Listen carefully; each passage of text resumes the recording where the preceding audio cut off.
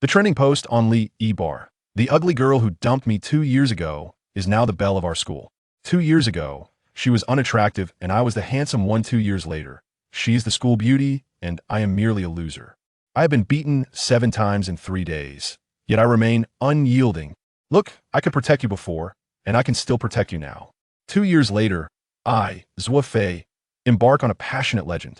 While other classes boast 4 stunning beauties, our class is home to 4 rather unfortunate-looking girls. My desk mate is one of them, with long bangs and rather unfashionable clothing, and she seldom speaks. The other students tend to bully her, and I too do not particularly enjoy conversing with her. However, as my desk mate, she is quite diligent, often lending me her homework and warning me when the homeroom teacher is nearby, so I make an effort to look out for her. I recall one instance when I was dozing off and noticed her shoulders shaking, as if she were crying. Curious, I straightened up and saw a crumpled note in her hand, bearing 7 crooked characters. "You are really ugly." I was infuriated. How could anyone be so cruel? I stood up and shouted, "Wang Baocheng, are you insane?"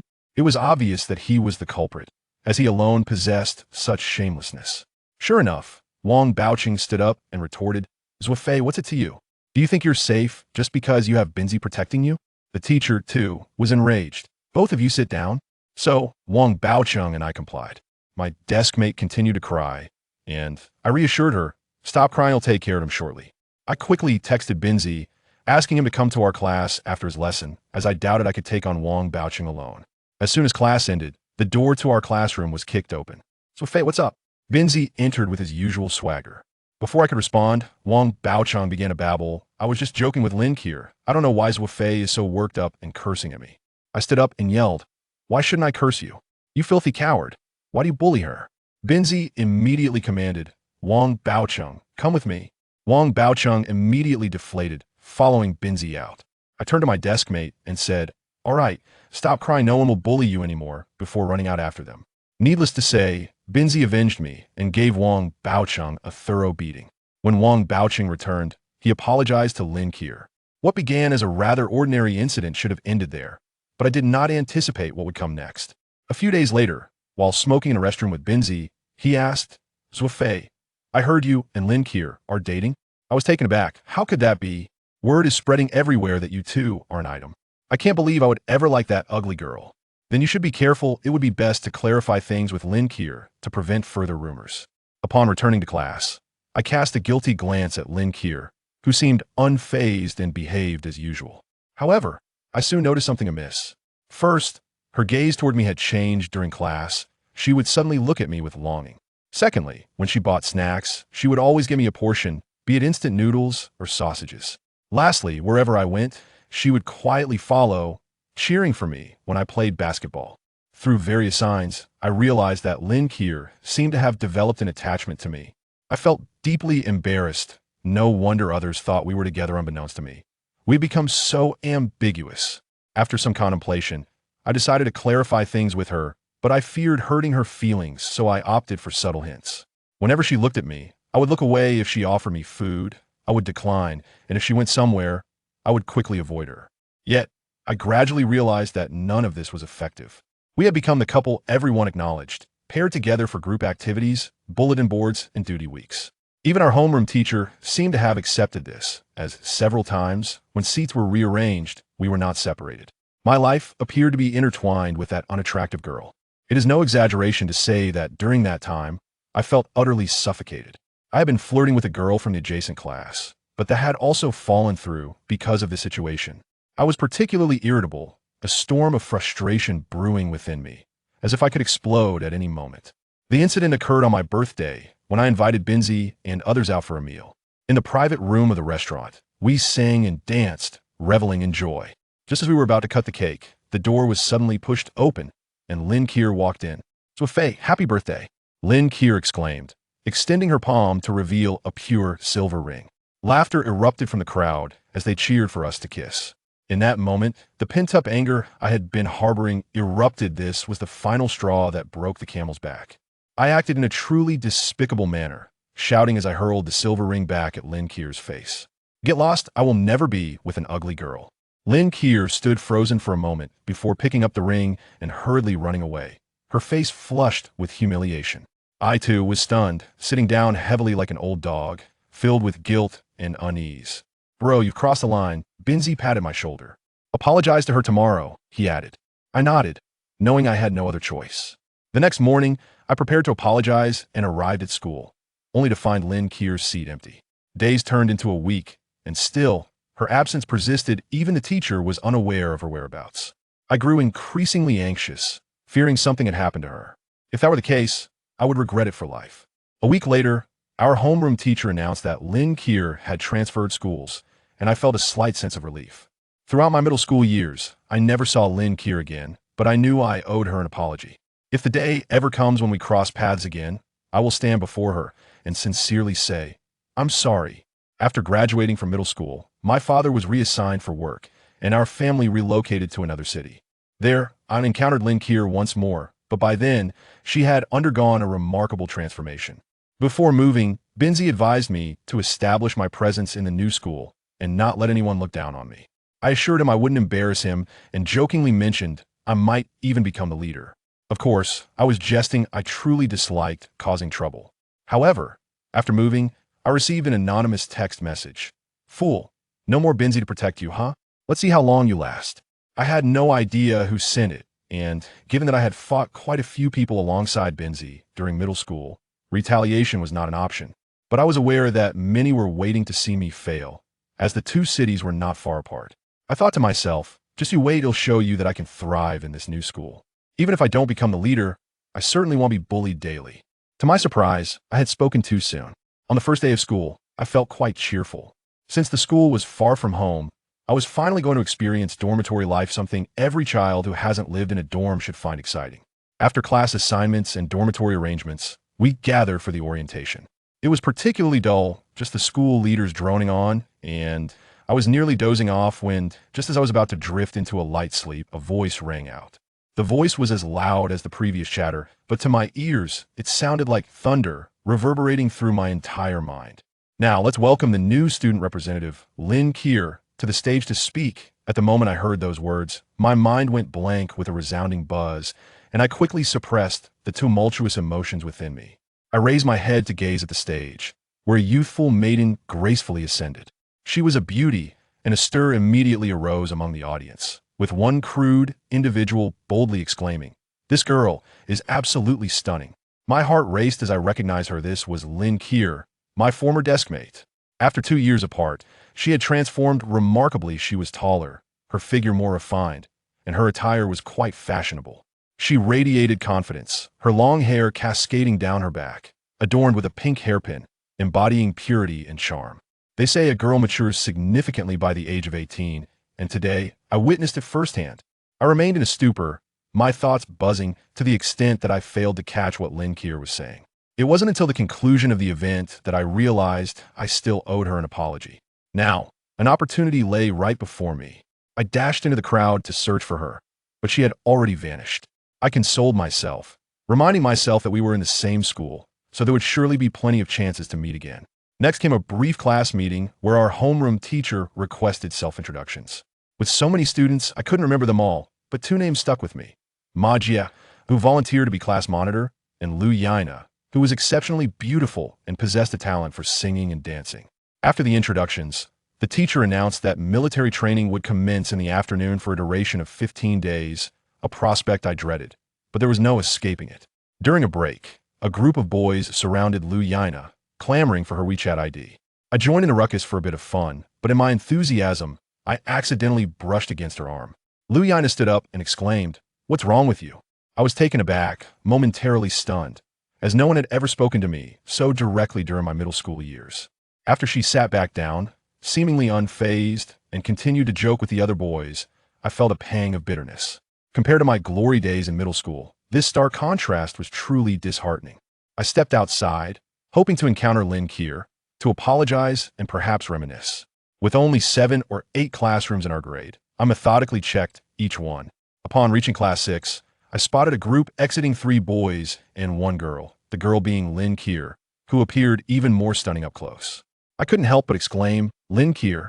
Lin Kier seemed momentarily taken aback, and a long-haired boy beside her sneered, "Who the hell are you? Get lost." I stood frozen, recalling that this was the second time someone had spoken to me in such a manner since I arrived at this school. The memory of an anonymous text I received before moving flashed in my mind, igniting a surge of defiance within me. As Lin Kier and her companions moved on, I, filled with anger, pursued them, only to find them cornering Lin Kier against a wall. The long-haired boy who had insulted me was now taunting her by lifting her chin with his finger. Lin Kier's expression was one of reluctance, and I instinctively knew what was happening. I rushed forward, shouting, "What did you just say?" The three boys were taken aback, but Lin Kier retorted, "What's it to you? Just leave me alone." This marked the third time today that someone had insulted me.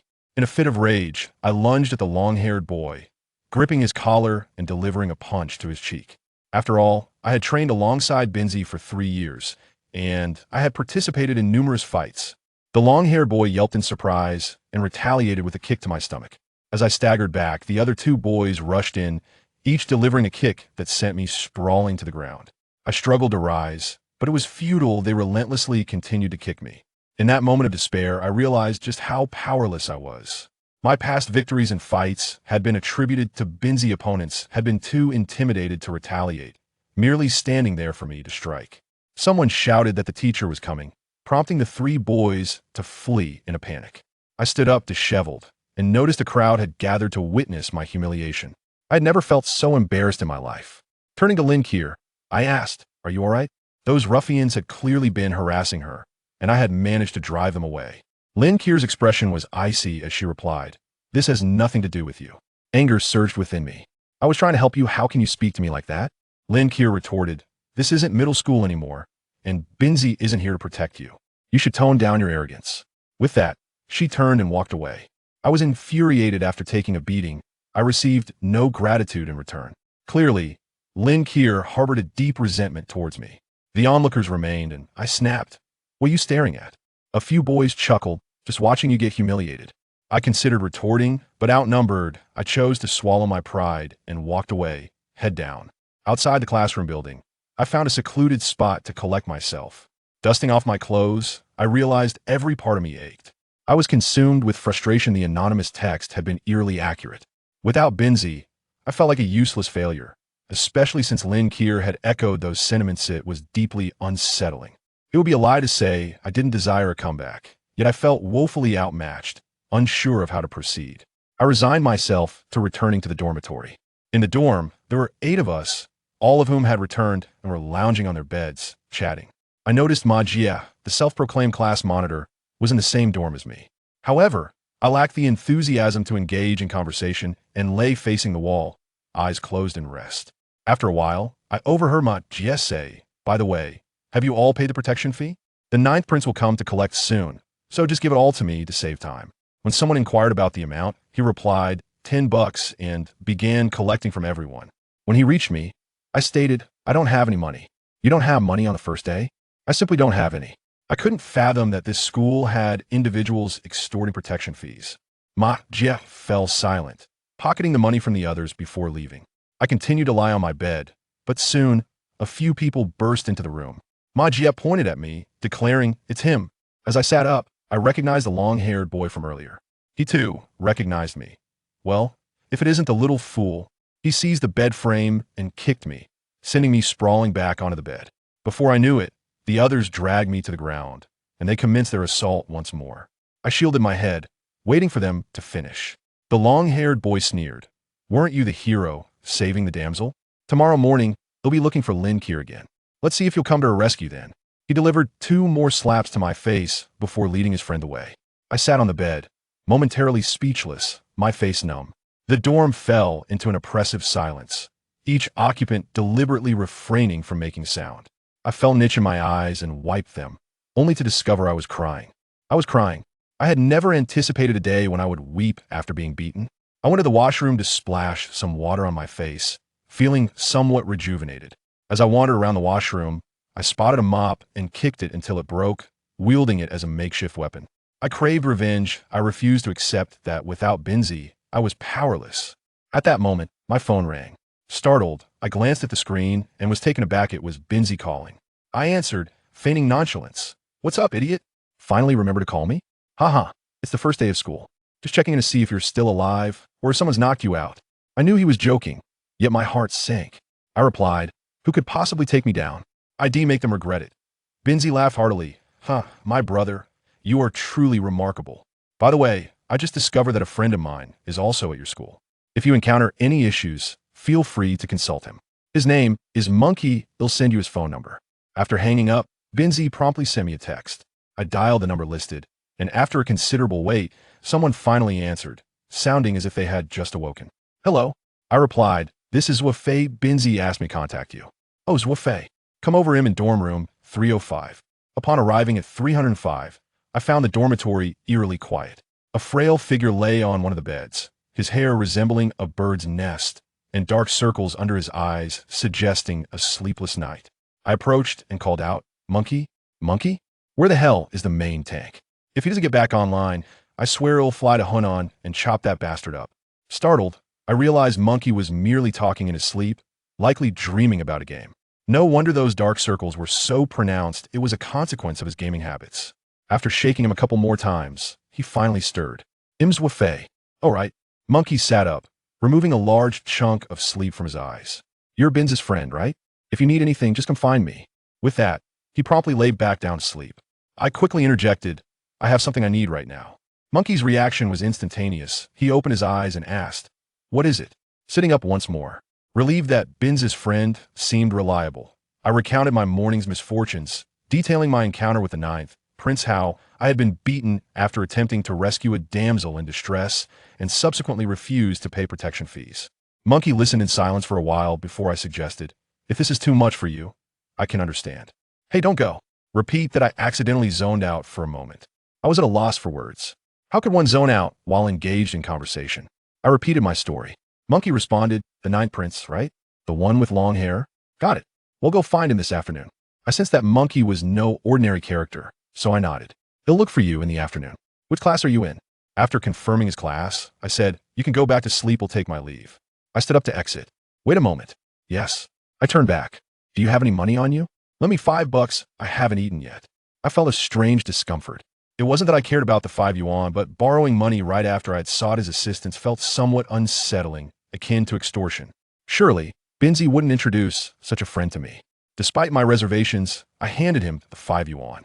Monkey took the money and dashed out in his slippers, as if racing to a life-altering event.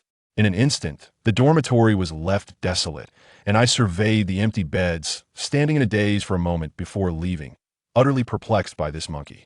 Back in my own dorm, everyone was still engaged in conversation. I lay down on my bed without uttering a word. Unexpectedly, Ma Jia approached me and said, "Time to pay your protection fee." Seeing Ma Jia filled me with irritation. "What you to the ninth prince to be collecting protection fees? We're friends. We graduated from the same middle school." I knew our school combined middle and high school, and many from the middle school definitely had an advantage here. "I'll handle it myself this afternoon. No need for your assistance." Ma Jia smirked. "Just a heads up, Kuan Ge has already taken note of you and said he plans to beat you up every day." I couldn't help but retort, "Tell him to be cautious." I regretted revealing my cards early, but figured it was too late now, especially since Monkey was set to accompany me to confront him later. "You're brave, being the first freshman to challenge Kuan Ge." Ma Jia chuckled as he sauntered away. I spent the entire afternoon in a state of unease. Finally, when the time came for military training, everyone donned camouflage uniforms and lined up. Seizing the moment while the lines were still chaotic, I attempted to call Monkey, but he did not answer, likely having silenced his phone for training. I resolved to find him during the break. As military training commenced, I found our instructor quite amusing, eliciting laughter from everyone. I chuckled along, though my mind remained preoccupied. While standing in formation, the instructor from Class 6 approached ours, leading their group to stand directly opposite us. I was taken aback, for Lin Kier stood directly across from me, merely 3 meters apart. In this military stance, we were required to maintain eye contact, meaning we were forced to gaze at one another. As I looked at Lin Kier, memories from 2 years ago flooded back, and I felt a wave of remorse. It had nothing to do with her appearance. I believe an apology was due, and one must take responsibility for their actions. Considering our proximity, I devised a plan. I would silently mouth the words "I'm sorry," hoping she would perceive my intent. I prepared to do just that, but as I formed the word "sorry," Lin Kier turned her face away. I was utterly astonished. Did she realize what I was attempting? "What are you doing? Don't you understand the rules?" The instructor scolded Lin Kier. "I don't want to look at him." She replied coldly, pointing at me. Why not? Because he's ugly. Silence fell. 1 second, 2 seconds, 3 seconds. Both classes erupted in laughter, drawing the attention of others. I felt mortified. My face flushed crimson, wishing desperately for a hole to swallow me whole. One day, I endured 3 beatings, and even the instructor couldn't help but chuckle, pointing at me and saying, surely not? This lad appears quite spirited. Yet, I thought myself rather unattractive. Lin Kuer wore an expression of calm indifference. The instructor, seeing no other option, suggested, then perhaps you should turn around? Without a hint of mercy, Lin Kuer turned her back on me, as cruelly as she had 2 years prior. Enough of a laughter, stand at attention. The instructor quelled the chuckles, and once more, the atmosphere fell silent, though I knew all eyes remained fixed upon me. I felt an impending numbness. After a whole day of humiliation, I had long since shed my shame. Gazing at Lin Kuer's back, I thought, let this be tit for tat. I shall not apologize. From now on, we are even. Neither of us owes the other anything. Finally, when respite arrived, I was about to call Monkey when I noticed a group of long-haired boys approaching again. Hey, I heard you told me to be careful. One of them grinned. I realized that Ma Jia had complained again and turned to glare at him fiercely. Ma Jia, still grinning, cheekily flashed me a peace sign. I knew there was no time for a phone call now. I must escalate the situation. Thus I shouted, what if I do tell you to be careful? The sheer volume of my voice startled even the long-haired boy, drawing the attention of my classmates, including Lin Kuer, who stood not far away. Surely, this loudmouth is something else, the long-haired boy sneered, kicking towards me. Recalling Binzi's fighting moves, I seized his foot, yanking him forward, causing him to crash to the ground. Seizing the moment, I lunged to strike him, but before I could land more than 2 blows, his companions dragged me away, and once again, I found myself on the ground, kicked and beaten, just as I'd been in the morning at the teaching building and again at noon in the dormitory. To be humiliated to this extent was surely unprecedented. Through the crowd, I noticed many had gathered, even the instructors pointing and whispering. I thought, let it escalate. The more commotion, the better. Monkey, you must hurry. Long-haired boy, to hell with you. I shouted, my voice carrying across the playground. Surely, Monkey must have heard that by now. Enough. A sudden voice rang out. The long-haired boys ceased their assault, and I lay on the ground, gasping for breath. Kaiya, are you pleading for him? The long-haired boy chuckled. That's quite enough. How far do you intend to take this? Lin Kuer's voice remained icy. I glanced around at the throng of onlookers, yet I could not spot Monkey among them. Well, since you're pleading for him, I'll let it slide. The long-haired boy declared, snapping his fingers as he led his group away. What are you all staring at? Disperse. The instructors finally intervened. Lin Kaiya, without even a glance in my direction, turned and walked under a tree. As I slowly rose, one instructor approached and remarked pathetic. Go rest over there. You needn't participate in the upcoming training. Many still watched me, and I could no longer concern myself with dignity. I trudged toward Class 5, hoping to inquire why Monkey had not come to my aid. As I walked, students pointed and whispered, having witnessed my earlier humiliation. I had lost all sense of shame. At this point, I had nothing left to lose. I was left with 2 choices, either succumb or seek vengeance. Arriving before Class 5, clad in camouflage, I struggled to locate Monkey. Where's Monkey? I inquired directly. The students exchanged puzzled glances, likely unaware of who Monkey was. One person replied, what do you need him for? I have a matter to discuss with him. He went to the internet CAF. You might find him there. So, he was not even on campus. No wonder he and T come during the earlier ruckus. Frustration bubbled within me. We had agreed he would help me confront long-haired, yet he had vanished to the CAF. I composed myself and called Monkey, knowing I needed his assistance. After several attempts, someone finally answered amidst the chaos. Who is this? Monkey hadn't even saved my number. Binzi introduced me to someone, I said, suppressing my irritation. It's me, Zuo Fei. Oh, you. I'm at Feilu Internet CAF. Come over and bring me some fried noodles. The call ended abruptly. My hands trembled. Ever since arriving at this school, I felt utterly out of place, as if plummeting from paradise to hell. With a portion of fried noodles in hand, I entered Feilu Internet CF. It was chaotic, and it took me a while to spot Monkey, who was engrossed in his game, wearing large headphones and furiously typing away, cursing as he went. Damn it, this idiot doesn't even know how to jungle. Can those 2 down bottom stop feeding?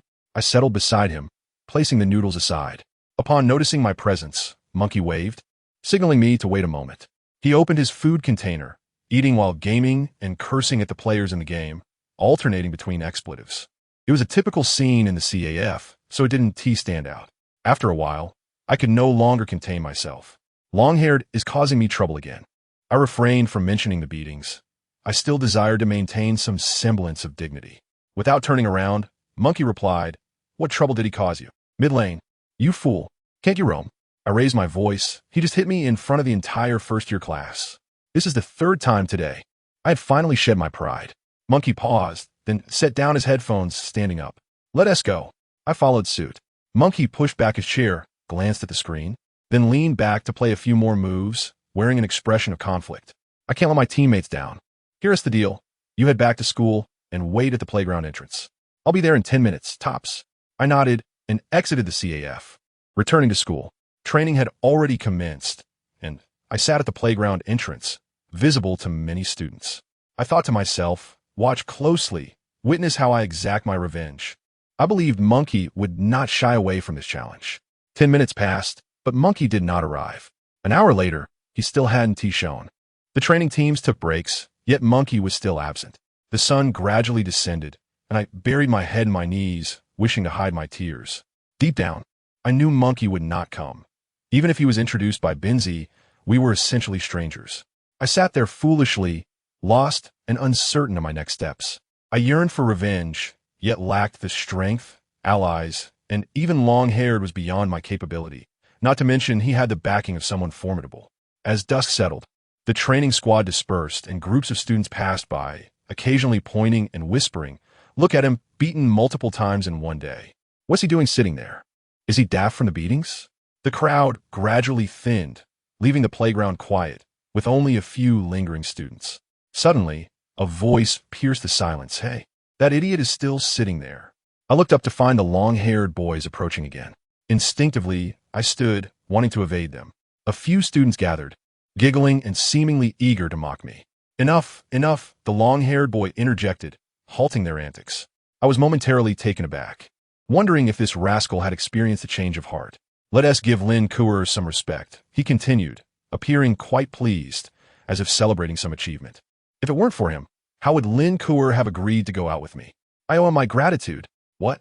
Lin Kuer agreed to go out with Kuan-gu? How am I unaware of this?" "You know nothing. Lin Kuer came to find Kuan-gu in the afternoon, insisting that he should no longer trouble that brat. Kuan-gu then demanded that Lin Kuer accompany him for dinner that night, to which she readily agreed." "Ha!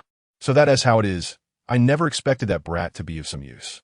Their voices gradually faded away, yet my body trembled.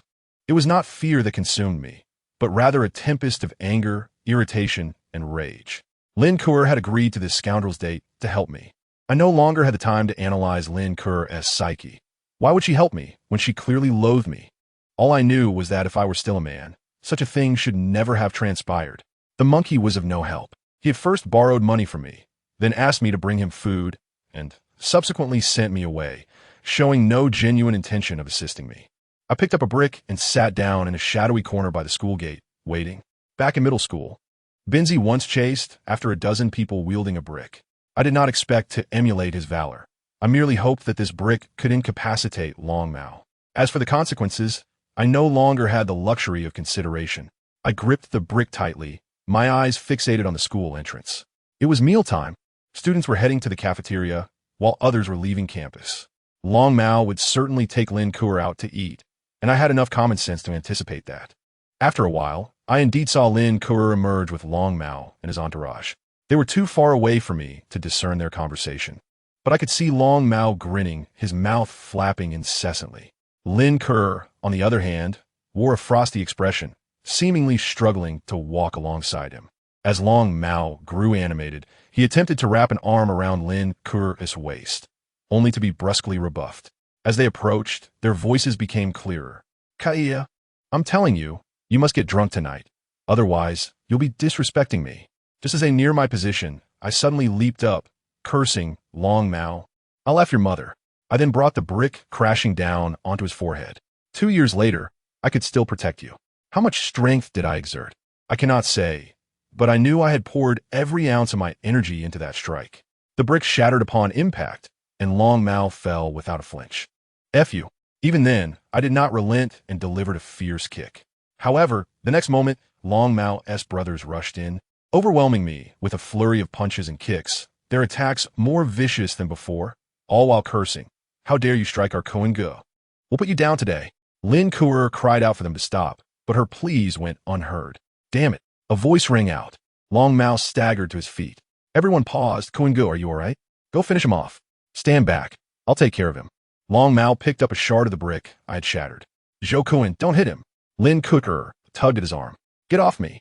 Long Mao violently shoved her aside, causing her to tumble to the ground. I wanted to help Lin Kuer, but having already been beaten 4 times today, I truly lacked the strength. Damn. Long Mao pressed the brick shard against my face. My vision went black, nearly losing consciousness, yet I remained somewhat aware. You moterfea. Long Mao struck me again, a ringing in my head growing louder.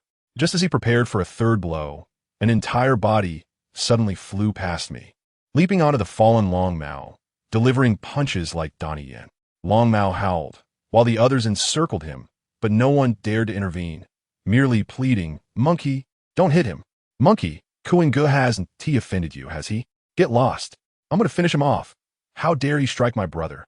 It was the monkey's voice. He had finally arrived, and with such ferocity, my vision blurred, but someone embraced me. I looked up to see Lin Kuer, tears streaming down her face, falling onto mine. Gasping for breath, I said, you see, I could protect you before, and I can still protect you now. Stop talking. I'll take you to the hospital. Lin Kuer cried, attempting to help me, but she was powerless. At that moment, the monkey approached, rubbing his hands together. Sorry, brother, I lost track of time while gaming. I only remembered now and rushed over.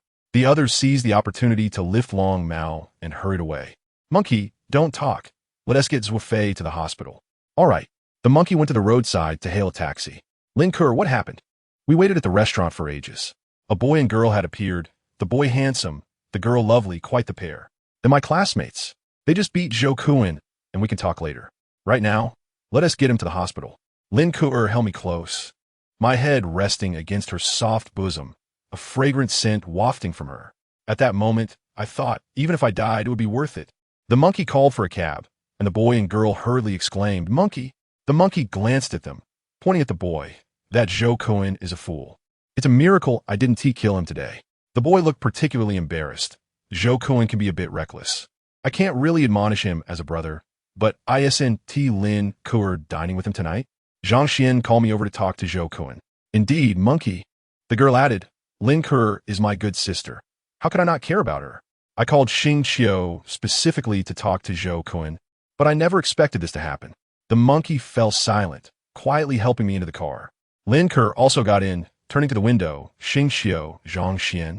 You two head back first. I'll thank you later. The cab stopped at a clinic, and the monkey helped me inside, with Lin Kuer paying the fare and following us in.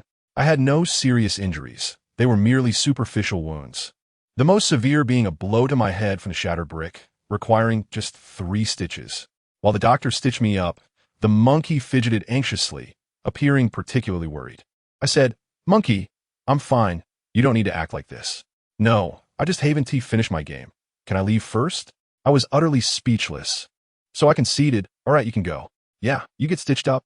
Call me if anything happens. Lin Kuer stepped outside to see the monkey off, only returning after a while. I asked her, why did it take so long? Lin Kuer replied, well, the monkey said he hadn't eaten yet, so he borrowed 5 yuan from me. I didn't have 5, so I gave him 10, but he only wanted 5 and went to a nearby shop to break it. I was utterly speechless. Why does the monkey borrow money from everyone? After the stitches, the doctor instructed me to undergo a 4-drip. Lin Kuer inquired how long it would take, and the doctor replied, 2 to 3 hours, probably. Lin Kuer's face showed concern, but by then, the dorms will be locked. The doctor chuckled. No worries, you can sleep here tonight. L'enquête est fast flushed. And I quickly said, it's fine. You can head back. I'll manage here alone. Lin Kuer glanced at the clock. I can stay with you a little longer. To be honest, hearing this made my heart sink a bit. If only she could truly spend the night with me. I lay in bed as the doctor inserted the 4, and Lin Kuer brought me a blanket to cover myself. Once the doctor left, Lin Kuer sat by the bedside, saying, thank you. What is there to thank? I heard everything. Your 2 friends could have resolved it, but I ended up complicating things. Remembering this made me feel somewhat regretful. Lin Kuer had already thought of a way out, and I had ruined it. It is not quite the same. They can only advise me. Whether Zhou Kun listens is another matter entirely. However, with your intervention and the monkey's actions, Zhou Kun will certainly think twice before approaching me again. Lin Kuer adjusted the blanket for me. I felt joy in my heart. Yet I refrained from displaying it too openly, merely commenting on the arrogance of the long-haired man, suggesting he deserved the beating he received. Yes, that is how the 9 princes are, each more arrogant than the last, utterly irksome to behold. But not entirely. I found X quite agreeable. Zhang Xian truly helped me. But as for X, Lin Kaia hesitated. I understood. It might not be genuine affection, which is reasonable. After all, X and the long-haired man are brothers. I continued, but from now on, I will ensure no one bullies you again. Lin Kuer was momentarily taken aback, her eyes visibly reddening with tears. Why are you crying? I exclaimed in alarm, attempting to wipe her tears, only to remember the needle stuck in my hand, causing blood to seep out painfully, prompting me to quickly withdraw my hand. Please, don't move, she said, rubbing her own eyes. I'm just touched. You helped me before, and now you're helping me again. This sentiment made me feel even more ashamed. I truly apologize. 2 years ago. Don't say that, Lin Kuer interrupted, placing her finger over my mouth. I know you were overwhelmed back then. I moved her finger aside and replied, even if I was overwhelmed, I should not have acted that way. Lin Kuer fell silent for a moment before saying, actually, I made a mistake too. It was I who spread rumors about us being in a relationship. What? Why? I asked, astonished. Because, Lin Kuer lowered her head and spoke softly, if you were my boyfriend, others would not dare bully me. So, I intentionally fabricated our rumors. During that period, others treated me differently. Some even called me Sister Fei, showing me respect. I was quite happy, but I neglected your feelings, and I owe you an apology. Understanding dawned on me. I forced a smile, saying, let bygones be bygones. Let us focus on the future. I, Zuo Fei, swear that I will not allow anyone to bully you again at Dongqing No. 1 High School. Lin Kuer stared at me for quite a while, and I grinned. Are you so moved that you might cry? I dare not cry, she replied, for once I start, I cannot stop. By the way, how do you know the monkey? Well, Binzi introduced us. Ah, so, it all comes down to Binzi, she said, a hint of disappointment in her tone. Having been at the school for only a day, I dreaded being associated with that notion. I could protect you on my own. I insisted. All right, I shall wait and see, she said, beaming with a radiant smile that left me momentarily spellbound. Hey, what are you staring at? Lin Kuer waved her hand. It's getting late. I must head back. See you tomorrow. Before I could regain my composure, she had already departed, leaving without a trace of hesitation. After finishing my 4, it was already past midnight, so I settled down to sleep in the clinic. The next day, I returned to school, quickly refreshed myself, and joined the military training. However, due to the bandage on my head, the instructor did not allow me to participate, instructing me instead to sit under a tree and enjoy the shade, which turned out to be a blessing in disguise. While others trained, I pulled out my phone to play games, indulging in a leisurely day. During breaks, students from my class gathered to chat, occasionally whispering and pointing at me. I had grown accustomed to it and paid them no mind. After a while, Lu Yana swayed over. Hey, handsome, let us exchange WeChat? She said in a flirtatious tone. I was taken aback. Just yesterday she had scolded me, and now her demeanor had completely changed. Nevertheless, I provided her my WeChat ID. Later, I learned that news of my throwing a brick at the long-haired man had spread. It was said that the long-haired man had a rough time. First, he got hit by my brick, and then the monkey pummeled him with dozens of punches, leaving his face swollen like a pig's head, necessitating a trip to the hospital. As for the monkey, I found him rather unpredictable. Having been here for only 2 days, I had heard of many delinquents, the 9 princes among the men and the 12 roses among the women, along with a myriad of others. But the monkey had never crossed my radar. Observing his lean frame, I was surprised at how deftly he fought. The long-haired man dared not retaliate. Wasn't he the 9 princes supposed to be quite formidable, collecting protection fees? How could he be so thoroughly beaten by the monkey? I pondered seeking advice from an upperclassman. At lunchtime, I decided to treat the upperclassman. Finding one was easy. Lu Yana had just added me on WeChat. I inquired, is the monkey well connected? He isn't a thug, but the leader of the 9 princes respects him, Lu Yana replied. Why is that? I pressed. Back in the 3rd year, when the monkey transferred here, the 9 princes attempted to collect protection fees from him. And then, the monkey stabbed their leader, and from that day on, no one dared collect fees from him. I understood now. No wonder the monkey was a lone wolf without any brothers, yet the 9 princes were so fearful of him. In this world, the ruthless fear the reckless, and the reckless fear those who have nothing to lose. After hearing the monkey's story, I felt a newfound admiration for him, yearning to meet him immediately. I called him, but he was at an internet CAF. "I'm coming to find you," I said. "Great, bring me 2 jianbingguozi. I haven't eaten breakfast yet," he replied. Arriving at the internet CAF with 2 steaming jianbingguozi in hand, I found the monkey eating, cursing, and playing simultaneously. I watched him with amusement until he glanced my way. "What are you staring at?" "I'm not into guys." Just then, I caught sight of Lin Ke entering. Startled, I hadn't expected her to be here as well. I was about to stand and greet her when I noticed she approached another computer, delivering water to a boy I had seen the night before. So, Lin Ke was here to bring him water. For some reason, a wave of bitterness washed over me. Lin Ke lowered her head to speak to him, their faces obscured by the screen, creating an undeniably intimate atmosphere. Jealousy surged within me, prompting me to remain seated instead of approaching them. The monkey remained oblivious, engrossed in his game.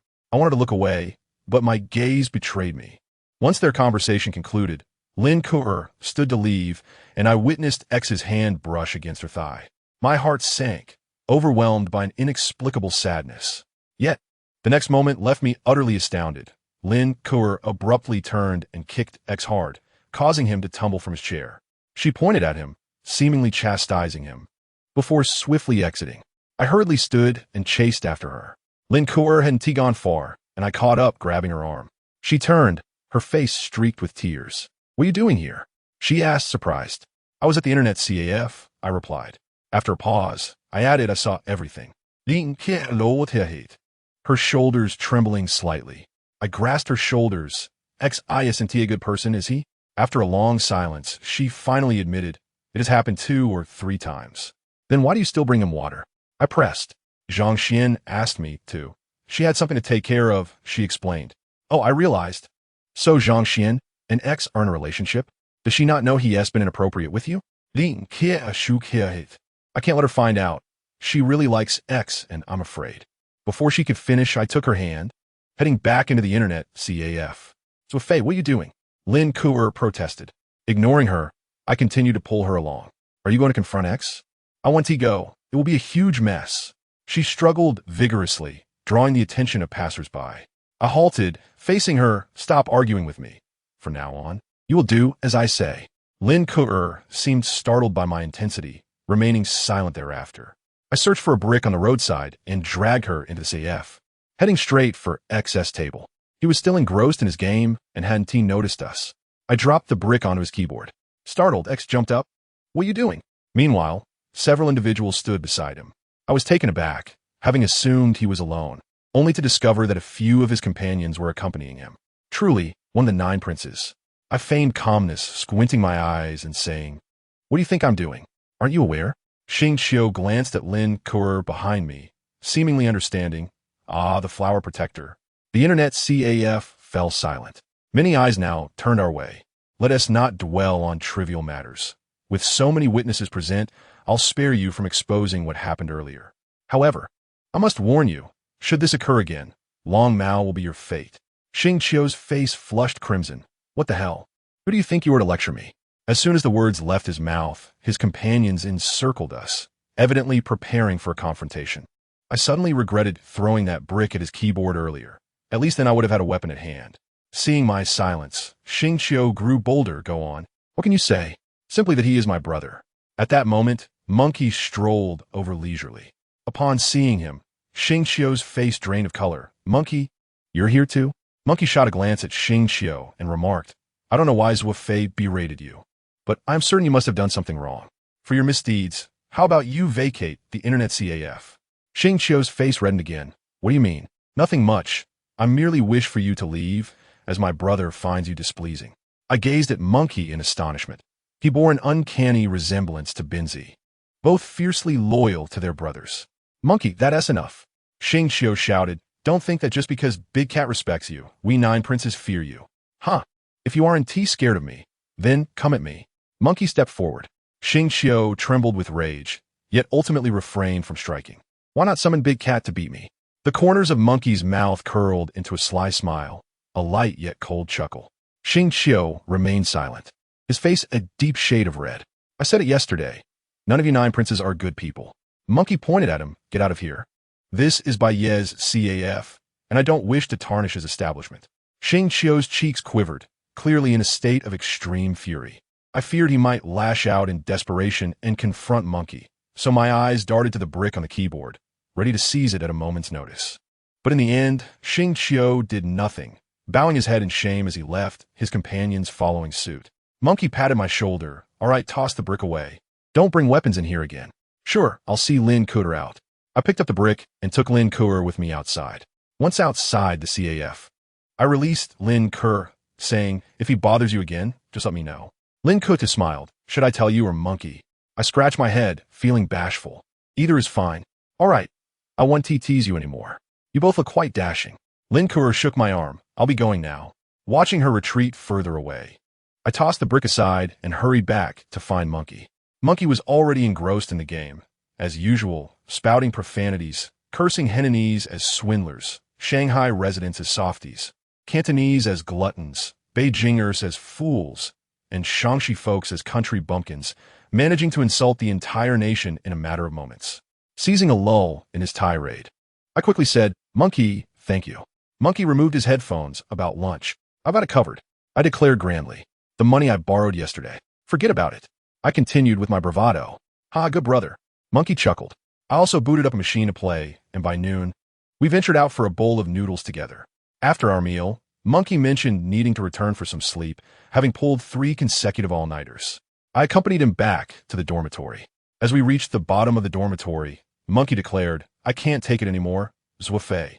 I was puzzled about what he couldn't endure until he plopped down on the ground, leaning against a trash bin, and fell asleep. I was at a loss for words, ultimately having to carry him back to room 305. The dorm was unlocked, but no one was inside, which I found peculiar. I removed Monkey's clothes and shoes, tucking him into bed before departing. In the afternoon, during military training, I resumed my role as an observer, sitting beneath a large tree while playing on my phone, enjoying the benefits of my bandaged head. Our class stood in formation facing Lin Kuter's class. After a while of gaming, I looked up to see Lin Kuter smiling at me when the instructor was distracted, and I relished that ambiguous feeling. During the break, Lin Kuter approached for a chat, as did Lu Yana. Surrounded by 2 stunning beauties, the sensation was indescribably delightful, eliciting envious glances from those around us. Just yesterday, I had been on the ground, and today I felt on top of the world. The speed of this transformation was swifter than a rocket. However, as they conversed, it became apparent that they were engrossed in discussing matters from their school, leaving me unable to interject. I heard Lu Yana say, Kur, join our 12 roses, and no one will dare bully you again. Lin Kur nodded. Zhang Xian said the same, but I still need to think it over. Think about what? With us backing you, no one will dare to bother you. Lu Yana wrapped her arm around Lin Kuter's waist. I was taken aback.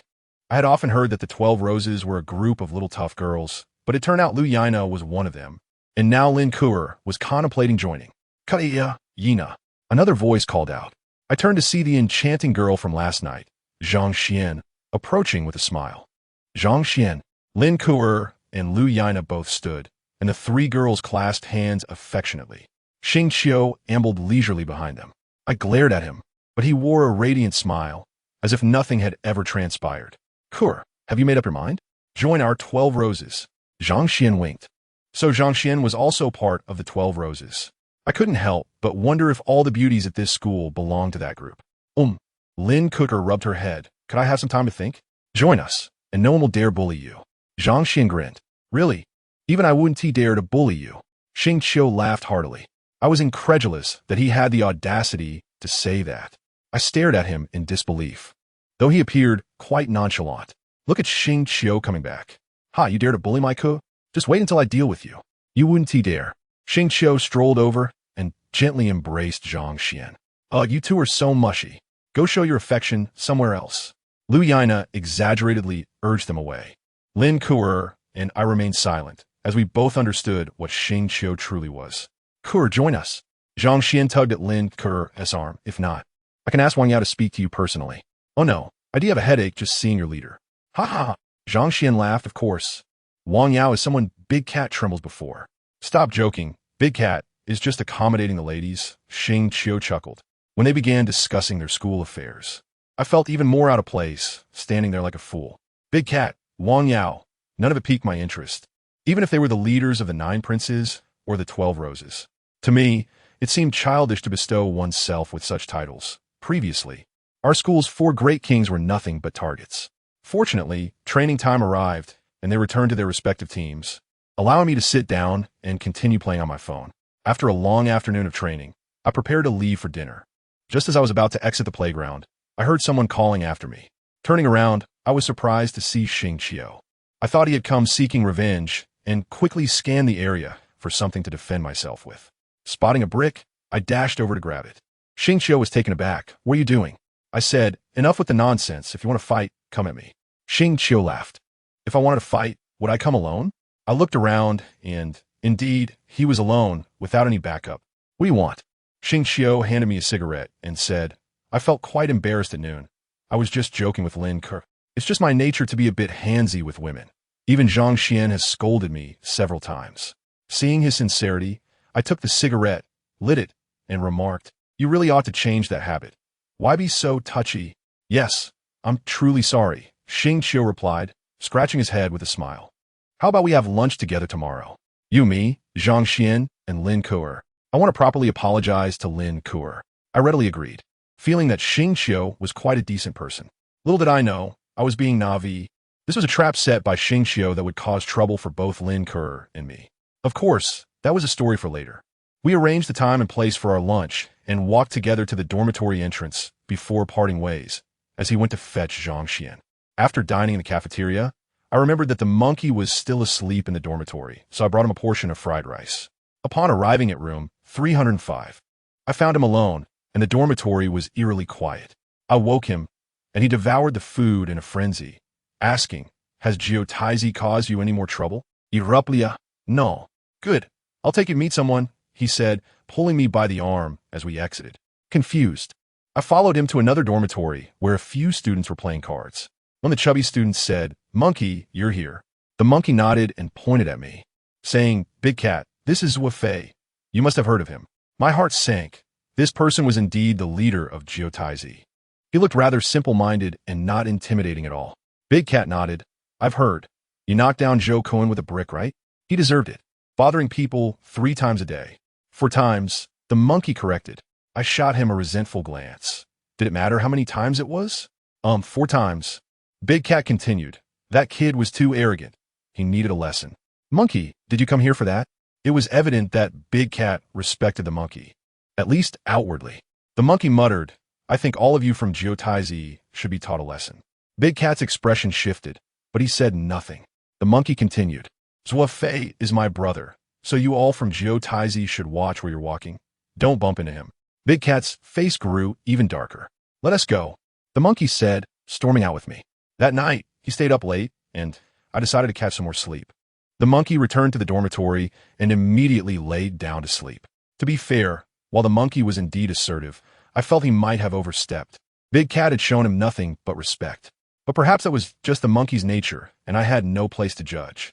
His dormitory was a mess, littered with cigarette butts and plastic containers, so I tidied up a bit, sweeping the trash outside. While I was cleaning, many people outside pointed and whispered. One student approached me directly and asked, What is your relationship with the monkey? Just friends, I replied. The monkey has friends. The person seemed genuinely surprised. What do you mean by that? I asked. Nothing. He waved dismissively, trying to leave. I grabbed his arm. Hey, clarify what you mean. He said, Did you not see that there's no one else in his dorm? Yeah, where did they all go? They moved out. No one wants to share a dorm with him. Why? He is always borrowing money and never pays it back.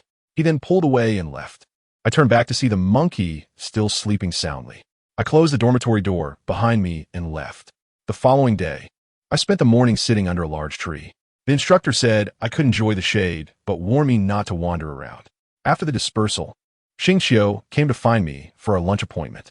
He mentioned that Zhang Xian and Lin Ke would join us shortly and suggested we head to the restaurant first. Once there, while ordering, I thought of the monkey and called him to ask if he wanted me to bring him food.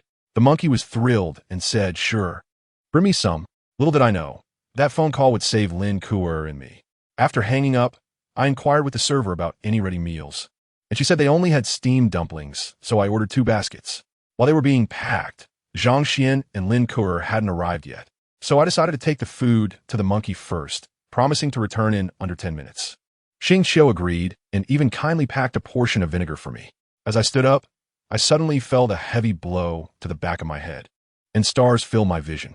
Damn it, I'd planned to deal with things later. Xing Qiu kicked me again, and I fell to the ground, turning to see him holding a large ashtray. Just then, 3 or 4 people rushed in and pinned me down. What do you want? I asked. You'll find out soon enough, he replied. I was held down, unable to move, and I realized Lin Kuer would likely suffer as well, praying she wouldn't come. But as fate would have it, less than a minute later, the door to the private room swung open, and Lin Kuer entered. Seeing me pinned to the ground, she gasped and rushed over to push those holding me away. Xing Qiu, what is the meaning of this? Lin Kuer demanded. Nothing much. Just want to have a word with you, Xing Qiu replied, moving to lock the door. Where's Zhang Xian?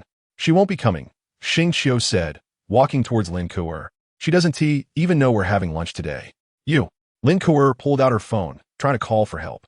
Xing Qiu pressed down on her phone with a sinister smile. Do you really think I'd let you call? I cursed at him, and immediately the 4 holding me began to rain punches and kicks upon me. Great, this was the 5th beating.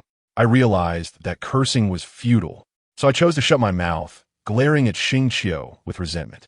What exactly do you want? Lin Kuer asked helplessly. Think carefully. I've already joined the 12 Roses. Xing Qiu's expression indeed changed, but he remained serious, saying, Kuer, this has nothing to do with your joining the 12 Roses. I just want to express my feelings. Kuer, you must have sensed that I like you a lot. Will you be my girlfriend? Are you crazy? Lin Kuer shouted. Have you considered Zhang Xian's feelings? I looked at Xing Qiu, recalling the way he had embraced Zhang Xian. Suddenly, I found him both despicable and repugnant. At the same time, I felt pity for Lin Kuer. Perhaps this was one of the burdens of being a beautiful girl. It doesn't matter. I am merely pursuing my true desires. Kuer, please say yes. Let me take care of everything. I promise you won't be harmed in the slightest. Okay? No way. Lin Kuer shouted, I don't like you, and I certainly won't be your girlfriend. I warn you, let me and Zuo Fei go, or you will regret it. Xing Qiu fell silent, as if struck hard, and slumped into a chair, his expression turning grim. Seeing him like this, Lin Kuer softened her tone. Xing Qiu. Zhang Xian loves you very much. Please treat her well. Xing Qiu nodded, his face appearing aged by a decade. Aren't you going to let them go? Lin Kuer approached and shouted at those holding me down. They merely looked to Xing Qiu for direction. He stood up and said, Kuer, is there really no chance? None. Lin Kuer replied, Dietzies eifli. All right, Xing Qiu sighed. Then let's part ways peacefully. How about we have a drink? Promise me, don't tell Zhang Xian about today. He took 2 glasses. Lin Kuer accepted a glass and took a quick sip, asking, Can we leave now? Xing Qiu nodded. Lin Kuer walked towards me, and just as I breathed a sigh of relief, I saw her sway and collapse. Xing Qiu caught her from behind and then burst into laughter.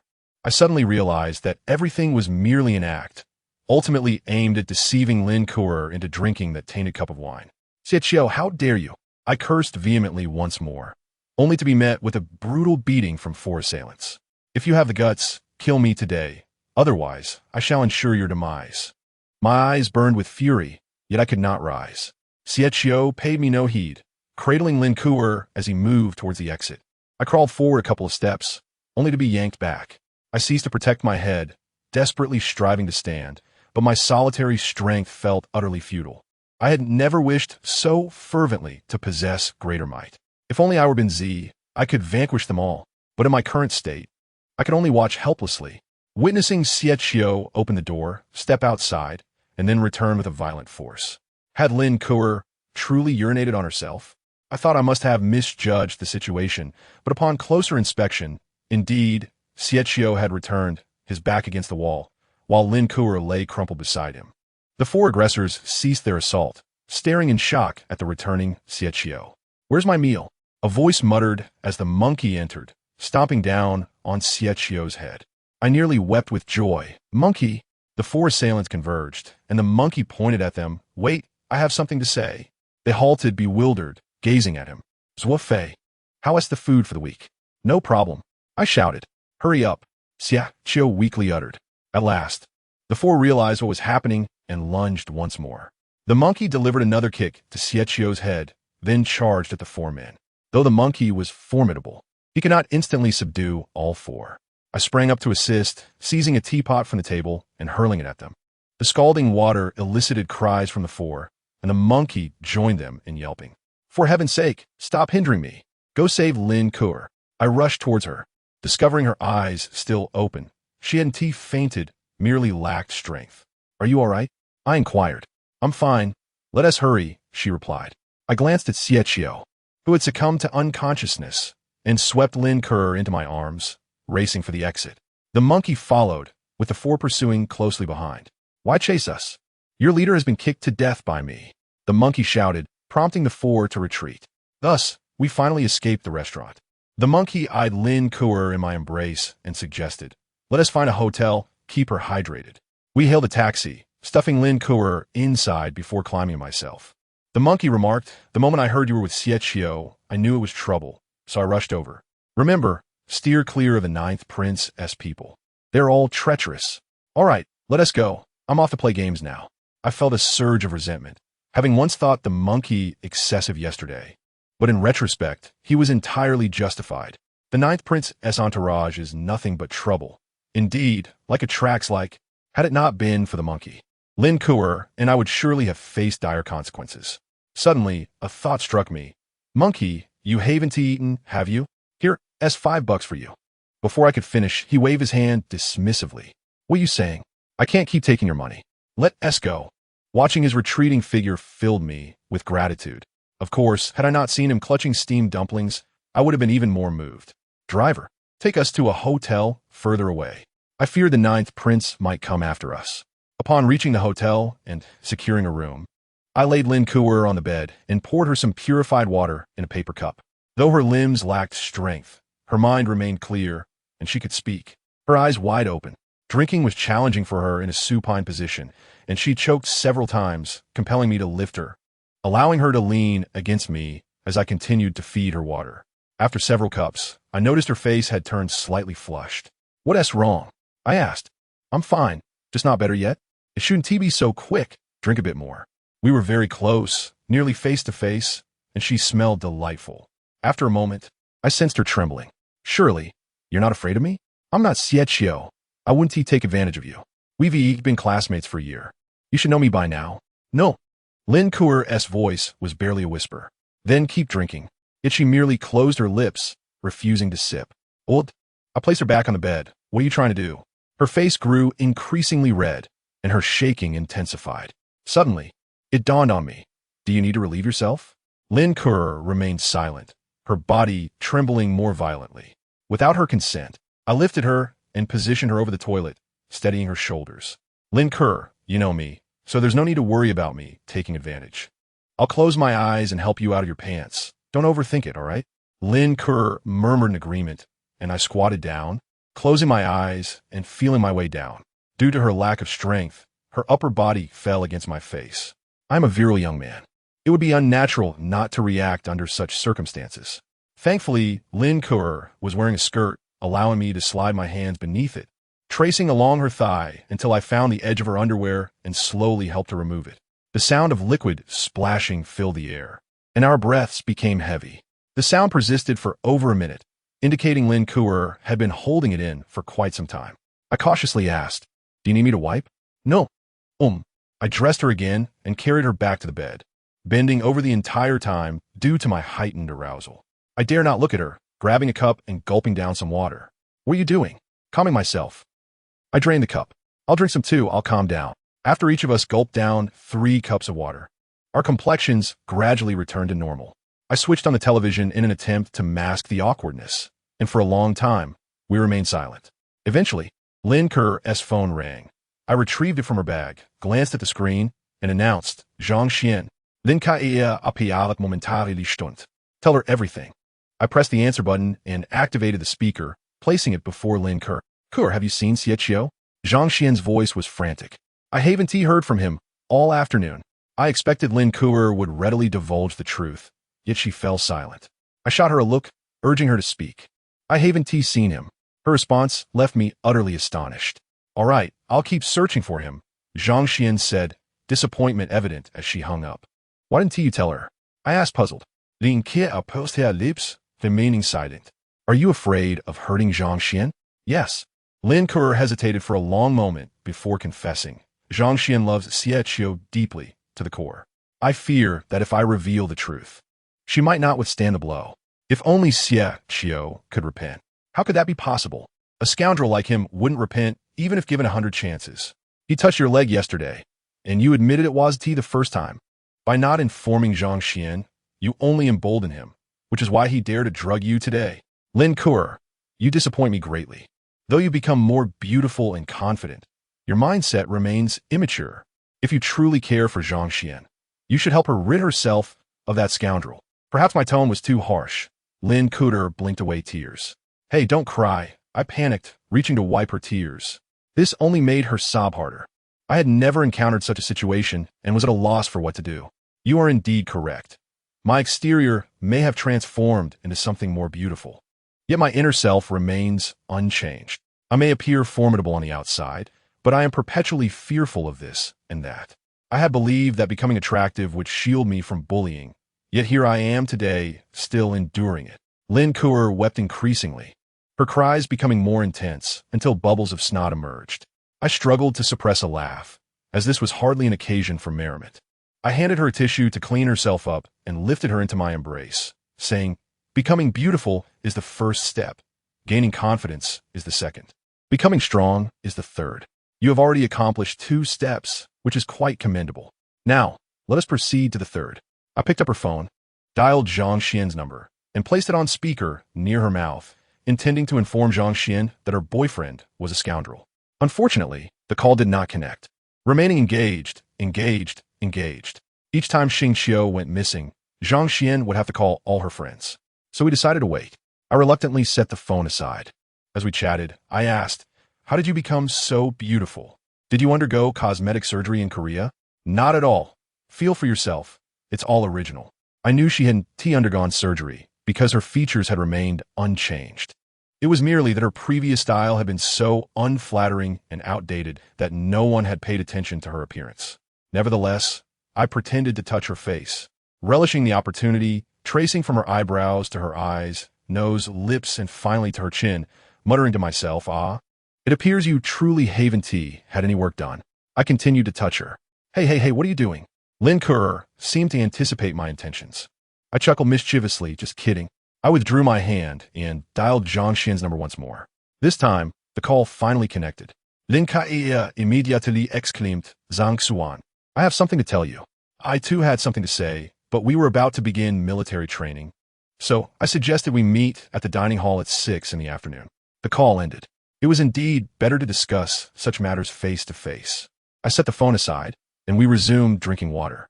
After about 10 minutes and 4 or 5 cups later, Lin Ku'er finally needed to use the restroom again. Why did I say finally? Was I secretly anticipating this opportunity? This time, things went much more smoothly. I carried Lin Ku'er to the restroom, shutting my eyes to help her with everything. When we emerged, our faces were flushed again, even more so than the last time, significantly so. This matter must not be spoken of outside. Absolutely not. Lin Ku'er declared resolutely as she lay on the bed. I certainly won't disclose it, I mumbled. I wouldn't be foolish enough to tell others that I was covered in your urine. You still dare to say that. Lin Ku'er tossed a nearby cup at me. I caught it with glee. Oh, you can move now? Huh? Lin Ku'er paused for a moment, then slowly raised her hands, mimicking an elderly person undergoing rehabilitation. I supported her hands and gradually helped her to the floor, guiding her step by step. Her hands and feet had regained some strength, yet her body still felt numb. Lin Ku'er followed me closely as I led her forward. A few more cups of water should do the trick. We were positioned quite close to one another, and her fragrance wafted towards me, intoxicating my senses. The atmosphere between us felt exceedingly intimate. It would be a disservice to this room if nothing transpired between us. Without realizing it, we had reached the door, and I intentionally took a larger step, causing Lin Ku'er to stumble into my embrace. Leaning against the door, I lowered my head to seek her lips. 08 Big Cat, what do you think? I found myself met with Lin Ku'er's finger, which she used to block my lips. What do you intend to do? She inquired, gazing at me. I grinned mischievously, and we both understood the implication of my words. Then close your eyes. I knew we shared a mental connection, and our thoughts aligned. Thus I shut my eyes. Lin Kuo wrapped her arms around my waist. Suddenly, there was a click behind us, and it seemed the door had swung open. Before I could comprehend the situation, Lin Kuo gave me a gentle push, causing me to fall to the floor. I opened my eyes to find myself sitting in the corridor, while Lin Kuo stood in the doorway. You just said you wouldn't take advantage of me. Reflect on that outside. Lin Kuo huffed, mercilessly closing the door. I awkwardly stood up, feeling utterly humiliated. Other students were present in the corridor, all looking at me in astonishment, likely having never witnessed someone being expelled from a room before. I straightened my clothes, attempting to feign indifference as I made my way downstairs. Yet I dared not venture far, opting instead to sit on a sofa in the lobby and wait. Approximately an hour later, Lin Kuo descended without any signs of delay, clearly having recovered. Have you reflected on your actions? Lin Kuo asked with a smile. I have. I should have taken advantage of you when you couldn't move. You. Lin Kuo extended her hand to strike me. I caught her wrist, all right. Let us grab a meal first. It's about time to return to school. We had both skipped lunch due to Xingqiu's antics. Today marked my 5th missed meal, and I needed to replenish my energy. We opted for a bowl of noodles nearby and strolled around a bit, returning to school just before 6. The military training teams had dispersed, and students flooded toward the dining hall, creating a bustling peak of activity. As Lin Kuo and I walked among them, we stood out, primarily due to her presence. Beautiful girls invariably attract attention. Before we even reached the dining hall, we spotted Zhang Xian standing on the steps from afar. Lin Kuo waved at her, and Zhang Xian waved back. As we approached, Lin Kuo's eyes reddened. Zhang Xian. She reached out, wanting to embrace her sister. Zhang Xian also extended her hand, but delivered a resounding slap to Lin Kuo's face. You wretched girl, how dare you show your face to me? Lin Kuo, as did I. None of us anticipated such a turn of events. Zhang Xian, however, was relentless, grabbing Lin Kuo by the collar and preparing to strike again. My reflexes kicked in as I swiftly pushed Zhang Xian away, pulling Lin Kuo behind me. What are you doing? I glared at Zhang Xian. Get out of my way. I'm going to finish this wretched girl today. Zhang Xian attempted to reach for Lin Kuo over my shoulder. Have you lost your mind? My mind raced. Did Xingqiu tell you something? Zhang Xian ignored me, continuing to assault Lin Kuo, and I could only retreat while shielding her. Both were renowned beauties, and with the crowd growing thicker at the dining hall entrance, it was as if the entire school had gathered. Zhang Xian was oblivious to the chaos, having become a frenzied lunatic, hurling insults at Lin Kuo. Several girls entered to intervene, all of whom were strikingly attractive, including Lu Yana, presumably part of their group, the 12 Roses. They managed to restrain Zhang Xian, allowing me a moment of relief. He turned to Lin Kuo, who was now streaked with tears. My heart ached for her. Just days prior, I had vowed to protect her from bullying, yet today, such an incident had transpired. Flames of vengeance ignited within me as I declared, wait here. I will fetch Xingqiu and ensure you are vindicated. Outside the park, I called Monkey, instructing him to come to the school gate. Sensing the urgency in my voice, Monkey said nothing and promptly made his way over. At the school gate, I briefly explained the situation, and the monkey was understandably furious, asking how I intended to proceed. I expressed my desire to confront Xingqiu for answers. The monkey agreed and headed into the school. I followed closely, questioning whether we should devise a plan, as it seemed unlikely that just the two of us could apprehend him. The monkey reassured me, insisting that I should simply follow his lead. Reluctantly, I fell silent, trusting in the monkey's audacity and skill. Upon entering the teaching building, we discovered that evening study sessions were already in progress. During military training, these sessions occurred without teacher supervision, resulting in a chaotic atmosphere across the various classrooms. The monkey first led me to his own class. As we entered, an immediate hush fell over the students, akin to the arrival of a teacher. I initially assumed he sought assistance, but to my surprise, he merely fashioned a makeshift weapon from a broken stool. Next, we proceeded to Xingqiu's classroom, where we found him engaged in playful banter with a few classmates in the back row. The monkey, wielding the stool piece, approached him directly. Xingqiu stood up, glaring menacingly and threatening. What do you want? The monkey retaliated by striking Xingqiu on the head with the stool piece, causing him to stagger momentarily, visibly dazed. The other students hesitated, and the monkey barked, "Get lost," causing them to freeze in fear. Gripping Xing Qiu by the collar, the monkey began to drag him outside, and I assisted in restraining him. Xing Qiu, having lost his strength after the initial blow, offered little resistance as we maneuvered him out of the classroom. We swiftly descended the stairs and exited the school, wary of any potential followers from the Ninth Prince's faction, ensuring the process was expedited to avoid giving them time to react. Throughout our journey, Xing Qiu pleaded for mercy, claiming he would not misbehave again. But we paid him no heed. We brought him to the Park-S fountain, where the beating commenced. Lin Kuo joined in, kicking him twice, revealing her deep-seated animosity towards him. Just as the altercation intensified, a group of figures emerged in the distance, confirming that the Ninth Prince's people had finally arrived. I glanced at the monkey, our anchor in this tumultuous situation. Without hesitation, he dragged Xing Qiu toward the fountain, which was not yet operational but contained some stagnant water, exposing several protruding nozzles. The monkey positioned Xing Qiu's head towards one of the thinner nozzles, threatening ominously, "Move an inch, and I'll poke your eyes out." Lin Kuo and I stepped into the water beside him. Moments later, a crowd of nearly 20 individuals approached, comprising both boys and girls, including Demao, Zhang Xian, and Lu Yana, indicating that both the Ninth Prince and the 12 Roses had arrived. "Lin Kuo, you wretched girl, let Xing Qiu go," Zhang Xian shouted, attempting to rush towards us but was restrained by other girls. Several boys cursed, demanding that the monkey release Xing Qiu. The monkey, undeterred, retorted, "Keep talking, and I'll make sure he gets a proper piercing."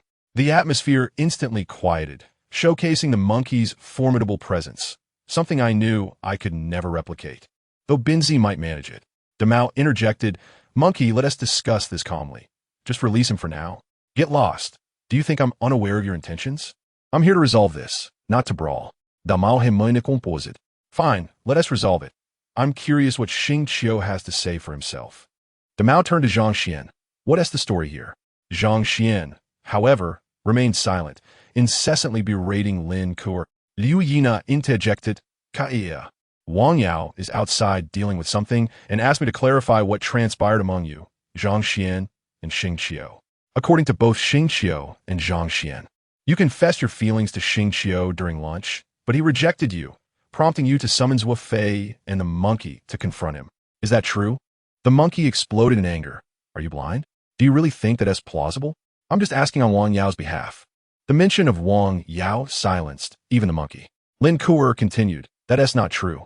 When I arrived at our meeting spot, I saw Zuo Fei being pinned down."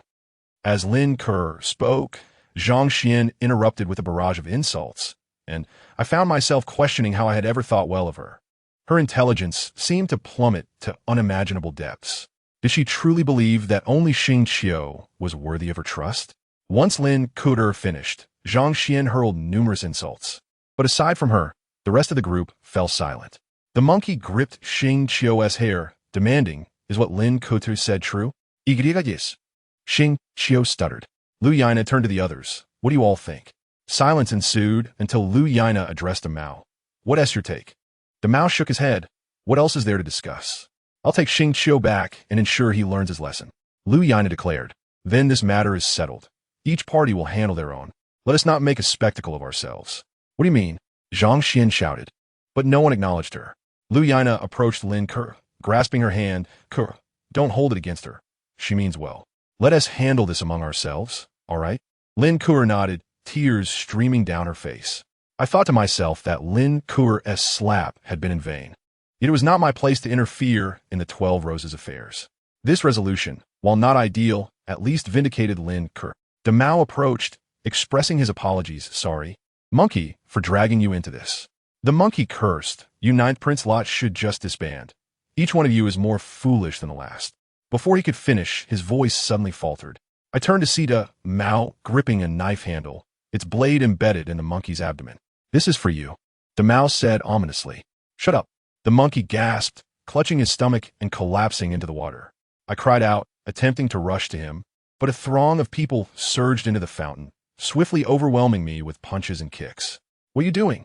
Lu Yana screamed, as a chorus of girls echoed her shock. Though they were all delinquents, they were still girls, and this scene sent them into a panic. Surrounded by 7 or 8 individuals, I found myself helpless, sprawled in the water, unable to retaliate. This marked my 6th beating since arriving at this school. No matter my physique, I could not withstand it, lying like a lifeless dog in the water as they continued their assault. Time became a blur until they finally ceased, dragging both the monkey and me out of the fountain onto the ground. We lay drenched, leaving a trail of water behind us. I noticed blood seeping from the monkey's abdomen and crawled over to inquire about his condition. He shook his head, signaling that he was fine, but his pale, pained expression betrayed him. Lin Ke rushed over with tissues, applying pressure to his wound, tears streaming down her face. The girls stood in silence, while Zhang Xian cradled Xing Qiu, sobbing. Lu Yana shouted, "Demao, what is your game?" Demao replied, "I'm helping Zhang Xian and Xing Qiu get revenge. I'll leave Lin Ke out of it. Let Wang Yao handle her." "You," Lu Yana was seething, "you think Lin Ke seduced Xing Qiu? Isn't it obvious?"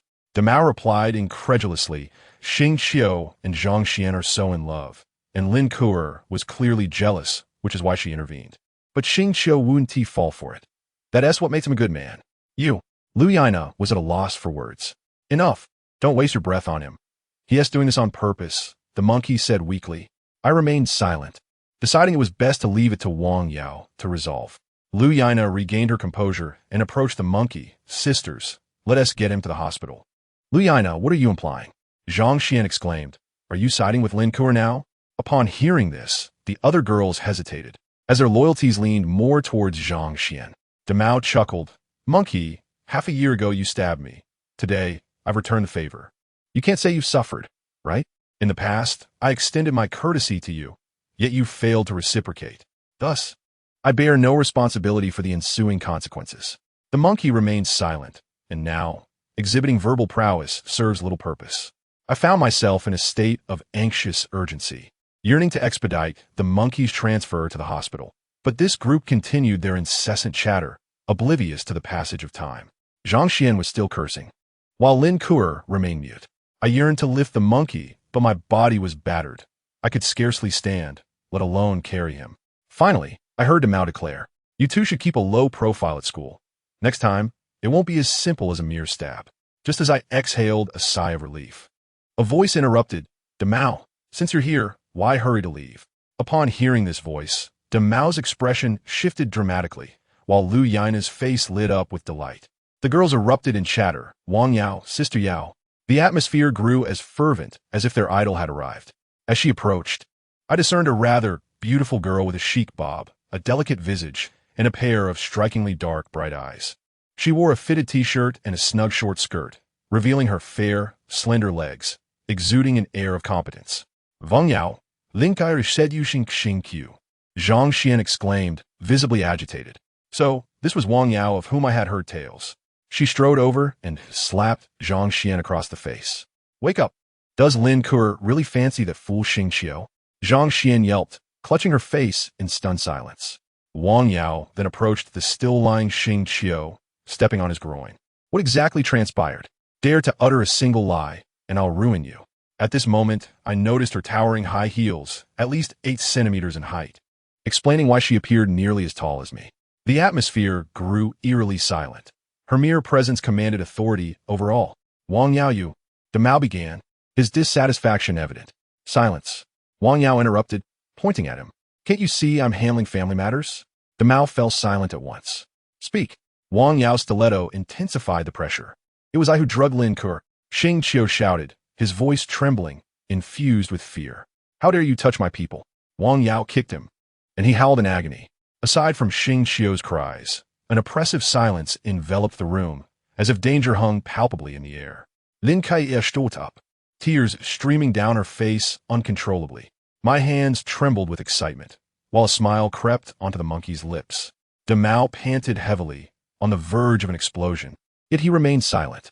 Although Zhang Xian dared not speak, her eyes betrayed her defiance. "I know you're dissatisfied." Wang Yao pointed at Zhang Xian. "You think I'm biased? When have I ever failed to act with reason? You two, step forward." As soon as her words fell, 2 students emerged from the shadows. I recognized them as Xing Qiu's companions, the same ones who had been present in the private room at noon, albeit in a particularly pitiful state, their heads swollen like pigs. Come, explain what happened, Wang Yao said, arms crossed, her tone icy. They recounted the events of noon, corroborating Lin Kuer's account word for word. Is there any disagreement now? Wang Yao directed her gaze at Zhang Xian. Zhang Xian fell silent, lowering her head. Is there any disagreement now? Wang Yao surveyed the crowd. No one spoke. Only Xing Qiu lay on the ground, groaning. Wang Yao finally turned to Mao. Any objections?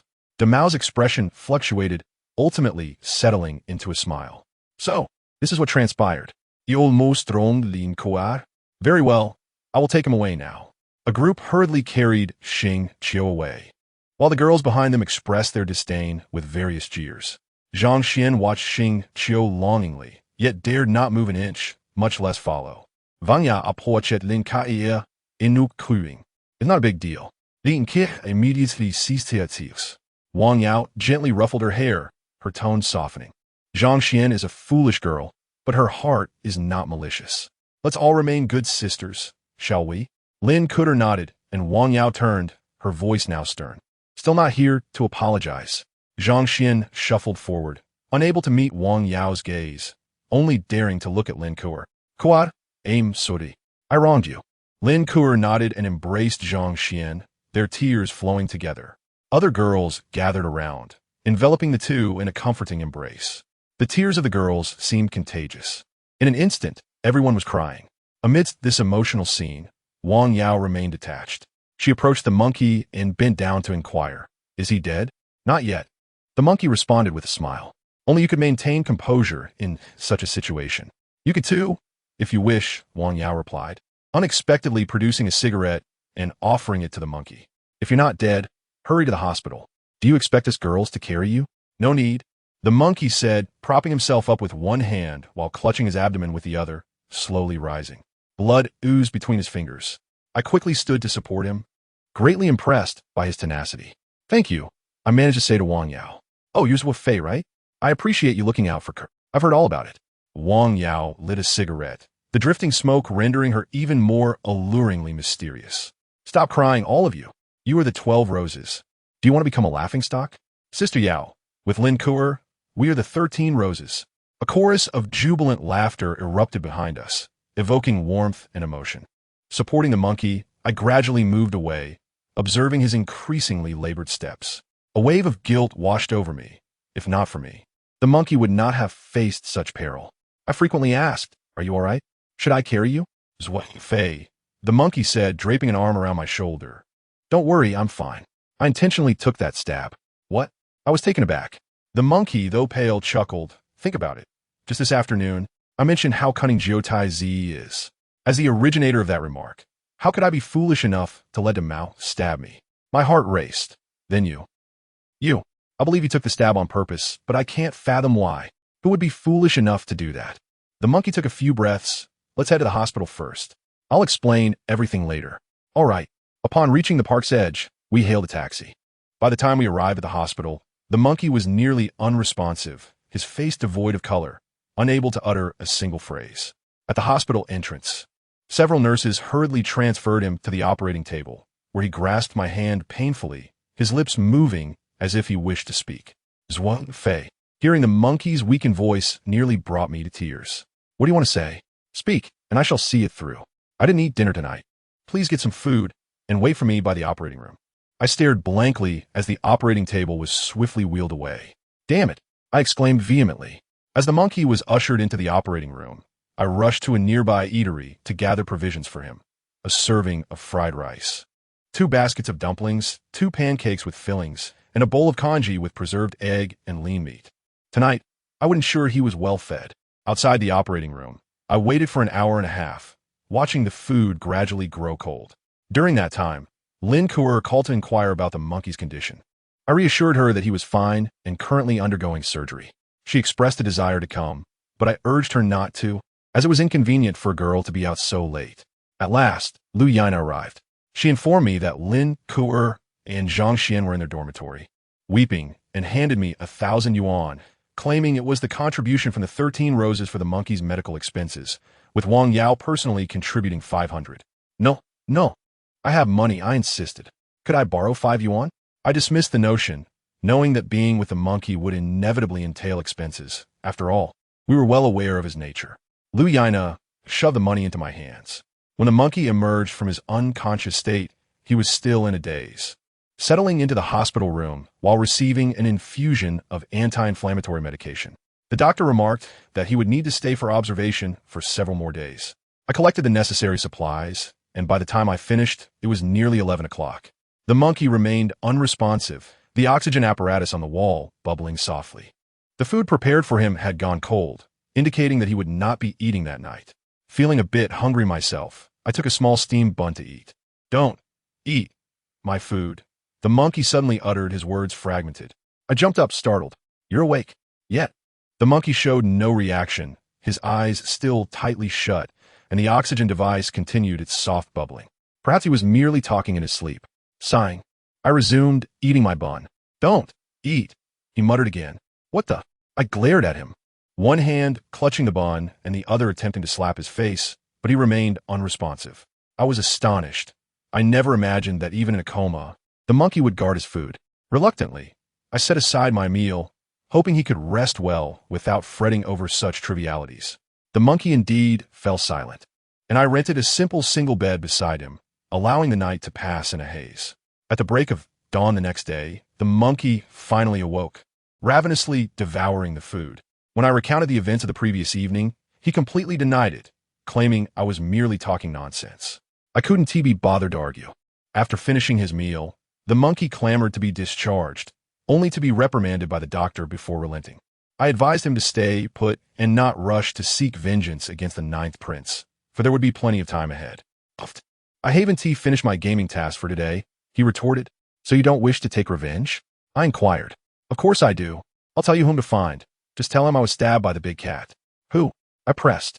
Huang Jie from class 2, he replied, providing me with the dormitory number. It dawned on me that the monkey had friends, and he was summoning this person to join him in confronting the ninth prince. After settling the monkey, I returned to school and entered the dormitory he mentioned. Sure enough, someone was asleep inside. I roused him, and in a daze. He asked who I was. I'm a friend of the monkey. He sent me to find you. Upon hearing the monkey's name, Huang Jie flopped back down onto his bed. Hey, I have no money. Go find someone else. Huang Jie responded impatiently. No, the monkey wants you to know that he was stabbed by the big cat. What? Huang Jie shot up in alarm. Who was stabbed? The monkey was stabbed. Huang Jie grew increasingly anxious. By whom? By the big cat. Which big cat? The one linked to the ninth prince. Really? He asked, stunned, his expression one of disbelief. I thought to myself, brothers indeed. Hearing that the monkey had been stabbed left him in shock. He asked me to come. I began, but before I could finish, Huang Jie burst into laughter, a wide grin spreading across his face as he chuckled to himself, as if he had stumbled upon the greatest joy of the day. I was taken aback. How could he be so pleased to hear that the monkey had been stabbed? It was evident that he and the monkey were adversaries. Why had the monkey sent me to tell him this? The laughter continued, and Huang Jie leapt from his bed, dancing around the dormitory in his slippers, singing, "The vast horizon is my love, the mountains bloom with flowers in spring. What kind of rhythm is the most swayable?" I watched him lose his mind in the dormitory, and finally couldn't restrain myself. Calm down. Even if you have a grudge against the monkey, there is no need for such theatrics. Huang Jie paused, looking at me in surprise. I huffed and stood to leave. What is your relationship with the monkey? He asked. We're brothers. He has brothers? That same question again. I replied, exasperated. Yes, that is me. All right, Huang Jie said. Tell the monkey I know now, and I'll wait for him to seek revenge with me. I was stunned. You mean you want to take revenge with the monkey? Of course. We're brothers too. So we must avenge him. But you were just laughing so much. Yes, I was indeed happy because I know the monkey intentionally took that hit. I stared at Huang Jie, utterly perplexed, my mind unable to comprehend. Why? Isn't it obvious? Unless the monkey did it on purpose. How could that useless big cat stab him? I meant, why would the monkey intentionally get stabbed? Didn't he tell you? No. Huang Jie pondered for a moment. This is best left for him to explain to you. Fine, I conceded, realizing I wouldn't extract any answers from him. I turned to leave. Wait a moment. I turned back. Could you lend me 5 yuan? I haven't had breakfast yet. Who on earth are you? I tossed him 5 yuan in frustration and stormed out of the dormitory. Now, I believed that the monkey and Huang Jie were indeed brothers and understood why these two brothers weren't together. They were both broke and couldn't possibly thrive in each other's company. After my encounter with Huang Jie, I became even more intrigued by the monkey's intentional injury. So I hurried back to the hospital, only to find that the monkey was no longer there. The 4-drip still held half its contents. I inquired with a nurse, who looked astonished and said, "Where did he go? He was just here. Goodness, if anything happens to him, I swear I'll hold this hospital accountable." I pushed past the nurse and began searching outside. There was no sign of him in the hallway, nor in the restroom, nowhere at all. I grew anxious, fearing that the 9th prince might have come to finish him off. I even considered calling the police. In my frantic search, I suddenly smacked my forehead. How could I have overlooked that place? I dashed to the internet CAF, and upon entering, I spotted the monkey wearing oversized headphones berating someone. "Are all you Shanghai folks idiots? You just deliver yourself to them? Oh, you're from the Northeast? Even worse. You freeze your pee into icicles in winter. Can't you just hang a hand warmer on your little buddy?" I rushed over and yanked the headphones off him. The monkey stared blankly for a moment. "Oh, Zuo Fei, you're here. Sit down, sit down. Seat. Why are you here instead of getting your 4 at the hospital? I'll head back once I finish my tasks." "Are the tasks more important than your health?" I'm nearly out of breath from anger. "Both are important. Monkey, you really need to change your unhealthy routine. You just got stabbed yesterday, and you're still in the observation period. Please take care of your health, all right? You still want to take revenge, don't you? How can you do that if you're in this state?" The monkey lowered his head, covering his face with his hands, appearing utterly despondent. I exhaled, feeling I finally reached him. Perhaps the monkey wasn't beyond saving after all. I patted his shoulder, ready to speak. "I've ruined my teammate's game. They're surely all cursing me now, and even our province has become a laughingstock," he lamented, drowning in despair. I had given up on trying to rehabilitate him. 5 minutes later, I found myself seated at a computer. Since I cannot change this world, I must adapt to it. Who said that sage advice? I mused, but I truly detest playing games. After a short while, I felt a restless itch, prompting me to step outside for a smoke. Having taken just 2 steps forward, I spotted Huang Jie standing at the bar, handing over a 5 yuan note. "Charge it to my membership," he said. I rushed over, angrily seizing the 5 yuan. "You said you wanted breakfast." I recognized the note, having received it back when purchasing century egg and lean meat congee. One corner was slightly crumpled. Huang Jie stared at me, dumbfounded. 5 minutes later, the 3 of us were seated in front of a computer. Since we could not change the world, we could only adapt to it. Neither monkey nor Huang Jie uttered a word, as if they were strangers. Yet, once the game commenced, they were eerily similar, managing to insult the entire nation within moments. I added them both on QQ and created a discussion group to inquire about their plans for revenge. There was no response. They were too engrossed in the game, cursing the fools of the nation. Finally, at noon, I suggested, "Shall we go for lunch?" Monkey replied, "I'm not hungry." Huang Jie echoed, "I'm not hungry." I reached for my wallet, and they both suddenly stood up, saying in unison, "Oh, I suddenly feel a bit hungry." We entered a noodle shop where they devoured their meals ravenously, as if they hadn't eaten in 3 days. Or perhaps believed that this meal would sustain them for 3 days. I tapped the table and asked, "Can you tell me now why Monkey deliberately took a stab? Why bring up useless matters while eating?" Monkey mumbled with his mouth full. "Fine, we'll discuss it after we finish." They nearly finished simultaneously, then stood up and headed outside, as if the nearby internet CAF was their true home. "Boss, I have no money," I said slowly. The apron-clad proprietor blocked their path, forcing them to turn back. "Zuo Fei, you can't go back on your word. If you want me to pay, at least clarify the situation first." Monkey and Huang Jie exchanged glances. "Half a year ago, I stabbed Big Cat. You know that, right?" Monkey began. "Yes, since then, they've never dared to bother you again. They treat you with utmost respect."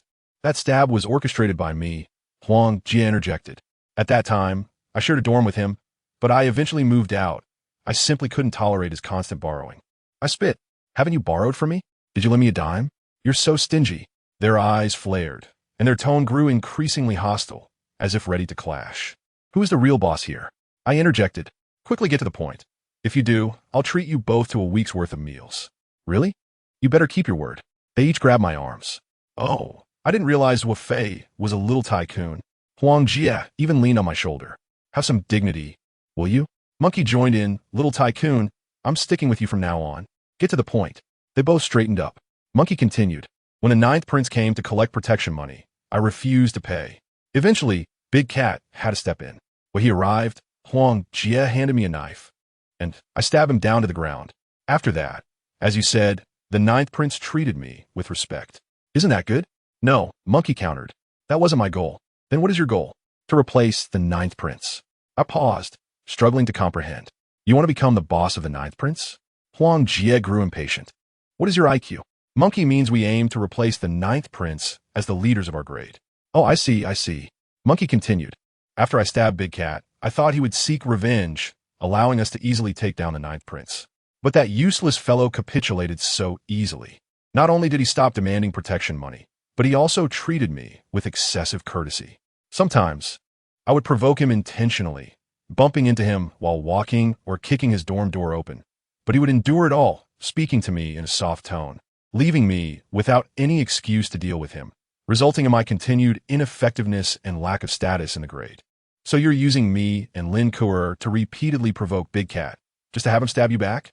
Exactly, then I could rightfully take him down, Monkey said, rather pleased with himself. Though I felt somewhat exploited, it didn't matter much at that moment. Why do you want to be the boss? Monkey and Huang Jie looked at me as if I were a monster. Huang Jie replied, Isn't it obvious?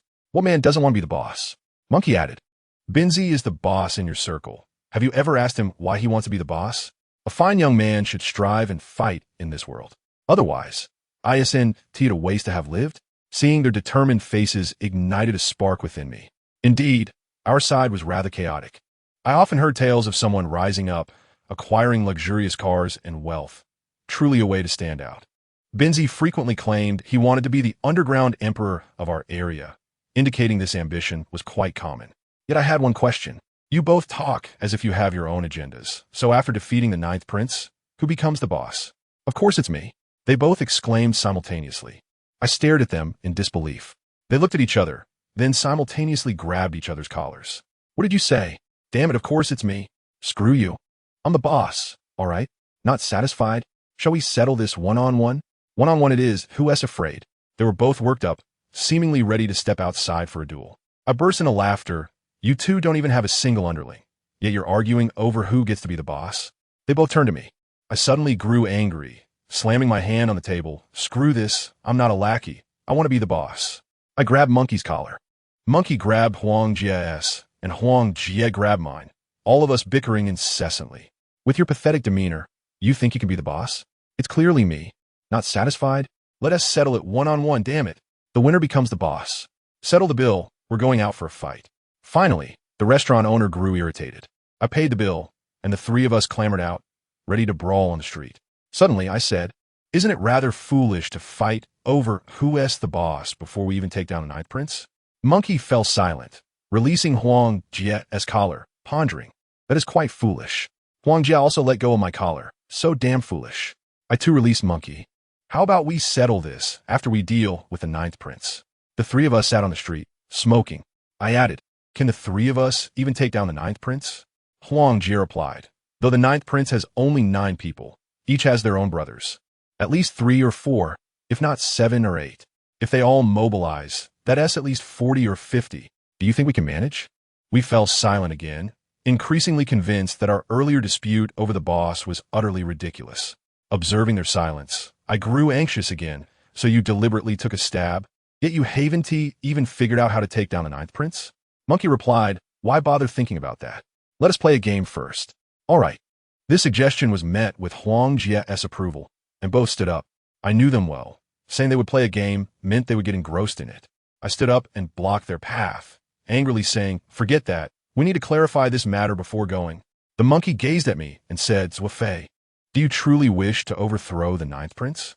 Nonsense. With unwavering conviction, I replied, It is only the 3rd day of school, and I have already endured 6 beatings. Can I let this grudge go unaddressed? The opponent was robust and numerous. Are you certain you want to retaliate? Of course. The monkey chuckled, You're indeed a brother of Binzi. Very well, allow me to share my plan. The monkey settled back down and inquired on the 1st day of school, Did the ninth prince come to your dormitory to collect protection fees? Our dorm Ma Jie collected them, claiming he would deliver them to the ninth prince. But I did not pay, hence I received a beating. The monkey nodded. Indeed, the ninth prince collect protection fees every year. But there are always some rebellious souls like you who refuse to pay. Generally, those who have previously been well-connected tend to assert themselves upon arrival here. However, after being beaten by the ninth prince, they eventually comply with the payment. I gritted my teeth. I shall not pay, even if beaten again. The monkey continued to nod. Few persist until the end. In our cohort, aside from me and Huang Jie, there were still 7 or 8 students who did not pay. These individuals were truly resilient. Huang Jie and I seized the opportunity to befriend them, preparing for a future uprising against the ninth prince. What happened to those individuals? The monkey hesitated. I realized then, you were perpetually borrowing money from them? Let's not dwell on the past. After military training concludes, the ninth prince will purge those who do not pay protection fees. This presents a splendid opportunity for us to ally with the strong. Once we have the numbers, we can confront the ninth prince. I slapped my thigh. Indeed, the monkey's idea was brilliant. Those bold enough to refuse payment would surely be fighters. And having been beaten by the ninth prince, they would harbor resentment, making them easy to rally. The mere thought of toppling the ninth prince exhilarated me. Must we wait until the military training concludes? Yes, that is their custom. Then we shall wait. I rubbed my hands together in excitement, saying, with just over 10 days left, you can recuperate. Then we shall take action. Huang Jie also smiled. Are you reassured now? Can we finally go in and play games? Go ahead. I must return to military training. Having been absent for so long, the instructor will surely scold me. What nerve! You're even afraid of skipping military training. The two of them linked arms and strolled towards the internet CAF. Suddenly, I recalled something and shouted after them. Once we have gathered our people, you two must not borrow money from anyone else. The monkey turned back and said, with you as our little tycoon, why would we need to borrow money from others? Let's leave it at that. You return to military training and keep a low profile. Avoid any conflict with the ninth prince's people before the training concludes. All right. However, whether the ninth prince's people sought trouble was beyond my control. Upon returning to the playground, the instructor indeed reprimanded me, questioning where I had been since yesterday afternoon, his tone particularly harsh, even threatening to inform the class supervisor. I grew anxious, asserting, I was beaten and went to the hospital. Did you not see my injuries? The instructor, having witnessed my previous beatings, disdainfully remarked, look at you. You deserve to be beaten. My anger flared. I felt an urge to confront this instructor. However, he continued, fine, you can sit under the tree. You may skip training, but you must be present. Otherwise, I cannot account for you to your teacher. This softened my feelings toward him a bit, so while they trained under the sun, I remained beneath the tree, playing on my phone. During a break, Lu Yana approached me, asking about the monkey's condition.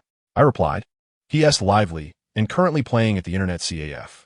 Lu Yana responded with relief, but then sighed, appearing somewhat disappointed. Lin Kuad Kaimovit, delivering a bottle of water and also inquiring about the monkey's state. Surrounded by 2 beautiful girls, I suddenly felt the weight of many envious gazes. As we chatted merrily, Lin Cooker suddenly waved, Zhang Xian, come here. I turned to see Zhang Xian not far off. My expression soured instantly. I harbored no fondness for her. Yet, they were sisters, and with Wang Yao mediating, their relationship had returned to normal. Upon Zhang Xian's arrival, the 3 girls held hands and chatted intimately, leaving me on the sidelines. Of course, I was disinclined to speak with Zhang Xian, relishing the peace as I continued to play on my phone. Zuo Fei, are you still angry with me? I looked up to find Zhang Xian gazing at me with puppy dog eyes. How could I dare? You are the 13 roses. Please don't be angry. I was wrong yesterday. I've already broken up with Xing Xiao. With her having taken such a step, I felt it inappropriate to maintain a stern demeanor. I could only respond, it's nothing. Kur isn't angry, so why should I be? In truth, my statement was meant to convey that this was primarily Lin Ker's affair, and I had no reason to be upset. However, they misinterpreted my words, believing I was merely defending Lin Ker. As long as she was not angry, everything was fine. Thus, Lu Yana and Zhang Xian began exclaiming, while Lin Kuner's face flushed a deep crimson. What a good man, Lu Yana remarked. Your bond is quite special. When will you solidify your relationship? Indeed, since the weather is pleasant today, you should settle things swiftly so that I can enjoy a free meal. Zhang Xian chimed in. You two cease this nonsense. Lin Kuer's face reddened further. What does any of this have to do with you? You two should stop talking frivolously. While I voice this, I felt a surge of joy within. Suddenly, a voice interrupted us. Zhang Xian. Turning around, I saw it was Xing Qiu. He stood beneath a tree, about 4 to 5 meters away, not participating in military training, dressed in casual clothes, but his face bore the marks of yesterday's beating from the monkey and me. Zhang Xian's expression shifted abruptly, and Lu Yana quickly pulled Zhang Xian behind her. Zhang Xian, he is no longer your boyfriend. Why are you seeking her out? I just want to speak with her. No way. Lu Yana was adamant, while Zhang Xian remained silent behind her. Zhang Xian, come here. I have something to say. Xing Qiu disregarded Lu Yana's objections, focusing solely on Zhang Xian. I said no. Get out of here. Lu Yana insisted. What does it concern you? Xing Qiu's anger flared. I'll just go over for a moment.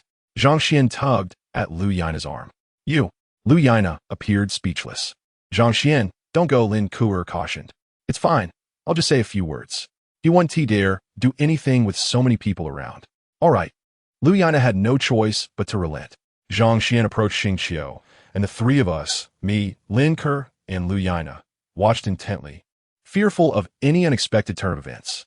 Indeed, within moments, the two began to argue, their voices escalating. Come with me. Xing Qiu suddenly shouted, grabbing Zhang Xian and pulling her away. We three rushed over. Xing Qiu, what are you doing? Lu Yana clutched at his sleeve. Get out of the way. Xing Qiu forcefully shoved Lu Yana, sending her sprawling to the ground. Unable to endure any longer, I kicked Xing Qiu in the stomach. He fell to the ground, and Lin Kuer quickly pulled Zhang Xian to safety. Lu Yana stood up, cursing loudly, as a crowd of students quickly gathered. I had long harbored resentment towards Xing Qiu, and this was the perfect opportunity for retribution, so I kicked him several more times. At this moment, I realized my own strength. While I could handle a one-on-one confrontation, someone like Xing Qiu was no match for me. However, against a group, I was utterly defenseless. Remembering the monkey's words, I knew I had to fight back. So I took advantage of the chaos to deliver a few more kicks to Xing Qiu, who was now unable to rise. Just as I prepared to kick him again, I felt someone grasping my arm. Turning around, I saw it was Zhang Xian. Stop hitting him. She looked at me with pleading eyes. My heart softened, and I hesitated to retaliate. In that moment, Xing Qiu leaped up, seized my waist, and pushed me down. Suddenly, a few students emerged from nowhere to assist Xing Qiu in attacking me. I could barely stand, resorting to shielding my head once again. Damn it. This was the 7th beating. On the 3rd day of school, I had already endured my 7th beating, and it was all happening in broad daylight on the playground. With all the first-year students witnessing my humiliation, is there anyone in history who has been more unfortunate than me? Is there? Is there? Stop hitting me, please. I could see Lu Yana, Lin Kuer, and Zhang Xian rushing over to intervene, but the 3 girls were utterly powerless against the boys. The critical issue was that the number of boys attacking me kept increasing. It started with 4 or 5 and quickly escalated to over 10, with more joining in. I suspected that the 9 princes had mobilized, as many were shouting from the sidelines, urging them to let me have a few hits as well. The crowd around me swelled, and I could no longer discern the situation outside, only hearing the girls shouting, Wang Yao, Wang Yao. Before long, through the gaps in the crowd, I spotted a girl sprinting toward us, brandishing a steel pipe, looking as fierce as a warrior. Get away from me. As soon as Wang Yao arrived, she swung the steel pipe with abandon, striking anyone in her path without mercy. The boys, seeing Wang Yao, hastily dodged aside, and within moments, the crowd dispersed completely. Look at you all, get lost. Wang Yao pointed her steel pipe at the remaining onlookers, and even the spectators quickly retreated. I lay on the ground, panting heavily. Normally, girls' swearing might sound unpleasant, but when it came from her mouth, it carried a certain charm. As soon as she left, Lu Yana and the others gathered around Wang Yao, the scene resembling stars surrounding the moon. I then noticed a significant number of girls had joined us, mostly from the 13 roses, though I couldn't recognize them all yet. Alone on the ground, I felt utterly ignored, an embarrassment beyond measure. I sat up, my whole body aching. As I brushed the dust off my arms, I saw Wang Yao approaching me, followed by a throng of girls, creating quite a commotion. Are you all right? I'm Fina. I quickly stood up. Being rescued by girls was already humiliating enough, and I couldn't afford to appear weak in front of them. From now on, just ignore them. If anything happens, call for me. Wang Yao lit a cigarette, embodying the quintessential tough girl, while the other girls appeared innocent and harmless. not at all resembling the notorious girl gang of legends. Yet, Wang Yao's words clearly indicated her intention to protect me.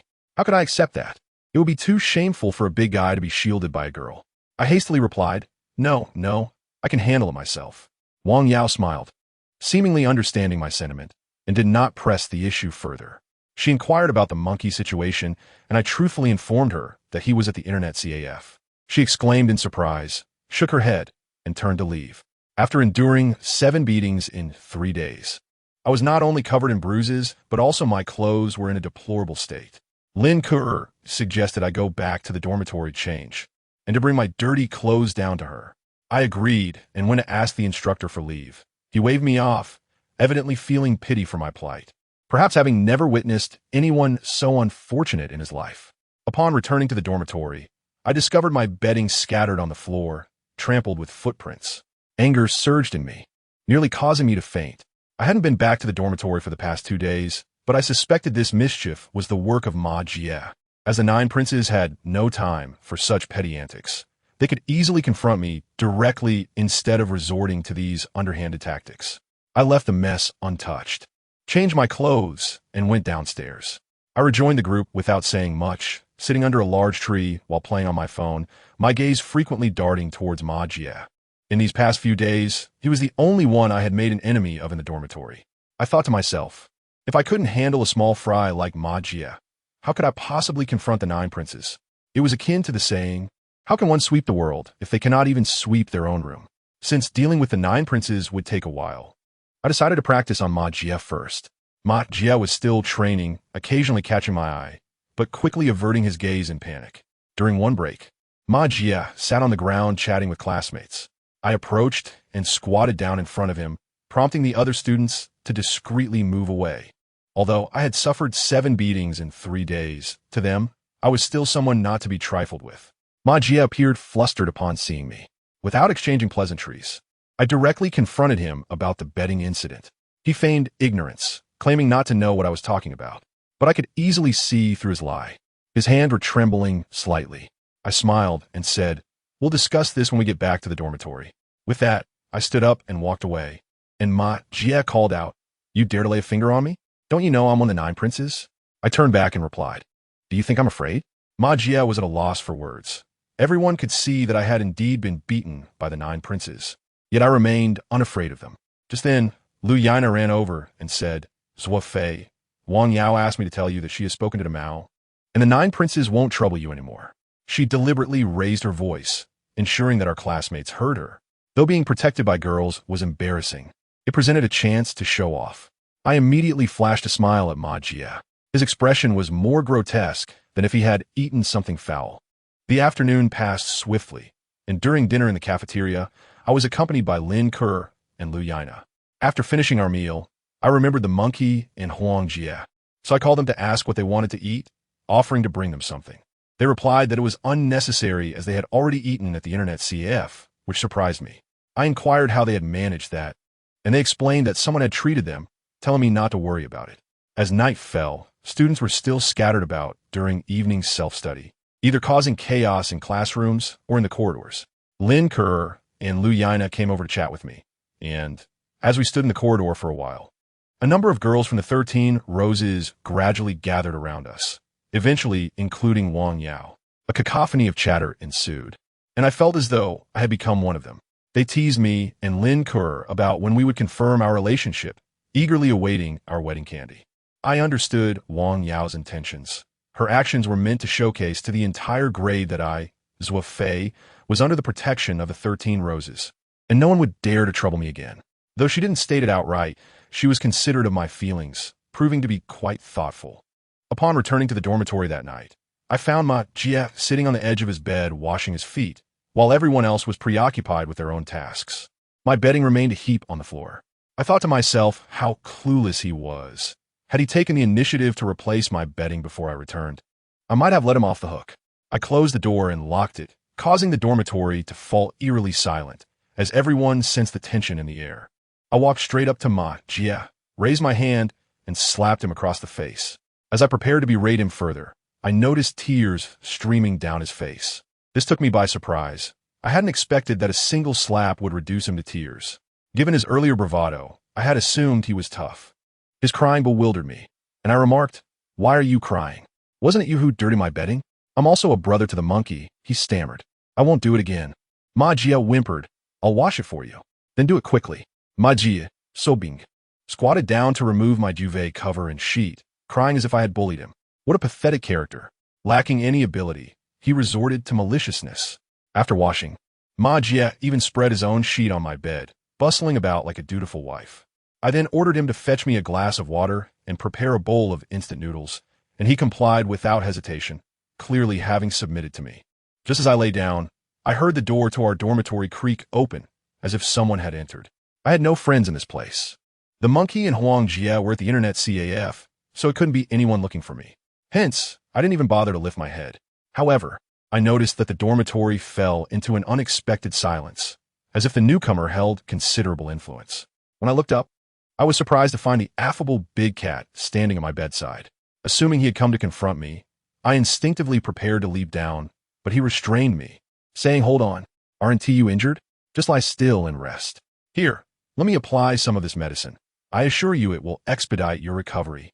In a seemingly magical manner, he produced a bottle of crimson liquid. I stared at him, bewildered, unsure of his intentions. "Allow me to assist you," he offered, sitting down and lifting my shirt. "Oh dear, you've got quite the bruises here. Those rascals truly hit hard. Just wait until tomorrow. I shall settle the score with them." He proceeded to apply the medicine to my wounds. I instinctively pushed the bottle away, questioning, "What are you up to?" Big Cat maintained his cheerful demeanor. "Oh, it's nothing sinister. They assaulted you this afternoon, so I'm simply here to help." I remained cautious, watching him intently. He chuckled. "Look at you. Do you really fear I might poison you? Wang Yao approached me this afternoon, requesting that I refrain from troubling you further. I agreed. Of course. I can even treat you like a brother. Although Wang Yao scolded me last night, our relationship is quite amicable. Otherwise, she wouldn't have sought me out. Since she has spoken, I feel compelled to honor her request." He paused momentarily before continuing. "From now on, you shall be under my protection. Anyone who dares to trouble you will have to cross over my dead body." I was taken aback. Was he genuinely attempting to win me over? "Just lie back," he urged, applying the red ointment to my back while explaining, "Last night, I had no choice. Xing Qiu is my brother, and I couldn't abandon him." While I openly assisted him, I privately gave him a good thrashing. "What possessed you to drug Lin Ku'er? Is that the conduct of a decent person? It's truly despicable. I feel most remorseful towards you. You did nothing wrong in helping Lin Ku'er, yet you suffered for it. I find it utterly shameful." As for the monkey, I believe he got what was coming to him. He is far too arrogant and reckless. I've been more than accommodating towards him. Yet he continues to act that way. And as you've observed, he has no friends. Not a single soul wishes to associate with him. Has he been borrowing money from you lately? You must have seen his true character. I consider you quite remarkable. Daring to confront Zhou Kun on your first day is no small feat. I have always admired you, and even without Wang Yao's suggestion, I would have desired to draw closer to you. I was thinking, since Lin Ku'er has become a member of the 13 Roses, why not join us as a 10 Prince? I was stunned, unable to fathom that Big Cat would utter such words. The dormitory was enveloped in silence. Clearly, Ma Jia and the others were equally astonished. "Hey, speak up," Big Cat encouraged, patting my back. "All right, I've finished this side. Now turn over so I can treat the front." He maneuvered my body and continued applying the ointment, his technique remarkably skilled, akin to that of a professional physician, making the process quite pleasant. Big Cat continued, "What is so appealing about the monkey? You have to buy his meals daily. He is more demanding than a lord. Come, join us as a 10 Prince, commanding respect and enjoying the finer things in life. Who would dare to threaten your Lin Ku'er then? Do you know Huang Jia?" I suddenly interrupted, speaking earnestly. "What?" Big Cat paused, momentarily taken aback. "Huang Jia, irritated. Oh, I know him. He used to share a dorm with the monkey, but they fell out over money matters." "No, they are brothers," I clarified. "The monkey does have friends. Huang Jia is one of them." "Oh, I see. That is irrelevant. They won't amount to anything significant. I also have my ties," I said, pushing Big Cat's hand away. "I'm a brother to the monkey." Big Cat froze, his hands suspended in the air. I rose, donned my slippers, and walked to the door, opening it wide. "I have no interest in becoming a 10 Prince. If you are here to recruit me, you may leave now." Big Cat's expression darkened considerably. What is so appealing about the monkey that you choose to align with him? I haven't chosen to follow him. We are brothers, I asserted. Once a brother, always a brother. No matter his flaws, he remains my brother. The essence of brotherhood is I paused, realizing he wouldn't comprehend. Never mind, just leave. Big Cat stood, his hands trembling slightly, clearly angered. I wouldn't have been surprised if he had charged at me. Ultimately, he calmed himself and donned a disarming smile once more. Very well, I increasingly admire you. I hope you will consider my proposal thoughtfully. With that, he placed the medicine on my bed and strolled out leisurely. I shut the door, picked up the bottle of red ointment, and tossed out the window before collapsing onto my bed, drifting into sleep. The dormitory remained eerily quiet, with no one daring to utter a word.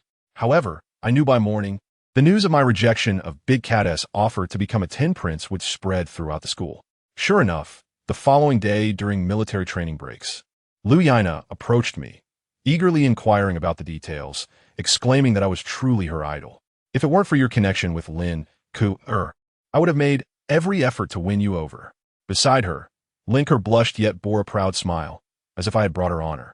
Soon, several girls from the 13 Roses gathered around, clamoring for details about the previous night's events, leaving me in awe of the speed at which information circulated.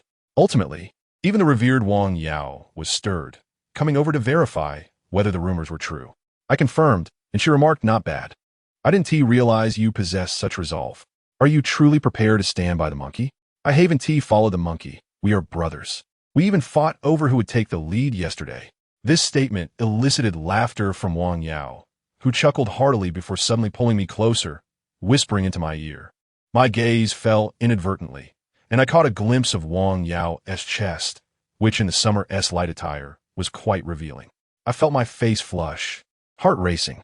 At that moment, Wang Yao inquired, "Is the monkey planning to seek revenge?" I hesitated, uncertain whether to divulge anything about the secret revenge plan. All right then. Wang Yao suddenly released me, observing my hesitation. I can tell he is preparing for revenge. I was taken aback. How on earth did she deduce the monkey's intentions without me saying a word? Wang Yao visibly relaxed. I truly thought he had lost interest in everything. It seems I was overly concerned. Just let him know that if he needs assistance, I will wholeheartedly support him. Her voice was low, meant only for us to hear, while the other girls tactfully resumed their chatter elsewhere. I nodded, sensing her sharp acumen. It was as if nothing could escape her notice. Now Wang Yao stepped back. Let's discuss something more serious. When will you and Lin Ku be together? At this question, the girls nearby erupted in excitement, surrounding us with eager expressions. Yes. When will you two be together? I want to share in your joy. I hadn't anticipated Wang Yao would broach this topic so suddenly, leaving me momentarily speechless. The girls beamed with delight, their eyes shimmering with curiosity, as if anticipating a grand spectacle. He glanced at Lin Ku, whose face was as red as a ripe tomato. Wang Yao continued, "Hurry up, they're all waiting. With the weather being so lovely, you ought to expedite matters and avoid lingering in ambiguity." In truth, I was quite willing. Lin Ku was stunning, and taking her out would undoubtedly be a point of pride. Furthermore, we had shared a year as desk mates, establishing a solid foundation for our relationship. So being together wouldn't feel awkward. Yet, I could see Lin Ku was far too shy, practically wishing to vanish in a thin air. "Please, refrain from causing a commotion. Can we discuss this matter privately?" No. You two must settle this today. My patience is wearing thin," Wang Yao chuckled, while the other girls joined in the teasing. "All right, let's have a moment to confer, shall we?" Without waiting for their approval, I took Lin Ku's hand and led her away to a secluded spot beneath a tree, where her cheeks were still flushed. "All right then, it's just the two of us. What do you think?" I inquired. In truth, I felt that our relationship had naturally progressed, and after passing the scrutiny of her friends, I believed I was a man worthy of her trust. Otherwise, Wang Yao and the others wouldn't be so boisterous. It seemed we were merely a breath away from breaking through the invisible barrier between us. Lin Ku lowered her gaze, twisting her garment nervously, and after a lengthy pause, she stammered, I need to think about it." I couldn't help but laugh. "Sure, take your time." I understood that girls often required a sense of decorum. Agreeing instantly might seem too forward. Besides, my primary focus at that moment was revenge rather than romantic entanglements. Thus, I took Lin Ku's hand again and returned. only to be surrounded by the group of girls. So what happened? What did she say? I feigned a sorrowful expression and replied, Lin Kurer hasn't T agreed. What? No way. Zhang Xian was the first to exclaim. She talks about you all the time in the dormitory. How could she not agree? Zhang Xian, stop making things up. I chuckled. She said she needs to think it over, so I suppose I'll wait a few more days. Wang Yao, sensing the futility of the situation, declared, All right then, let us disperse. We have training soon. The morning passed uneventfully, and as soon as we had a break, Wang Yao led the 13 roses to my side, making me their designated gathering spot. I recognized her intention to prevent any trouble from the Ninth Prince, and I was quite grateful for it. At noon, I packed 2 meals from the cafeteria for Monkey and Huang Jie. Upon arriving at the Internet CAF, I found them embroiled in a heated argument, hurling insults at each other about their gaming skills, since they were both from the same province. They couldn't resort to the usual insults, so they settled for disparaging each other's city instead. After a while, I intervened, but ended up dragging our city into their feud. Frustrated, I slammed the meals onto the table. Eat or I'll throw this away. They finally ceased their bickering, lowering their heads to devour their food. As Monkey munched away, he asked, I heard that Big Cat appointed you as the 10th Prince? Stunned, I replied, Wait, you heard that too? Of course. I have my own intelligence network, Monkey said, puffing out his chest. I couldn't help but admire him further. Until Huang Jie chimed in, he has got a network of eggs, or so I was told by someone in our dorm. The revelation made sense. Monkey was displeased at Huang Jie for spilling the beans, but he pressed on. I heard you turn him down? I nodded. Want to take him down? Not join him. Are you out of your mind? Monkey slapped me on the shoulder. You should join him. I shot him a sideways glance. What are you getting at? Monkey grinned mischievously. Think about it. Big Cat admires you right now. You could play along and join the 9th Prince. Then we could collaborate from the inside and ensure they don't escape unscathed. Huang Jie chimed in. Exactly. With Zuo Fei's cleverness, he could outmaneuver them easily. Who knows? We might even recruit a few princes to work under us, like Xing Qiu. He could be in charge of polishing our shoes. Realizing they had concocted this plan together, I beckoned them closer. They leaned in, and I playfully pressed their heads together, causing them to yelp in surprise. I thought perhaps Monkey was more astute than I, and Big Cat certainly held him in higher regard. Why not let him be the mole? Monkey rubbed his head. If you're unwilling, why take it out on me? I replied, Come on, think of something useful. This whole undercover business is pointless. Monkey laughed, dropping the subject. While they were eating, I recounted the incident from the previous day where I got beaten and Wang Yao came to my rescue. Monkey exclaimed, Wang Yao is really good to you. I retorted, She is good to you too. She mentioned that if you ever needed help with revenge, you could count on her. Monkey fell silent, looking contemplative. I added, Wang Yao seems quite formidable. What is her background? Monkey remained pensive, and Huang Jie interjected, Of course she is formidable. Have you seen the road outside? I have, I replied. Outside the CAF was a straight road lined with numerous shops, given its proximity to the school. Half of that street is under the protection of Wang Yao's brother, Huang Jie explained. I slapped my thigh, so that is why she dares to be so bold. Big Cat appears like a kitten in her presence. Huang Jie chuckled. Besides her brother, she is quite capable herself. When she first arrived at school, no one knew her true abilities. Many boys pursued her back then, including Big Cat. That fool, thinking he was the leader of the 9th Prince, cornered her right under the dormitory. Guess what happened? Let me guess. Wang Yao chased him off with a knife? I interjected, astonished. Exactly. She chased him halfway across campus. I gasped. That is incredible. Indeed, Huang Jie continued. At the time, many students had never even seen a knife before. It was quite the spectacle. I pointed at Monkey, who was still dazed. So why isn't Wang Yao treating him like the rest? As I posed this question, my heart raced, and I couldn't quite fathom why. Oh, that is a long story. Huang Jie began, but just then he spotted an acquaintance and stood up to greet them, engaging in a lengthy conversation. I felt awkward interrupting, so I waited patiently. All right, let us exchange phone numbers. We should stay in touch. After they exchanged numbers and the acquaintance prepared to leave, Huang Jie suddenly said, I haven't had lunch yet. Could you lend me $5? I exclaimed in disbelief, rising to press Huang Jie back into his seat, while turning to the still-dazed Huang Wang and said, Don't worry, he is just joking. You can go now.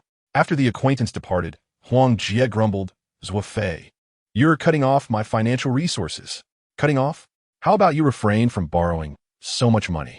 Now, continue with the story about Wang Yao and Monkey. Fine. Zhuang Ye relented. Do you know when the 12? Oh, now it's 13 roses were established? When?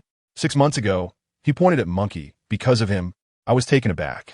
The formation of the 13 roses was due to Monkey. My curiosity piqued. I urged, please, tell me more. After a brief moment of contemplation, Huang Jie began, you've been at school for a few days now, and through Zhou Cohen and Xing Qiu, you can infer what kind of people the Ninth Prince is, can't you? I nodded, a group of lecherous beasts, utterly shameless. Exactly. These fools, calling themselves the Ninth Prince, genuinely believe they are royalty, thinking that all the beauties of East City No. 1 belong to them. They resort to any means to woo girls, and it's not surprising that Xing Qiu attempted to drug Lin Ke. After all, not every girl possesses Wang Yao's capabilities. I've witnessed many girls suffer at their hands during my 3 years at East City No. 1, and Wang Yao, being fiercely protective of the innocent, couldn't stand by idly. However, she was often outnumbered and faced insidious tactics from them. Once, when she saved a girl, she fell into Big Cat's trap. Just when she thought the girl was in dire straits, Monkey safely returned her. Wang Yao, filled with gratitude, was met with the suggestion from the monkey that one person alone could not manage. Thus, an organization was conceived. Thus, the 12 roses were born. Initially, it was not the 12 roses, but rather the 3 roses and later the 4 roses, gradually expanding. Whenever Wang Yao discovered a girl entangled with the Ninth Prince, she would undoubtedly recruit her into the organization, knowing that the Ninth Prince would hesitate to act against them out of respect for her. However, there were exceptions, such as Zhang Xian, who, despite having freed herself from Xing Qiu's grasp, found herself attracted to him after joining the organization. In matters of free love such as this, Wang Yao had no authority to intervene. Nevertheless, Wang Yao's reputation preceded her, with her foul language and fierce demeanor. She was perceived as a rogue, which consequently cast the 13 roses in a similar light. This, however, served to deter most from targeting them, allowing Wang Yao to protect these young women without reservation. After hearing Huang Jie's account, my admiration for Wang Yao grew. Recognizing her as a woman of both emotion and loyalty, a true heroine, I glanced at the monkey, feeling a mix of admiration and a tinge of jealousy for his past gallant deeds, including the very formation of the Rose Organization. Unable to suppress my curiosity, I asked, does Wang Yao have feelings for the monkey? Huang Jie was taken aback. What did you say? Does Wang Yao like the monkey? Without responding, Huang Jie turned the monkey's face towards him. Do you think Wang Yao would like someone like this? The monkey, with his messy hair and vacant eyes, resembled a frail figure easily toppled by a gust of wind. I chuckled unexpectedly, feeling a wave of relief wash over me. Huang Jie continued, if Wang Yao has feelings for anyone, it would be for me. Looking at Huang Jie, who bore a striking resemblance to the monkey, I couldn't help but burst into laughter. Once I settled down, I felt a tinge of guilt. After all, wasn't he already involved with Lin Ke? Why was I even considering Wang Yao? I reasoned that such a lure was irresistible. Any man would be captivated by a girl like Wang Yao. Pondering this, I inquired, does the monkey have feelings for Wang Yao?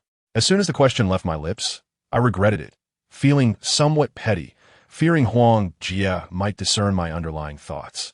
Surprisingly, Huang Jie was unfazed and, feigning mystery, said, give me $5 and I'll tell you who the monkey likes. The temptation was too great, and I immediately produced a $5 bill. Huang Jie, satisfied, accepted the money, listened closely. The monkey likes girls with ample bosoms and slender waists, and that girl is Lu Yana. I exclaimed, of course, among the 13 roses, her figure is indeed the most alluring. Suddenly, the monkey jolted awake, nervously scanning his surroundings, while Huang Jie and I erupted into laughter. Realizing Lu Yana was not present, the monkey's expression shifted to disappointment. I asked, are you awake now? Where are you drifting off to? The monkey replied, drifting off? Wang Yao said she would help, and I was pondering what a girl could possibly do to assist. Did you come up with something? I retorted, of course I did. Unlike you two, who only discuss Wang Yao. Let me tell you, don't provoke Wang Yao. There was a time when she had a boyfriend, and within 3 days, her brother dragged him out and nearly beat him to death. I was taken aback, and Huang Jie nodded vigorously, affirming the truth of the matter. As for what specific plans lay ahead, we would discuss them when the time came. It remained uncertain whether Wang Yao would agree. For now, I continued my recovery while Huang Jie gathered information, and Zuo Fei stayed at school, reminding him not to provoke the ninth prince again, as Wang Yao could not always be there to shield him. Days passed without incident at school. I continued to avoid military training, lounging under the tree with my phone, even though my injury had healed long ago. I kept the bandage on to maintain my privileges. Each day, I brought meals to the monkey and Huang Jie, grateful for my family as financial means, or else I could not afford to support them both. I had advised them to refrain from gaming, but they were wholly uninterested, eager to spend every penny on memberships. Wang Yao frequently brought the 13 roses to visit me, sometimes 5 or 6, other times 7 or 8. I was perpetually surrounded by a bevy of beautiful girls, living in a state of envy from others. Under Wang Yao's leadership, they often teased me about Lin Ku, causing her to blush furiously. As for me, my focus remained on Lin Ku. Yet I sometimes found myself stealing glances at Wang Yao, only to feel guilty afterward. One evening during self-study in the hallway, while they were frolicking, Wang Yao pulled me aside, her expression shrouded in mystery. My heart raced, but I maintained an air of nonchalance. "Hey, when are you going to get together with Lin Ku? That was her inquiry. I exhaled, replying, "I want as soon as possible."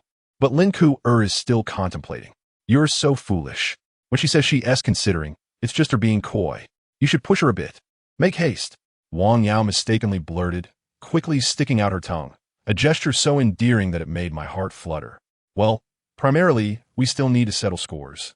I want to set aside matters of the heart for now." Wang Yao frowned. "When will you seek revenge?" "After military training ends." At that moment, I had developed substantial trust in Wang Yao, so I candidly shared my plans with her. She pondered briefly. "I understand. It won't be long now. I wish you success." With that, she extended her hand. I hesitated for a moment, then reciprocated, our hands meeting, her touch soft and smooth. Wang Yao giggled. "Hurry up and wrap things up. I'm eager to marry off Lin Ku to a good man, but if you dare mistreat her, I will show you no mercy." She playfully pinched my waist. This was my first intimate moment with Wang Yao. Logically, I should have been elated. Yet looking into her innocent eyes, I felt ashamed for my fluttering heart. She was so open and genuine, while I was lost in my own thoughts. I resolved to no longer harbor feelings for Wang Yao, focusing solely on protecting Lin Ku, a girl truly deserving of my devotion. As for Wang Yao, I would prefer to cherish her as a friend from the depths of my heart. Upon returning, the others continued their playful banter, and Lin Ku quietly asked, "What did Wang Yao say to you?" I blinked. She urged us to get things moving. And I reached out to stroke her hair, only for her to gently evade my touch. That night, lying in bed, I counted down the days until military training concluded. Just 3 days away. In 3 days, we would strike back. I hoped nothing would occur in the meantime. As the lights dimmed, Ma Jie returned, and soon his sobs echoed through the dormitory. Initially, I wondered what this lunatic was crying about. Was it a heartbreak? But his wails intensified, even muffled beneath his blanket. I could hear his anguished cries. Unable to contain myself, I shouted, "What are you crying about? You sound like a girl." Instantly, the crying ceased. But as I began to drift off, it resumed. Infuriated, I jumped out of bed and yelled, "Are you insane? Why are you howling in the middle of the night?" Ma Jie fell silent, and I returned to my bed, only for the cries to start again. I could bear it no longer. Storming over and yanking Ma Jie's blanket away. "If you don't stop crying, I'll throw you out." He sat up, his face streaked with tears, gasping, "Fei. Brother Fei, Zhou Kun wants cigarettes. 2 packs of Furong Wang. If he doesn't get them tomorrow, I'll be in big trouble." I couldn't help but laugh. "Oh, I thought you were tight with the ninth prince. Didn't Zhou Kun ask him to deal with me last time? Why does he still need cigarettes from you?" Ma Jie continued to weep, lamenting. "He asked me to buy spicy snacks, and I obliged. Yet, he found them too hot, and slapped me twice. Then he demanded I purchase cigarettes. 2 packs of Furong Wang costing over 400 yuan. How could I possibly afford that?" Upon hearing this, I recognized that Zhou Kun was deliberately provoking him. It was evident that Ma Jie, being ineffectual and easily bullied, could not hope to remain in Zhou Kun's favor without paying a price. I had no familial ties or close friendship with Ma Jie, so I was disinclined to involve myself in his troubles. I replied, "There's nothing I can do. I'm also short on funds," and returned to sleep. Ma Jie continued to sob, and I thought he might eventually tire of it. But he cried until 1 in the morning. When I arose to use the restroom, he was still weeping, truly deserving the nickname Little Wife. I chose to ignore him, lying back down to sleep, but his cries grew louder, as though he were weeping right next to me. When I turned around, I was startled to find Magia standing at my bedside. No wonder it sounded so clear.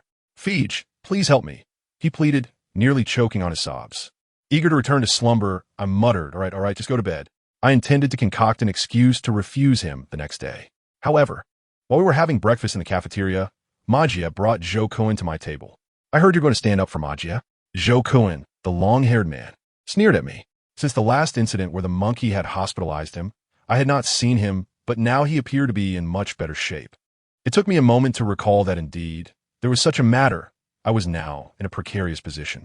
If I denied it, I would seem cowardly. I could only say, well, perhaps we should let it go. A student like Magia can't afford 2 packs of Furon Wang. I thought that if Zuo Fei were to refuse or question what it had to do with me, I could easily backtrack by saying we were roommates and I was just trying to help. Yet, Zuo Fei did not grant me that opportunity, abruptly knocking my bowl of food to the ground. "Who do you think you are to say such things?" I was infuriated, feeling cornered into escalating the situation. I had never liked Zuo Fei. He had been the one to hit me 4 times in a single day. Without a second thought, I slapped him hard across the face, then kicked the table and landed a side kick to his neck, causing him to collapse to the ground. I jumped down, pouncing on him, emulating the monkey's earlier moves, delivering rapid punches like cannonballs. After about 10 blows, he lay unresponsive, blood streaming from his nose and mouth. I had come to understand my own strength. In a one-on-one confrontation, I truly feared no one. Fortunately, it was morning, and Zuo Fei had no cronies around him. Many had gathered to watch, but they were merely spectators. I did not dare linger, fearing the arrival of someone powerful to assist him. I wiped the blood from my fists on Zuo Fei's clothing and proclaimed, "Do I not have the right to intervene?" With that, I stood up and called to the stunned Magia, "Let us go." The crowd parted to allow my passage, and I walked away with an air of triumph, feeling quite splendid. As we exited the cafeteria, Magia trailed behind, incessantly exclaiming, "Feej, you were so impressive. Feej, you were amazing." I reveled in the moment. I had indeed fought splendidly, and Zuo Fei had not even had a chance to retaliate. After breakfast, I returned to the dormitory to freshen up. Magia promptly helped me fold the unmade bedding and even took my dirty sneakers, which had been neglected for 2 or 3 days, to clean them. To my surprise, he returned them looking pristine, as if they were brand new. I chuckled and nicknamed him Little Wife, assigning him various tasks. Thus, Magia officially became my subordinate. However, despite my elation, I was aware that I had stirred a considerable hornet's nest. Zuo Fei was one of the 9 princes and would not remain passive after being assaulted. The monkey had repeatedly warned me against provoking the 9 princes. Wang Yao had even gone out of her way to plead on behalf of the big cat. What could have been a peaceful resolution was now complicated with only 3 days left until military training concluded. I called the monkey to discuss the situation, and he informed me that he was aware and was on his way with Huang Jie. After hanging up, I sat beneath a large tree waiting. Training had already commenced, and it was unlikely Zuo Fei would appear. Each training session lasted 40 minutes, ample time for the monkey and Huang Jie to arrive, so I felt somewhat at ease. However, I was taken aback when, during the break, the monkey and Huang Jie still had not shown. I knew they were likely caught up in a game, reminiscent of the first time I had asked the monkey to fight, waiting from noon until night. I hastily dialed the monkey's number again, but it was too late. Zuo Fei had arrived with 4 or 5 other students. He had sustained considerable damage from our earlier encounter, his mouth swollen, yet his gaze remained defiant. "You can throw a punch," he taunted. "It's not that I can fight, it's that you are too weak." At this point, I could only exchange barbs while silently cursing the unreliable monkey. Lu Yana rushed over, positioning herself in front of me. "Zuo Fei, what do you want?" Lin Kuer approached from a distance, also inquiring, "Zuo Fei, Big Cat has said not to bother Zuo Fei. What are you trying to do?" "Fun smirketh. I had heard you found the 13 roses as your backing. It seems that is true. No wonder you're so arrogant." To be honest, I was touched by Lu Yana and Lin Kuer's support. Yet it was also quite embarrassing. No man wishes to be protected by women. Zuo Fei likely seized upon this sentiment, taunting me further. Knowing it was a trap, I could only comply. "You two should step aside. I can handle this." In truth, I was far from capable of handling it. There were too many of them. Zhou Kun only laughed. Yes, yes, you ladies step aside. This is a matter between men. Lu Yana, unable to maintain control of the situation, immediately suggested, should we call Wang Yao to discuss this? Mentioning Wang Yao, Zhou Kun surprisingly did not react, but instead directed his attention toward me. Are you calling Wang Yao for protection? Another psychological jab. How could I possibly admit that? I retorted, if you have the guts, let us settle this one-on-one. I found it peculiar. Zhou Kun had never been this astute. It was as if he had premeditated this response. Lu Yana cared little for these thoughts, shouting for Wang Yao. Calling Wang Yao wouldn't help. It was Zuo Fei who struck Zhou Kun first. Someone else chimed in, and to my astonishment, Big Cat approached, followed by a dozen others. Such a grand display. All for me. I was unsure whether to feel sorrowful or honored. I scanned the distance, noting that the monkey and Huang Jia had still not arrived. But Wang Yao was sprinting toward us, visibly out of breath. Seeing her rush so fervently touched my heart. What trouble have you stirred up now? Wang Yao exclaimed, her displeasure palpable. Ah, well, Zhou Kun demanded 2 packs of Furong Wang from Majia. And since he is just a student, how could he afford that? I thought to talk to Zhou Kun about it. And then Wang Yao frowned, clearly upset that I had meddled. My heart sank, fearing I had overstepped. Seizing the moment, Big Cat interjected, did you hear that? Zuo Fei initiated this. I had been considerate, refraining from bothering Zhou Kun for several days. Yet he was the one seeking to dominate us. Enough of this chatter. Wang Yao impatiently remarked, you've already hit him. What more do you want? Just give him some medical expenses. She then produced a 5 yuan note and walked over to stuff it into Zhou Kun's arms. It's no big deal. Just buy a bottle of safflower oil and apply it. Now, everyone disperse. Why are you lingering here? Zhou Kun was momentarily taken aback, unsure of how to respond, and could only glance at Mao. What are you looking at him for? Yes, not your father. Are you still unhappy with this? Here, take another 5. But that's the limit. This amount is enough to buy Yunnan Bai Yao. As Wang Yao spoke, she handed Zhou Kun another 5 yuan, treating him as if he were a beggar. Yunnan Bai Yao costs over 30. What are you talking about? Can't you aspire to something better? Mao scolded, causing Zhou Kun to quickly shut his mouth. Wang Yao, isn't this a bit ungracious? Are you being too protective of Zuo Fei? Mao's displeasure was evident. No, I'm merely speaking reasonably. Is 5 yuan for safflower oil insufficient for him? Come here. Let us have a private chat. Mao walked toward a nearby trash bin, and Wang Yao followed nonchalantly. With the 2 overseers gone, we exchanged glances, left to watch them converse. They stood with their backs to us, seemingly embroiled in an argument. At that moment, I noticed Mao gesturing abruptly. Before I could comprehend its significance, Zhou Kun and his gang charged at me, swiftly knocking me to the ground. It turned out Mao had deliberately lured Wang Yao away. Lu Yana and Lin Ke immediately cried out, followed by Wang Yao's furious shout. Mao, what do you mean by this? Then came Mao's roar. Who told you to hit him? How dare you? It was a performance worthy of an Oscar. I found myself surrounded by 4 or 5 students, their chaotic fists and feet rendering me unable to rise. This marked the 8th beating I had endured at Dongsheng No. One high school. Mao, make them stop. You all stop. Stop. I pleaded. Oh, they don't listen to me? Then I can't help it, Wang Yao. Damn it. Wang Yao cursed, rushing in to assist. Yet, being a girl, she lacked the strength she had wielded with a steel pipe last time. Her frail limbs were no match for those thugs. Lu Yana, go fetch me a brick. Wang Yao shouted in frustration. Everyone, cease this instant. A voice, cool and composed, interjected. Zhou Kun and his cohorts halted, and I lay on the ground, panting heavily. Through the gaps in the crowd, I finally spotted the monkey arriving. He brandished a knife, a common dagger, costing merely a few dozen yuan, but this one had been sharpened and glimmered in the sunlight, poised dangerously against Mao's throat. Mao's Adam's apple bobbed, and beads of cold sweat trickled down his forehead. Meanwhile, Huang Jia stood on Mao's other side, mockingly tugging at his ear. Hey, why have you gone silent? Weren't you just lively? If you don't hurry, your buddy is going to get beaten to death, Wang Yao snapped. How could that be? With you here, Zuo Fei will surely be fine. Don't overestimate me. Mao has no respect for me. Sure, I'm giving you both face. Mao shuklet. Can you at least put the knife away? Stop the nonsense, the monkey retorted, slapping Mao's face before turning to me. Still sprawled on the ground. Are you dead yet? I sat up, crossing my legs, and replied. Have you finished your game? Well, it didn't delay anything, did it? Do you think it did not? I pointed at my clothes, covered in footprints, freshly changed that morning. I'll wash it for you.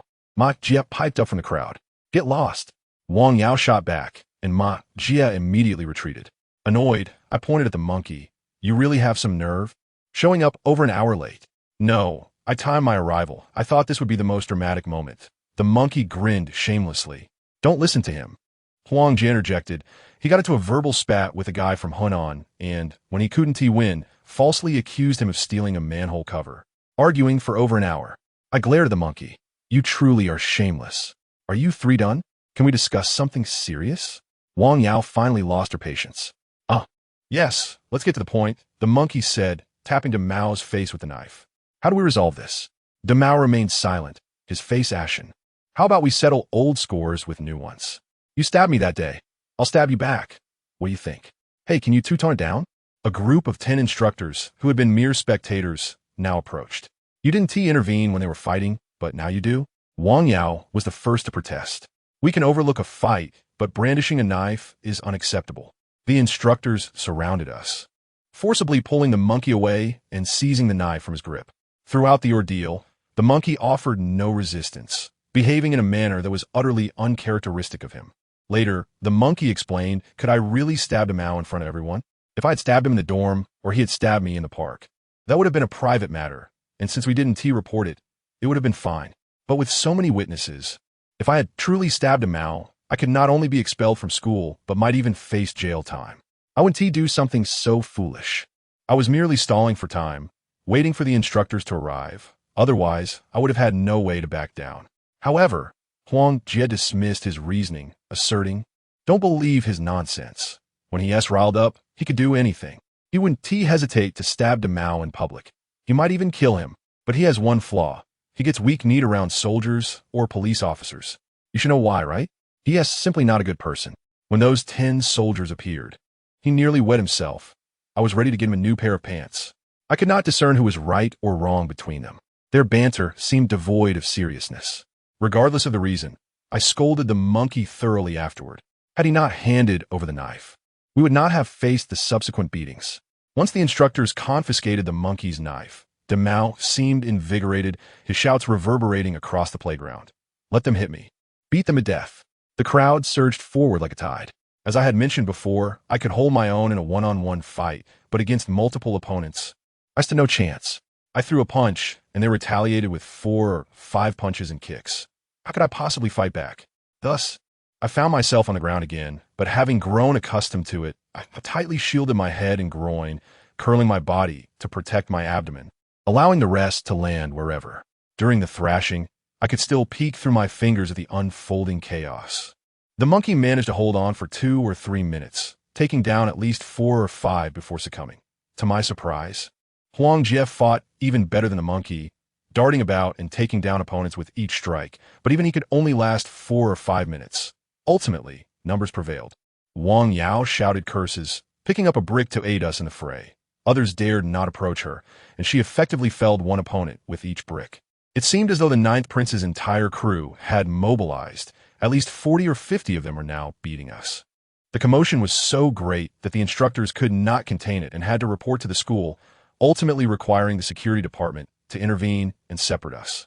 After filing our statements, the 3 of us sat on the steps in front of the faculty building, smoking, each of us bearing bruises and imprints on our bodies, while the 9th Prince and his gang strutted away triumphantly. The monkey and Huang Jia argued about the knife incident for a while, and finally, the monkey conceded. All right, actually, I intentionally took this beating. Just get lost, I retorted. The monkey chuckled. Zuo Fei, what was our plan again? After the military training concludes, the 9th Prince will take the opportunity to deal with students who have failed to pay their protection fees. We should seize this chance to win over those tough-minded individuals who can fight, and together, we can bring down the 9th Prince. How does this relate to your deliberate provocation? Indeed, you raise a valid point. Why would those resilient fighters want to ally with us? I found myself momentarily speechless. The altercation today was witnessed by the entire first-year cohort, and our reputations have soared to unprecedented heights. I thought, isn't that rather infamous? Just look at how impressive we are. First, I held a knife to the neck of the big cat. Then we confronted the 9th Prince and his gang. I'm mused. Wasn't it more like we were outnumbered and beaten? This incident has already showcased our strength. When the time comes to recruit them, Our credibility will be undeniable. They will recognize our fighting spirit and will naturally be inclined to follow us. I have longed for such a confrontation. Even if we were to lose, it would matter little. The key is to establish our reputation. Engaging with 4 or 5 dozen opponents would not be shameful in defeat. However, opportunities have been elusive until today, which is perfectly timed, neither too early nor too late. With only 3 days left until military training concludes, our momentum will remain strong. Can you fathom my elation? I was overjoyed to the point of engaging in a lengthy debate with a friend from Hunan, whom I genuinely admire. The claims that people from Hunan steal manhole covers are utterly ludicrous. They are so innocent and kind-hearted. I was momentarily stunned by the monkey's banter and instinctively turned to Huang Jie, who was adept at undermining the monkey's antics. Huang Jie shrugged. Don't look at me. I can't discern the truth in his words. Just take it as nonsense. Get lost.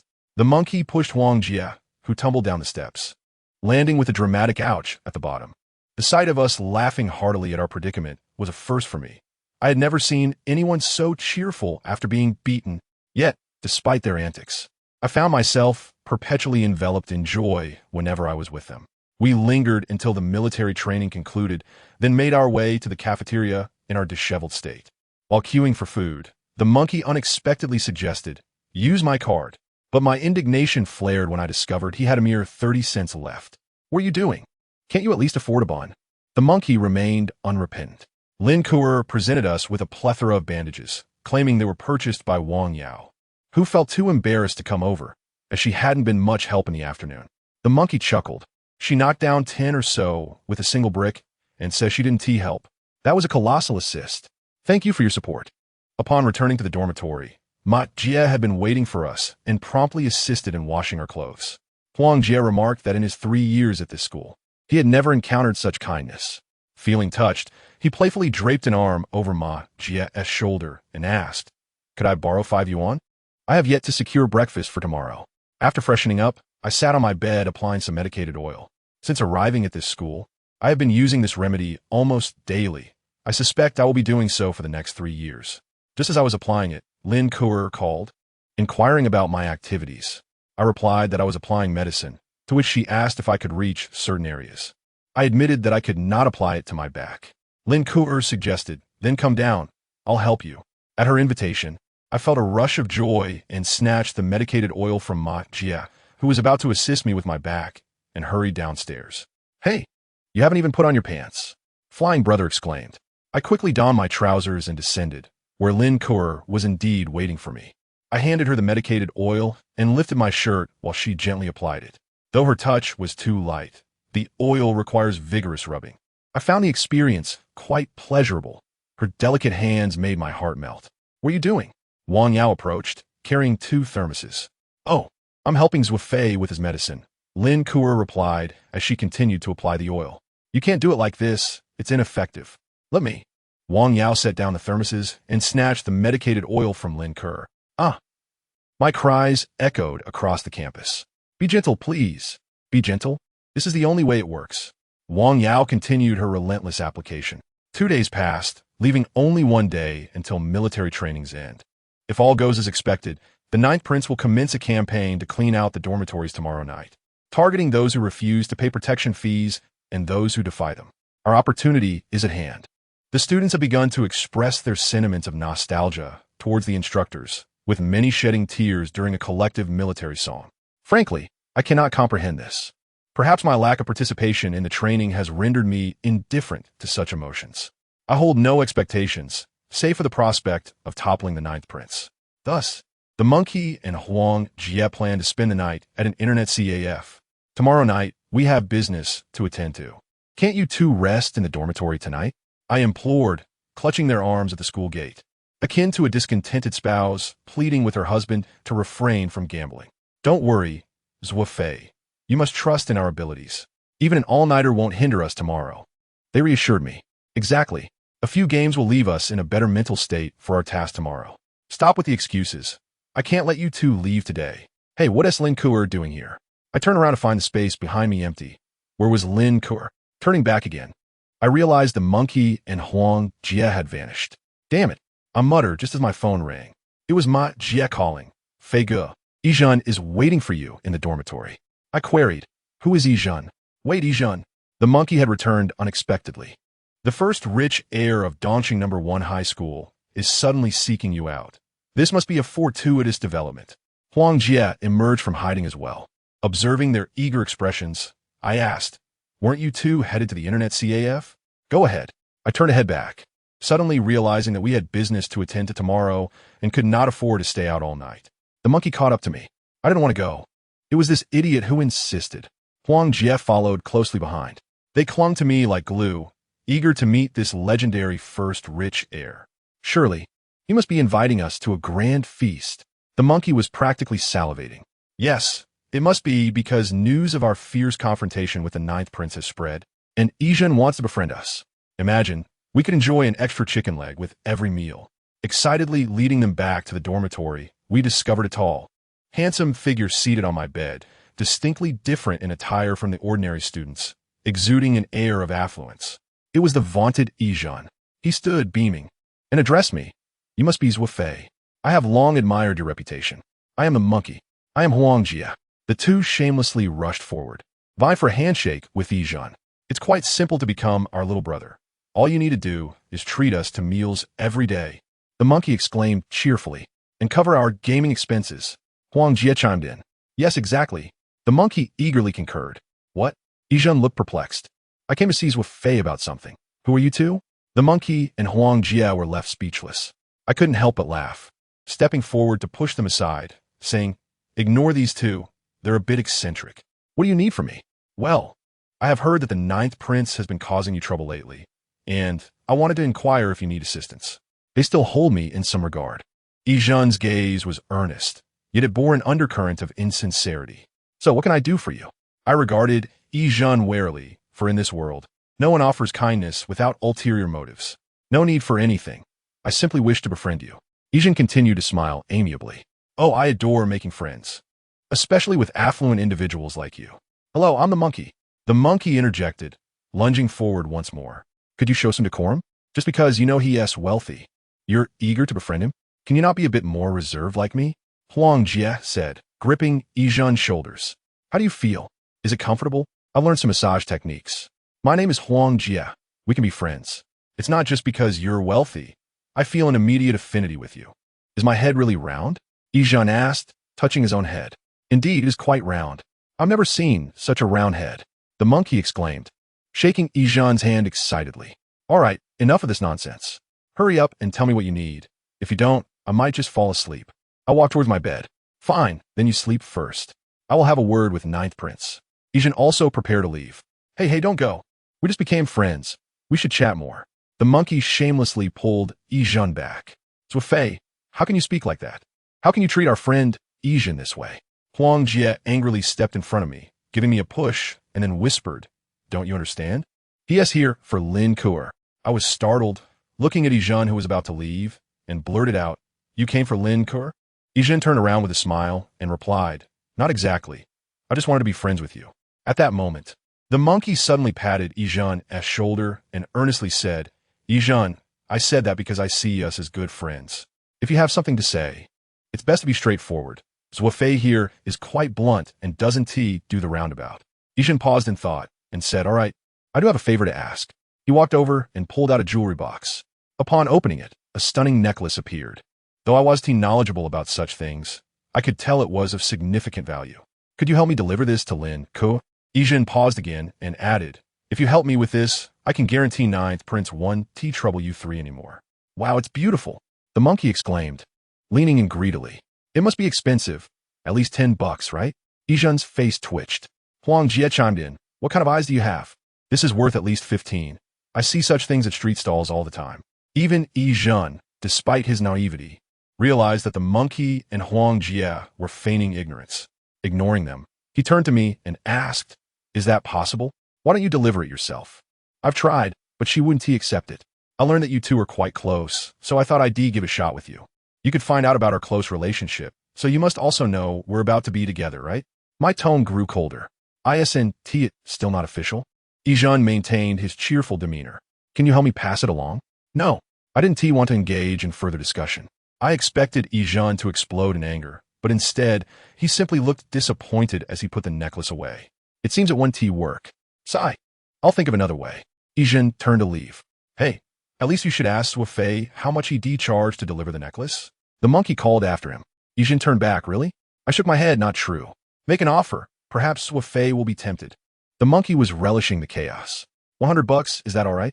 Yijin actually made an offer. Before I could speak, the monkey rushed forward. I can handle that. Huang Jie, not to be outdone, shouted, I could do it for $90. 70. I only need Zuo Fei to help me deliver. Yijin interrupted their bidding war. Both the monkey and Huang Jie turned to me, their faces alight with the prospect of profit. I want to help you deliver it. Offer me 1,000, 10,000, and I still want to assist. Yijin's remark about only needing Zuo Fei to help him exposed his true intentions. It seemed he sought not only to pass the necklace, but also to provoke, suppress, and challenge me. Yijin shook his head and turned to leave again. Hey, are we still friends? The monkey called after him. Yes. Yijin wore a smile, filled with the refined politeness characteristic of the wealthy. Wonderful. The monkey said, Lend me $5. After receiving the $5, the monkey jubilantly leaped around the dormitory, while Huang Jie, having missed the chance to borrow money, expressed regret and insisted they split the $5. Are you two serious? I knew they were joking, but I was still quite annoyed, as Yijin was clearly my rival. The monkey quieted down and said, Zuo Fei, have you heard the saying around Dongchen No. 1 High School? Better to provoke a tiger than Yijin? Yes, I've heard that saying.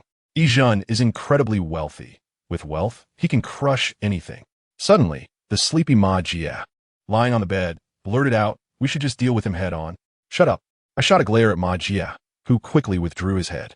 I continued, I haven't heard of it.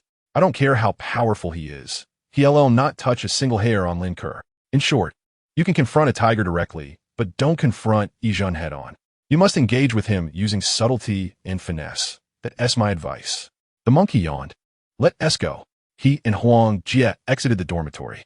I pondered for a moment and dashed out of the dormitory, shouting, You two are not allowed to go to the internet CAF. But it was evidently too late. I lay on my bed, contemplating Yijin's words, feeling quite displeased. It was certainly irritating to have my girlfriend targeted by someone else. I had already begun to regard Lin Ke as my girlfriend. Regardless of my frustration, I had to set this matter aside for the moment, as there were more pressing issues to attend to. The next morning, I went to the internet CAF and dragged the monkey and Huang Jie back. They had pulled an all-nighter and desperately needed some sleep. Huang Jie was compliant and followed me back without protest, but the monkey, full of energy, refused to leave his chair, shouting, I can't let my teammates down. Otherwise, we'll look like fools in Shaanxi province. I directly shut off his computer, nearly causing the monkey to faint from anger. I couldn't understand why the game was so pivotal. I forcibly brought the monkey and Huang Jie back to the dormitory and made them lie down to sleep, feeling like a babysitter. All day, I sat beneath a large tree watching them train. It was the last day of military training, and everyone was reluctantly bidding farewell to the instructor. Wang Yao still led the group of 13 roses to come and find me, diligently protecting me. However, after tonight, she wouldn't need to do so anymore. Finally, evening arrived, and a tense atmosphere enveloped the entire first year. As everyone had heard that Ninth Prince was going to raid the dormitories tonight. As soon as evening's self-study ended, I rushed to the monkey's dormitory. He was still sleeping. After a full day of sleep, he should be well rested, right? I yelled, Monkey, monkey. The monkey turned over. Shut up. If you can't play, go home and suck your mother's milk. I shook him a few times, but he remained unresponsive, mumbling, I can't let my teammates down, Zuo Fei. You're being unreasonable. I grew frustrated and cursed. You Shaanxi people are all fools. The monkey shot up. Who said that? What nonsense. After waking the monkey, we went to rouse Huang Jie. This time, I didn't waste words. I whispered in Huang Jie's ear, You Shaanxi people are all fools. To my surprise, Huang Jie didn't react. Instead, he mumbled an agreement. Yes, they're all fools. The monkey said, Watch this. He then leaned down and asked Huang Jie, Can you lend me $5? I don't have any. Huang Jie shot up angrily. Go borrow from someone else. The monkey wore a smug expression. When Huang Jie realized that the monkey hadn't actually borrowed money from him, he felt an immense sense of relief, even humming a tune while putting on his shoes. What kind of rhythm is the most swaying? The three of us made our way to my dormitory, set up a table, and began to play cards while waiting for the people from the ninth prince. The monkey, in a particularly ostentatious manner, stuck a sharp knife into the table and declared, "If that big cat dares to come and collect from us, I'll make sure he goes in with a white knife and comes out with a red one." I was baffled and asked, "Monkey, where do you get all these knives from?" Huang Jie chimed in, "Don't you know? There's a street vendor on the way back from the internet CAF. Every time the monkey passes by, he steals a knife. Get lost. I borrow them from someone, all right? Do you think they'll lend you dozens of knives for free?" I knew those two were just being silly again, so I decided not to pursue the matter. As students gradually returned, I asked Ma Jie to open the door, and the corridor became lively with chatter and laughter. Soon, someone shouted, "The ninth prince is here." The corridor fell silent, and everyone hurried back to their dormitories. Then, the sound of heavy footsteps echoed outside, occasionally accompanied by a few curses. "Get back to your dorms. No one is allowed to show their face." The sound frightened Ma Jie so much that he jumped onto his bed. I said, "What are you scared of? Didn't you already pay the protection fee?" With a mournful look, Ma Jie replied, "I'm afraid Zhou Kuan will ask me for cigarettes." The monkey brandished his knife and waved it at Ma Jie, saying, "If he dares to ask, just give him a stab." I wouldn't dare. Ma Jie quickly waved his hands. With a loud bang, someone kicked the door, followed by a voice shouting, "Who the hell is Yang Zicheng?" The monkey glanced at me, and I immediately nodded, indicating I had noted that name. The ninth prince was sweeping through the dorms tonight, targeting students who hadn't paid their protection fees, primarily to establish dominance. So the commotion was bound to be significant. We didn't even need to step outside.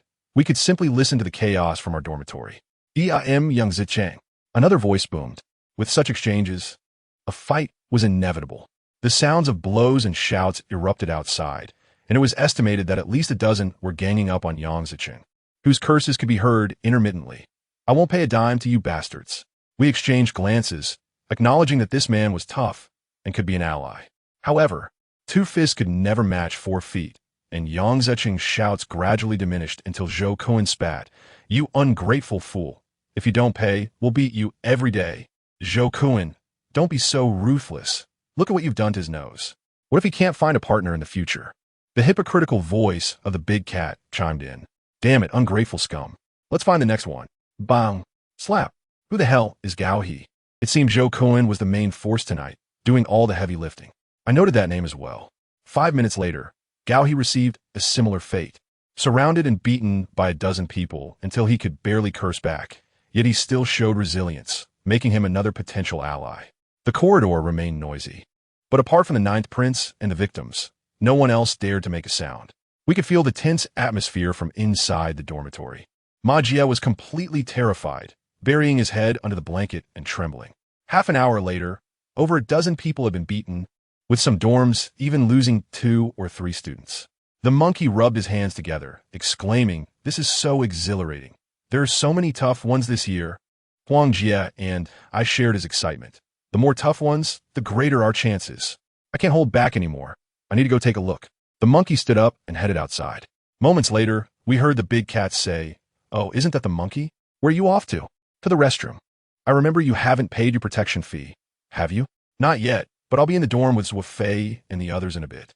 The monkey returned, his face alight with excitement. "Damn, there are about 10 people sprawled out in the corridor. The ninth prince is really go to town, beating them to a pulp. The more they're beaten, the deeper the vendetta, and the easier they'll be to recruit. This is what we want to see." I remarked, "But it's strange. Why didn't anyone step in to help when others were being beaten?" The monkey replied, "Isn't that obvious? Without a leader, who would dare to intervene? Have you heard a saying? One Chinese is a dragon. A group of Chinese is a worm. Unless there's a leader, otherwise we'll forever be a scattered mass." Huang Jie adjusted his collar, declaring, clearly, "The leader is me." "Nonsense. It's obviously me." The monkey pointed at himself. "I wouldn't back down. You both should save your breath. Who is more suited to lead than I am?"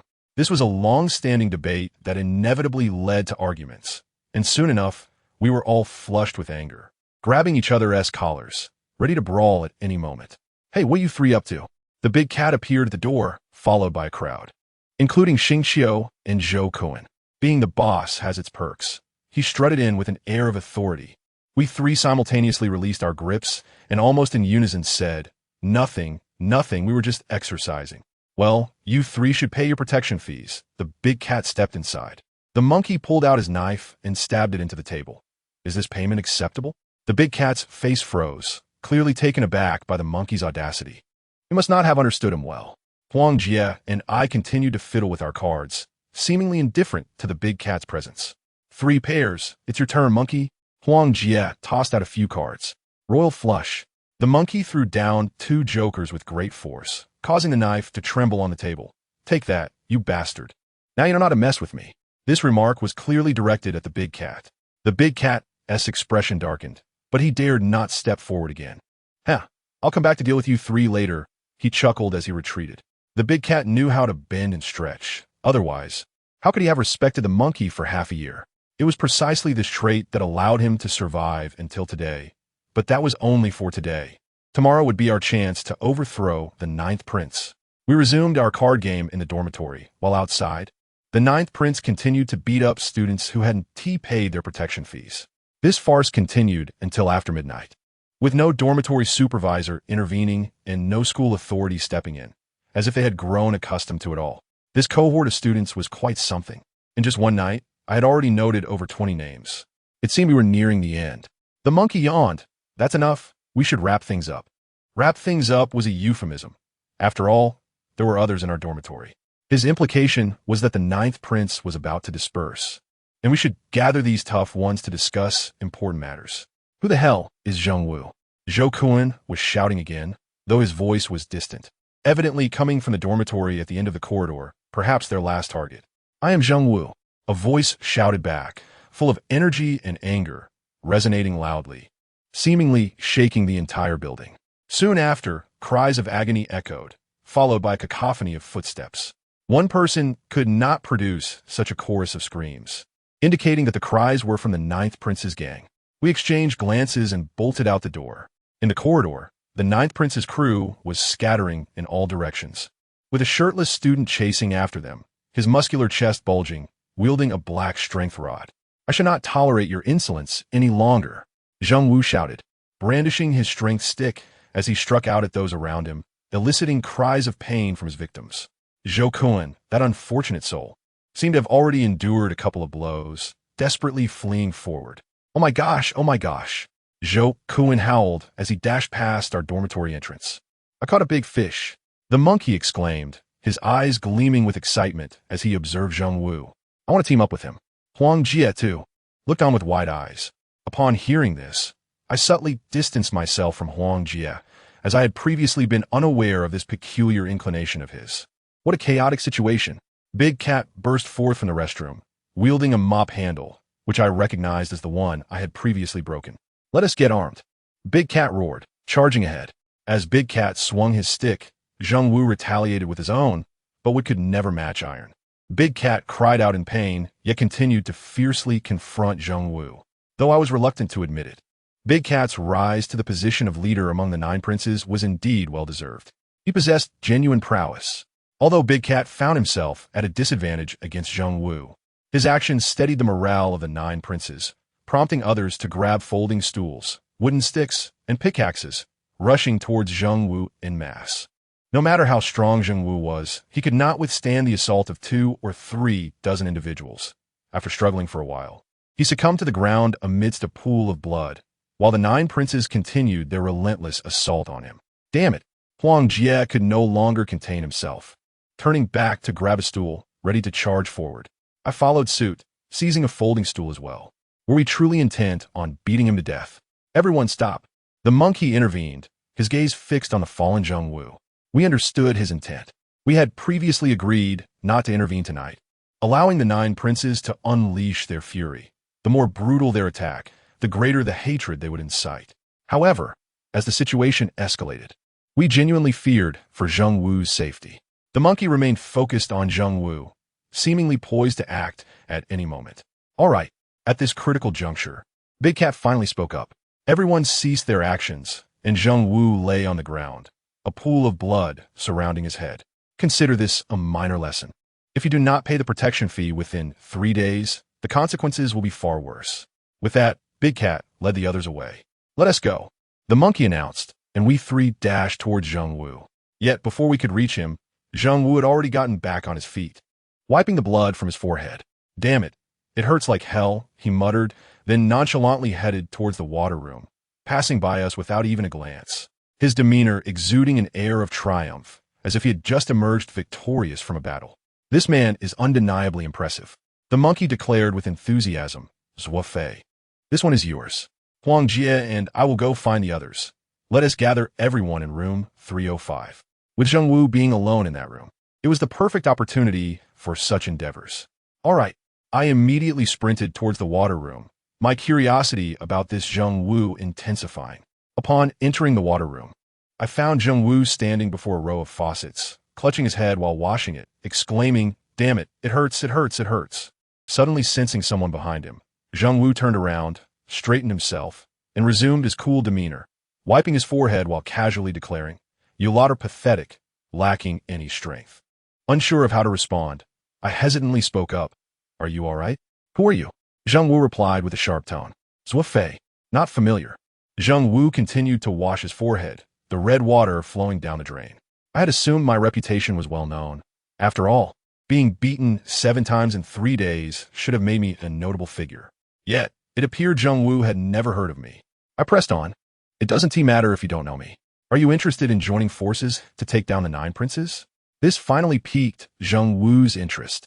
He turned around, scrutinizing me as if recalling something. "Oh, I remember you now. You're the one who, 3 days ago, was surrounded and beaten by the 9 princes along with those 2 clowns, right?"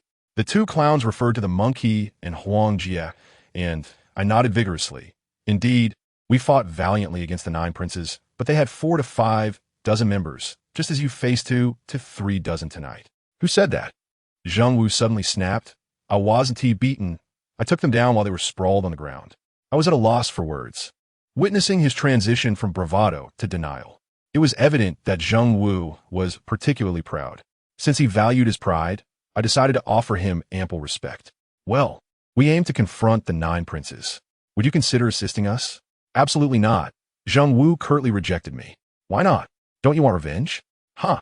I can manage just fine on my own." Zheng Wu moved about, his bare torso marred with bruises, yet there was a strange beauty in his muscular form, radiating a distinct masculinity. Still, there's strength in numbers. I took a step closer. "Besides us 3, we have other friends. We could form a new force to take down the 9 princes." I was unwilling to relent, for the monkey had entrusted me with this task. "I've told you once, I can handle this alone." Zheng Wu pointed at me. "I have no interest in any forces." It seemed I would not be able to persuade him. After contemplating, I decided to return and consult the monkey. Perhaps he would have a better strategy. Just as I turned, Zheng Wu's phone rang.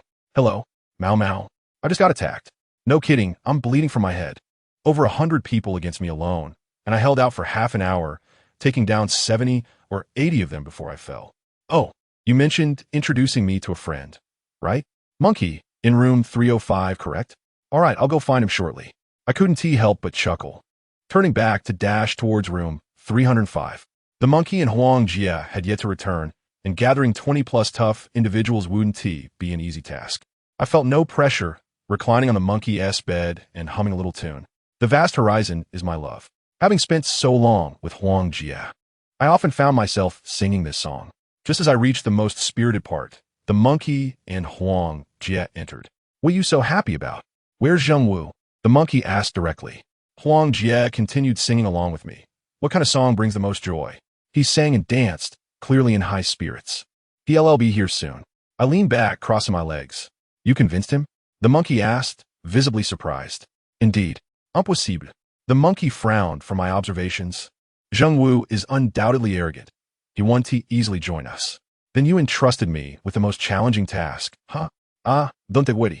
He'll be here shortly." "What about the people you called?" "I haven't seen any of them. Everyone is still awake. I've told them to come in groups to avoid drawing too much attention to ourselves, lest the 9 princes catch wind of it." The monkey was quite meticulous. He approached me. "Did you really convince Zheng Wu?" His expression remained skeptical. "If you don't believe me, just wait and see." "I'm not worried at all." "All right then, once everyone's gathered, we'll discuss our plan." "Damn it, you lunatic, stop singing." Huang Jie completely ignored him, continuing his exuberant performance, reminiscent of a square dancer. "Let him sing. It's rare to see him so cheerful." In truth, I was quite tempted to join in as well. However, they would be arriving shortly, and seeing Huang Jie act so foolishly would not bode well for our leadership. The words proved remarkably effective. Huang Jie immediately ceased singing. Adjusting his attire, he remarked, "Indeed, the leader ought not to be so erratic. I should embody a more composed and dignified demeanor befitting my status." "What did you say?" Monkey's eyes widened in surprise. Moments later, the three of us found ourselves embroiled in yet another spirited debate about who truly held the title of leader. Suddenly, the door swung open, and 4 or 5 individuals entered, staring at the three of us in bewilderment. "No worries, we are merely engaging in physical exercise," we hurriedly explained, releasing one another and chuckling foolishly. I couldn't help but notice that I had become increasingly foolish myself, hadn't I? "Please, take a seat," Monkey beckoned, introducing the newcomers.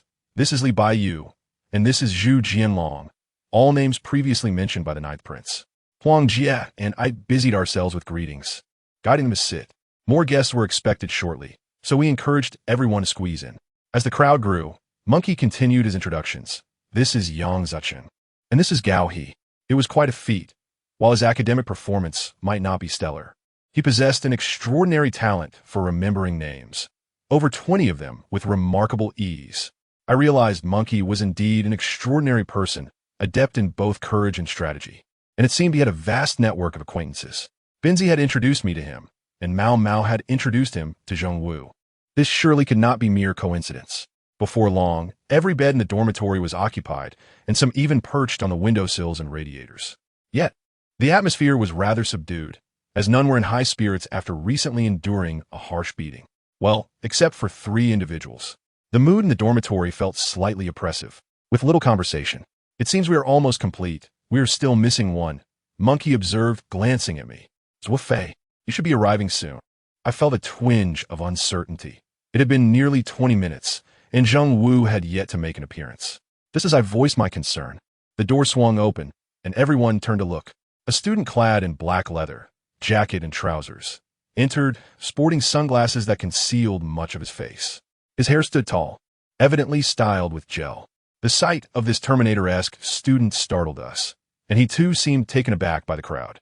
"Who is Monkey?" he inquired. It took me a moment to realize this was Zheng Wu, though I wondered why he had chosen such an outlandish appearance in this sweltering heat. "I am," Monkey replied, rising. "You are Zheng Wu. Do you know me?" Zheng Wu removed his sunglasses, his expression one of mild surprise. "Did Mao Mao mention me?" "Mao Mao? The one for number 7 high school?" "He didn't tell me, but I know you. You were quite formidable earlier, chasing over 30 of the Ninth Prince's men down the hallway." "Monkey certainly knows how to talk," he chuckled. "It was a piece of cake. Luckily, they were fast runners, or I might have taken them all down." Zheng Wu strode in, the sound of his leather shoes echoing. "Mao Mao sent me to find you, saying we should become friends." "Ah, I see. Please, have a seat," Monkey urged, though the dormitory was cramped with no available seats. "It's all right, I'll just stand," Zheng Wu replied. "I apologize. We have quite a few friends here tonight, and we're discussing how to deal with the Ninth Prince." "Count me in," Zheng Wu casually remarked. "I can assist you. The Ninth Prince is a defeated foe of mine." "Well, thank you," Monkey replied. "No need for gratitude. Since you are a friend of Mao Mao's, it is only right that I help." I nearly burst into laughter. He had come seeking Monkey's assistance, yet now he framed it as helping Monkey. Zheng Wu glanced around and remarked, "No wonder you are Mao Mao's friend. You have quite a following, almost rivaling my own." After saying this, he donned his sunglasses once more and struck a pose reminiscent of a cool assassin. I finally could no longer contain my laughter. All eyes turned towards me, and Zheng Wu lowered his sunglasses slightly, peering at me. "You?" he recognized.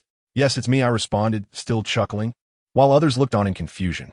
To be honest, had I not witnessed his distress in the water room, or heard him on the phone discussing a brawl with over 100 people, I might have believed him to be an exceptionally formidable individual. "Monkey, keep your little brother in check," Zheng Wu said, adjusting his sunglasses back into place, adopting a demeanor of depth and coolness. "Zuo Fei, quiet down," Monkey admonished. I was about to retort, but given the crowd, I decided to grant him a measure of respect. The dormitory fell silent, and Monkey continued. "As you all know, I've gathered you here for a purpose, so I want to waste time on pleasantries. Although the Ninth Prince has around 40 or 50 men, each of you here possesses the mettle of true warriors. Taking on two of them should pose no challenge. Thus, I propose we unite and eliminate the ninth prince. Agreed. Strength in numbers makes it feasible for me to take down two, someone declared. I've long found the ninth prince intolerable. A group of softies acting tough. What a joke. The atmosphere began to ignite with enthusiasm. Only 40 or 50. I could handle them alone. Zheng Wu suddenly interjected. The room fell silent. As Zheng Wu lowered his head slightly, the sunglasses adding an air of mystery to his presence. However, I prefer to be a cog in the machine. Monkey, assign me a task. Having grown accustomed to Zheng Wu's boasting, I remained unfazed, reassured by his evident prowess. Monkey spoke without further ado. All right, let me outline my plan. The ninth prince has 9 main members, each with their own subordinates, ranging from 2 or 3 to 7 or 8, though fortunately, they are not all in the same class. And their influence is scattered. Tomorrow marks the first official day of classes. Let us all skip the second period. As soon as the bell rings, we shall each confront our respective adversaries, catching them off guard and aiming to defeat them decisively before they can regroup. Now, I will announce each person's opponent. Please listen closely. Yang Zucheng and Li Baiyu. You will face Zhou Kuan from Class 4. He has 5 brothers, so be cautious. Zhu Jianlong and Gao He. You will take on Xing Qiu from Class 6, who has 4 brothers. Monkey continued with unwavering focus, as if this plan had been meticulously crafted in his mind for some time. He spoke earnestly, devoid of his usual playful tone, appearing exceedingly serious, so much so that even Huang Jie remained silent. Lastly, there is one particularly formidable opponent, Yang Cheng from Class 9. Not only is he a skilled fighter, but he also commands 7 or 8 subordinates. I'll take care of him, Zheng Wu declared promptly. I inwardly applauded. Regardless of whether he was boasting or merely concerned with appearances, his audacity and decisiveness were traits not easily found. 7 or 8 subordinates. That could prove quite challenging. I might struggle against 3. That's acceptable, Monkey replied. However, it would be unwise for you to go alone. I shall assign you a partner. I'll manage just fine. I can handle 7 or 8, Zheng Wu retorted coolly. The dormitory occupants exchanged glances, astonished by Zheng Wu's confidence. How about I assign you a stick fetcher? I suggested jokingly. Well, that could work, Zheng Wu finally conceded. I nearly burst into laughter again. Monkey was truly amusing, assigning Zheng Wu a stick fetcher, effectively turning him into Zheng Wu's subordinate. Who among us would willingly accept such a role? Zuo Fei, you will assist Zheng Wu tomorrow, Monkey continued. I felt an urge to stab Monkey with a knife. Zheng Wu adjusted his sunglasses slightly and appraised me, nodding in approval. The situation was quite frustrating. I found myself unexpectedly tasked with a rather menial role. Just as I was about to voice my discontent, Huang Jie leaned in and whispered, Zheng Wu possesses considerable strength, but he can be a bit arrogant. The monkey fears he might cause trouble, which is why he wants you to accompany him. The monkey values you greatly. Hence, this significant responsibility has been entrusted to you. I couldn't help but wonder, then why didn't he send you? My disdain for Koreans surfaced, but it was irrelevant to my current predicament. The metaphorical stick I was meant to carry seemed to mock my irritation. As the meeting continued, the monkey began his summary, and I had to suppress my frustrations for the moment. Suddenly, a student posed a question. Why isn't anyone going after Big Cat? This statement ignited a commotion among the group. Indeed, why was Big Cat not being targeted? He was arguably the most formidable among the 9 princes. Without eliminating him, how could we claim victory over the 9 princes? Once the noise subsided, the monkey spoke deliberately because Big Cat will not be present tomorrow. The room fell silent. Confusion etched on every face. I shared the bewilderment, wondering if Big Cat even needed to report his attendance to the monkey. I glanced at Huang Jie, who merely shrugged in ignorance. In a dreamlike atmosphere, the monkey remained contemplative. A voice broke through the tension. If Big Cat doesn't show, we can't truly say we vanquished the 9 princes. A chorus of affirmations followed. Rest assured, he won't be here tomorrow, for he is reserved for me, the monkey declared, his tone both calm and commanding. The group exchanged glances, grappling with the weight of his words, while the monkey's serious demeanor lent an air of credibility to his claim. All right, we shall proceed separately, someone suggested, and the assembly began to rise, ready to disperse. Just then, a voice questioned, after this battle, you won't think yourself the leader, will you? All eyes turned to the monkey, including mine. as we contemplated the implications of overthrowing the nine princes and establishing a new power dynamic. Certainly not, the monkey chuckled. The enemy of my enemy is my friend. We are merely united temporarily. Once we have toppled the nine princes, we shall part ways. However, if you ever require assistance, feel free to reach out to me. Who knows, I might be able to help. His words were artfully crafted, neither confirming his leadership aspirations nor severing ties with the group. This left us with a sense of camaraderie. In the wake of this exchange, the group began to leave, but the monkey interjected, "So are we friends now?" The collective nodded, albeit with some confusion. I suddenly realized the monkey's intentions and rushed towards him. "You can borrow from me." I quickly covered his mouth, muffling whatever he was about to say. The murmurs of curiosity filled the room. As the commotion continued, I silenced Huang Jie as well, pinning them both down. "What is happening?" came the collective inquiry. Nothing. We're just having a bit of fun. You all head back and discuss tomorrow's plans." With that, the others departed, leaving me to confront the two. I released them, my frustration bubbling over. What was that all about? Didn't we agree on this outside the internet CAF? The monkey slapped his forehead, acknowledging his lapse. Huang Jie shrugged, claiming it was all the monkey's fault. "Are you trying to scare everyone away?" I sighed, turning to see Zheng Wu standing coolly at the doorway, his presence exuding an unsettling charisma. "Why haven't you left?" I stammered, caught off guard. The monkey stood, curious about Zheng Wu's intentions. Zheng Wu removed his sunglasses and proclaimed, "Mao Mao is my brother, and since you're also his brother, I believe we are brothers too." The monkey's eyes sparkled with excitement, and I suspected he was about to ask for money. Huang Jie, equally animated, echoed the sentiment, as if sensing an opportunity. "Indeed, we are all brothers," Zheng Wu nodded. "Could you lend me 5 yuan? I haven't had dinner yet." The monkey and Huang Jie fell silent. While I burst into laughter, Zheng Wu, oblivious to their reaction, continued, "I realize it's not ideal to ask for money so soon after meeting, but I have no choice. This afternoon, I helped an elderly lady who fell in the street, and in the process, I lost over 200 yuan from my pocket." The absurdity of his reasoning struck me. Who would risk their money to help someone these days? "Is that all right, monkey? I'll borrow some from Mao Mao tomorrow and return it to you." I watched the monkey closely, eager to see how he would respond. "What are you saying?" "Brother shouldn't keep count," he said. "Zuo Fei, give Zheng Wu 5 yuan. I complied, handing over the money. Zheng Wu accepted it, remarking, "Being the leader has its perks. When funds run low, you simply borrow from your subordinates." "I am not your subordinate." I protested, but Zheng Wu ignored me. Turning to exit the room, left with just the monkey and Huang Jie, I quickly inquired, "Monkey, what is your plan for dealing with Big Cat?" "You should discuss tomorrow's actions with Zheng Wu first, then return to me," he replied. I acquiesced, stepping out of the dormitory, suddenly questioning why I was so compliant. Was I truly becoming his subordinate? Yet, I'd already stepped outside, so I followed Zheng Wu into his quarters.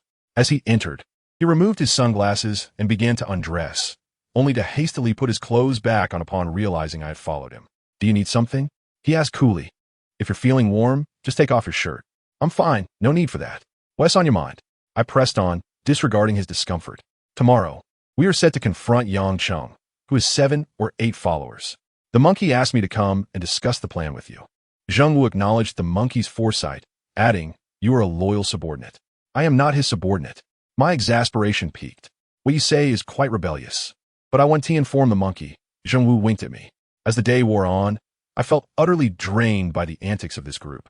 "Tomorrow, just follow behind me and help me carry the equipment," Zheng Wu instructed, handing me a heavy baton.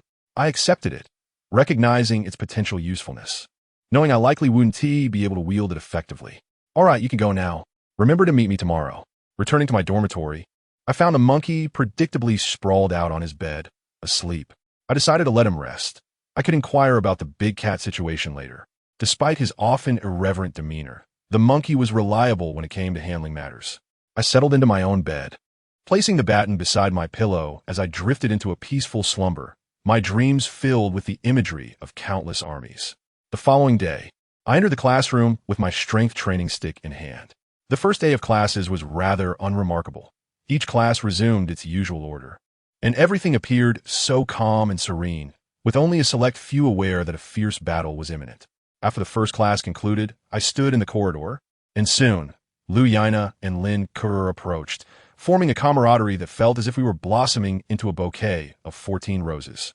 No wonder Zhou Kuan remarked that I was mingling with the ladies. However, today was peculiar. Amidst the chatter of the girls, Wang Yao was conspicuously absent. "Where's Wang Yao?" I inquired, puzzled. "Oh, why do you start with Wang Yao? Are you perhaps considering keeping two boats afloat? That certainly disregards our dear Kerr," Lu Yana remarked, her tongue quick and sharp. Suddenly, a cheerful voice interrupted. It was Zuo Fei, who approached with a beaming smile. "Oh, Lu Yana is here too. What a coincidence," I retorted. "I encounter hundreds of classmates daily. Does that mean I'm fated to them all?" Zuo Fei dismissed my comment, scratching his head. His cheeks tinged with an unexpected crimson hue. I was taken aback. Could it be that this thick-skinned fellow could blush? Remembering that Zuo Fei had a fondness for Lu Yana, I teased.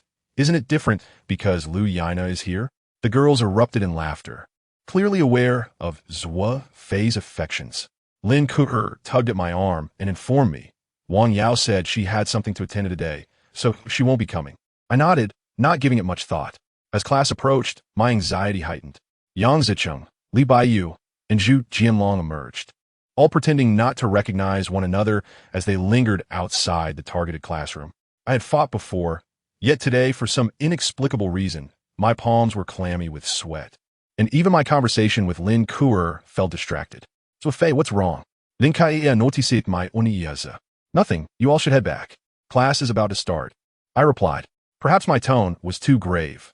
Lin Ku'er nodded and returned to her class with Zhang Xian. "What are you all up to, acting all mysterious?" Lu Yana glanced between me and Zuo Fei. "We're preparing to team up for a venture," Zuo Fei whispered. "Today, the ninth prince is going down." Indeed, in the presence of the girls they admired, all secrets and plans seemed to dissolve. Lu Yana nearly burst out laughing. Shush, when do you plan to make your move?"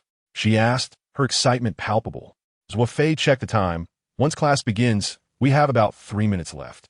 "Wonderful. Wishing you swift success." Lu Yana enthusiastically extended her hand. "Thank you," Zuo Fei replied, reciprocating the gesture. Watching this unfold, I couldn't help but think of Wang Yao. It was truly a pity she wasn't here today. Suddenly, a voice broke through. "Monkey." We turned to see Zheng Wu, still clad in the same outfit from the previous night. Black leather jacket and pants, paired with dark sunglasses. "Why are you still in that getup?" Zuo Fei couldn't contain his curiosity, especially in the sweltering summer heat. "What? Is it not stylish?" Zheng Wu replied, touching his attire. "It looks good, but don't you feel hot?" "Not really. This is my battle attire. When I fight against Mao Mao at 7th Middle School, I always wear this. It makes me feel secure." "All right then," Zuo Fei conceded, speechless. "Zuo Fei," Zheng Wu said, lowering his sunglasses slightly to peer at me. "Where's my weapon?" "Right here." I patted my side. Zheng Wu nodded, readjusting his sunglasses. "You will follow me closely." Understood. With only a minute to spare, many students had already entered their classrooms, leaving just us in the corridor, maintaining an air of nonchalance. "Monkey." Huang Jie approached with a smile. "Ready?" "Yes. Here's yours and this is mine." Huang Jie produced 2 handles, handing one to Zuo Fei. "Nice." Zuo Fei grinned, revealing a mysterious smile. "I just visited class 5. Big Cat is really absent today." "How did you manage that?" "A secret." Zuo Fei continued to feign mystery. "Wait, Big Cat is absent? Wang Yao is also missing." Lu Yana suddenly interjected. My mind buzzed.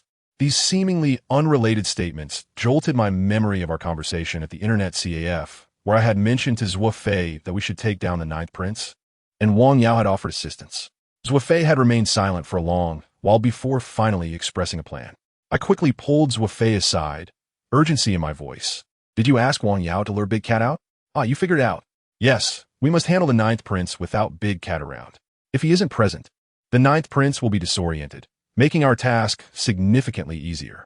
Once we deal with the minions, taking care of Big Cat will be a piece of cake. Only Wang Yao could pull this off. If she invites Big Cat, he will surely come. But what if Wang Yao is in danger?" My hands trembled slightly. "Oh, what danger could there be? Give Big Cat 100 chances, and he wouldn't dare lay a finger on Wang Yao." Zuo Fei replied nonchalantly. Just then, the class bell rang, and the students standing in the corridor sprang into action, brandishing their weapons and rushing into their respective classrooms. "Monkey, hurry!" Zhuang Ye scolded, darting into a classroom. "All right." Zuo Fei followed closely behind, heading towards another challenging adversary, rumored to be as formidable as Yang Cheng, whom Zheng Wu and I were set to confront. Zuo Fei, let's go.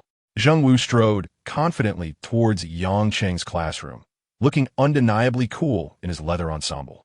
Yet I remained still, my mind consumed with thoughts of Wang Yao. Would Big Cat truly refrain from harming her?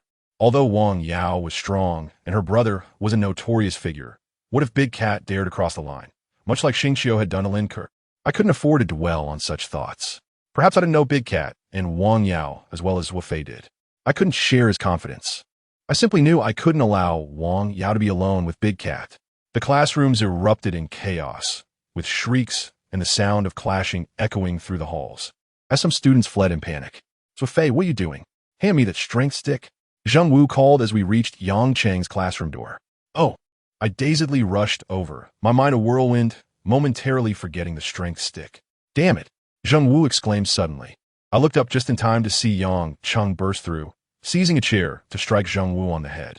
True to his nature, Zheng Wu merely swayed, then retaliated with a swift kick to Yang Cheng's midsection, sending him crashing back into the classroom. Give me the stick. Zheng Wu turned, and I quickly handed it over. He charged into the fray, and I followed closely behind. The classroom was a scene of utter chaos, with 7 or 8 boys brandishing makeshift weapons, encircling Zheng Wu. He wielded the strength stick with remarkable vigor, pushing them all back. My concern for Wang Yao surged, and as I turned to leave, I spotted Yang Cheng rising, wielding a bench to strike Zheng Wu from behind. I couldn't ignore it. I grabbed a bench and dashed over, striking Yang Cheng across the back, causing him to tumble to the ground with a thud. Zheng Wu glanced back, clearly startled, but quickly added, I knew you would come. I was just about to deal with him, so don't think you saved me. Watch out in front, I shouted, tossing the bench at an assailant poised to strike Zheng Wu. Ah! Zheng Wu found himself at a loss for words, brandishing his baton once more as he charged forward. Indeed, Zheng Wu exuded an air of dominance. Clad in leather attire, though ostentatious, it undeniably augmented his formidable presence, causing Yang Cheng's subordinates to retreat in fear. Zheng Wu dispatched one after another with ease, as if slicing through vegetables. The girls screamed, either huddling in corners or fleeing to the corridor, turning the classroom into utter chaos with desks and chairs strewn about. I noticed Yang Cheng had collapsed, unable to rise, and only then did I hastily exit the classroom. The corridor was equally disordered, with some skirmishes having shifted here, and roars of anger echoed from various directions. These tensions had been bottled up since the previous night. In such a tumultuous scene, even the security team's arrival would be futile. I dashed into another classroom, where I spotted Monkey and Huang Jie engaged in an aerial battle with several students, clearly gaining the upper hand. I maneuvered around the disarray of furniture and approached Monkey. Monkey, Left Fei, what brings you here? How is Zheng Wu holding up? Monkey replied while continuing to fight. Zheng Wu is fine. He can handle alone. But I ask you, where did Wang Yao arrange to meet Big Cat? I have no idea. I didn't inquire. I told you not to worry. No, I must check on them. Where could they be? There's a milk tea shop at the school entrance. Perhaps they went there. I'm not certain. You should investigate. All right. I had no time for further conversation and rushed out of the classroom. As I traversed the chaotic corridor, I spotted a group of fully armed security guards rushing towards me. Upon exiting the school, I quickly dialed Wang Yao's number, my heart racing with each beep. Fortunately, the call connected. Wang Yao, where are you? I'm at the milk tea shop at the school entrance. Have you finished your business? Done. Are you all right? What could possibly happen to me? Wang Yao laughed. Are you coming over? Big Cat is here too. I breathed a sigh of relief. Good. Wait for me there. Just as I was about to hang up, I heard a loud shout from within. Big Cat, what do you mean? My heart sank immediately. What's going on? Tell me. A loud crash echoed. It seemed Wang Yao's phone had fallen. Yet the call continued. Hee hee. I intended to wait a bit longer, but I didn't expect you to summon someone else. Big Cat, how dare you? I'll have my brother kill you. Hey, being able to sleep with you is worth dying for. I've awaited this opportunity for so long, and you even took the initiative to ask me out. This is a drug given to me by Xingqiu. It is said to be particularly potent. The voice abruptly ceased. I glanced at my phone. The call had ended. My mind buzzed with anxiety. Something had indeed gone awry. I dared not pause, sprinting forward with the speed of a 100-meter dash, the wind rushing past my ears. At last, I spotted the milk tea shop.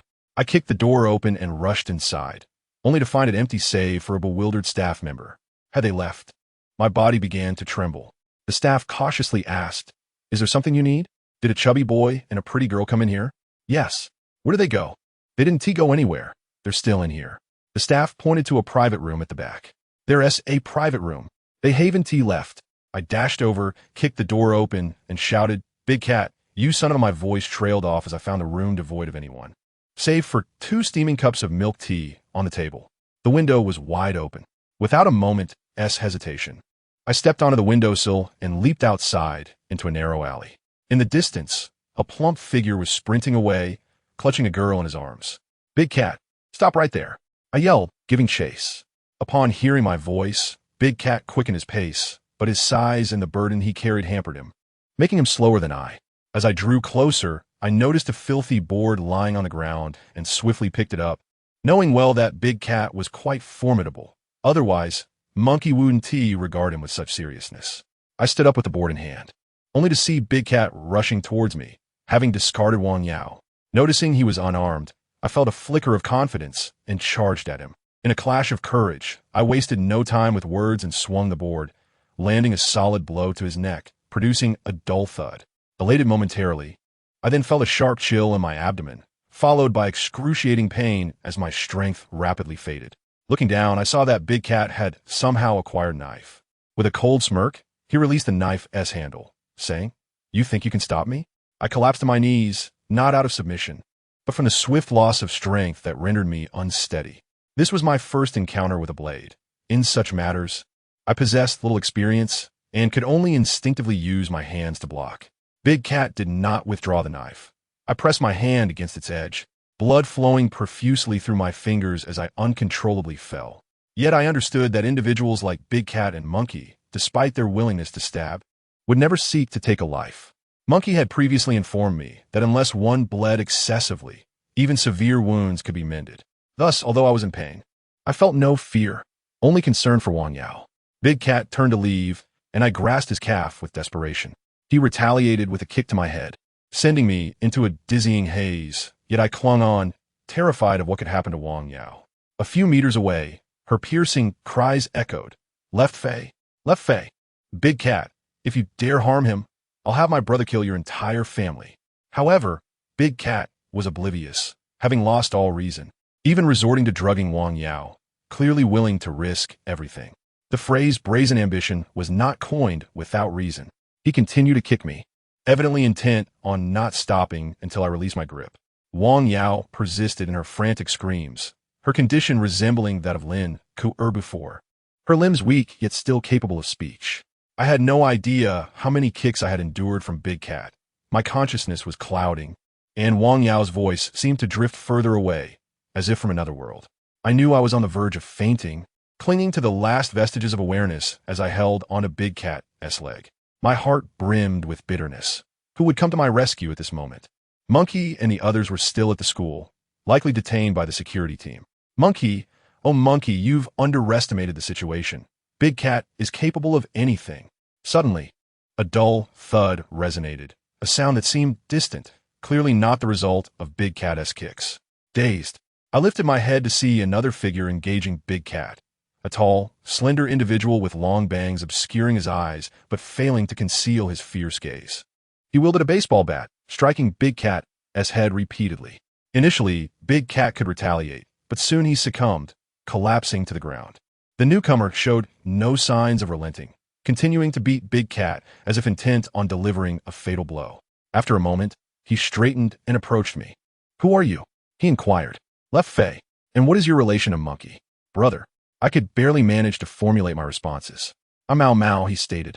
"Monkey instructed me to keep an eye on Wang Yao." I nodded. "Mao Mao from Qizhong, I know." Then I succumbed to darkness. My final thought was, so Monkey had already made arrangements. If only I had known sooner, could I have escaped this fate? However, when I lost consciousness, a sense of solace filled my heart, for I knew that Wang Yao would surely be all right. Upon regaining my senses, I found myself being lifted onto an operating table by several medical personnel clad in white coats, surrounded by a throng of familiar faces. Monkey, Huang Jie, Zheng Wu, Mao Mao, Lin Ke, Lu Yina, and Zhang Xian were all present. "Zuo Fei." Monkey was the first to notice my eyes had opened. "Where is Wang Yao?" was my immediate inquiry. "She is fine. Several friends are watching over her," came the reassuring reply. I nodded, but suddenly a bitter taste surged in my throat, and I coughed up a mouthful of blood, startling even myself. How could I be spitting blood after being stabbed in the abdomen? Pain overwhelmed me once again, and I nearly lost consciousness, unable to utter a complete sentence. Zuo Fei, you must hold on. I saw Monkey's eyes glistening with unshed tears. The operating table was hastily pushed forward, and I clung tightly to Monkey's hand. Help me, get some food, and then I blacked out again. The thrill of revenge felt intoxicating. At one point, I regained consciousness to find several medical staff diligently attending to my abdomen, the overhead surgical lights blinding me. It was merely a few seconds before I succumbed to darkness once more. When I awoke again, I was lying in a hospital bed, the sky outside a brilliant blue. A pristine quilt covered me, and a 4-needle was inserted into the back of my left hand. A girl was busily arranging items on the bedside table. It was Lin Kuer. I let out a soft hum, and she immediately turned around, her eyes bright with joy. You're awake. I nodded, feeling a dryness in my mouth. Let me get you some water. Lin Kuer adjusted the bed's backrest, allowing me to sit up partially to sip the water, which had a slightly salty taste. The doctor recommended some diluted saline. I nodded again. What about Wang Yao? She is all right? As soon as the words left my lips, I regretted them. Of course, she was fine. Many were watching over her. I worried that my concern for Wang Yao might raise Lin Kuer's suspicions. Wang Yao is fine. She visited you last night, but you were still unconscious. She left 1,000 yuan before she departed. Lin Kuer answered my question earnestly, showing no signs of unease. I sighed in relief and asked, what about the others? Is Monkey all right? They have all gone back to class. I took a leave to accompany you. They are fine. The 9th prince is completely finished. Big Cat is still hospitalized, but Wang Yao's brother has declared that he will take care of Big Cat. So he probably won't dare to show up for class again. Others have become even less ambitious. Some didn't attend classes, while others have surrendered to Monkey. The 9th prince is now history. Has the school said anything? Of course not. They were all taken to the security office yesterday, and word has it that the higher-ups were furious and intended to deal with them severely. But then Monkey uttered a single sentence, and the school leaders let them off. What did he say? I was particularly curious. Monkey asked, where were you when the 9th prince and his crew were collecting protection fees? Did you secretly benefit from it too? Should I call the education bureau to discuss this? The school leaders immediately backed down. I was not entirely clear on how the negotiations unfolded, but in the end, the school covered the students' medical expenses and downplayed the incident, reportedly giving Monkey and the others only a warning. I couldn't help but chuckle. Monkey was truly remarkable. Though he often appeared foolish, he never faltered when it mattered. I sighed contentedly, lying flat in bed, feeling that life was simply splendid. Monkey is quite reliable. He had Wang Yao remove Big Cat, and even had Mao Mao from the 7th middle school keep watch nearby. If only I had known earlier, I wouldn't have acted so foolishly. After saying this, my heart raced as I felt a sense of unintentional disclosure. I was genuinely concerned that Lin Kuer might misinterpret my words. Lin Kuer fell silent, her gaze fixed intently on me. What is wrong? I smiled, albeit a bit strained. Zuo Fei, tell me, do you like Wang Yao? Of course not. I blurted out. Wang Yao had helped me numerous times in the past, and I felt compelled to assist her when I learned she was in danger. Please do not misunderstand me. After saying this, I felt somewhat guilty. Truth be told, I was unsure of my feelings for Wang Yao. I detested fickle-hearted men and did not wish to be one myself. I would rather consider my feelings for her as gratitude. Even if I did harbor a slight fondness for Wang Yao, I would suppress it completely and focus solely on being good to Lin Kuer. As human beings, isn't our greatest trait our ability to control our actions? Lin Kuer remained silent, her eyes still fixed on me, as if attempting to see through me. I truly mean it, I said with a grin. I was thinking of confessing my feelings to you after dealing with the 9th prince, so you better be prepared. Don't let me lose face when the time comes. Lin Kuer still did not speak, lowering her head as if lost in thought. I knew she was likely overthinking, and just as I was about to offer her more reassurance, the door to the ward was suddenly pushed open. Lin Kuer and I looked up simultaneously to see a person entering, holding a bouquet of flowers. Zuo Fei, how are you feeling? This person smiled broadly, placing the flowers on the bedside table. Upon seeing this individual, fire ignited in my eyes. It was Yizhen, a weasel wishing a chicken a happy new year. Nothing but ill intentions. Lin Kuer, you're here too. Yizhen maintained his cheerful demeanor. Lin Kuer replied coolly. clearly uninterested in engaging with Yijan. I'm a good friend of Zuo Fei. Just came to check on him. I didn't expect to see you here as well. Yijan continued to gaze at Lin Ke. Well, you two chat. I'll step outside for a moment. Lin Ke stood up. Hey, don't go. Yijan grabbed Lin Ke's arm. Unable to contain myself any longer, I said, let her go. Yijan was momentarily taken aback, and Lin Ke seized the opportunity to break free and exit the room. I glared fiercely at Yijan, who merely chuckled. What else with the anger? I just want the three of us to have a little chat. Enough with the pretense. Just say what you want to say. I have no interest in conversing with you. Although Monkey had advised me not to confront this person head-on, I couldn't help but feel enraged at the way he was leering at Lin Ke. I doubted any man could remain calm in such a situation. Yijan's expression finally darkened. He seemed to realize he could no longer maintain his facade. Let's cut to the chase then. I want to pursue Lin Ke. Do you have any objections? Huh. If you wish to pursue her, then go ahead, but if you employ any despicable tactics, my fists won't spare you. But I see you as my greatest obstacle. What do you intend to do? Though maybe a glitch.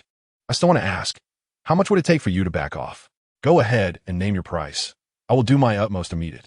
Yijan flashed a self-assured smile, clearly someone who was accustomed to the ways of the world. I burst into laughter. You can't possibly be foolish enough to think that money can resolve everything, can you?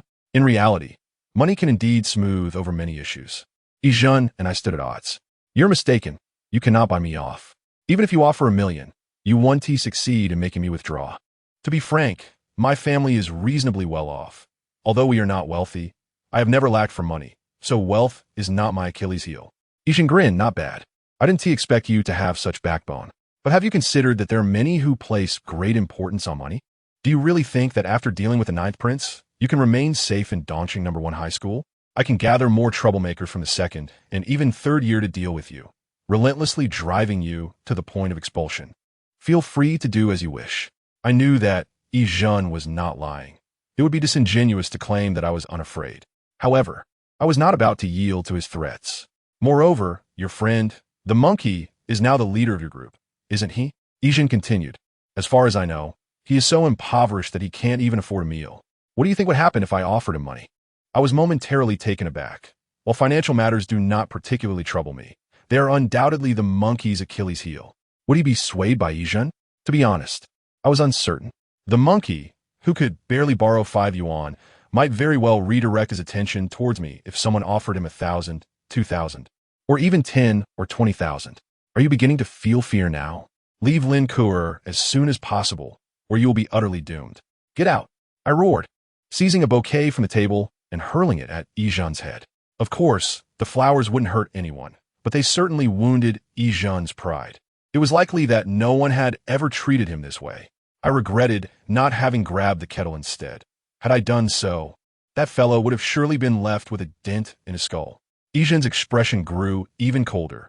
He was evidently not the violent type. Had it been anyone else, a brawl would have likely ensued. Yijan stood up and coldly declared, Zuo Fei, let me tell you, you are finished. Even without Lin Ke, I will ensure your downfall. Yijan, please leave. Lin Ke entered, having presumably listened from outside the door. Yijan ceased speaking and silently exited. But as he passed Lin Ke, he remarked, you will be mine sooner or later. In your dreams. Lin Ke talked coldly. Yijan pushed the door open and departed, while Lin Ke approached with a gloomy expression. Don't mind him. He is just an arrogant fool. Just wait and see how I deal with him, I reassured Lin Ke. She lowered her head. It seems I have been a constant source of trouble for you. What are you saying? Since I have a beautiful girlfriend, I must be prepared to handle any troubles that may arise. I laughed heartily, reaching out to gently caress Lin Ke's cheek, only for her to shyly evade my touch. Oh dear, I had forgotten. She is not yet my girlfriend. I withdrew my hand, continuing to chuckle. Just wait for me. Once I recover, I will confess to you, and we can love openly. What nonsense are you spouting? Lin Ke blushed, rising to tidy up other things, such as tossing the bouquet into the trash. As I watched her retreating figure, my heart brimmed with sweetness. By midday, visitors began to arrive in greater numbers, including the monkey, Huang Jie, Zheng Wu, Lu Yaina, and Wang Yao. To avoid misunderstandings, I merely exchanged a casual greeting with Wang Yao, although my heart still raced at the sight of her. Nevertheless, I remained composed, for it is the capacity to restrain oneself that elevates humanity above all. Once the crowd gathered, the atmosphere became lively, especially with the monkey and Huang Jie, both of whom were quite the jesters, and Lu Yina's presence further enhanced the joyful ambience, filling the ward with laughter. After a while, Huang Jie and the monkey stepped outside for a smoke, while Lu Yina accompanied Lin Ke to fetch water, leaving only Wang Yao and me in the ward. I felt somewhat awkward, unsure of what to say, and the atmosphere grew tense. I spoke, and suddenly, Wang Yao leaned closer. "You don't actually have feelings for me, do you?" I panicked. I had never anticipated Wang Yao would pose such a question. Stumbling abruptly, "No. No? Then why did you risk everything to save me? You have saved me several times. I was just thinking of returning the favor. Had I known the monkey had already made arrangements, I certainly wouldn't have intervened." "Really?" Wang Yao's commanding presence made me anxious. It was much more comfortable interacting with Lin Ke. "Indeed." Wang Yao sighed in relief. "That's good. From now on, you need not concern yourself with my affairs, lest others gossip. Also, treat Lin Ke well. Should you harbor any improper thoughts, I will ensure your demise." She gestured towards my groin, and I shuddered, recalling how she had dealt with Xing Qiu previously, realizing that this fierce woman would follow through on her threats. I nodded vigorously. "I won't. I've already promised Lin Ke that once I recover, we will officially be together." "Well then, you must not bully my Ke." Wang Yao finally smiled. She remains fiercely protective of her friends. Gazing at the innocent and kind-hearted Wang Yao, I felt a pang of guilt for my feelings towards her. Thankfully, I could still manage my emotions. Once she ascertained my loyalty, Wang Yao even began to hum a tune, though a tinge of sadness still crept in. After a while, the monkey and the others returned. Seizing the moment when the atmosphere had calmed, I recounted what had transpired with Yizhen. Naturally, I deliberately omitted the part about Yizhen attempting to buy off the monkey. "Oh my, Yizhen is hiring troublemakers from the second and third years to deal with you? I must have a word with him. He might as well give me the money to handle Zuo Fei myself." Huang Ye Loget. "Exactly. It's foolish to let good fortune slip away." He chimed in. I recognized they were joking and laughed along, yet a slight discomfort lingered in my heart. If only the monkey had said something like, "If he dares to find someone to deal with you, I will take care of him," it would have brought me joy. But such declarations were clearly not in the monkey's nature. He seldom vocalized his thoughts, leaving one to wonder what truly lay beneath the surface. "How can you think this way? How can you betray your brother for money?"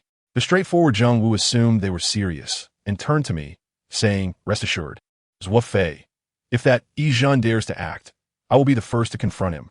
I looked at Zheng Wu, my heart swelling with gratitude. "Thank you." "No problem. We are brothers." Zheng Wu radiated warmth. Oh, how ashamed I felt. In comparison to him, I seemed utterly shameless. The monkey covered his face, and the group erupted into laughter once more. All present understood he was jesting, yet I found it difficult to laugh wholeheartedly. The memory of Yizhen's confident visage lingered in my mind, casting a shadow over my heart. Recognizing one's shame is the first step to correction, Zheng Wu proclaimed loudly. Today, he wore normal attire, perhaps due to not engaging in fights, and had not donned his peculiar battle garb. "Zuo Fei, here is your 5 yuan back." Zheng Wu handed me the money, and I had borrowed some from Mao Mao, who remarked that I was quite an interesting person, hoping for an opportunity to befriend me. I nodded, recalling Mao Mao's face, although I could no longer remember it clearly. The only vivid memory was of his fierce gaze hidden beneath a fringe. After a lively midday gathering, they returned to class in the afternoon, leaving Lin Ke to stay with me during my drip. Unlike the monkey, I was not so robust.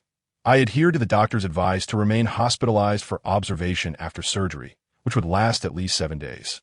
Lin Ke could not manage alone, especially at night, so everyone began taking turns caring for me. Lin Ke, Lu Yina, and Zhang Xian during the day, while the monkey, Huang Jie, and Zheng Wu took over at night. This arrangement helped mend my relationship with Zhang Xian, as our feelings gradually improved. Wang Yao was correct. Although Zhang Xian could be somewhat naive at times, her heart was genuinely kind. Especially after severing ties with Xing Qiu, she seemed to have returned to her normal self, describing her past as being clouded by ignorance. The days were delightful with beautiful company, making boredom impossible. However, nights were less enjoyable, as the monkey and Huang Jie tended to vanish to the internet CAF by the latter half of the night. Zheng Wu was diligent, but his snoring was thunderous. severely disrupting my rest, making his presence less than welcome. Before I knew it, 7 days had passed, and I was finally allowed to leave the hospital. Although I had not completely recovered, the doctor advised that I could recuperate at home. I pondered it was the perfect time to confess to Lin Kerr. The stars had aligned, presenting an ideal opportunity. As I returned to school and resumed classes after a week's delay, my homeroom teacher took the time to speak with me. He acknowledged that previously, the notorious Jiutai Z had been a source of trouble for me, but with Jiutai Z no longer a concern. He expressed hope that I would settle down and focus on my studies. I excelled at navigating such situations, promptly assuring him that I would dedicate myself to my studies. Having appeased the teacher, I turned my attention to more pressing matters, how to confess my feelings to Lin Kerr. I found myself at a loss, as the conventional gestures of love letters, roses, and candles felt excessively kitsch.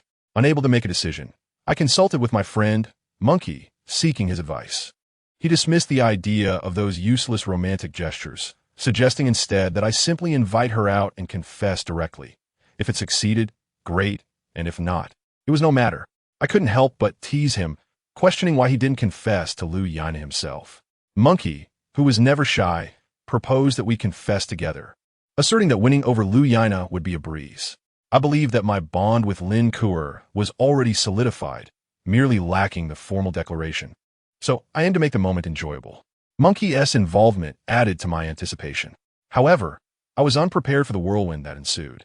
Even before I had settled on the time or place for my confession, Monkey had managed to spread the news far and wide. The first to approach me was Huang Jie, inquiring if I was indeed planning to confess, and even threatening to reveal my intentions to Lin Kerr unless I lent him 5 yuan. Reluctantly, I complied, and he dashed off to the internet CAF. Next came Zheng Wu, who insisted that I dress more handsomely for such an important occasion, offering to lend me his attire. I promptly declined, feeling his incredulous gaze upon me, and made an excuse to escape.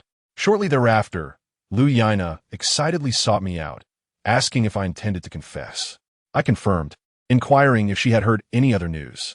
When I mentioned that Monkey planned to confess to her, she looked bewildered.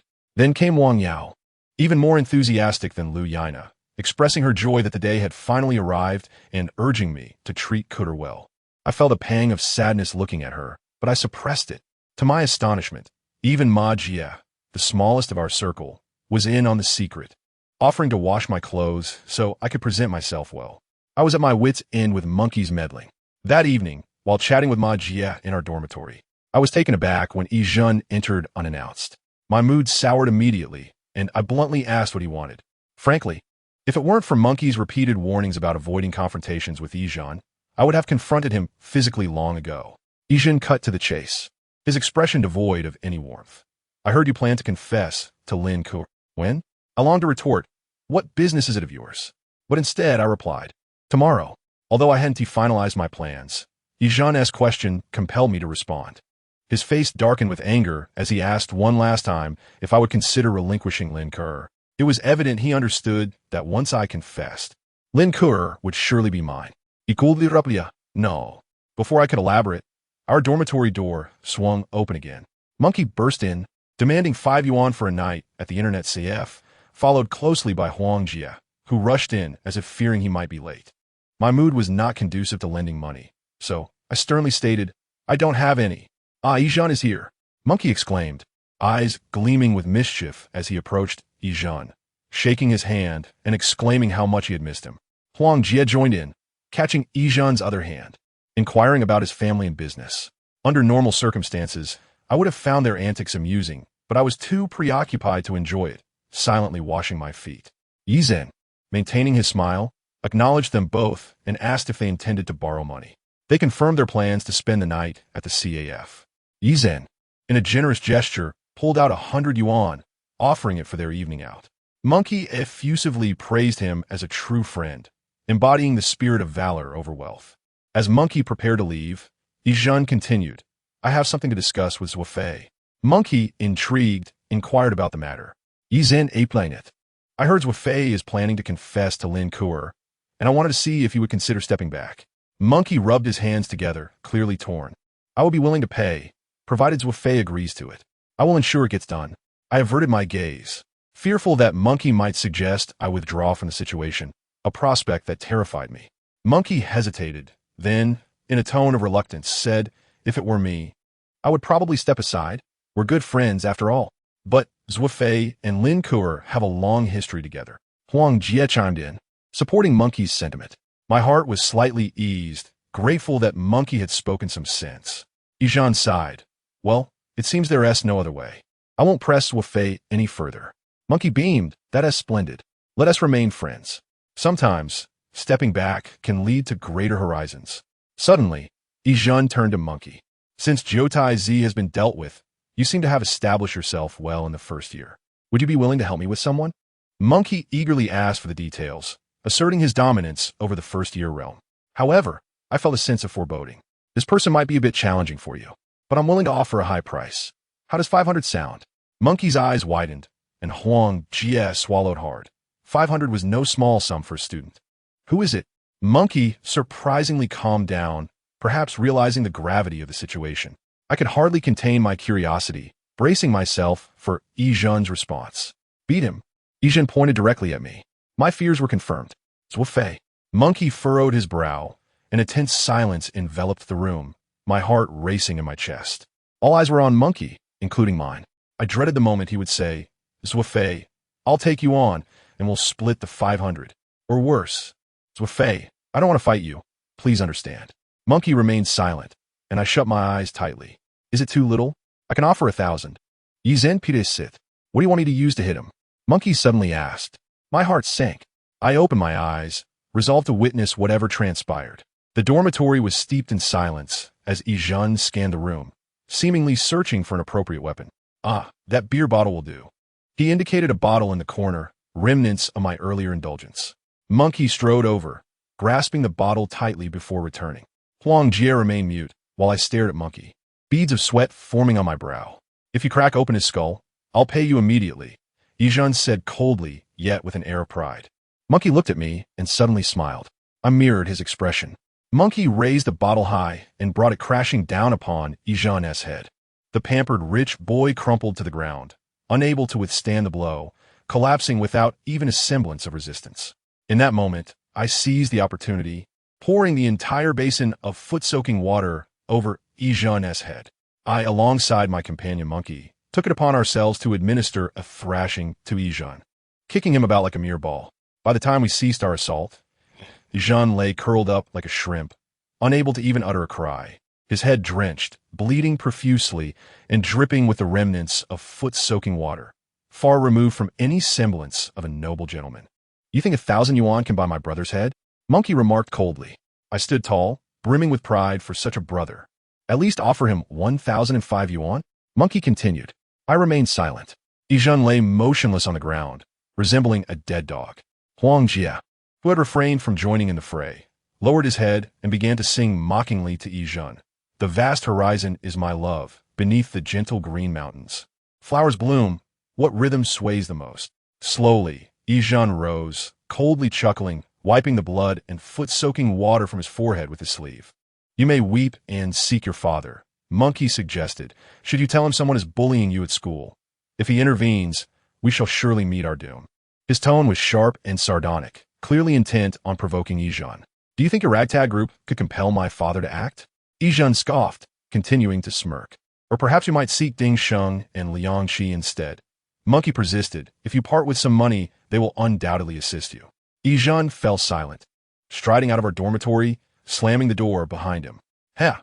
We made 100 yuan, Monkey declared, immediately retrieving the 100 yuan Yijan had previously given him, examining it under the light before kissing it. This is for us both. Huang Jie reached out to snatch it.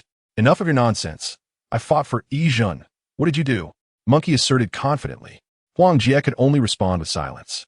Who are Ding Sheng and Liang Qi? I inquired. You claim to have aided Yijan in his fight, yet nearly brought him to death. I would feel ashamed to take that money. Zhuang Ye retorted. Monkey spat dismissively. At least I fought. What did you do? Sing a few lines? Phoenix Legend earns hundreds of thousands for a single performance. How much do you think you earn for singing it thousands of times? Who are Ding Sheng and Liang Qi? I pressed again. Singing was merely background music for you. Isn't it necessary to accompany such moments with a more spirited song? Is the most dazzling ethnic style a spirited song? I nearly danced along.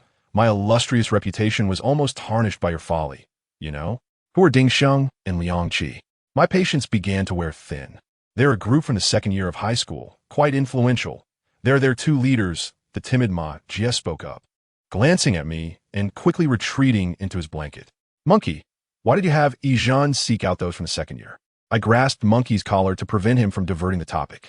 Zuo Fei, let me ask you, if a wolf stands before you and a tiger behind, which would you choose to confront? The wolf, of course. At least I could put up a fight. Against the tiger, there would be no chance. Precisely, Monkey affirmed. I would rather Yijan confront Ding Sheng and Liang Qi from the second year. At least we might stand a chance, rather than facing those mad dogs from the third year. Before Yijan seeks them out, can we not find Ding Sheng and the others ourselves? I ventured cautiously. Given our standing as freshmen, conversing with the leaders of the second year should pose no problem, right? Do you truly believe our visit would be more valuable than Yijan's money? There are always those who do not prioritize money. Who? Who could possibly disregard money? Call them out, so I may worship them. You, just a moment ago, Yijan offered you money to fight me, and you refused. That was merely too little. Tell him to add 5 more yuan, and I guarantee your head would bloom. TCH. I know Monkey is jesting. All right, off we go for an all-nighter. Monkey and Huang Jie hastily departed. A puddle remained on the ground. Just as I picked up a mop, Ma Jie rushed over, calling out excitedly. The following day, as the morning study session concluded, I heard someone calling for me at the door. Zuo Fei, Zuo Fei. Upon looking up, I was surprised to see Wang Yao, and I immediately dashed outside. I heard you all gave Yijan a beating last night?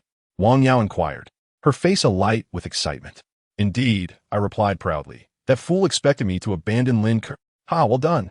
That guy thinks he can act superior, just because his family has some money. You all go ahead and deal with him, if things get too tough. I'm here for you. Wang Yao patted my shoulder gleefully. The more I looked at her, the more I liked her, but I forced myself to suppress such feelings. By the way, when exactly will you confess to Lin Ke? We've all been waiting. It's been tough keeping it from her. Tonight. I paused. After the evening study session. Fantastic. If you succeed, you must treat me to drinks. I noticed she said me rather than us, stirring something within me. No problem. All right. I shall await your good news.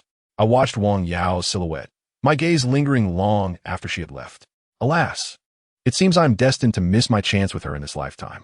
At noon, after school, I went to the internet CAF to find Monkey, sharing with him my plans to confess that evening. Monkey encouraged me, wishing me success. What about you? Didn't we agree to confess together? Itulin Koar? You to Lu Yaina. Monkey hesitated.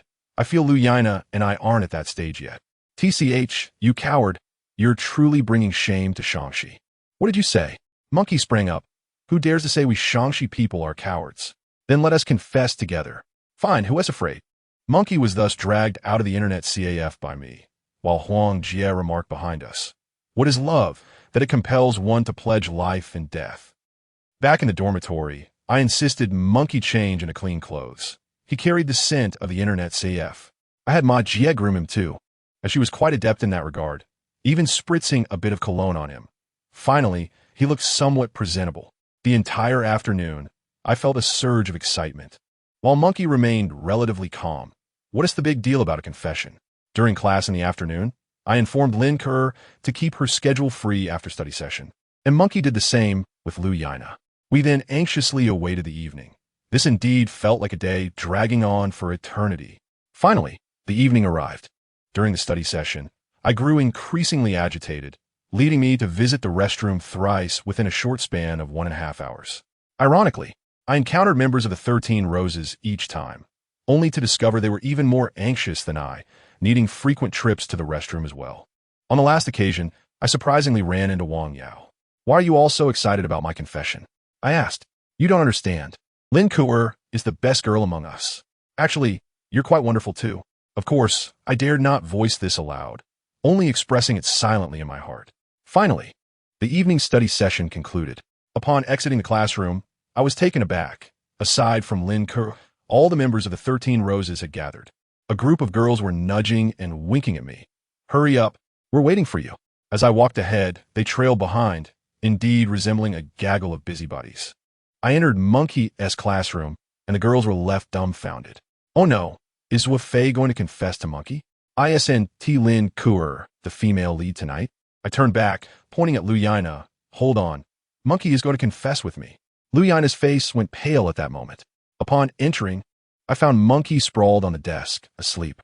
I approached and tugged at his arm, only to find his drool had soaked through the sleeves of his freshly changed clothes. At such a moment, he was still fast asleep. Monkey, wake up. It's time to confess. Don't send me to my doom, he mumbled. You Shanxi folks are all fools. There was no choice but to resort to my trump card. I assure you, I am not biased against any region. The monkey remained unresponsive. You people from Shanxi are all spineless. Still, the monkey did not react. My frustration mounted, and I shook the monkey vigorously. Wake up. It's time to confess. Zuo Fei. Ignore him. Lin Kuer is waiting for you. Zhang Xian called from the doorway. With no other option, I stepped outside, realizing that the monkey had faltered at a critical moment. It seemed I had to bear this burden alone. A group of girls laughed heartily, and Lu Yana joined in. Don't celebrate too soon. The monkey will wake up soon. Lu Yana turned and ran, prompting everyone to burst into laughter. All right, you all wait here for me. Do not follow me. I'm going to confess to Lin Kuer. I walked toward Lin Kuer's classroom, and indeed, the girls did not follow. Upon reaching the classroom door, I glanced back at them, all wearing cheerful smiles. Yet, I suddenly felt that Wang Yao's smile seemed somewhat forced. Was I imagining things? Regardless, Lin Kuer was my primary concern. I set aside thoughts of Wang Yao. Taking a deep breath, I called into the classroom, Lin Kuer, could you step out for a moment? Lin Kuer appeared as if she had been waiting for this moment, swiftly walking out. What do you need? I turned to glance at the group of girls, some of whom were even whistling, as if ready to act like little delinquents. Let us talk over there, I said, pointing to the end of the corridor. Once we reached the end, Lin Kuer and I stood face to face. I gazed at her exquisite face, my heart brimming with anticipation. The moment had finally arrived. Kuer, I said earnestly, I like you. Would you be my girlfriend? But instead of immediately accepting, she asked, Zuo Fei, do you really like me? I nodded affirmatively. I'm not being foolish. I wouldn't confess if I didn't like you. Do you like me? Or just my appearance? I was momentarily taken aback, then quickly realized the implication. 2 years ago, Lin Kuer had been considered unattractive, and I had refused to be with her, even throwing the ring back at her. Now, 2 years later, she had blossomed in beauty, and I found myself pursuing her, wishing for her to be my girlfriend. Wouldn't any girl feel uncomfortable in such a situation? Fortunately, I'd already contemplated this question. Kuer, during the 2 years you were gone, do you know what I thought about the most? What? Lin Kaya Luo could posit. I thought that if you appeared before me again, I would make you my girlfriend. Lin Kuer, don't you understand? I liked you even 2 years ago. Otherwise, why would I have protected you? Back then, I was too naive to recognize it as affection. I was influenced by others' opinions, thinking if I were with you, they would mock me. My immaturity led to such thoughts. After you vanished, it felt as if I'd been drained of life, and everything lost its color. Day after day, I yearned for the day we would meet again. By divine grace, that day has finally come. I swear, even if you were still considered unattractive, I would still be with you. I even wished you were still unattractive, so there wouldn't be so many people vying for your affection. So, Lin Kaya, resta suud. I, Zuo Fei, sincerely like you, not because of your appearance, but for who you are. This time, I will not let you slip away. By the time I finished this lengthy confession, Lin Kuer was already in tears. Don't cry, don't cry. I hurried to wipe her tears. What are you doing? If others see this, they might think I'm bullying you. Kuer, I wanted to protect you 2 years ago, and I wish to continue protecting you forever. I spoke tenderly, opening my arms to embrace her. Just as I thought everything was settled, my arms met empty air as Lin Kuer stepped back. Zuo Fei. She continued to cry. I stood there, stunned, suddenly gripped by an ominous feeling. I'm still unsure, I said. Will you blame me? Lin Kaya, tears streaming down her face, responded, unlike you, 2 years ago I thought I liked you because you were so protective of me, even arguing with Wang Baoqing. I dreamed of being with you. However, after transferring schools and reflecting on our relationship, I realized that it was mostly gratitude I felt, but gratitude is not love. You mentioned that you liked me 2 years ago, that you wanted to find me and be with me. But have you considered that perhaps you feel guilt and subconsciously want to compensate me? I stared blankly at Lin Kuer. momentarily at a loss for words. Then Kaia continued. So, Zuo Fei, our feelings for each other are not pure. Perhaps I feel gratitude, and you feel guilt. If we were to be together, as gratitude fades and guilt recedes, we might discover we don't truly like each other. By then, it will be too late. My body swayed slightly. Was this a rejection? It was clearly a rejection. My mind was a whirlwind, completely unsure of how to respond. I lacked the capacity to analyze Lin Kuer's words. All I knew was that she was rejecting me, and we could not become a couple. The group behind us would surely ridicule me. Zuo Fei, please listen. We need to consider our feelings. Don't say anything more. I turned away, not wanting to linger for another second, feeling like a fool for having pursued her so eagerly. Because of her, I had fought with Shou Kuan, with Xing Qiu, even angered Yi Zhen, and yet here I was rejected. I just wanted to flee, but my legs felt as heavy as lead. Lin Kuer called after me, but I could not hear. All I wanted was to escape, to avoid being the fool. Wang Yao and her group stood there, looking bewildered as I approached with a distressed expression. Zuo Fei, what is wrong? Wang Yao asked. I was rejected. I replied with a bitter smile, unwilling to say more, continuing to walk in a daze. They did not follow, but instead rushed toward Lin Kuer. As I turned the corner of the hallway, I spotted a couple walking hand in hand. I froze. It was the monkey and Lu Yana. Clearly, while I was confessing, the monkey had also made his move and succeeded, while I had failed. Initially, I thought my chances were solid, and the monkey's were uncertain, considering Lu Yana had never shown interest in him, often being evasive. Who would have thought that fate would play such a cruel trick? In his bliss, the monkey failed to notice my dismay and cheerfully asked, Zuo Fei, did you confess? My nose tinged with emotion, and I felt I could no longer hold back. Ignoring him, I rushed downstairs. The monkey and Lu Yana called after me, but I did not turn back. I just wanted to escape this place. Descending the stairs, I crossed the campus, bursting out of the school. I had no destination in mind, just running forward desperately, wanting to leave everything behind. I ran for what felt like an eternity until I spotted a barbecue stall by the roadside. The evening air had turned slightly chilly, and business was slow, the owner sitting idly. Boss, a bucket of draft beer, please.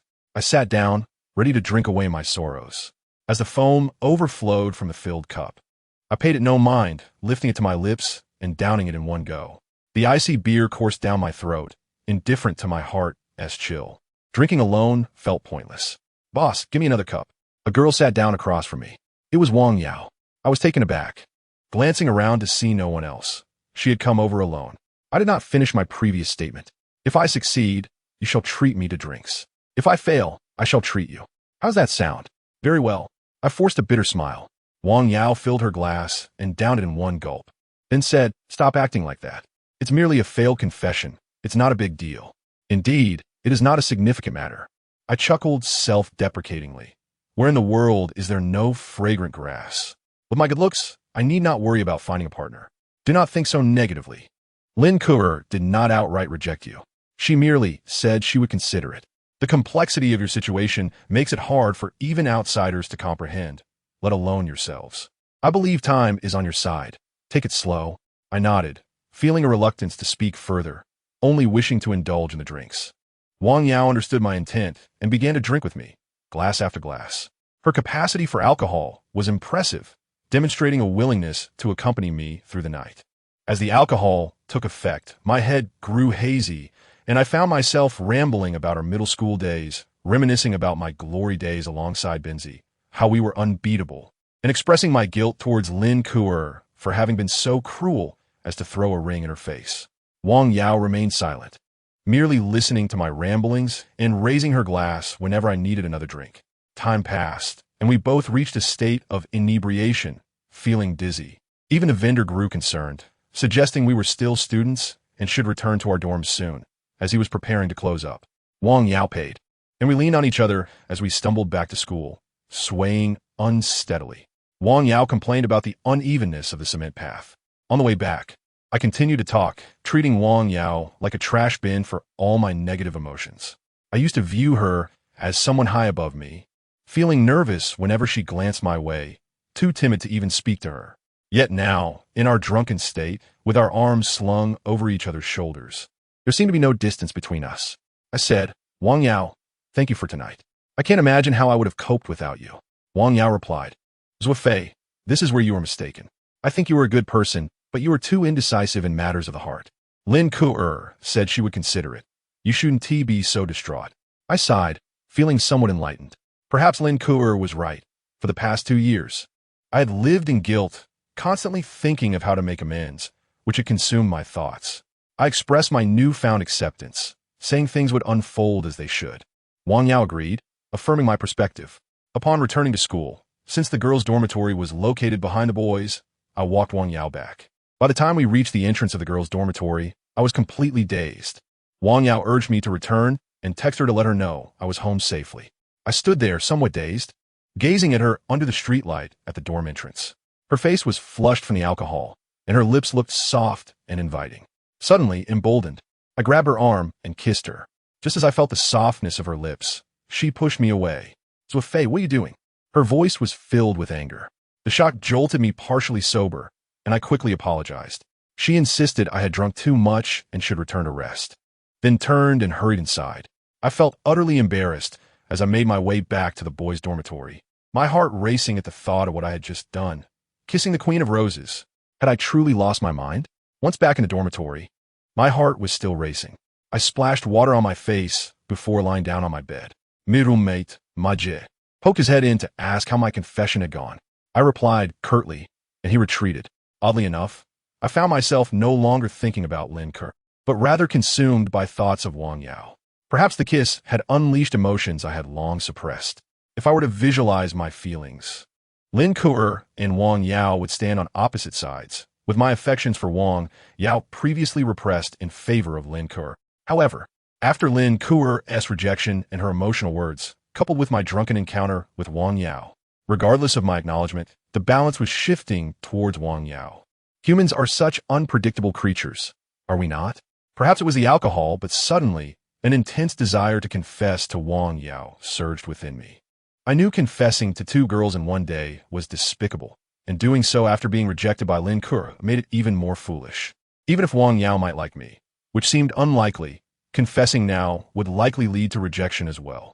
Yet, I felt an irresistible urge to act on this impulse, a tendency I had displayed 2 years prior when I had thrown a ring at Lin Ku'er. If I had possessed even a modicum of rationality, I would never have committed such a reprehensible act. So, I jumped out of bed, resolved to declare my feelings to Wang Yao. I didn't care if I would regret it later. All I knew was that I wanted to do it. No one could stop me. I slipped on my slippers and dashed outside. Ma Jie peeked out to ask where I was going, and I told him to mind his own business. As I exited the dormitory, I bumped into Zheng Wu, who had just washed his hair and was holding a basin. He greeted me, Zuo Fei. I heard you were rejected. I ignored him and continued running. I had not planned to confess over the phone. Such matters deserved a personal touch. I wanted to call Wang Yao down and tell her face to face. As I ran, I chuckled at the absurdity of confessing twice in one day to different girls. I wondered if this could be a world record, though professional playboys would not count. When I am old, I will surely recount this story in my memoirs, leaving my grandchildren astonished, saying, "Grandpa, you are truly a scoundrel." Some confessions, though likely to be met with refusal, are undertaken without hesitation. Thinking about it that way ignited a sense of fervor within me. Life offers few chances to be foolish. If one must be foolish, one should embrace it wholeheartedly. As I neared the girls' dormitory, I caught sight of a girl emerging. To my surprise, it was Wang Yao. What could she possibly be doing out at this hour?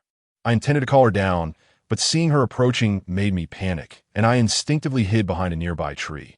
Wang Yao stopped a few meters away, breathless, leaning on her knees. "Why are you hiding? Come out." I was startled. Could she be talking to me? Surely, she hadn't seen me. "Zuo Fei, will you come out?" It was indeed me she was calling. Reluctantly, I stepped out to join her, both of us panting heavily. "What are you doing out so late?" I asked, but she shot me an angry glare. I had no idea what had upset her. I didn't know what to say. "Speak." Wang Yao's fierce gaze left me trembling. The courage to confess evaporated, and I felt doused in cold water, instinctively replying, "I just came out for a walk." "You're lying," she retorted, stepping forward and delivering a punch to my stomach. I gasped in pain, hardly believing her strength. "Are you going to speak?" she demanded, grabbing my arm and delivering a knee strike to my abdomen. I hunched over, knowing I had no chance of fighting back at this moment, bewildered by her sudden rage. I truly just came out for a walk, sister. I almost added Annie at the end. Wang Yao had no intention of relenting. Seizing the moment when I bent down, she struck my back with her elbow several times. The pain was excruciating, piercing through me. I quickly retreated, exclaiming, "Aunt, please stop hitting me. What have I done to provoke you? You kissed me earlier, and now you're deceiving me. Can you honestly say you haven't stirred up trouble?" Wang Yao approached again, seemingly intent on striking me once more. I hastily fled, and she chased after me, demanding, "Stop right there." I dare not halt, continuing to dash forward. Remarkably, she kept up, and we found ourselves racing across half the campus. Near the dormitory, streetlights illuminated the path, but by the time we reached the basketball court, it was enveloped in darkness. "I told you to stop. This is your last chance. If you don't halt, I'll go back and fetch a knife." Her voice rang out. Having heard tales of Wang Yao wielding a knife against a feral cat, I immediately complied, resigning myself to a beating rather than facing something far worse. She approached and delivered a few punches to my abdomen, insisting, "If you run again, I swear." I stood frozen, too intimidated to retaliate, enduring her blows. Yet, to her credit, she refrained from striking my face, aware that I relied on my looks. After tiring herself out, she inquired, "Now, tell me, what are you doing out here so late?" Fearful of confessing, I braced myself, declaring I was merely out for a stroll. The monkey succeeded, but I failed. In a foul mood, having drunk some alcohol, I thought a walk might help, only to be assaulted by you. Where should I seek justice for this? So you dare to lie," she retorted, glancing around before stepping aside. I wondered what she was up to until I spotted her carrying a brick towards me. "Wait, please calm down, Wang Yao," I exclaimed, raising my hands in surrender. "Are you drunk? This is your final warning. Why are you out here so late?" "I truly was just taking a walk," I insisted, feeling utterly defeated. What on earth was wrong with Wang Yao tonight? She raised the brick, asking, "Do you dare to claim you weren't out here to confess your feelings for me?" I stood frozen, stunned by her insight. How did she know? Was she somehow inside my head? Sensing my shock, Wang Yao realized her guess was accurate and swiftly delivered a punch. Not to my abdomen this time, but to my face. The sting was immediate, and I could tell my cheek was swelling. Not yet satisfied, she continued to pummel me, kicking my legs and striking my torso while hurling insults. "You scoundrel! You just confessed to Lin Kuer, and now you dare to pursue me? Who gave you the audacity?" I was left speechless. It was evident that Wang Yao was venting her frustrations. She continued her assault, berating me. "I detest men like you. Fickle-hearted. Always eyeing the next option while feasting at the table. You should focus on Lin Kuer. How dare you harbor intentions towards me? You are jeopardizing my reputation. If others find out, how will I live? I swear, I will take a knife to you. Just wait." Wang Yao stormed off, and I hurried after her, repeatedly apologizing, promising I would never dare again, pleading with her not to act this way, assuring her I would keep the matter confidential. She ignored me, striding ahead with determination. After several meters, she suddenly stopped, plopping down on the steps by the basketball court, burying her head in her knees, her shoulders trembling. Was she crying? I widened my eyes in disbelief, unable to fathom that Wang Yao was shedding tears. What should I do? Her sobs grew more intense. I quickly sat beside her, gently patting her back, saying, "All right, it's my fault. I failed to manage my own feelings. I understand your intentions tonight. I promise I won't develop feelings for you anymore. I assure you, no one will learn of this, and your reputation will remain intact. All right?" Wang Yao remained unresponsive, continuing to weep in her knees. I was at a loss for words, repeating my apologies, insisting I wouldn't burden her further. After a while, she lifted her head, her eyes swollen from crying. And through her sobs, she said, "You truly do not understand my feelings." I protested. "How can I not understand? You've scolded and struck me already, and I promise I won't harbor feelings for you again. But what if I do have feelings for you?" Wang Yao suddenly blurted out. I was taken aback, staring at her in shock. It was nearly midnight, and the basketball court was shrouded in darkness, illuminated only by the moonlight that revealed her features. I could see she was earnest in her confession. As she continued to sob, the cool night breeze enveloped us, and we fell into a prolonged silence. Wang Yao had developed feelings for me? I could scarcely believe it, as if I were trapped in a dream. Yet the genuine sound of her weeping and the gentle wind assured me this was no mere illusion. "How long has this been?" I inquired. "I don't know," she replied. "Ever since my friends mentioned a boy who was exceptionally protective of Lin Kuer, enduring 7 beatings in 3 days, I found him intriguing. Later in the park, you were equally protective of Lin Ke, standing against the entirety of the Ninth Prince. At that moment, I admired you, as my friends and I had encountered nothing but scoundrels. My previous boyfriend was academically gifted and handsome, yet after just 3 days, he backed away after a confrontation. As people praised you, I couldn't help but steal glances your way. However, I knew it was inappropriate. You were Lin Ke's designated partner, and I couldn't intrude upon my friend's territory. Then, when you were stabbed while rescuing me, my jealousy for Lin Ke surged. Why did she deserve such a wonderful boyfriend? Yet I still had to suppress my feelings. Until today, when I learned of your failed confession, you cannot imagine how elated I was. Is that too dark? I thought my opportunity had arrived, but upon asking Lin Ke, I discovered she was still unsure of her feelings for you. I feigned encouragement, but inside, I was disappointed. Enough of this, I feel so vile saying it. I, Wang Yao, am not that kind of person. Please continue. I am listening, Erich. After a brief pause, Wang Yao resumed her tale. I feared you'd be upset, so I accompanied you for drinks. During our time together, I sensed something was amiss. Why were you so fixated on me? Upon returning to the dormitory, you audaciously kissed me. I was fortunate not to retaliate on the spot. When I returned, I couldn't shake the feeling that you might impulsively confess your feelings for me, which would be disastrous. I had to stop you, so I went downstairs, only to find you actually dared to come. With that, Wang Yao struck my shoulder again. I took it without flinching and gently suggested, "Would you like to hear my side of the story?" Thus began my narrative, recounting the shock I felt upon first encountering her. The moment I could no longer suppress my feelings, and the overwhelming emotions that erupted when I learned of her abduction.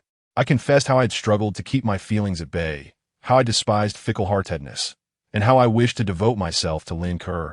But now, having been rejected, I had drunk a bit too much and impulsively kissed her, leading me to momentarily consider confessing my feelings. After I finished, Wang Yao sat in stunned silence. In truth, our sentiments mirrored one another. I exhaled deeply and ventured, since we both harbor affection for one another, why not? Wang Yao abruptly leaped up, exclaiming, "Impossible! I will never be with you." "Why not?" I queried, bewildered. "What do you think?" I am acutely aware that confessing my feelings twice in a single day would certainly dissuade any woman from developing a relationship with me. Even if Wang Yao were to overlook such matters, she could never tolerate the ambiguity that lingers between Lin Ke and myself. A girl of her disposition is undoubtedly passionate in love and hate, yet she would never stoop to the level of stealing her friend's boyfriend. Should there come a day when Lin Ke explicitly declares her lack of interest in me, and our connection becomes entirely severed, might Wang Yao and I then be free to pursue a relationship? Wang Yao fell silent, seemingly contemplating the matter. Ultimately, she muttered, "Let us discuss it when that day arrives. But I must tell you, until then, you must treat Lin Ke with utmost respect and harbor no inappropriate thoughts towards me." "Understood," I replied with a smile. Wang Yao then rose and added, "Furthermore, tonight's events must remain our secret." Of course, this will be our little secret. We walked back together, and as I accompanied her to her dormitory, the atmosphere felt markedly different from before. The intoxication had long faded, and after sharing our stories, our mindsets had shifted as well. As we walked, Wang Yao urged me to stop overthinking, insisting that Lin Ke was still the right match for me. After all, we have been classmates for several years, whereas our connection was merely a flicker of potential chemistry. I nodded repeatedly, amused by Wang Yao's nagging demeanor. She had previously criticized my sentimental approach to relationships, yet it seemed she was not faring much better herself. Throughout our journey, Wang Yao continued to beseech me to forget her and to focus on Lin Ke, revealing her evident fear of others discovering our situation. I retorted, "You're being overly dramatic. Lin Ke and I are not an item. We are both single, not even in a romantic relationship." Wang Yao sighed, "You don't understand. It's not that simple." Upon reaching the dormitory entrance, Wang Yao's expression darkened further. With a stomp of her foot, she exclaimed, "Oh no, what have I done?" I asked, "What is wrong?" She lamented, "I've truly lost my mind, revealing everything to you. Can you promise to forget it after a good night's sleep?" It became evident that she regretted her candor. I chuckled, "That's impossible. This is something I'll never forget." Wang Yao was left speechless, pointing at me. "Well then, let us minimize our interactions from now on." With that, she dashed back to the girls' dormitory. I returned to my own dorm, My mindset completely transformed. Initially embarrassed by Lin Ku's rejection, I now found unexpected delight in my encounter with Wang Yao. It felt as though I had lost a fortune in one lottery only to win the grand prize in another. A bittersweet blend of emotions left me uncertain whether to laugh or cry. As I lay in bed, thoughts of Lin Ku and Wang Yao danced in my mind. The lights had long been extinguished, yet sleep eluded me. I tossed and turned until my roommate, Ma Jia, suddenly remarked, "Fei, don't be so down. It's just a girl. There are plenty more out there." I retorted, "Leave me alone." Ma Jia retreated to his slumber. That night, I wrestled with my thoughts until the early hours. The following morning, I awoke feeling something was amiss with my eyes. A glance in the mirror revealed 2 prominent dark circles. After washing up, I returned to find my friends, Monkey and Huang Jie, seated on my bed. "What brings you two here?" I asked, astonished to see them at such an hour, when they were usually either gaming or sleeping. "Are you all right, Zuo Fei?" Monkey asked cautiously, extending a steaming plastic bag towards me. To my surprise, it contained 2 savory pancakes. "Wow, Monkey brought me breakfast. It's as if the sun has risen in the west." However, I knew he had come to console me after my failed confession. His willingness to sacrifice his gaming and sleeping time to check on me touched me deeply, and I gratefully accepted the pancakes. "Don't be too disheartened. I've heard the news. You still have chances," Huang Jie chimed in supportively. I mumbled in response while devouring the pancakes, too preoccupied to engage with their attempts at comfort. "Shall I sing you a cheerful song?" Huang Jie offered. "The vast horizon is my stop." I waved my hand. "No need for songs. I'm fine." "Are you really okay?" Monkey asked, eyeing me curiously. I patted myself down. "Do I appear troubled to you? All right then. How about you cover the cost of the pancakes, 5 yuan? Monkey proposed. I playfully tossed the plastic bag onto his head. "You're the one who should pay." Wiping my mouth, I headed for the door, with Monkey and Huang Jie hastily following behind. Seeing I was genuinely unbothered, they began joking about me being a coward for not being able to win over Lin Ku. Monkey boasted, "Look at me. I've already claimed Lu Yaina." Truthfully, I was not feeling particularly down. The mere thought of Wang Yao warmed my heart, but I could not share this sentiment with them. I merely feigned jealousy, claiming, "Lu Yaina must be blind to choose you." As we playfully bantered our way to the classroom, we encountered several older students loitering at the stairwell. "Hey, you 3, come here," one of them called out. We exchanged glances and approached them cautiously.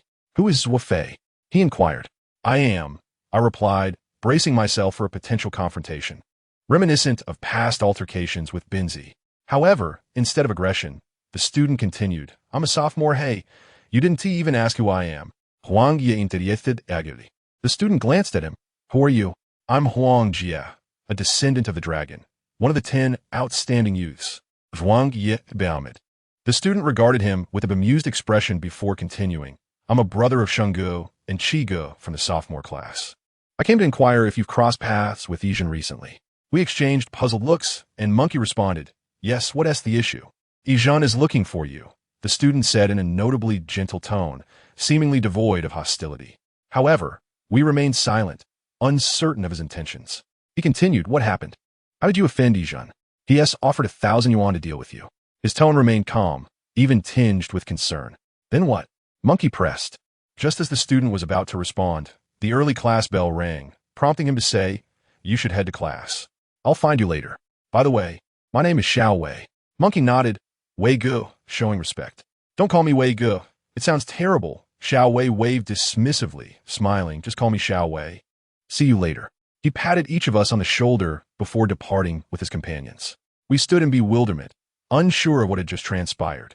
As we climbed the stairs, Monkey remarked, "It's been ages since I attended an early class.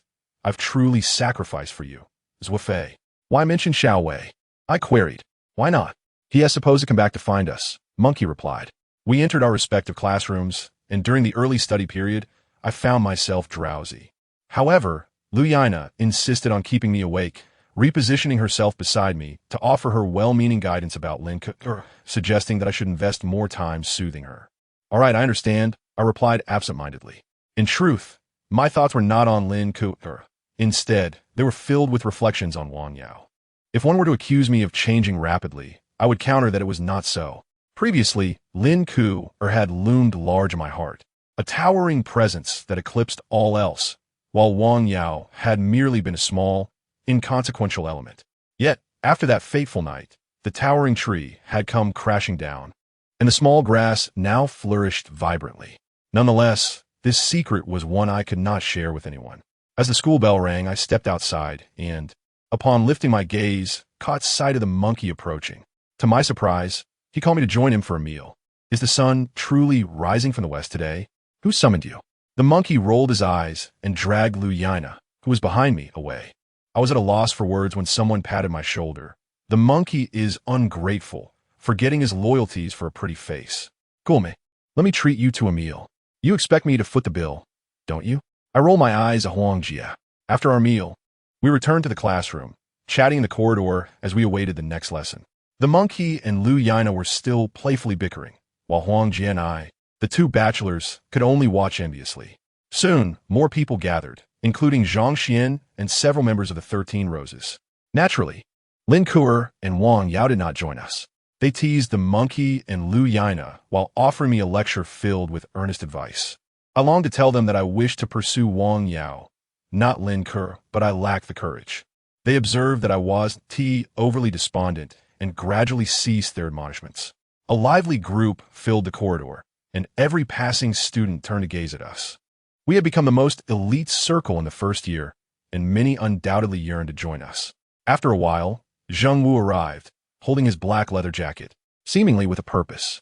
Zuo Fei, Zheng Wu stated earnestly, the reason your confession failed is surely due to your lack of proper attire. Listen to me. Wear this for your next confession. If it fails, you may take my head. I was momentarily taken aback, and laughter erupted from the crowd as they urged me to don the jacket for another attempt. While the monkey and Huang Jia were clearly jesting, Zheng Wu appeared sincere. From my observations, he was a man of pride, boastful yet steadfast in his beliefs. Of course, being steadfast is not inherently negative. We all know such individuals who stand apart in their thoughts and actions. I could only chuckle and suggest I would borrow another time. Zheng Wu shook his head, lamenting that confessions must be timely and that the opportunity would soon pass. I secured my girlfriend with this very jacket, he claimed. I was skeptical. His boastfulness was well known. Once class began, everyone dispersed in a rush. Having fallen behind in my studies, I focused intently. I wasn't the top student, but neither was I among the worst. I hovered in the middle, engaging in both study and leisure. Mid-lecture, I received a text message. To my astonishment, it was from Lin Kuo, consisting of just 3 words. Are you well? He replied, "Iem me fine." Lin Kuo then apologized profusely, repeating her theories from the previous night, that my feelings were rooted in guilt and hers were merely gratitude. We both needed to reflect on our emotions. I replied simply, "It's okay, don't worry too much." Just 8 words. Had there been no incident with Wang Yao the night before, I would have surely sent her a lengthy message filled with reassurances and reflections, perhaps even moved to tears by my own writing. But now my interest had waned, my thoughts consumed by Wang Yao. To be honest, I was surprised by how swiftly my feelings had shifted. I had developed such profound feelings for Wang Yao that I couldn't contain myself upon her slightest gestures. Or perhaps my wounds from Lin Kuo had led me to find solace in Wang Yao, plunging me deeper into affection. I pondered whether my youth clouded my understanding of my own emotions. I was lost in my thoughts. Days passed, and Xiao Wei from the second year hadn't sought us out. Since the monkey and Lu Yana got together, they rarely visited the internet CF, though not entirely abstaining. Love's power is indeed remarkable. Seeing Huang Jia alone tugged at my heart. Was the promise of lifelong camaraderie meant to be unbroken? As for me, I remained stagnant in matters of the heart, my texts to Lin Kuo dwindling. Unless she reached out, I wouldn't contact her. Wang Yao, too, had ceased all communication with me, rarely standing beside me anymore. Previously, we would chat in the corridor after class, an activity Wang Yao relished, often accompanied by a group of girls. But now, following our ambiguous relationship, she made an effort to avoid being seen with me. Once, Zhang Xian forcibly brought her over, and upon seeing me, she became visibly uneasy. It used to be I who couldn't meet her gaze, but now it was she who averted her eyes, as if harboring a guilty secret. Before long, she excused herself to the restroom. Naturally, no one else grasped the underlying tension. They would never suspect Wang Yao harbored feelings for me. Regardless, the distance between Lin Kuo and me grew, while my longing for Wang Yao deepened. I yearned to see her, but struggled to express it without seeming too obvious, leaving me in a state of distraction. After 2 classes, we skipped morning exercises and hid in the restroom to smoke, an activity beloved by the rebellious youth of every school. In the restroom, at the end of the corridor, I was joined by the monkey, Huang Jia, Yang Zicheng, Li Baiyu, and Zhu Jianlong. Though we didn't usually hang out together, we greeted each other warmly, having fought alongside one another in the past. Zheng Wu was notably absent. He didn't smoke, which surprised me since I thought smoking was a badge of defiance. When I inquired, he sheepishly explained, "My girlfriend doesn't allow it." I suggested we arrange a meeting with her someday. As we continued our conversation, about 10 of us were in the restroom, smoking and chatting, when the door suddenly swung open. It was Xiao Wei and a few others from the second year. Xiao Wei entered and gently requested, "Zuo Fei, the monkey, and I need to discuss something. Everyone else, please step outside." Huang Jie became anxious, fearing exclusion. "What about me?" he asked, concerned he might be left behind. Xiao Wei replied, "You can stay." Only then did Huang Jie relax and smile. Though Xiao Wei appeared amicable, he exuded a strong presence. Combined with their seniority, the rest of us vacated the restroom, leaving only a few of us behind. An unsettling feeling washed over me, and I began scanning the room for something to defend myself with. A beer bottle lay on the windowsill. "Have you all thought this through?" Xiao Wei inquired. The monkey looked puzzled. "Thought through what?" "Yizhen has offered to pay us to beat you up. Aren't you the least bit concerned?" We exchanged glances, unsure of Xiao Wei's intentions. He sighed. "It's been several days. Why the silence?" Shengge and Qige are growing anxious. The monkey scratched his head. "What is the rush? You guys just recently emerged as the leaders of our year." Shengge and Qige said, "It's essential to maintain a good relationship with you rather than suppress you, so we can delay Yizhen's request." Upon hearing this, I felt relief wash over me. It seemed the second years had our backs. The monkey chimed in, "Well then, please extend my thanks to Shengge and Qige. Let us arrange to sit together sometime." His choice of words, "sit together instead of have a meal," was clearly due to our lack of funds. Although we were the top dogs in our year, we didn't collect protection fees. Xiao Wei continued, "Yes, that is only right. Compared to Yizhen, Shengge and Qige value you more." "All right, Xiao Wei. We'll take our leave then," the monkey replied, visibly pleased and ready to depart. "Wait, you can't just leave like that." Xiao Wei expressed his surprise. "What else is there to do?" The monkey countered. "You need to cover the 1,000 yuan difference from Yizhen's deal. Shengge and Qige have been waiting for several days." "What is going on? Why must I be the one to speak?" The wolf has finally revealed its fangs. The restroom fell into a profound silence, with no one daring to utter a word. The monkey gazed at Huang Jie, who in turn looked at me, and I returned the gaze at the monkey. "Ha ha ha." Suddenly, the monkey burst into laughter. "Ha ha ha." Huang Jie followed suit, chuckling along. I was baffled by what these two fools found amusing, but not laughing felt like social exclusion, so I joined their foolish laughter. Ha ha ha. After all, nothing normal has ever transpired with them. "What are you laughing about?" Xiao Wei inquired. "Are you unwilling to part with your money?" "Xiao Wei." The monkey suppressed his laughter. "How about you lend me 5 yuan first? I still haven't arranged for lunch today." "What did you say?" Xiao Wei's anger began to simmer. At that moment, the restroom door swung open, and Zheng Wu sauntered in with an air of confidence. 28. How delightful! Xiao Wei's expression darkened. "Get out." Zheng Wu paused, perplexed. "Why should I leave?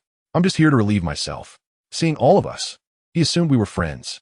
Xiao Wei was about to retort when the monkey interjected. "It's fine, he is my friend. Let him do his business."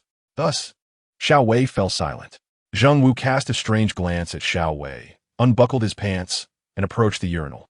The sound of his urination was quite jarring. Zheng Wu had robust kidneys, but that did not hinder Xiao Wei from continuing to speak.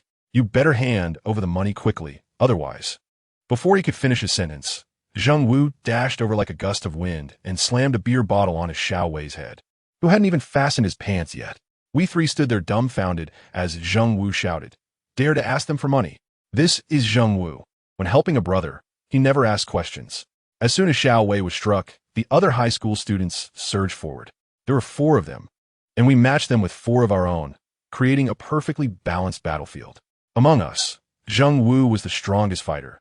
He continued to hold on to Xiao Wei, delivering several powerful punches with his fist as large as a clay pot.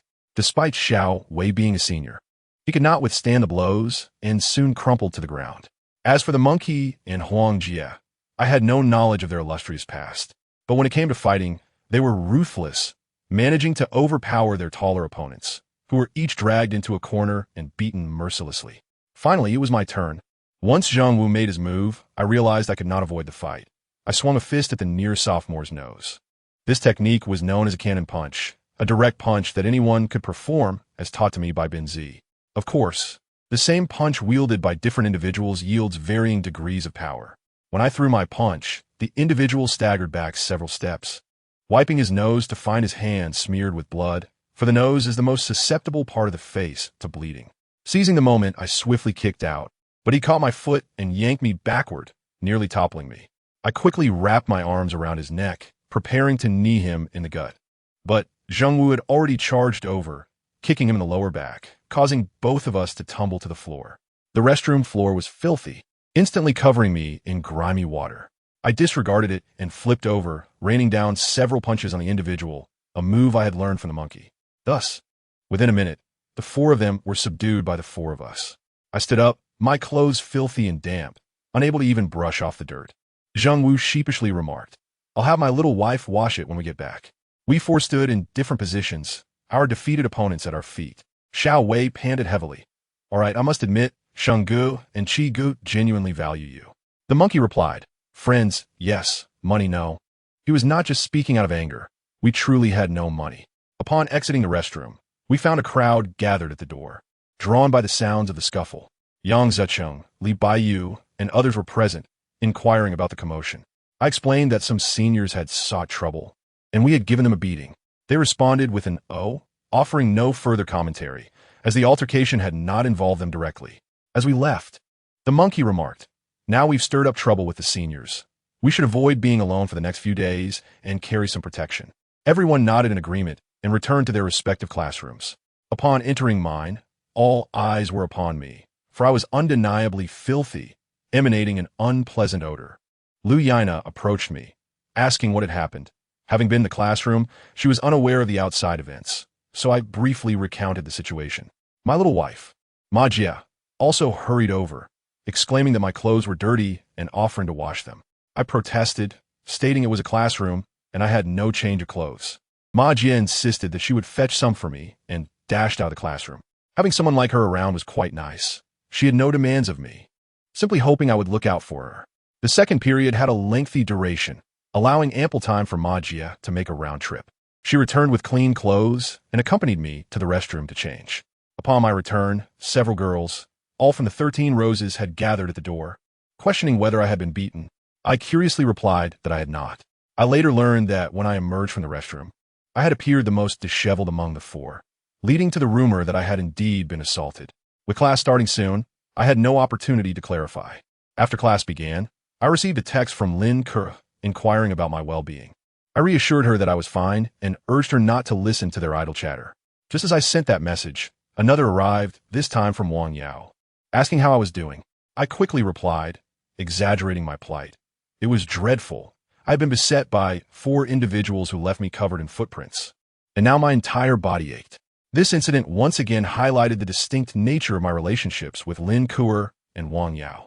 To my surprise, after class, Lin Ke appeared with a generous supply of ointments and remedies, including the expensive Yunnan Bai Yao, claiming she wanted to help treat my wounds.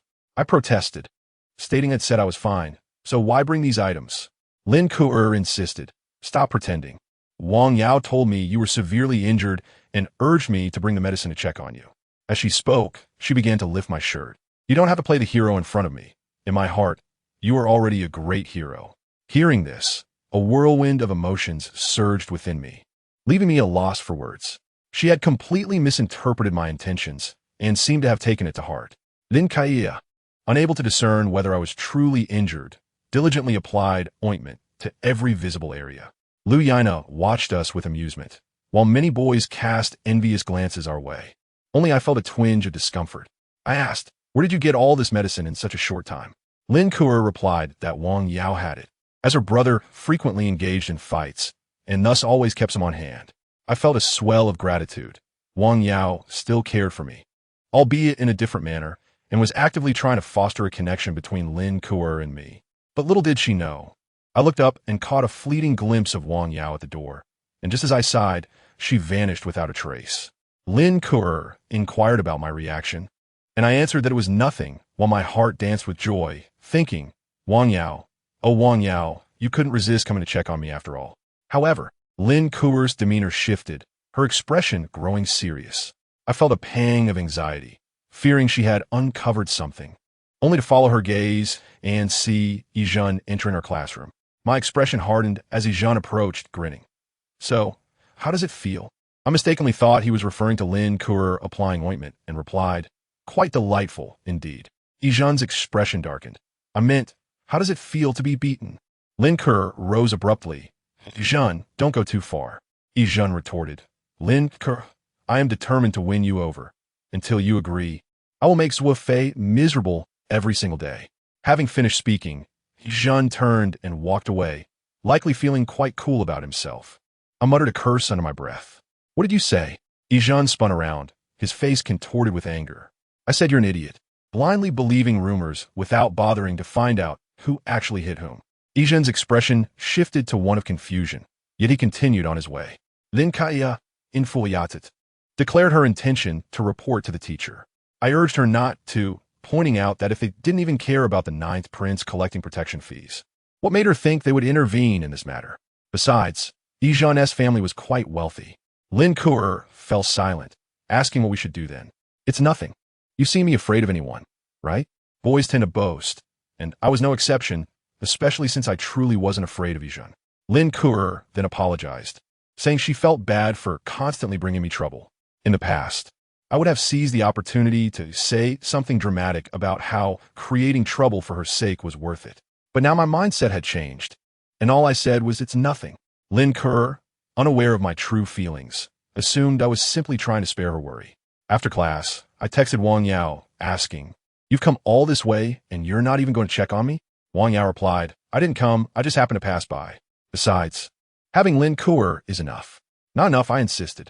You know Lin Kuo's style 1T helped much with my injuries. I still hurt all over. It's you who needs to help me. Wang Yao countered, then let the monkey help you. I scoffed.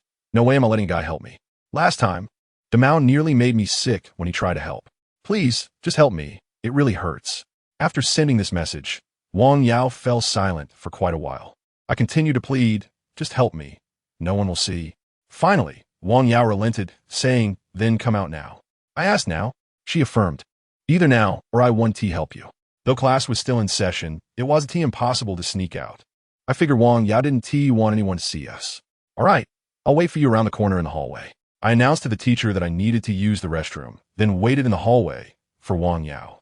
The thought of her small hands rubbing my back sent a thrill through me. I was exhilarated just imagining it. Before long, Wang Yao arrived. I feigned pain, exclaiming, ouch. Ouch. Wang Yao teased. How come you're not dead yet? I retorted, would you really want me dead? Wang Yao's expression shifted, and she admonished me. Zuo Fei, be serious. No joking around. I fell silent and urged, just tell me already. In the past, when Wang Yao and I had no relationship, she would boldly snatch medicine from Lin Kuo to help me. Now, we had to resort to secrecy, revealing our underlying guilt. Wang Yao instructed me to turn my back and lift my shirt. I complied, only to receive a kick on my backside from Wang Yao. Were you injured? It's all smooth. I had forgotten that while Lin Kuo might not notice, Wang Yao certainly would. I quickly claimed, it's an internal injury. Those guys from the second year hit me with books. To my surprise, Wang Yao appeared somewhat convinced, asking, really? I insisted, yes, just help me. As I turned my back again, Wang Yao began applying the medicine. The first contact was so painful I nearly cried out. Her grip was surprisingly strong. Gentle, please. I pleaded. Wang Yao retorted, you need some force to apply medicine. Didn't you say Lin Kuo was too gentle? If you can't handle it, I 1T help. Reluctantly, I gave in. All right, go ahead. As she continued, it felt less like she was applying medicine and more like she was kneading my back. It was far more painful than last time. I gritted my teeth, reminding myself that I had previously claimed to enjoy this. Now, it felt like pure torture. Finally, I could no longer endure it and seized Wang Yao's hand, exclaiming, I can't take it anymore. Wang Yao chuckled. If I let you keep pretending, you'd clearly be fine and still want me to help. It turned out Wang Yao had seen through my act and was intentionally teasing me. "You're quite crafty. You really could be ruthless," I remarked. Just as Wang Yao was about to respond, her expression changed suddenly. Following her gaze, I was startled to see Zhang Xian ascending from the bottom of the stairs, and I was still holding Wang Yao's hand. Zhang Xian looked at us, puzzled. "What are you two doing?" I quickly released Wang Yao's hand. Wang Yao, unfazed, replied, "I was just helping him apply medicine, raising the bottle of red flower oil." I added, "Just applying medicine. Can't you be a bit gentler? Get lost." "You said Lin Ku'er was too gentle, so I'm helping," Wang Yao shot back. We played along, making it seem genuine, which it was, yet we were both aware of our hidden motives. Zhang Xian, not suspecting a thing, chimed in, "Lin Ku'er's touch definitely one T do. Let me help you too." She reached out, and Wang Yao poured some oil into her palm. Zhang Xian began applying it. Her touch perfectly balanced between firm and gentle, providing genuine relief. I teased Wang Yao, "Look at her, and then look at you.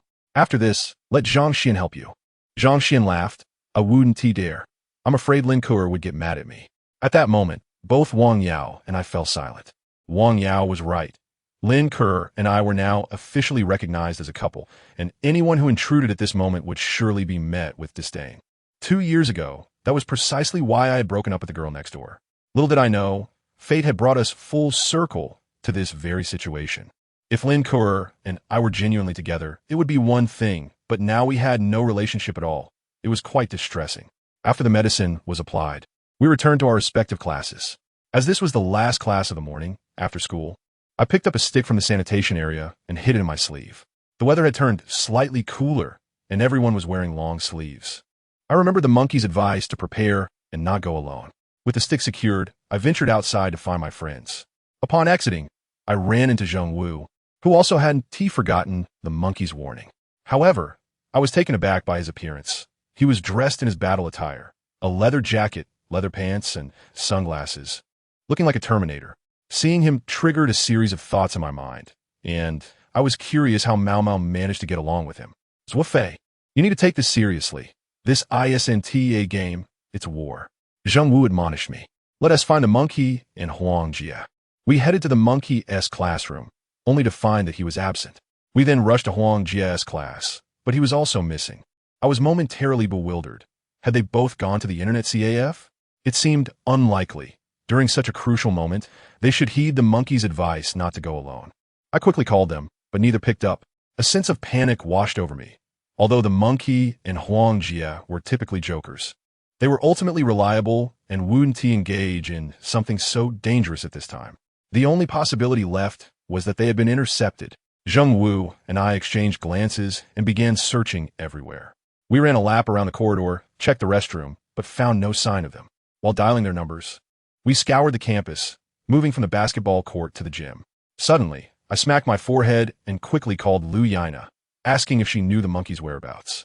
He went straight to the internet CAF after the 3rd class. Lu Yaina informed me. Angered, I nearly threw my phone. Zheng Wu questioned, "Didn't the monkey say not to go alone? Why do you go to the internet CAF by himself?" I snapped back, "How should I know? He lacks team spirit. This couldn't continue. We needed to teach him a lesson." "Exactly." I wholeheartedly agreed with Zheng Wu. Zheng Wu shot me a glance. "I'll handle the teaching. You, as the little brother, shouldn't interfere." "I'm not his little brother." We continued our banter until we reached the internet CAF, where indeed, we found the monkey and Huangjia engrossed in a game, loudly cursing their teammates.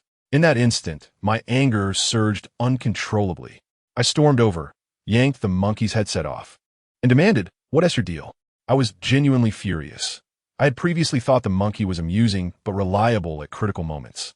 The monkey jumped, recognizing me, and looked utterly bemused. "What is up?" "What do you mean, what is up?" I withdrew the stick, ready for confrontation, but where had the fellow run off to? Beside me, Zheng Wu tugged at my arm. "Zuo Fei, it's inappropriate to speak to your elder brother like that." "Shut up," I retorted, my anger still simmering as I fixed my gaze on the monkey. Huangjia, in a leisurely manner, removed his headset. "Should I compose a theme song for your little infighting?" "You two, keep quiet. I'll have questions for you later." The monkey looked at me, an expression of shame crossing his features. "Can we discuss this later? I haven't finished my game yet." "Fine, finish your game." I sat beside him, determined to observe how he would explain himself once the game concluded. The monkey removed his headset. Did Wang Yao not inform you? I paused momentarily. Inform me of what? She has already settled our issues. The monkey continued. Wang Yao approached Ding Sheng and Liang Qi, and they agreed not to cause us any trouble. They're even planning to have a meal together in a few days. I was taken aback, completely unprepared for this turn of events. The monkey chuckled. Are you reassured now? I found myself at a loss for words, resorting to idle chatter. Wang Yao is that capable? What do you think? Wang Yao is more resourceful than us, and in many respects, her connections with Ding Sheng and Liang Qi are stronger than those with us. Really? Indeed. They have known each other for quite some time and have helped each other out on several occasions. I nodded in acknowledgement, recalling how Wang Yao and I had been together during the fourth period, though she had not mentioned this matter to me, perhaps assuming the monkey had already done so, while the monkey believed Wang Yao had informed me. Once I grasped the situation, the monkey and Huang Jie resumed their game, while Zhongwu removed his leather jacket, complaining of the heat. Thus, the impending troubles I had anticipated never materialized. We continued to live our lives comfortably, undisturbed within the confines of our first-year territory, where no one dared to challenge us. There were a few encounters with Yi Zhen, who still regarded me with a resentful glare that made me uneasy. Had it not been for the monkey's insistence against confronting him, I would have long since dealt him a blow that would leave him calling me father. I initially thought our lives would persist in this manner until the day of reckoning arrived. Since our triumph over the Ninth Prince, we found ourselves without rivals within the first-year realm. Of course, to my knowledge, the monkey and Huang Jie harbored ambitions that extended far beyond this. It was merely that, at the moment, there were no opportunities for them to provoke others without cause. Thus, our little lives unfolded in a leisurely fashion. If there were troubles, they were mine to bear, as I needed to figure out how to manage the situation involving Wang Yao and Lin Ku'er. My thoughts were undoubtedly consumed by Wang Yao, prompting me to send her several text messages, though she never responded. Consequently, I naturally grew distant from Lin Ku'er, intending to wait until my connection with her was severed before confessing to Wang Yao, at which point no one could speak ill of us. This moment may be far off, but I was willing to wait. Strangely, however, after I began ignoring Lin Ku'er, she sought me out more frequently, sending me messages to inquire about my activities and occasionally coming to our classroom to chat. It left me with a vague sense that she might be harboring feelings for me. Lin Ku'er, after all, was quite attractive, and there were times when I found myself captivated by her presence. Yet, my heart remained tethered to Wang Yao, compelling me to avoid any transgressions in words or actions with Lin Ku'er. I once restrained Wang Yao, and now I restrain Lin Ku'er. How amusing, isn't it? I found it quite humorous myself. Humanity is indeed a paradoxical creature, or perhaps simply wretched. One day, a successful individual from society returned to deliver a speech at our alma mater. The monkey and his friends showed no interest in the event, but Lin Ku'er invited me to attend with her, and so we went together, accompanied by Wang Yao, Zhang Xian, and other girls. The multimedia classroom had limited seating, and arriving late meant we had to stand. After the speech concluded, chaos ensued as everyone surged toward the exit, overwhelming the teacher's efforts to maintain order, thus separating Lin Ku'er and me in the process. After struggling for a while, I spotted Wang Yao ahead. She was visibly annoyed by the crowd, cursing in vain, as there was no extra space for her to maneuver. Being a girl, she was tossed about like a leaf in the wind, nearly stumbling several times. I could no longer restrain myself, taking a few steps forward to grasp her hand. Wang Yao turned, ready to scold me, but upon realizing it was me, she fell silent, struggling to break free from my grip, yet I held on tightly. Eventually, she acquiesced to my hold, and we exited the multimedia classroom hand in hand. Though it lasted only a fleeting minute, it filled my heart with a sweetness that lingered, leaving me reluctant to wash my hand upon returning to the dormitory. That evening, Wang Yao sent me a text, asking me not to act that way again. I inquired why, emphasizing that there was no potential between me and Lin Ku'er. Wang Yao replied, "Don't be foolish. Can't you see Lin Ku'er still has feelings for you?" I felt a surge of irritation, retorting, "Why do you keep mixing our matters with Lin Ku'er?" Wang Yao ceased her responses. That afternoon, the monkey approached me, mentioning that we would be dining with Ding Sheng and Liang Qi from the second year, an arrangement made previously that had been delayed for over half a month. Initially, I had no desire to attend, but upon learning that Wang Yao would be there, I agreed without hesitation. That evening, the monkey, Huang Jie, Zhengwu, and I ventured to the Blue Moon restaurant, the most prestigious establishment near the school. Upon entering, the monkey exclaimed, "Finally, I can eat my fill tonight." Huang Jie chimed in, "Indeed, I haven't eaten all day for this meal." Having grown accustomed to their antics, I ignored them, while Zhengwu expressed concern. "Make sure to eat well, you too." Upon entering the private room, I found Wang Yao already present. Though Ding Sheng and Liang Qi had yet to arrive, Wang Yao greeted us, treating me no differently than the others, her gaze toward me devoid of warmth. "This time, Sheng and Qi are here to make friends with you all. Please, for my sake, avoid any quarrels. Let bygones be bygones." The monkey remarked, "What a pity. I was hoping to take advantage of tonight to take them down a peg. You dare? I'll make you regret it." The monkey laughed heartily. "Rest assured, Wang Yao, I know your relationship is solid." While they conversed, my gaze remained fixated on Wang Yao, consumed by an unexplainable infatuation. After a while, Wang Yao excused herself to the restroom. When she stepped out, I followed suit, finding her washing her hands at the entrance, completely alone. Unable to contain myself, I approached from behind and embraced her, whispering, "I miss you so much." Wang Yao was startled, quickly turning to push me away. "Zuo Fei, are you out of your mind?" I nodded. "Yes, I'm crazy. I want to hold you." Without her consent, I took her in my arms once more. This time, Wang Yao did not evade my embrace, allowing me to hold her as I repeated, "I miss you, I miss you." After a moment, I noticed tears streaming down her face. "What's wrong? I miss you too." I held Wang Yao tightly once more, feeling a profound sense of comfort, as if I held the entire world. "Let us make it official.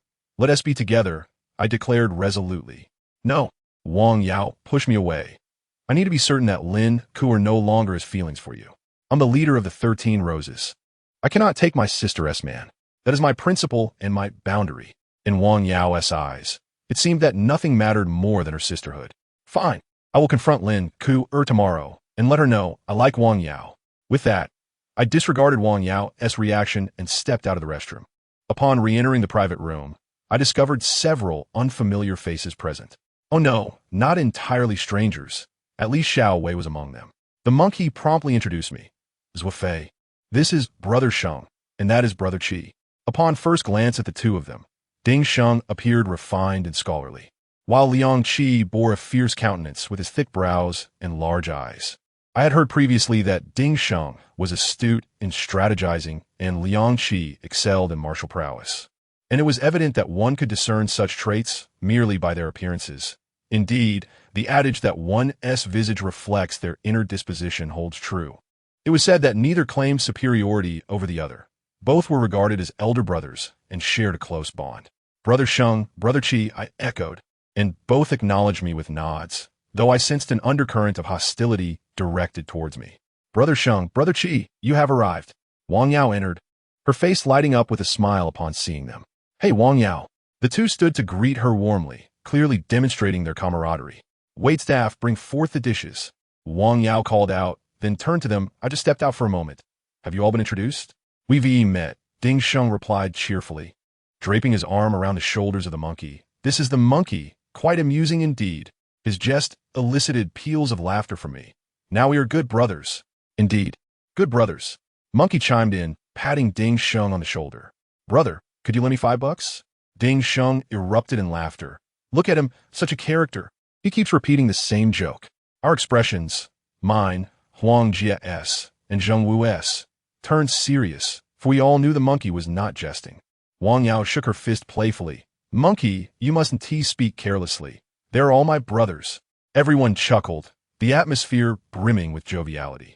As the food and drink arrived, the monkey and Huang Jie devoured their meals ravenously, as if they hadn't eaten in days, and their drinking was equally vigorous. We feasted and engaged in lively conversation, quickly forging bonds of brotherhood. Wang Yao, radiant as a blossom, appeared particularly delighted by the scene unfolding before her. During the meal, Ding Sheng proposed that we join forces to tackle the challenges of our senior year, a notion that excited the monkey, who enthusiastically agreed to discuss it further. The ease with which we broached this topic underscored the strength of our camaraderie. Just as we were engrossed in conversation, Liang Qi posed a peculiar question. "Wang Yao, who among them do you share the closest relationship with?" Wang Yao blinked. "I get along well with everyone. Why do you ask?" There must be one who is your closest, right? Liang Qi pressed. My heart raced. I was uncertain of his motives. Logically, Wang Yao would likely claim me, yet she might not admit it. Indeed, she responded, of course, it's the monkey. We've known each other for quite some time. Liang Qi nodded. So, do you have a better relationship with the monkey or with us? The inquiry grew increasingly odd, freezing everyone in place. All eyes on Liang Qi, except for Ding Sheng, who wore a sly smile reminiscent of a scheming cat. Wang Yao blinked again. Brother Qi, what is the purpose of this question? Just curious, he replied. Surely, your bond with them is stronger. Wang Yao's laughter turned strained, and she sensed the awkwardness. Among these four, one is our adversary, and I hope you won team medal. Brother Qi, that's inappropriate. I invited him here. Wang Yao's expression darkened. Fear not. I want to put you in a difficult position. This person is merely a minor character. As soon as he finished speaking, Zheng Wu sighed in relief. Good thing I'm not a minor character. Are you referring to me? Huang Jie pointed at himself. Certainly not you. You are no minor character. Then who? Zuo Fei. Among us four, he is the only subordinate, Zheng Wu declared. Suddenly, he slammed his hand on the table. Even as Zuo Fei is a minor character. You must not lay a finger on him. Right, it is indeed Zuo Fei. Liang Qi asserted. Tonight, we shall focus solely on him. I hope the rest of you will refrain from interfering. Once we exit these doors, we shall remain friends. The moment his statement concluded, Ding Sheng placed his hand on the monkey's shoulder. What do you think? We target just one of your small brothers, yet gain a whole circle of friends in return.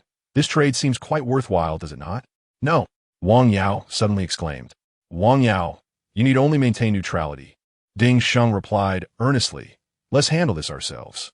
Wang Yao appeared wary of Ding Sheng, falling silent as her brows knitted together. At that moment, I finally understood the true purpose of this dinner. It had circled back to me. Undeniably, Yi Zhen had orchestrated this. For Wang Yao's presence prevented them from attacking the monkey, yet they could target me, as they perceived me, along with Yi Zhen, as an inconsequential character. How about it, monkey? Ding Sheng asked, giving the monkey's shoulder another pat. The monkey remained silent, his mouth full of Yangzhou fried rice, devouring it as if he had not eaten in 3 days. Ding Sheng was unperturbed, patiently waiting for him to finish. The monkey meticulously cleaned his plate, savoring every last grain of rice. Finally, he contentedly patted his belly. It has been ages since I've tasted such delicious fried rice. If you enjoy it, I can bring you here every day. Ding Sheng continued to smile, while Liang Qi watched the monkey with caution.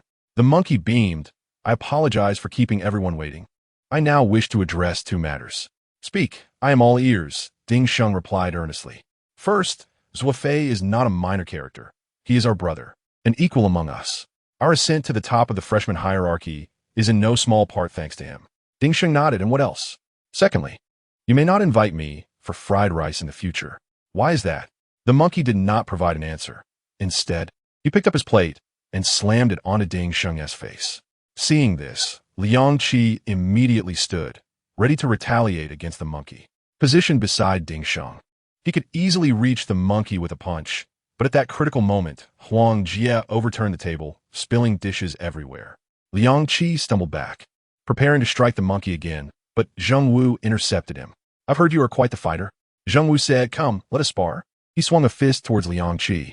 I was not idle either, having anticipated the monkey's intentions while he feasted on fried rice. I took up a plate of chopped chili fish head and hurled it towards Xiao Wei and his group. As they were caught off guard, I leapt forward and delivered a kick to Xiao Wei, with Huang Jie rushing in to assist me, forcing their group to retreat. While I was preoccupied with the fray, I couldn't discern the state of others. However, I caught glimpses of the monkey still pummeling Ding Sheng, while Zheng Wu and Liang Qi were entangled in their own fierce clash, neither gaining the upper hand. Wang Yao, meanwhile, was shouting for them to cease fighting. She knew both sides and was reluctant to choose. Frustrated, she kicked Liang Qi and Huang Jie, but her pleas went unheeded as the altercation escalated. Excitingly, aside from the chaos surrounding Zheng Wu, the monkey, Huang Jie, and I were gaining the upper hand, and it seemed we were on the verge of victory.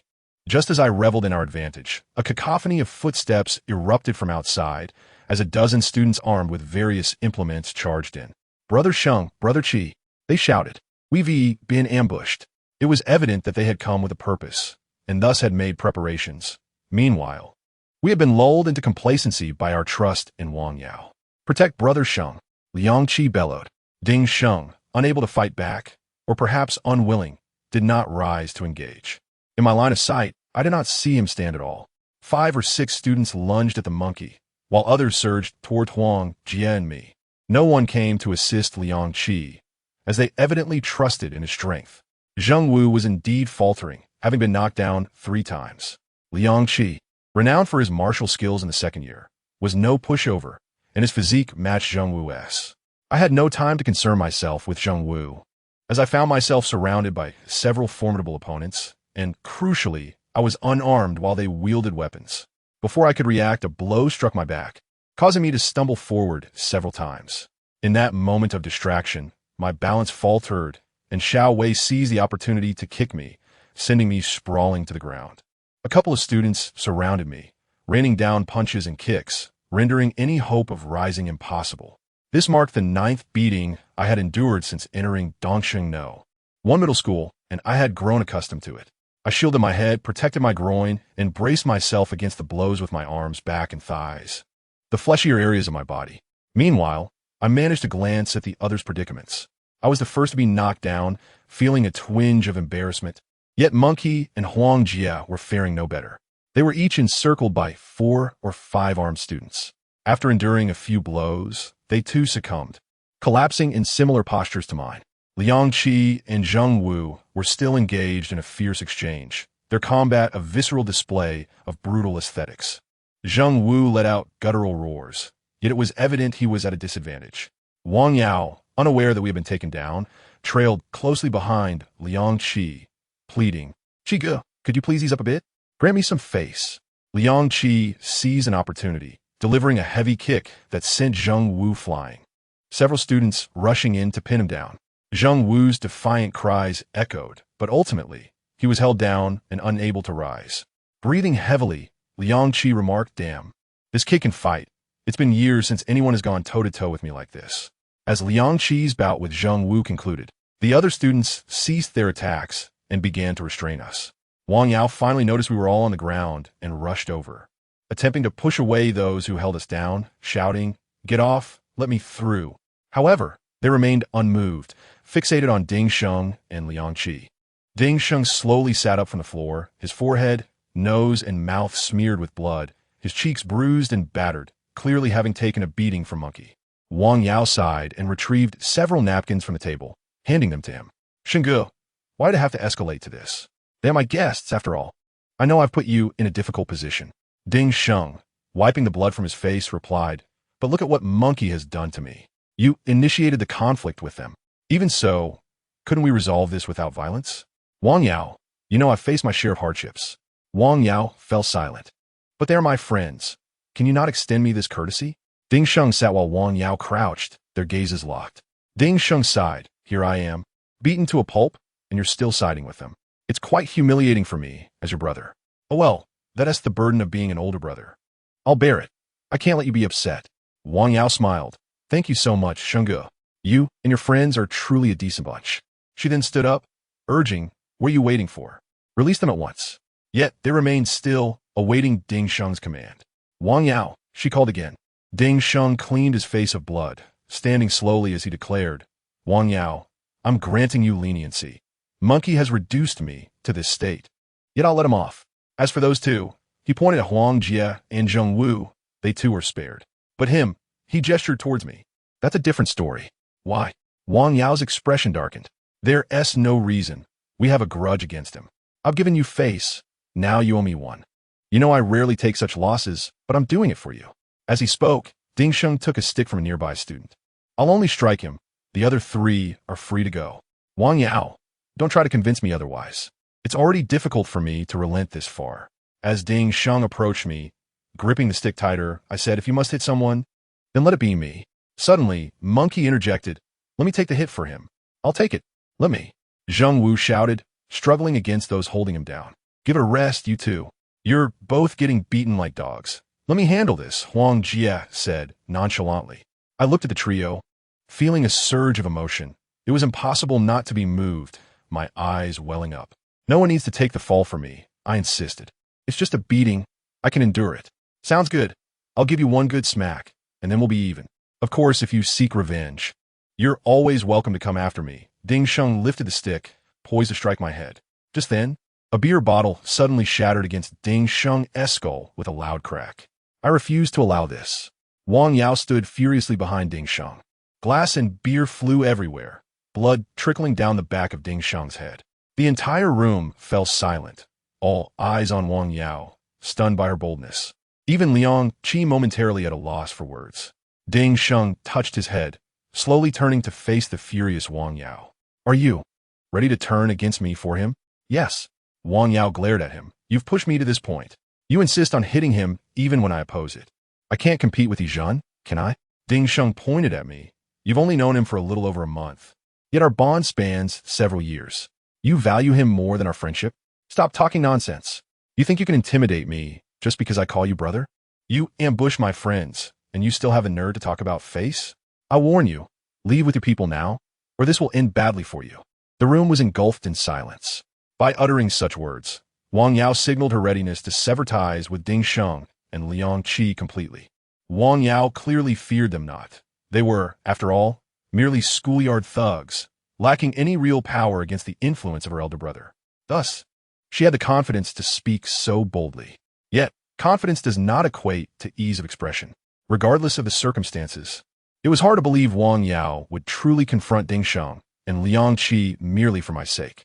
Even Monkey, perceptive as he was, might not have been sure of that. I pondered, had our circumstances been different, would Wang Yao still protect me as fiercely? I had no answers, just a growing affection for her. Ding Sheng and his group left, their bravado evaporating in the face of Wang Yao's fierce stance. We gradually rose from the ground, but Wang Yao remained seated, tears streaming down her face, for she had shared a deep bond with them. I'm sorry for putting you in this position, Monkey said. From now on, you needn't concern yourself with our matters. Wang Yao ignored him, still sobbing on the floor. I approached and gently placed my hand on her shoulder. Don't cry. She trembled slightly, wiping her tears as she stood to face our battered group. It's my fault, if I hadn't called you all out. She didn't finish, and I felt unworthy to remain. After speaking, she exited the room. The once lively space was now a wreck, chairs overturned. Plates shattered across the floor. Monkey slumped against the wall, lighting a cigarette, and we all joined him, sharing in the silence, except for Zhongwu. Eventually, he broke the stillness. If only I could don my battle gear, I could have taken down Liang Qi. Losing like this is so frustrating. Monkey chimed in. I intentionally lost to them. Huang Jie added, yeah, me too. I remained silent, forcing a smile. They weren't truly jesting. We all stared blankly at the ceiling. Honestly, I did lose on purpose. This gives me a reason to retaliate, Monkey added. I could no longer hold back. Yes, it was all intentional. Enough already. Monkey chuckled. Huang Jie joined in, and I couldn't help but smile, while Zhongwu remained perplexed. Yet, the atmosphere lightened considerably. Let us move forward. There will always be time for vengeance. As the monkey stood up, we too rose to our feet. The fire of battle burned brightly in the eyes of the four of us. None considered retreat, not even against the mightiest of foes. We were resolute in our intent to confront whatever came our way. With determined strides, we exited the private room, only to be confronted by the security personnel of the Blue Moon restaurant. After a thorough calculation, we were informed that our total liability, accounting for drinks, food, and the damaged tableware, amounted to 1,280 yuan. What? You must be mistaken. The group ahead didn't settle the bill. When it came to money, the monkey leapt higher than anyone. You didn't pay. You were the last to leave, the restaurant manager stated sternly, flanked by a dozen imposing security guards wielding rubber batons. For us, 1280 was an astronomical figure, and we could no longer call upon Wang Yao for assistance. The monkey, Huang Jie, and Zhongwu looked at me expectantly. What are you staring at? Aren't you the little tycoon? I produced the mere 300 yuan I had on me. Let us pool our resources. Perhaps it will suffice. The monkey fished out a crumpled 5 yuan bill. Huang Jie followed suit with another tattered 5. And Zhongwu scoured himself, producing just over 20 yuan. The monkey gathered our scant contributions and presented them to the manager. Is this enough? The manager shook his head dismissively. Not nearly. Naturally, with only 300 yuan in larger denominations, the rest being 10 and 5 yuan notes, it was insufficient. This is all we have, the monkey asserted defiantly. Then I will have to call the police, the manager said, pulling out his phone. Just then, the monkey pointed behind him and exclaimed, "My uncle is here." Everyone turned, including me, only to find an empty space behind us. I was puzzled about the whereabouts of the monkey's uncle when suddenly, someone tugged at my sleeve. I turned to see the monkey and Huang Jie already sprinting away. "Run," Zheng Wu urged as he dragged me forward. They were trying to avoid paying for the meal. The manager and his cohort of security guards pursued us. The monkey shouted as he fled, "I am Ding Sheng from East City High School Year 2. Come if you dare." Huang Jie chimed in. "I am Liang Qi from Year 2. If you don't come, you're a coward." In our youthful vigor, we quickly outpaced the hulking guards, escaping the Blue Moon restaurant and darting into a narrow alley. After zigzagging for over 10 minutes to ensure we were not being followed, we finally paused to catch our breath. Zheng Wu panted, "Why did you run? Those 10 or so men are nothing to me. We could have easily taught them a lesson and strutted out. Now, my reputation is tarnished." We disregarded him, instead cursing Ding Sheng and Liang Qi, who not only beat us, but nearly trapped us in the restaurant. Zheng Wu vowed, "Once I don my battle attire, I will ensure Ding Sheng and Liang Qi receive their due punishment." We continued to ignore him. I turned to the monkey. "We are indeed seeking revenge, correct?" The monkey and Huang Jie remained silent, regarding me with a peculiar mix of disdain and mockery. "All right, I am resolute in my desire for vengeance. You need not look at me in such a manner. I mean, they're the dominant force in Year 2, and we're merely 4. Seeking revenge seems rather impractical. Do you have a plan?" Zheng Wu replied, "I don't need 4. I can handle this alone. I will take care of it once I return." The monkey disregarded him, lighting a cigarette. "Zuo Fei, do you have any good ideas?" After a moment of contemplation, I spoke, given Wang Yao's commotion earlier. Ding Sheng and Liang Qi must believe she is determined to assist us. With her backing, they wouldn't dare to touch us. We can use this time to gather more allies and strengthen our numbers before confronting them. Since the fall of the 9th prince, many of his former associates sought to ally with us. Even the likes of Li Baiyu from Yangtze City, though reluctant to acknowledge us as their leader, found the thrill of toppling the 9th prince enticing and had expressed their willingness to join us in any necessary confrontations. Furthermore, while Ding Sheng and Liang Qi may be the most powerful in Year 2, they are not the sole faction. There are others who secretly resent them. If we could rally these individuals, dealing with Ding Sheng and Liang Qi should not pose a challenge. After articulating my thoughts, the monkey laughed, very astute. "Zuo Fei, you are becoming increasingly clever. Should there come a day when I am no longer around, I trust you to bear the responsibility." I was taken aback. "Where are you going?" The monkey chuckled. "Where could I possibly go? I was merely speaking whimsically." He added, "I believe your plan has merit."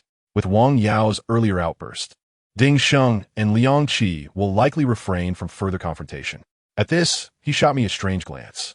I couldn't shake the feeling that the monkey, with his keen intellect, might have surmised the nature of my relationship with Wang Yao. However, he refrained from addressing it, opting instead to delegate tasks based on my proposal. He suggested that Zheng Wu and I, being newcomers unfamiliar with the school dynamics, should consolidate the Year 1 factions while he and Huang Jie would seek out those in Year 2 opposed to Ding Sheng and Liang Qi. With no objections raised, we returned to school, intentionally taking a longer route to avoid the Blue Moon restaurant. Upon arrival, a sudden thought struck me, and I inquired, "By the way, monkey, you didn't give that manager the 300 yuan, did you?" The monkey looked taken aback. "Of course I did. Nonsense. He clearly didn't ask for it. Hand over that money. It is all I have for living expenses." "I swear I didn't." He frantically searched his pockets, turning out every compartment of his clothing until they were empty. I was perplexed. I distinctly remember the manager not accepting his money. Could I have misremembered? "You must be mistaken," he insisted, gathering his pockets. "I'm heading to the internet CAF for a bit. You all go ahead." As he turned to leave, his posture appeared off, one shoulder elevated awkwardly. I shouted, lunging at him from behind, tackling him and pulling off his shoes, from which a flurry of bills scattered, 3 crisp 100 yuan notes, and the rest in 10 and 5 yuan denominations. "This is my secret stash," he yelped. "Secret stash? My foot." I chuckled, somewhat incredulous. We had all dashed out of the restaurant, and he and paused to hide the money. When could he have stashed it in his shoes? I reclaimed my share, albeit slightly odorous, while Huang Jie and Zheng Wu collected their portions as well. The monkey then lamented, "What about my 5 yuan?" But no one acknowledged him. He plopped down on the ground, cursing and declaring that all residents of XX City were thieves and robbers. We erupted in laughter, ignoring him. This was the consequence of his failed antics. After each encounter, our emotions shifted from initial despair to eventual joy, and one must admit, the monkey had a unique talent for uplifting our spirits. As the monkey and Huang Jie headed to the internet CAF, Zheng Wu and I returned to class. It was already evening study hours, so I suggested to Zheng Wu that we should check in with our class before seeking out Yangtze City and Li Baiyu later. Zheng Wu agreed, stating, "Honestly, it's not necessary. I can handle it alone." I recognized his bravado, but hesitated to challenge him, fearing he might genuinely attempt to confront Ding Sheng. "I know you can, but you should consider the importance of teamwork." Zheng Wu conceded, "Yes, I must think of you all," before adding, "However, the monkey really looks out for you." I was unsure why he brought this up, but it was true that the monkey had been good to me, so I nodded in acknowledgement. Zheng Wu continued, "You see how he treats you with respect in front of Ding Sheng? Despite being a junior, he presents you as an equal among brothers. It seems that in the short term, I cannot alter my image in Zheng Wu's eyes. Fortunately, Zheng Wu is quite easygoing. Even if he considers me a subordinate, he has never condescended to me and genuinely regards me as a brother. Since the altercation occurred in a private room, I was not too dirty and merely rinsed off before returning to class. However, I still bore some bruises on my face. Lu Yana immediately approached me, inquiring about the situation. I recounted the events of the private room, and she expressed her anger, saying that Ding Sheng and his companions were despicable, especially given how much Wang Yao trusted them. She then asked about the condition of the monkey, to which I replied that your monkey was fine and quite formidable, having left Ding Sheng utterly confused. Lu Yina's cheeks flushed slightly as she shyly remarked that she actually did not favor such violent men. I assured her of my gentleness, suggesting that she should leave the monkey for me instead. Lu Yana retorted that she dared not, as I was Lin Kuer's prized possession. The mention of Lin Kuer weighed heavily on my heart. Earlier, in the restroom of the restaurant, I had told Wang Yao that I would confront Lin Kuer and declare our relationship publicly. But now, with the matter of Ding Sheng at hand, I was preoccupied with vengeance, and romantic sentiments would have to be set aside. Despite this, I still sent Wang Yao a text message after Lu Yana left, stating that I had arrived for class and inquiring about her whereabouts. Unsurprisingly, she did not respond, prompting me to send another message detailing our plans for revenge. As a means to initiate conversation, I desperately hoped for her to reply, yet she remained silent. After a while, realizing the futility of my efforts, I decided to seek out Zheng Wu. As there were no teachers around, only a few duty students responsible for nighttime discipline, who would undoubtedly not dare to interfere with us. As soon as Zheng Wu appeared, I was taken aback, for he had donned his battle attire once again. I asked him what he was up to, suspecting he intended to fight. Zheng Wu clarified that we were merely going to invite Yang Zicheng and his crew, and he wished to appear more formal. Engaging in conversation with Zheng Wu often left me in a state of bewilderment, and knowing that I could not dissuade him, I refrained from trying. We called Yang Zicheng out under the pretense of smoking. The lad had been doing quite well lately, accompanied by 2 or 3 followers. In the restroom, while smoking and chatting, I mentioned that we were planning something significant and inquired if he wanted to participate. Yang Zicheng, visibly excited, asked whom we were targeting. I revealed our intention to confront Ding Sheng and his gang from the second year, and he confidently declared that he was up for it. Understanding the psychology of these tough characters, I knew they were generally rebellious. A direct invitation might make them hesitate, but asking if they dared would surely provoke a defiant response. I agreed with him, saying we would keep this plan confidential for now and would call on them when the time was right. Yang Zicheng consented, and everything seemed to be going smoothly, until Zheng Wu made a comment that irked Yang Zicheng.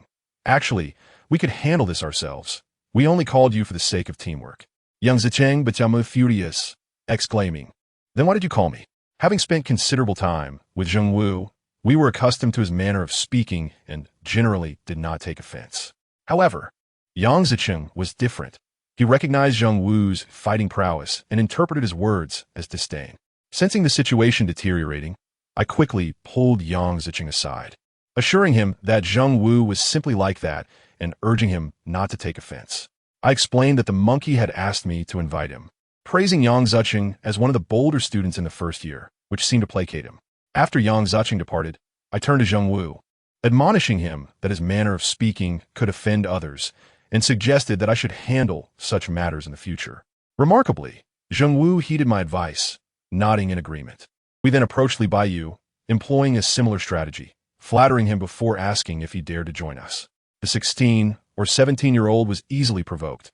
Upon being challenged, he immediately boasted that he could easily handle Ding Sheng.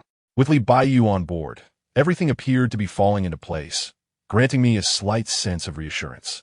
After sending Li Baiyu on his way, we sought out Zhu Jianlong, whose classroom was at the end of the hallway. As Zheng Wu and I walked along, a classroom door suddenly swung open, and to my dismay, Lin Ke emerged.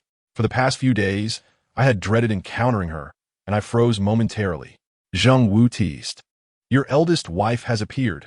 Why don't you go greet her?" I retorted, "Don't say such nonsense. She is not my wife. Wait. What do you mean by eldest wife?" At that moment, Lin Ke was still too far away to hear a conversation. Zheng Wu added, "Isn't Wang Yao your second wife?" My heart raced with anxiety as I protested. "What nonsense! When did Wang Yao become my second wife?" Zheng Wu responded, "How could she not be? She defended you at the restaurant, even falling out with Ding Sheng on your behalf." My heart raced even faster, nearly leaping from my chest. Even Zheng Wu had noticed my distress. If the monkey and Huang Jie were clever enough to see it, surely others could as well. I nervously insisted, "Stop saying such things.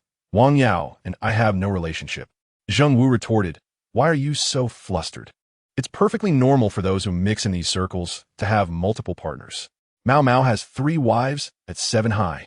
As Lin Ke drew nearer, I hastily shoved Zheng Wu aside, whispering, "Stop talking nonsense. There is nothing going on." Zheng Wu scoffed, "Huh, you dare do it, but not to acknowledge it. Mao Mao is much more generous than you." Just as he finished speaking, Lin Ke approached, asking, "Zuo Fei, I heard you got into another fight?"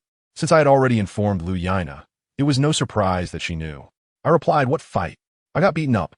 Lin Ke inquired, "Is it serious? Let me apply some medicine for you." Only then did I notice that she held a bottle of ointment. I declined, saying, "It's nothing serious." Lin Ke insisted, "Do you think I'm not strong enough? Should I call Wang Yao over?" Just as I was about to respond, Zheng Wu interjected, "Oh, Lin Ke knows. It seems you two are getting along quite well. Zuo Fei even asked me to keep quiet about it. What's the big deal?" Lin Ke, clearly puzzled, asked, "What do you mean by keep quiet?" I was exasperated and pushed Zheng Wu again, saying, "You go back to class. I need to speak with my wife for a moment." The moment the words escaped my lips, I was taken aback. It was all Zheng Wu's fault for referring to her as a wife. In my haste, I had misspoken. Zheng Wu chuckled, "Still shy, are you? I won't say anything more." With that, he returned to his class. I turned to Lin Ke, my face burning as I stammered, "I misspoke just now." Lin Ke replied softly, "Let me apply the ointment for you." Her voice was faint, akin to a whispering mosquito. I dared not meet her gaze and turned my body, pressing against the wall and lifting my shirt. Lin Ke attentively applied the medicine, her small hand brushing against my back, a sensation that was indescribably pleasant. In the past, I would have teased her, but now I could not utter a word, fearing that any further comments might lead to misunderstandings. As she tended to my wounds, Lin Ke remarked, "Wang Yao," and I discussed everything. I shuddered, every nerve ending tightening as a wave of cold sweat trickled down my neck. My heart raced, threatening to leap from my chest. She expressed her regret, explaining that she had intended to invite us to dinner, but we had fallen into a trap, and upon returning, she had cried for a long time. "Please don't blame her. She didn't want this to happen," she added. My heart felt as if it had stopped, the tension releasing as I was drenched in sweat, overwhelmed by the unpredictability of life. Logically, both Wang Yao and I were single, and even if something were to happen, no one could fault us. Yet, I could not comprehend why I was so terrified of Lin Ke finding out. Perhaps Wang Yao shared the same sentiment. Lin Ke continued, merely attempting to exonerate Wang Yao, believing we were upset with her. In truth, we bore her no ill will. Wang Yao had done more than enough, severing ties with Ding Sheng on our behalf. "Did you hear that, Zuo Fei? Don't blame Wang Yao, all right?" I nodded in response. "Good," Lin Ke sighed in relief. "Could you go and comfort Wang Yao? She's still crying in the classroom." Without waiting for my agreement, Lin Ke tugged at my sleeve, leading me forward. I was also eager to see Wang Yao, so I offered no resistance. This feeling was quite strange, It was as if the elder daughter-in-law was pulling me to meet the younger one. Oh no, it was my ex-girlfriend leading me to meet my current girlfriend. Regardless, my mind was a jumbled mess. The complexities of our three-way relationship were beyond even the imagination of Aunt Xiong Yao. Upon entering a classroom, I found it quite chaotic due to the absence of a teacher. Sure enough, Wang Yao was huddled in a corner, crying, surrounded by several girls from the 13 Roses, who seemed to have already consoled her for quite a while. Lin Kuer led me over, her face beaming as she announced, "Look who I've brought." The girls erupted in playful teasing, calling me brother-in-law and sister-in-law, sending cold sweat down my back.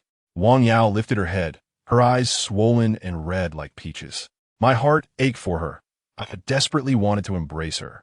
If it were just the two of us, she surely wouldn't object, but with so many people around, I lacked the courage. Amidst the playful banter, I sat down. "Wang Yao, why are you crying?"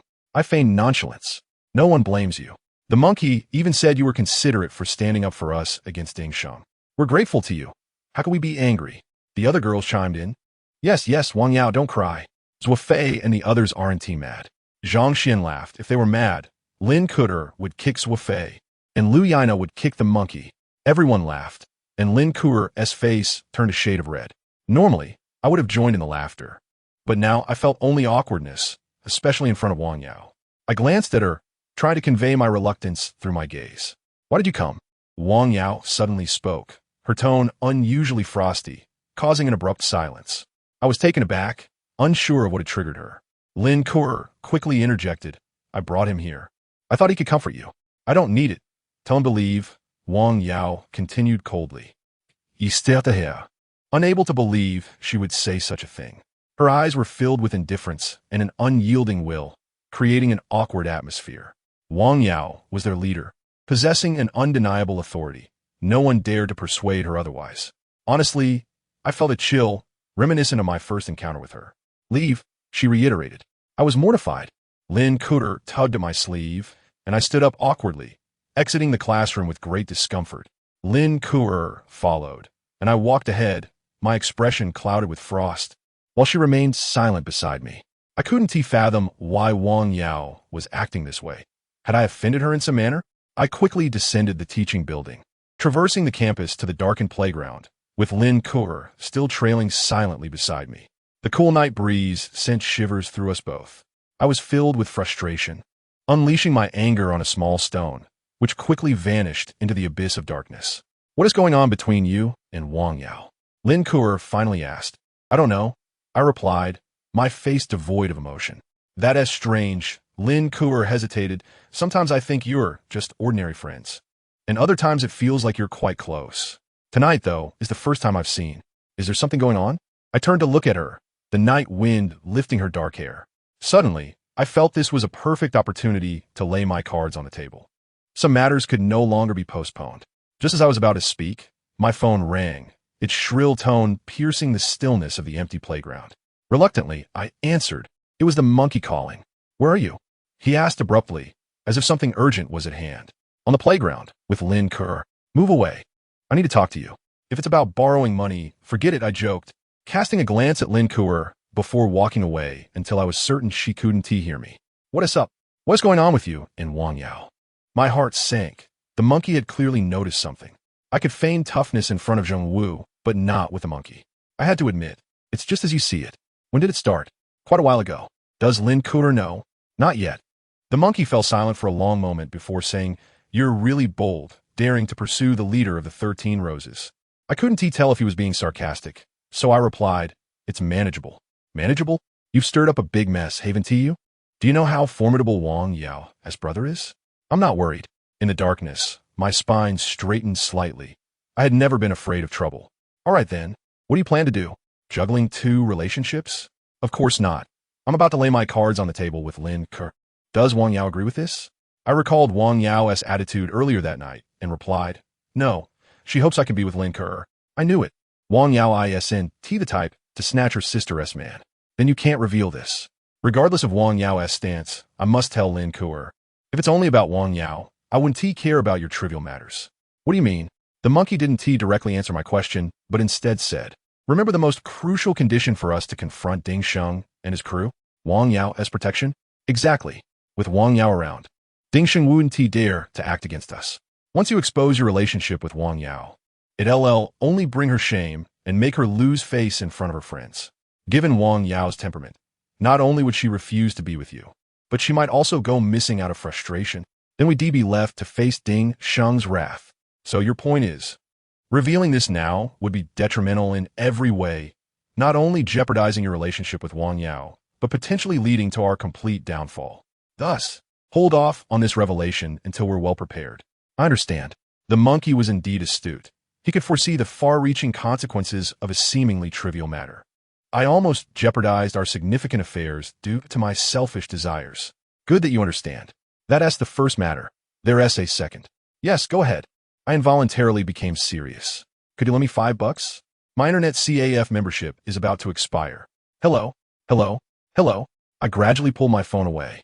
Oh, the signal's terrible. I can't hear you. Let us hang up for now. I ended the call and made my way back toward Lin Ke, relying on memory. The playground was engulfed in darkness. I had wandered a bit too far and momentarily lost track of her. I called out for Lin Ke as I walked, but my voice was swallowed by the night breeze. I began to panic and started running across the playground. Suddenly, a piercing scream pierced the air. I halted, straining to identify the source of the sound. Zuo Fei. Came a call again. I quickly sprinted towards the northwest, soon spotting two indistinct figures, and the voice grew clearer. Let go of me. Zuo Fei is nearby. Haha, you still mention him? He is practically on the brink of being beaten to death by Ding Sheng. Even if he had 100 lives, he wouldn't dare come to your rescue. It's Yizhen. My anger ignited instantly, propelling me to run even faster. On this vast playground, my footsteps were notably thunderous, catching Yizhen's attention at last. He released Lin Ke and pointed at me, declaring, Zuo Fei, do you dare to come? Just as he uttered the word come, I delivered a swift kick to his abdomen. Yizhen's body flew back as I charged toward him, striking him with fists and feet like an enraged lion. Yizhen covered his head, spinning around while cursing. How dare you hit me? Aren't you afraid of Ding Sheng and the others killing you? I retorted, before they can harm me, I will take you down. Each blow I landed was infused with immense force, mercilessly pounding against Yizhen's fragile form. Soon, he could barely manage a cry, while my fury showed no signs of abating. Lin Ke, visibly frightened, tugged at me, pleading for me to stop. Reluctantly, I released my grip. Yizhen lay on the ground like a dog, dirty and motionless. I crouched down and mimicked a monkey's tone, saying, little friend, if you lack skills, refrain from pretending to be a bully. You can now cry and return to your father. This was a provocation, in truth. I was quite afraid of him seeking his father's help. Yizhen slowly got to his feet, pride still glaring in his eyes despite being beaten down. You poor folks only know how to resort to violence. Let us see who prevails in the end. Gazing at this fool, I felt the urge to strike him again, but Lin Ke firmly held onto my arm. It wasn't until Yizhen sauntered away that Lin Ke collapsed into my embrace, clearly shaken by the ordeal. I gently patted her back, soothing her as she wept. Her tears soaking my shoulder, piercing my heart with sorrow. Once she gradually calmed down, I inquired about what had transpired. It turned out that shortly after I had left, Yizhen had approached, wrapping his arms around Lin Ke, who was nearly terrified to death. She repeatedly asserted that I was nearby, yet Yizhen disregarded her pleas, brazenly dragging her toward the northwest. In the midst of their struggle, Lin Ke had cried out, prompting my arrival. Upon hearing her distress, I sensed something was amiss. How did Yizhen know Lin Ke was here? I instructed her not to move, meticulously searching her sleeve, where I discovered a device akin to a battery. Lin Ke exclaimed, what is this? A civilian tracking device. I replied indignantly, crushing it underfoot. I had seen such gadgets online. The cheaper ones cost hundreds, while the pricier ones could reach thousands, truly something only a wealthy heir like Yizhen could afford. This scoundrel had gone so far as to employ such tactics, meticulously scheming against Lin Ke. Clearly, he had tracked her to the playground, and when I stepped away to make a call, he presumed she was alone, audaciously intending to act upon his vile intentions. Thankfully, I was nearby. Otherwise, the consequences would have been dire. First harassment, then a tracking device. Lin Ke had never encountered such a situation and was utterly terrified, trembling and pale, clutching my arm like a frightened lamb. I attempted to lead her away, but her legs had turned to jelly, preventing her from taking a single step. Eventually, I resorted to carrying her out of the playground. my heart ablaze with fury. Upon reaching the dormitory, the matron barred my entry, so I set Lin Ke down momentarily and dialed Wang Yao.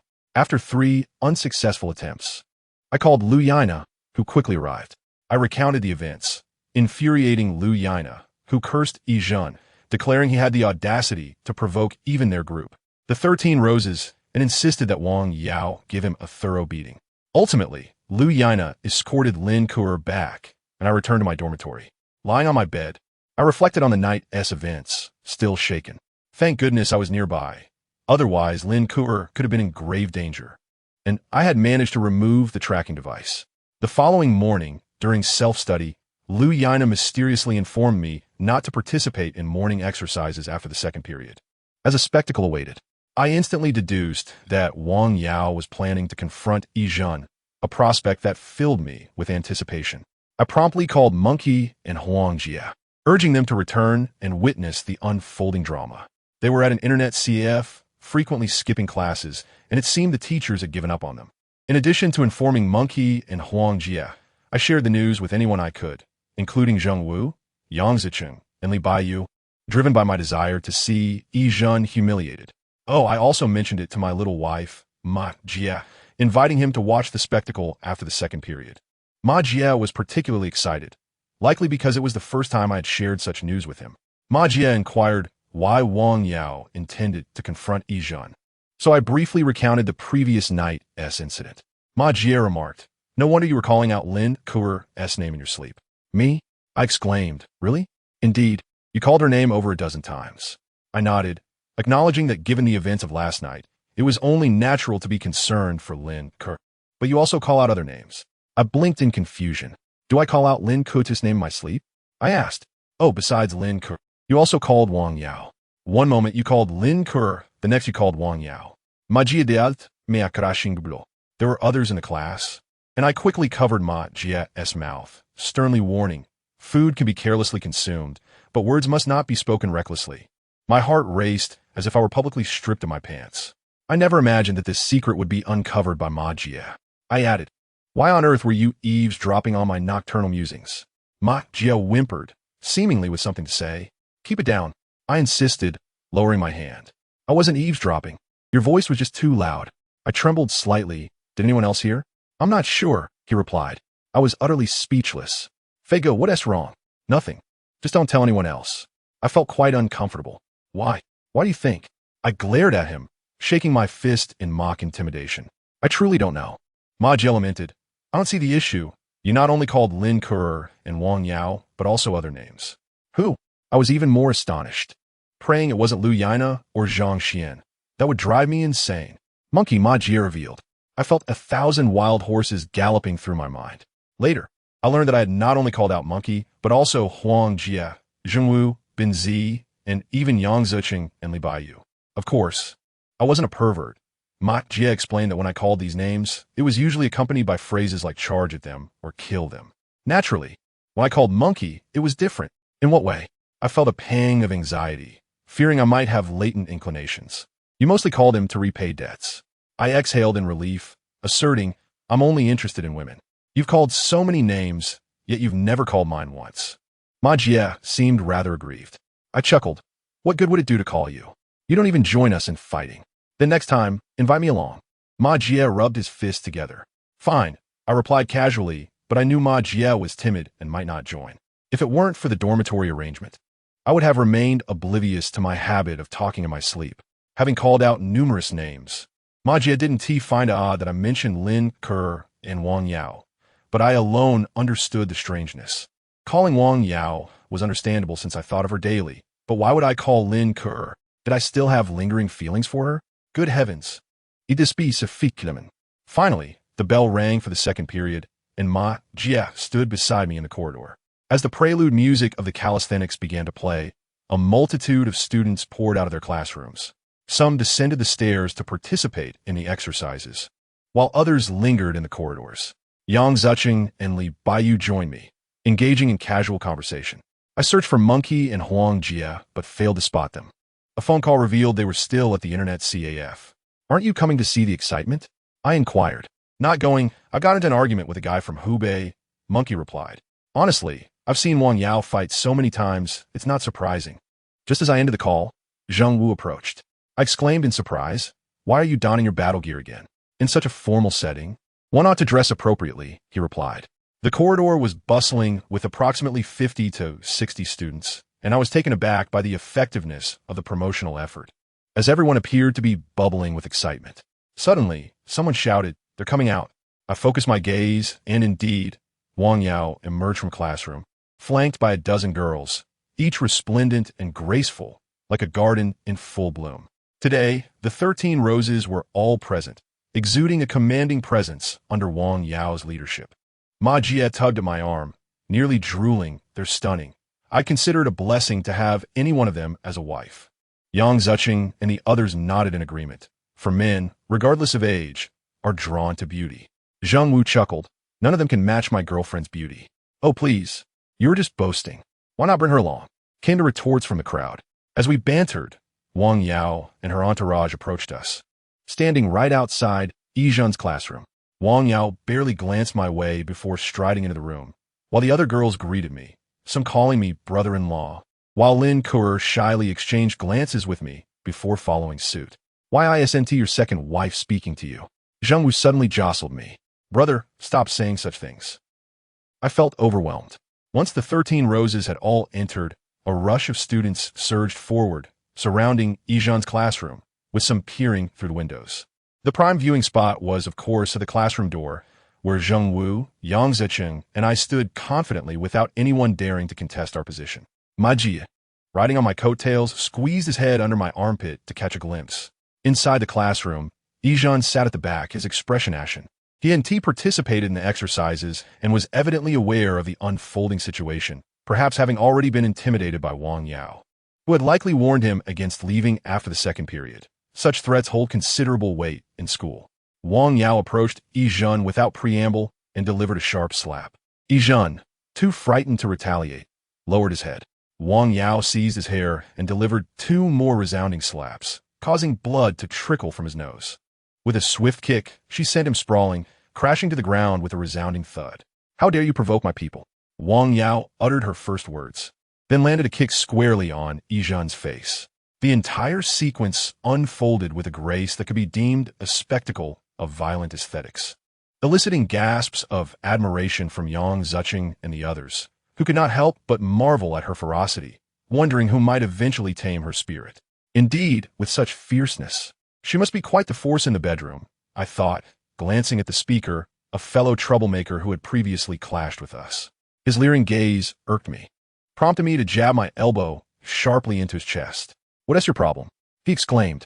"Mind your own business," I glared back. Incensed, he raised a hand to strike me, but Zheng Wu intervened, shoving him out of the crowd.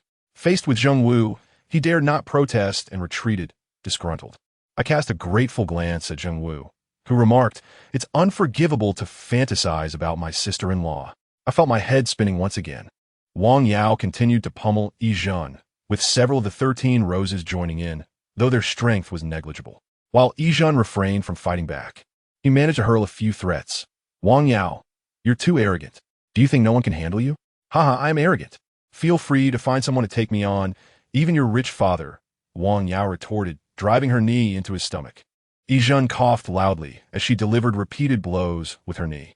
Dressed in a black skirt that barely reached her knees, each movement revealed a tantalizing glimpse of her thigh, satisfying the onlookers' hungry gazes.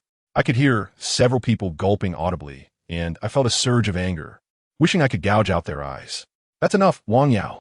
A voice suddenly rang out. Wang Yao paused her assault, turning towards a girl in the corner.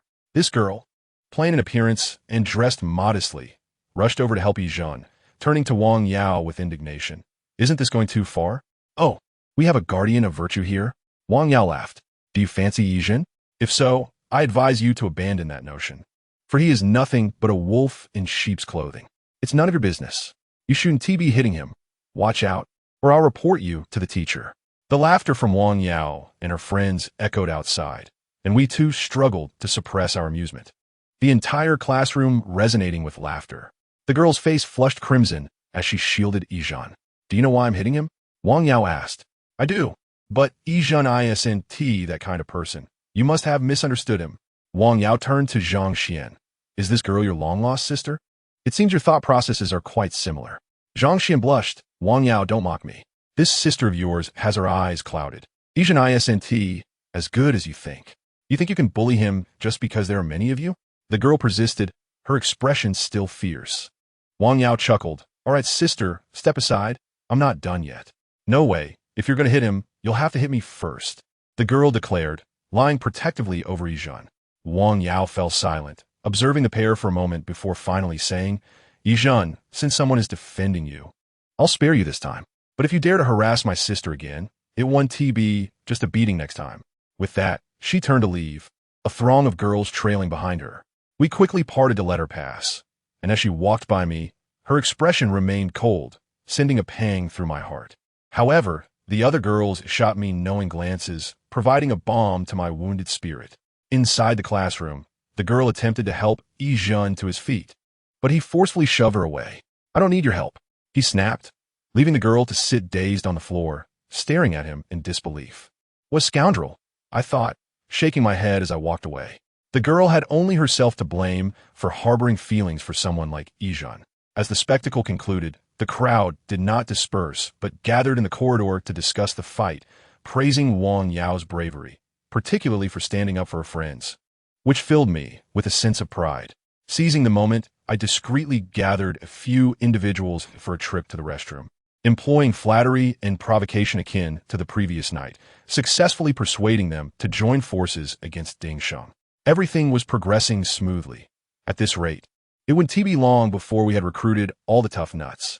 I also asked Ma Jia to discreetly inquire if there were others willing to join our ranks. As an experienced student who had once run with the 9 princes, he was acquainted with quite a few delinquents, and if we could rally them together, we would be well equipped. However, I knew better than to reveal too much of our plans to these new recruits. To put it bluntly, they were merely pawns, cannon fodder to bolster our numbers, and there was no need for them to know too much. After all, the information could easily leak out. Ma Jia undertook his inaugural task for me with remarkable seriousness. That very afternoon, he brought along a cadre of a dozen ruffians, all former associates of the 9th Prince. These individuals were of little consequence, relishing the opportunity to bully classmates who were weaker than themselves. After a thorough review, I consented to their inclusion and entrusted them to Zheng Wu for training. Zheng Wu was a formidable fighter, having once single-handedly chased away over 30 of the 9th Prince's men, earning the admiration of these young thugs who willingly followed his lead, proudly proclaiming their allegiance. I'm now with Brother Wu. The school was indeed a realm where the strong reigned supreme. To be candid, I only became acquainted with them the night the 9th Prince cleared the dormitory. My trust in Zheng Wu surpassed that of Yang Zucheng and his ilk, not because Zheng Wu possessed superior character, but rather due to his association with the monkey, a figure of prestige. Anyone linked to him, be it friends or friends of friends, could be deemed trustworthy. The monkey once imparted a memorable sentiment. I don't have many friends, only 30 or 40. Yet each is someone I can entrust my life to. Such audacity. 30 or 40 comrades like Mao Mao, and he still considered that few. I'm mused that such camaraderie should suffice to dominate an entire city. As afternoon classes commenced, I received a text from Lin Kuo. Can we continue our conversation from last night? Is there something between you and Wang Yao? I hastily replied, nothing is amiss. I was inclined to heed the monkey's advice. Even if a confrontation were to occur, it was not the right moment. Just as I set down my phone, Zhang Xian burst through the classroom door, exclaiming, Zuo Fei, Wang Yao has been stabbed. A sudden wave of dread washed over me. Without a moment's hesitation, I dashed out of the classroom. Upon arriving at Wang Yao's class, I found a circle of onlookers. Pushing through, I saw Wang Yao sitting on the ground, clutching her abdomen in agony, her fingers stained with blood. A few girls were attempting to comfort her. Ignoring the others, I rushed to Wang Yao's side, anxiously inquiring, what happened? I'm fine, Wang Yao replied, shifting her bloodied hand, revealing that the injury was not to her abdomen, but rather a noticeable gash on her arm, blood oozing steadily. Despite its superficiality, it pained me deeply. Everyone stay back. A voice suddenly rang out. I turned to see the girl who had protected Yizhan earlier, cornered with a bloody utility knife in hand, clearly the assailant seeking vengeance for Yizhan. Several girls from the 13 Roses surrounded her, unable to approach due to the weapon. but they hurled books and other objects in her direction. Enraged at the thought that she had harmed Wang Yao, I seized a nearby chair and stood up. Yet, someone tugged at my shirt. I turned to find Wang Yao saying, "Let it go." Realizing the wisdom in her words, I decided to prioritize her well-being and toss the chair aside, glaring at the girl. "I'll settle this with you later. Come at me now. Don't think I'm afraid just because you outnumber me," the girl screamed. Ignoring her, I lifted Wang Yao in my arms, only then noticing Lin Kuter standing nearby. Unconcerned with appearances, I carried Wang Yao outside as she quietly urged, "Let me go, I can walk." Taken aback, I saw the eyes of the crowd upon me, and Wang Yao's cheeks flushed crimson. Hastily, I set her down. She clutched her arm and began walking out, with Lin Kuter and the others quickly following. The girl continued to taunt, "Wang Yao, if you're so courageous, come back." But her words fell on deaf ears as everyone followed Wang Yao outside. Wang Yao's injury was not severe. The school nurse could easily attend to it. As she received treatment, a circle of girls berated the earlier assailant, vowing retribution. Wang Yao interjected, "Let it be. Don't go looking for her." Everyone fell silent, for this was uncharacteristic of Wang Yao. She explained, "She's just a foolish girl. There's no need to make her life harder. What if she comes after you again?" Zhang Xian inquired. "She's likely too frightened now. This incident has sufficiently intimidated her. Besides, even if she were to confront me again, I'm not so easily harmed. I was merely careless before." Though Wang Yao spoke with resolve, concern lingered in the air. Zhang Xian asserted, "She came for Yizhan. What if Yizhan targets Lin Kuer next? Are we to ignore that?" Wang Yao pondered, then instructed Lin Kuer, "You must avoid any private encounters with Yizhan. Understood?" Lin Kuer nodded in agreement. Wang Yao then turned to me, "Zuo Fei, I have a task for you. Speak. Spend more time with Lin Kuer. Pick her up from school, share meals, and remain by her side as much as possible. She doesn't go anywhere except to class and back to the dormitory, so ensure that Yizhan has no opportunity."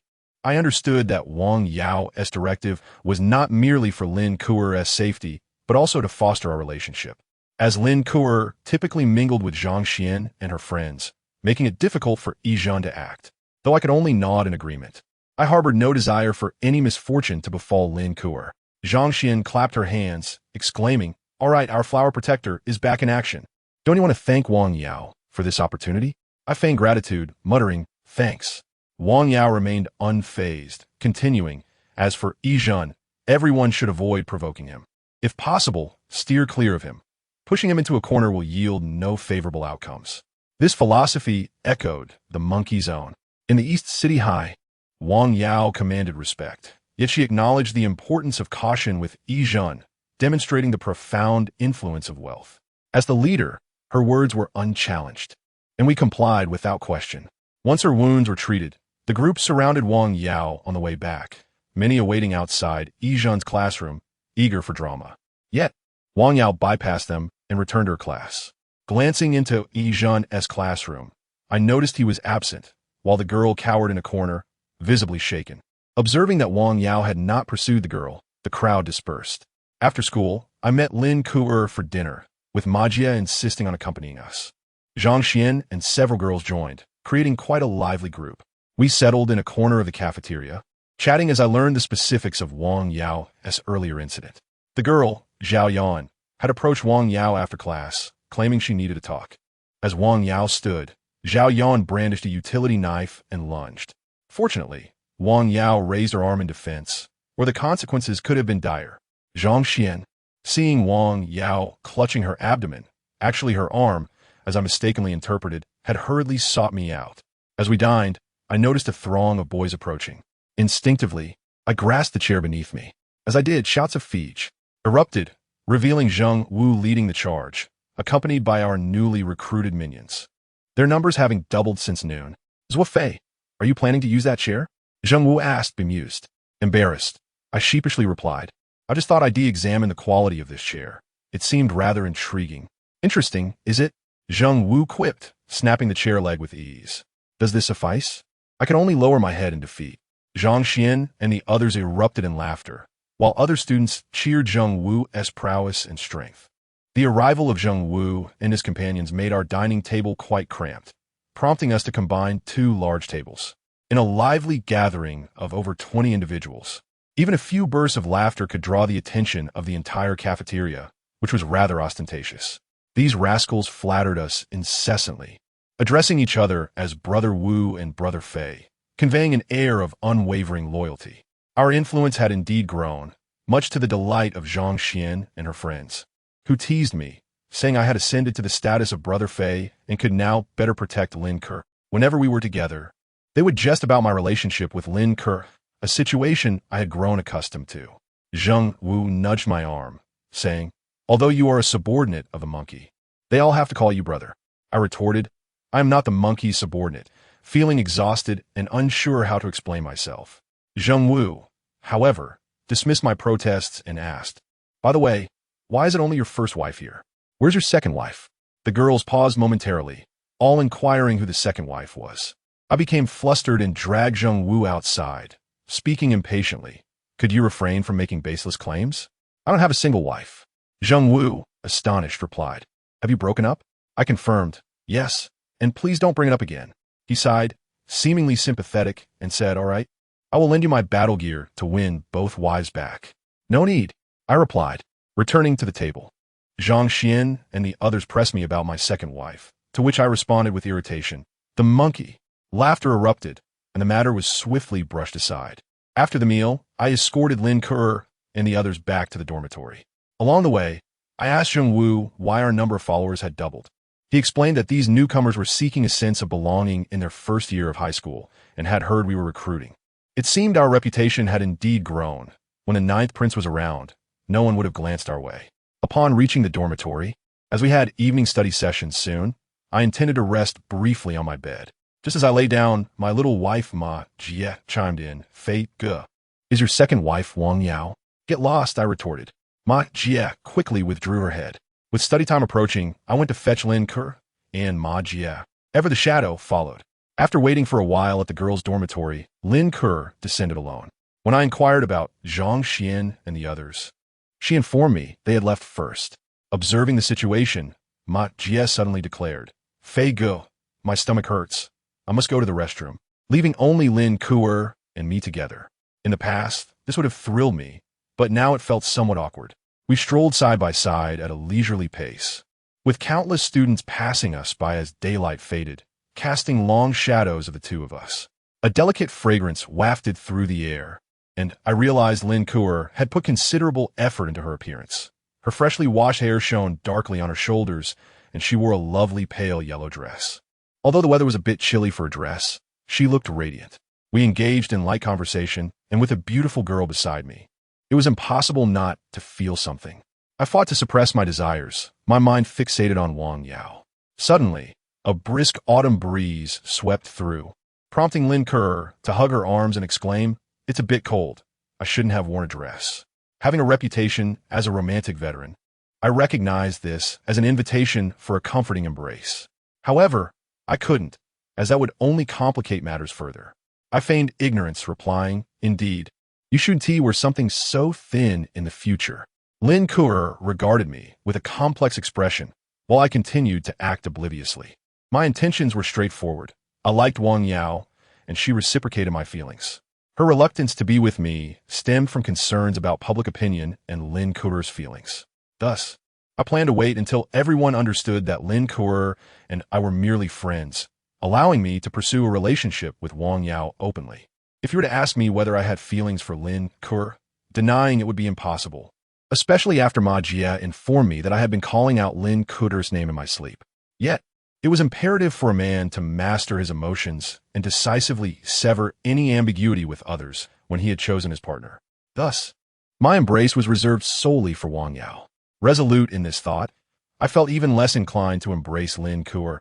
As we walked, Lin Ke suddenly grasped my arm. Startled, I wondered if she intended to lean in for a hug, but I soon noticed her pallor and the slight tremor in her grip. Following her gaze, I spotted Yizhen standing at the foot of the teaching building, glaring at us with barely contained rage. I was tempted to shout at him, but knowing that both the monkey and Wang Yao advised against provoking him, I merely glared back with hostility. Lin Ke appeared genuinely frightened. In the past, she would have dared to confront Yizhen, but after the events of the previous night, she had become a complete bundle of nerves. Trembling at the mere sight of him, She clutched my arm tightly, to the point of discomfort, and I could feel her hand growing cold as her steps faltered. "Don't be afraid of him," I murmured, gently wrapping my arm around her shoulders. Lin Kur seemed to find some solace, her trembling subsiding slightly as she linked her arms around mine. We stood together, a couple in a seemingly romantic embrace, despite my earlier conviction to avoid such gestures. We walked slowly towards Yijun, whose fury was palpable. "Oh, the wealthy heir, what brings you here?" I provoked, deciding to taunt him instead of striking. "Hey, Left Fei." Yijun spat, his demeanor no longer exuding any semblance of nobility. "Yes, here I am. What do you want?" I replied cheerfully, playfully tightening Lin Kur's head. "Are you inviting me to dinner?" "Sorry, I've already eaten with my wife. But if you insist, I wouldn't mind a little cash, surely. A wealthy man like you could spare $5? After spending time with the monkey, I had adopted his audacious demeanor. Lin Kur let out a laugh, her expression gradually returning to normal, which offered me a sense of relief. "You think you can have a future with this poor loser?" Yi Shen suddenly chuted at Lin Kur. She flinched instinctively, retreating slightly, trembling once again. My anger flared. I feared Yijun would leave her with lasting psychological scars. I tightened my grip on Lin Kur, pointing at Yijun, and shouted, "Get lost. You're just an eyesore here." "Huh, why don't you come and hit me?" Yijun taunted, stepping forward and pointing at himself. "Weren't you so bold yesterday? You kicked me several times. Why not do it again and see if you still have the guts?" After I had beaten him up the day before, and Wang Yao had also given him a taste of her strength that morning, he bore numerous bruises but still dared to provoke me. Even a clay figurine would have its limits. I could no longer hold back. Ignoring Wang Yao's and the monkey's advice, I launched a powerful kick at his stomach, sending him tumbling backward. At this moment, a considerable number of students gathered around swiftly. I charged forward and kicked Yijun several times, exclaiming, "I've lived this long and have never encountered such demands." I felt the urge to strike again, but Lin Kur hurriedly restrained me. Including today, I had already confronted Yijun 3 times, and I began to doubt whether this fellow could break my record. Embracing Lin Kur, I yelled at him, "Fool, should you ever make such demands again, feel free to come find me." Then, I held Lin Kur close and walked towards the teaching building, while Yijun cackled ominously behind us. "You're finished, haha, you're finished." I thought to myself, what a joke. No matter how wealthy or powerful you are, if you force me to drop out, so what? Upon entering the teaching building, Lin Kur anxiously asked, "Why did you hit him again?" "Wang Yao just said this afternoon." I replied confidently, "It's nothing. I'm feeling quite bold. Let's see what he intends to do." Just as I finished speaking, I froze, for Wang Yao and several girls from the 13 Roses approached from another direction. "Oh, are they already sweet on each other?" In this school, it seems we single folks are hardly allowed to exist. Upon seeing me with Lin Kur, they seized the opportunity to tease us. I quickly released Lin Kur and focused solely on Wang Yao. Her expression remained calm as she joined in the jest. "Not bad. Things are progressing quite rapidly.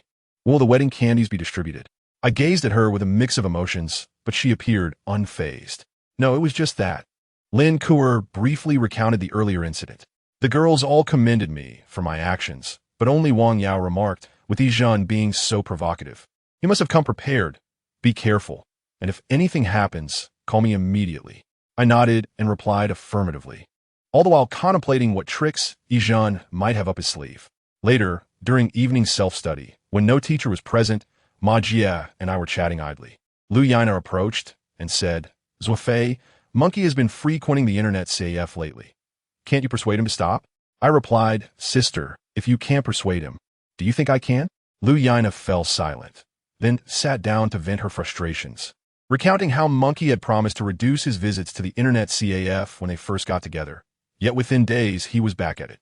After about 10 minutes of her complaints, she finally left, and Ma Jie remarked, "Monkey is really something. He has such a beautiful girlfriend, yet he's still thinking about the internet CAF." I chuckled. "If you were Monkey, what would you do?" He replied, "I would definitely cling to her every day." Ma Jie stared longingly at Lu Yana's retreating figure, nearly drooling. I gave him a light smack, saying, "All right, enough fantasizing about your friend's girlfriend." At that moment, I glanced out the window and noticed Yijun lurking outside. I immediately jumped up and ran out, but by the time I reached the corridor, Yijun had vanished. With no other choice, I returned to the classroom. My sudden exit startled everyone, and the classroom fell into silence. I reassured them, "It's nothing. Carry on with your fun. Laughter erupted, and Liu Yana asked what had happened. I replied, I saw Yi Zhen and thought he wanted to challenge me. Liu Yana laughed. Even 10 Yi Zhens couldn't defeat you. I felt pleased. This was the first time someone acknowledged my strength. However, I soon sensed something amiss. Yi Zhen had provoked me earlier and was now spying on me from outside. Could he truly be up to no good? I contemplated this and stepped outside once more, with Ma Jie following, thinking I was going for a smoke. I told him I didn't smoke and urged him to come with me. We headed to Zheng Wu's class, called him out, and explained the situation. Zheng Wu remarked, that Yi Zhen? I could take him down with a single finger. I warned him that he likely had a plan and advised him to inform the new recruits to come quickly if anything happened. Zheng Wu agreed and made a few calls. I decided not to involve Yang Ziqing and the others, feeling we weren't that close yet. Zheng Wu made only 3 or 4 calls, instructing them to spread the word. Once he finished, I instinctively thanked him. Zheng Wu replied, no need for thanks. You're a monkey's subordinate, which makes you mine too. I won't let anyone harm you. After everything was arranged, I returned to class with Ma Jie. This time, I had lost my inclination for idle chatter. Instead, I gripped a chair leg tightly, continuously watching the door. Within 5 minutes, the classroom door swung open. Zuo Fei, come out. Yi Zhen bellowed from the doorway, exuding an intimidating presence. Am I supposed to be afraid of him? I immediately brandished the chair leg and stepped outside. Upon exiting, I found Yi Zhen alone in the corridor. I chuckled. Oh, so you wish to duel with me? Yi Zhen affirmed. Yes, I want to duel you. Do you dare to go to the restroom with me? I laughed even harder. Do you take me for a fool? Are you planning to ambush me in there? Yi Zhen's expression changed, and I directly challenged him. Stop stalling. Hurry and bring your people here. I'll be waiting. He retorted, fine, monkey isn't here tonight. Let us see how you fare. Yi Zhen dashed toward the restroom, prompting me to shout down the corridor. Zheng Wu, come out. Zheng Wu, from the adjacent class, immediately ran out, asking, what is going on? Just as I was about to explain, I saw a group of around 10 people charging towards us, led by Liang Qi from the second year. I was taken aback, realizing Yi Zhen had summoned him too. Excellent. A chance to settle the score from our last encounter. Zheng Wu, however, was overly excited, extending his hand towards me. Zuo Fei, hand me a weapon. Noticing the situation, I figured the weapon would serve him better. So I passed him the chair leg. Zheng Wu seized it and pointed at Liang Qi, saying, come on, let us settle this. However, Liang Qi stood his ground, declaring, I'm only here for Zuo Fei. You step aside. That won't do. Zuo Fei is my subordinate. I can't just ignore him. Standing to the side, I fell at a loss for words. At this moment, I couldn't interject that I wasn't really his subordinate, so I remained silent, pretending to be Zheng Wu's loyal follower. Well then, don't blame me for being rude. Liang Qi charged at me, drawing a stick from his clothing, and the other students hastily brandished their weapons as well. Clearly well prepared, Yi Zhen stood at the back, shouting, fight, beat Zuo Fei to death. I'll pay you extra. I immediately yelled back into the classroom, Ma Jie, give me a weapon. The commotion in the corridor attracted other students from different classes who came out to watch the spectacle. Our newly recruited subordinates also emerged, calling out for Wu Ge and Fei Ge as they rushed over. Just then, Ma Jie appeared, handing me a teacher's pointer. Yes, the long, slender pointer used in class. I tossed the pointer to the ground, exclaiming, are you out of your mind? Give me a chair. Oh, Ma Jie quickly dashed back. Charge! Zheng Wu shouted, leading the charge with the chair leg. The group of fools across from us shouted, look out, I'm Liang Qi from the second year. Anyone who dares to step forward will be dealt with. Liang Qi yelled as he and his crew rushed at us. I thought to myself, who does this fool think he is, showing off as a second-year student in front of us first years? Although Ma Jie had not yet returned, I could wait no longer and followed Zheng Wu into the fray. Charge! I yelled, feeling a surge of adrenaline. However, just as I was fueled with excitement, I sensed something was off. A chill ran down my spine as I realized I was the only one following Zheng Wu. I turned around and was stunned to see everyone else standing still as if paralyzed. I understood immediately. Names of men, shadows of trees. Though they called out to each other with camaraderie, in the face of Liang Qi, they were rendered speechless, paralyzed with fear. Angered, I turned and muttered a curse. Useless fools. Almost instantaneously, I was struck down by a blow, surrounded by a dozen students who pummeled me mercilessly. As usual, I could barely rise to my feet. Well, I thought, cradling my head in self-deprecation, This marks the 10th beating I have received at E-City number 1 high school. Today, I had hoped to see Ijan surpass my record, but it seems this fellow will remain far behind me. This record shall forever be mine to uphold and surpass. As I clutched my head and protected my groin, I peered through the chaotic legs to catch a glimpse of Zheng Wu, who was engaged in a fierce struggle with Liang Qi. Their previous encounter had been a bare-handed contest, the visceral thrill of each blow still vivid in my memory. Now, armed with weapons, their combat prowess had undoubtedly multiplied, and the injuries they inflicted would be exponentially greater. Their violent exchanges resonated with a brutal cadence, and soon, blood was visible on their faces. "Feech, I brought you a stool," Ma Jie suddenly shouted from outside. I thought to myself, what good is a stool now that I'm in such dire straits? "Let go of Feech," Ma Jie yelled again, followed by a student's agonized scream. The assailants halted their assault, and I raised my head to see Ma Jie tremblingly brandishing a stool, having already felled a student who lay groaning on the ground. I was taken aback. Who would have thought that this timid fellow would come to my aid? "Are you seeking death?" One student screamed, and instantly they all surged forward, overwhelming Ma Jie in a frenzy. I sprang into the fray, fists raised against these brutes, but my strength alone was insufficient. I was quickly knocked down, joining Ma Jie in the center of the mob, taking blows together. That foolish Ma Jie, not even covering his head, reached out to protect me, weeping and wailing, "Feech, I'm sorry. I didn't bring you a weapon." I cursed, "You idiot," and instinctively shielded his head. Thoughts swirling in my mind about how I was surrounded by such clowns and fools. Yet my eyes grew moist without my realizing it. Countless fists and feet struck me, and in a daze, I glimpsed Zheng Wu being knocked down by Liang Qi. Realistically, how could one hope to prevail unarmed against an armed opponent? "Fight! Fight! Kill them!" Izhen's mocking voice echoed from outside. Witnessing our plight, I felt a wave of sorrow wash over me. Why must we always be the ones to suffer? We had barely basked in glory after taking down the 9th prince. "Get lost!" Suddenly, a girl's voice thundered. Wang Yao had arrived, though her entourage had yet to arrive. Her voice swept through the air like a tempest, scattering our assailants as if they were mere mice fleeing from a cat. I immediately sat up, catching a glimpse of Wang Yao as she darted past me, brandishing a gleaming machete. Despite my lengthy description, the entire ordeal had lasted less than a minute. Wang Yao had arrived just in time, and upon her appearance, our attackers fled as if they were startled rodents. This was my first encounter with someone wielding a machete at E-City number 1 high school.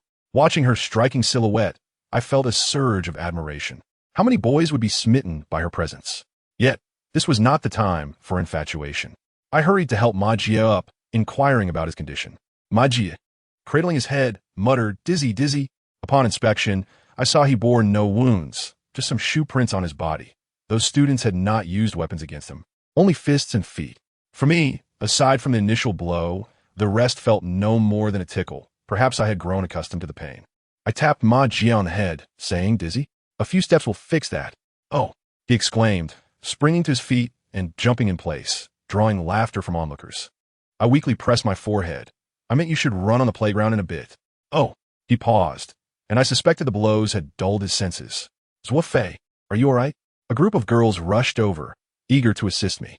Lin Ke grasped my arm tightly, her face etched with concern, incessantly asking, "How are you? How are you?" I'm fine, I reassured them, standing up and surveying the scene. Zheng Wu lay against the wall, blood streaming from his forehead, gasping for breath. That day in the private room, he and Liang Qi had fought barehanded for 5 minutes, this time with weapons. Their clash had lasted only a minute or so. How painful it must have been to receive that blow to the head. And I wonder how many strikes Zheng Wu had endured. I rushed over to check on him, but Zheng Wu sprang up, declaring, "I'm fine. Not a scratch on me." If Liang Qi hadn't run so fast, I would have wiped the floor with him. He leaned against the wall, striking a pose and adjusting his hair. Laughter erupted from the crowd, aware that Zheng Wu had just been beaten. Furious, I pointed at them and shouted, "Laugh all you want, get lost." As soon as the words left my lips, the crowd dispersed swiftly, though a few approached. "Zuo Fei, how are you?" I looked up to see Yang Zucheng and his friends, armed as well. Wang Yao had only just arrived, so I was grateful for Yang Zucheng's timely presence, even if he had missed the action. "I'm fine," I said, standing tall. "Sorry for being late," Yang Zucheng said anxiously. "Where are they?" Let us go back for round 2. Forget it. They already retreated to class 2. We'll catch them later, I replied, shaking Yang Ziqing's hand gratefully. Realizing that this beating hadn't been in vain, I had gained clarity regarding certain individuals. All right, count me in next time, Yang Ziqing said, patting my shoulder before leaving. Turning around, I found Zheng Wu struggling to remain upright, cradling his head and looking quite miserable. Zheng Wu, shall I take you to the hospital? No need. I just need to rest, he replied, using a tissue given by some girls to dab at the blood on his forehead. Where's Wang Yao? Zhang Xian suddenly asked. I glanced back. The corridor was empty. Indeed, under normal circumstances, Liang Qi and his gang wouldn't dare confront Wang Yao. Why hadn't she returned yet? A wave of anxiety washed over me as I picked up the leg of a stool Zheng Wu had previously used and rushed in that direction. Zuo Fei, I'm coming with you. Zheng Wu staggered behind me. Stay put and rest well, I shouted, causing him to freeze in place. I continued onward, gripping the stool leg tightly. The wind howled past my ears as adrenaline surged through my veins. If Liang Qi dared to harm Wang Yao, I would ensure that he bled throughout the entire building. I was not merely fantasizing. I was resolute, rounding the corner of the hallway. I spotted someone sitting on the stairs. Wang Yao, what are you doing here? I exclaimed in surprise. Wang Yao sat on the stairs, her machete discarded beside her, looking utterly despondent. She raised her head to meet my gaze, her eyes reddened with tears. Liang Qi is my brother. We used to be so close, drinking and having fun together. Yet here I am, chasing him with a machete. A pang of sympathy struck me. I understood why she sat there. I couldn't help but bend down, wishing to embrace her, but she abruptly pushed me away, her expression grave. Zuo Fei, what are you doing? I just wanted to hug you. No. Wang Yao stood up. Zuo Fei, listen to me. You and Lin Kuo are doing wonderfully together. Do you know how happy she is with you? You two are a perfect match. You should forget about me, and I should forget about you. Do you think it's that easy to forget? I forced a smile and said, though I am with Lin Kuo, my heart remains with you. Do you think this is fair to Lin Kuo? I wish to lay everything bare before her. After all, we are both unmarried and free to pursue our own happiness. Before I could finish, I heard a flurry of footsteps behind me. Why had Wang Yao and Zuo Fei come down yet? It was truly nerve-wracking. What if something had happened? The 13 roses were approaching. This is your final warning. Stop overthinking. Wang Yao nudged me aside, then grabbed a knife and rushed forward. Seizing the moment, I touched her hand lightly. She turned back and shot me a fierce glare, yet filled my heart with sweetness. Wang Yao, are you all right? A group of girls rounded the corner and spotted Wang Yao, erupting into excited cries. I'm Fina. When have I ever been in trouble? Let's go back, she said, leading the girls away, but she deliberately pushed Lin Kuo aside. Go check if Zuo Fei is all right. Laughter erupted among the girls. Lin Kuo approached me. Are you okay? Help me brush off the dust. I'm Fina. Let us go, I replied, moving ahead. My clothes are too dirty to clean off. Just take them off, and I'll wash them for you. No need, Ma Jie can wash them. Why make a guy do your laundry? Don't be fooled by his gender. He is incredibly thorough when it comes to washing clothes. We chatted as we returned to our previous spot. The corridor had returned to silence. Only Ma Jie and Zheng Wu remained seated against the wall, the rest of the area empty. The earlier commotion had faded entirely, and even the teachers were oblivious to it. You should head back now, I suggested to Lin Kuo. She nodded and quickly returned to her class. What are you doing here? I asked Zheng Wu. I called Monkey. He'll be here shortly, he replied. I nodded and sat beside him, then asked Ma Jie, why are you sitting here? I'm waiting for you two to take off your clothes to wash them. Let us just talk about this in the dormitory. You should head back to class. All right, Ma Jie agreed, rising to return to class. Zheng Wu's expression darkened. After Lin Kuo and Ma Jie left, I prepared to comfort him, but he suddenly said seriously, Zuo Fei, you handled something incorrectly. What? I was startled. What did I do wrong? As my subordinate, you shouldn't have spoken to me so harshly just now. It embarrassed me. I am not your subordinate. You are Monkey's subordinate, which makes you my subordinate. I am not Monkey's subordinate. Would you dare say that if he were here? I would. All right, let's see what happens when he arrives. Let's see then. I engaged in a playful argument with Zheng Wu, perplexed as to why we were quarreling after just being hit. After a moment, we both fell silent. Victory and defeat are commonplace in battle. You needn't be so dramatic, I said. I didn't lose, Zheng Wu muttered, looking down. I simply wasn't wearing my battle attire. Indeed, you weren't in your battle attire. Perhaps you should wear it next time? he replied softly. Seeing the cut on his head, I asked, does it hurt? Not really, it's like a tickle. Zhengwu stood up, I'll go wash up. You wait for Monkey here. As soon as Zhengwu left, I thought it was time for me to wash up as well. So I headed to the washroom. It was located next to the restroom, with a row of taps. Zhengwu was occupying one, rinsing his head under the cold water. It hurts so much. It really hurts, he exclaimed, grimacing. I quietly stepped back, having come to understand Zhengwu's temperament, so I was not surprised. Many people are like this. They put on a brave front, smiling through their pain when in public, only to lick their wounds in solitude, desperate to conceal their vulnerability from the world. Thus, I didn't find Zhengwu amusing. His cries of pain tugged at my heartstrings, filling me with sorrow. Once he finished washing up and emerged as if nothing had happened, I stepped in to clean myself. Afterwards, we stood in the corridor, silent and dejected, like two weary old dogs. Footsteps echoed as Monkey and Huang Jie approached. A flicker of joy rose within me, yet I could not muster a smile. Both Monkey and Huang Jie wore serious expressions, indicating they were aware of our situation. I opened my mouth to speak, but ultimately said nothing. It was better to wait for Monkey to console me. I knew this was not the moment for vengeance. I could endure. I could wait. Monkey came over and suddenly grabbed my neck. What are you doing? I gasped for breath. Why did you call me your second wife? Monkey shouted. Let go of me. Do you realize the damage you've done to my reputation? Liu Yana even asked if I was gay. He continued, his voice rising. Exactly. Why didn't you say I was your second wife? Do you think our relationship is less significant than that of Monkey? Huang Jie chimed in, also gripping my neck. I pushed them both away. Enough. This isn't the time for this conversation. Can we focus on something else? Then what should we talk about? Monkey grinned. Zhengwu and I were beaten up by Liang Qi. I know. Otherwise, why would I have come back? Monkey replied, still grinning. I was at a loss for words. You should at least offer me some comfort. Comfort? Look at you too. You're fine. Did you think you were going to die from a beating? I was already irritated when Monkey added, besides, what good does comfort do? It's far more satisfying to seek revenge. Let us go. I was taken aback. Where to? To seek revenge. Without another word, Monkey strode down the corridor. Huang Jie gestured for us to follow. Let us go. Let us deal with Liang Qi. I quickened my pace to catch up. Are you serious? Is now really the time for revenge? Revenge doesn't have a specific timing. Monkey replied without looking back. Then let me go back to change into my battle attire. Zhengwu chimed in eagerly. There is no time. Let us go. Monkey insisted. Once I put on my battle attire, I'll be able to defeat Liang Qi. No need. You have me. Under the persuasion of Monkey and Huang Jie, I and Zhengwu followed them in a daze. Initially, I thought they were joking and that they would just head to the restroom and return. Instead, I watched them walk toward the only staircase leading to the second floor. I finally realized they were serious.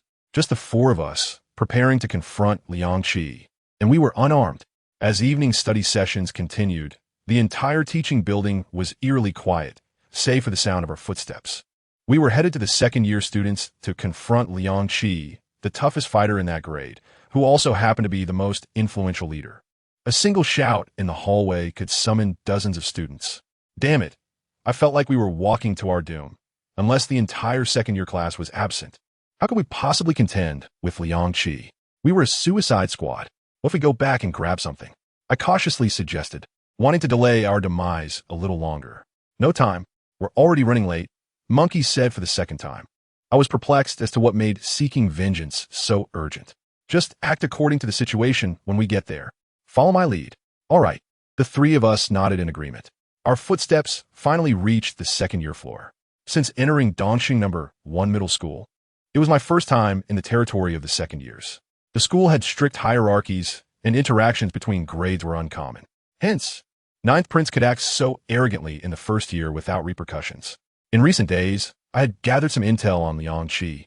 He was in class 6 of the second year, with his classroom located in the center of the corridor.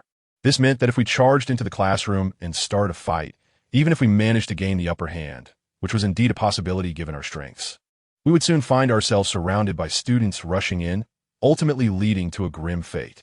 No matter how one looks at it, it appears to be a venture towards certain doom. Yet, the monkey exudes an air of confidence, and considering his reliability in past endeavors, my heart settles a tad. What an exhilarating experience, Zhengwu suddenly exclaimed, his face aglow, for he relished such escapades. Upon reaching the high school corridor, However, the monkey did not head towards Class 6, but instead veered towards the adjacent restroom. Damn it, I knew it. He must be merely using the facilities, likely having been duped again by the monkey and Huang Jie. Liang Qi is in Class 6.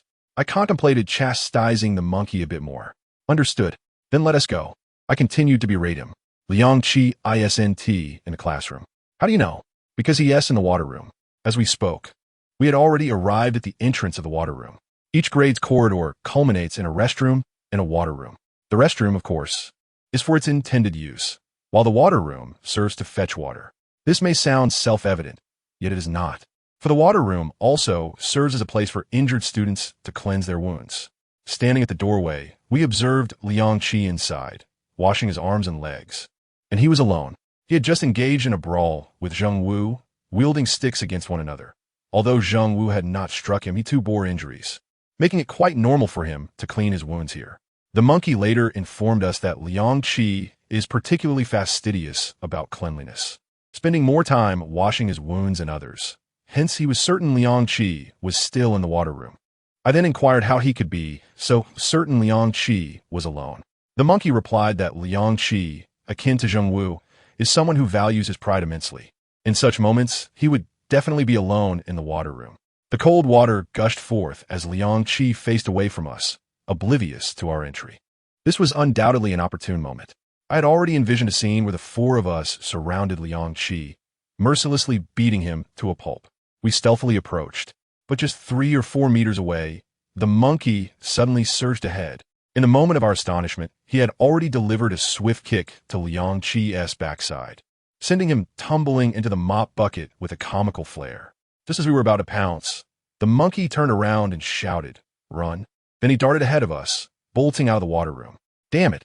I cursed, compelled to follow the monkey outside. I believe my reaction was swift. Yet upon reaching the staircase, I discovered Huang Jie and Zheng Wu were ahead of me, with the faint sounds of Liang Qi's curses echoing behind. I trailed behind them, uncertain of our destination, simply following Zheng Wu and Huang Jie, who were, of course, following the monkey. At such moments, people tend to seek reliance, akin to walking at night. If someone is in front, you instinctively follow. Thus, I thought little of it and continued running, trusting the monkey had a plan. We burst forth from the teaching building and into the campus, racing along the lengthy road, all 4 of us panting heavily. Suddenly, I felt something amiss. It seemed we were headed toward an internet CAF. Monkey! Monkey! I shouted. The monkey abruptly halted, turning back, equally startled. What the hell are you still doing here? You've avenged yourselves. What more do you want? Don't hinder my gaming. The 3 of us stopped as well. I was about to lambaste the monkey when Huang Jie beat me to it. What the hell? You said we each kick him. How come you were the only one to kick? Isn't this a betrayal of my trust? The monkey plopped down on the nearby steps. There wasn't tea time. I saw he was almost finished washing up. I kicked him right on cue. Quick, hand me a cigarette. Huang Jie continued to berate him. What are you smoking for? Just you enjoying yourself while the 3 of us stand by and watch. Give me one too. I handed them each a cigarette, and the 3 of us sat on the steps and began to smoke. Zheng Wu rubbed his hands together, saying, "Let us go back and give him another beating. Otherwise, I won't be able to sleep tonight. If we go back, you won't get out again." The monkey replied, still smoking, "No worries. I'll don my battle gear and take on the entire grade." The monkey fell silent, then turned to me, asking, "So, how was it, Zuo Fei? Was it exhilarating?" As I recalled Liang Qi's tumble into the mop bucket, I couldn't help but chuckle. It was exhilarating, but I still haven't fully satisfied my thirst for revenge. The monkey remarked, "There's no way around it. Given our current capabilities, we have a long way to go before achieving complete vengeance." I nodded, remaining silent. In truth, I could discern the dynamics at play and had no intention of exacting revenge tonight. The monkey's ability to kick Liang Qi into the mop bucket had already exceeded my expectations. Zheng Wu said, "You guys are troublesome. If it weren't for teamwork, I would topple them all by myself long ago." The 3 of us fell silent, sitting on the roadside, smoking in quiet contemplation. Zheng Wu spoke again. "How long until we can achieve complete revenge?" I suddenly snapped. "Are you annoying? Look at the underlings you've gathered. They boast regularly. Yet when it matters, not a single one comes forward to help. One word from Liang Qi and they're terrified. How then can we talk about revenge? In truth, this matter had nothing to do with Zheng Wu, but his incessant chatter aggravated me, and I couldn't help but vent my frustration on him.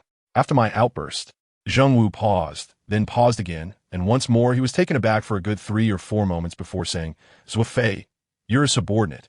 You can't speak to me like that. That is insubordination, you know?" I tossed my cigarette, but stood up and shouted, "I'll say it again. I am not a subordinate." Zhengwu appeared somewhat intimidated by my fervor. Looking at the monkey and saying, "Monkey, look at him," the monkey leisurely replied, "Zhengwu, Zuo Fei is not a subordinate. He stands as our equal." Zhengwu blinked in surprise, then responded with an "oh," left speechless.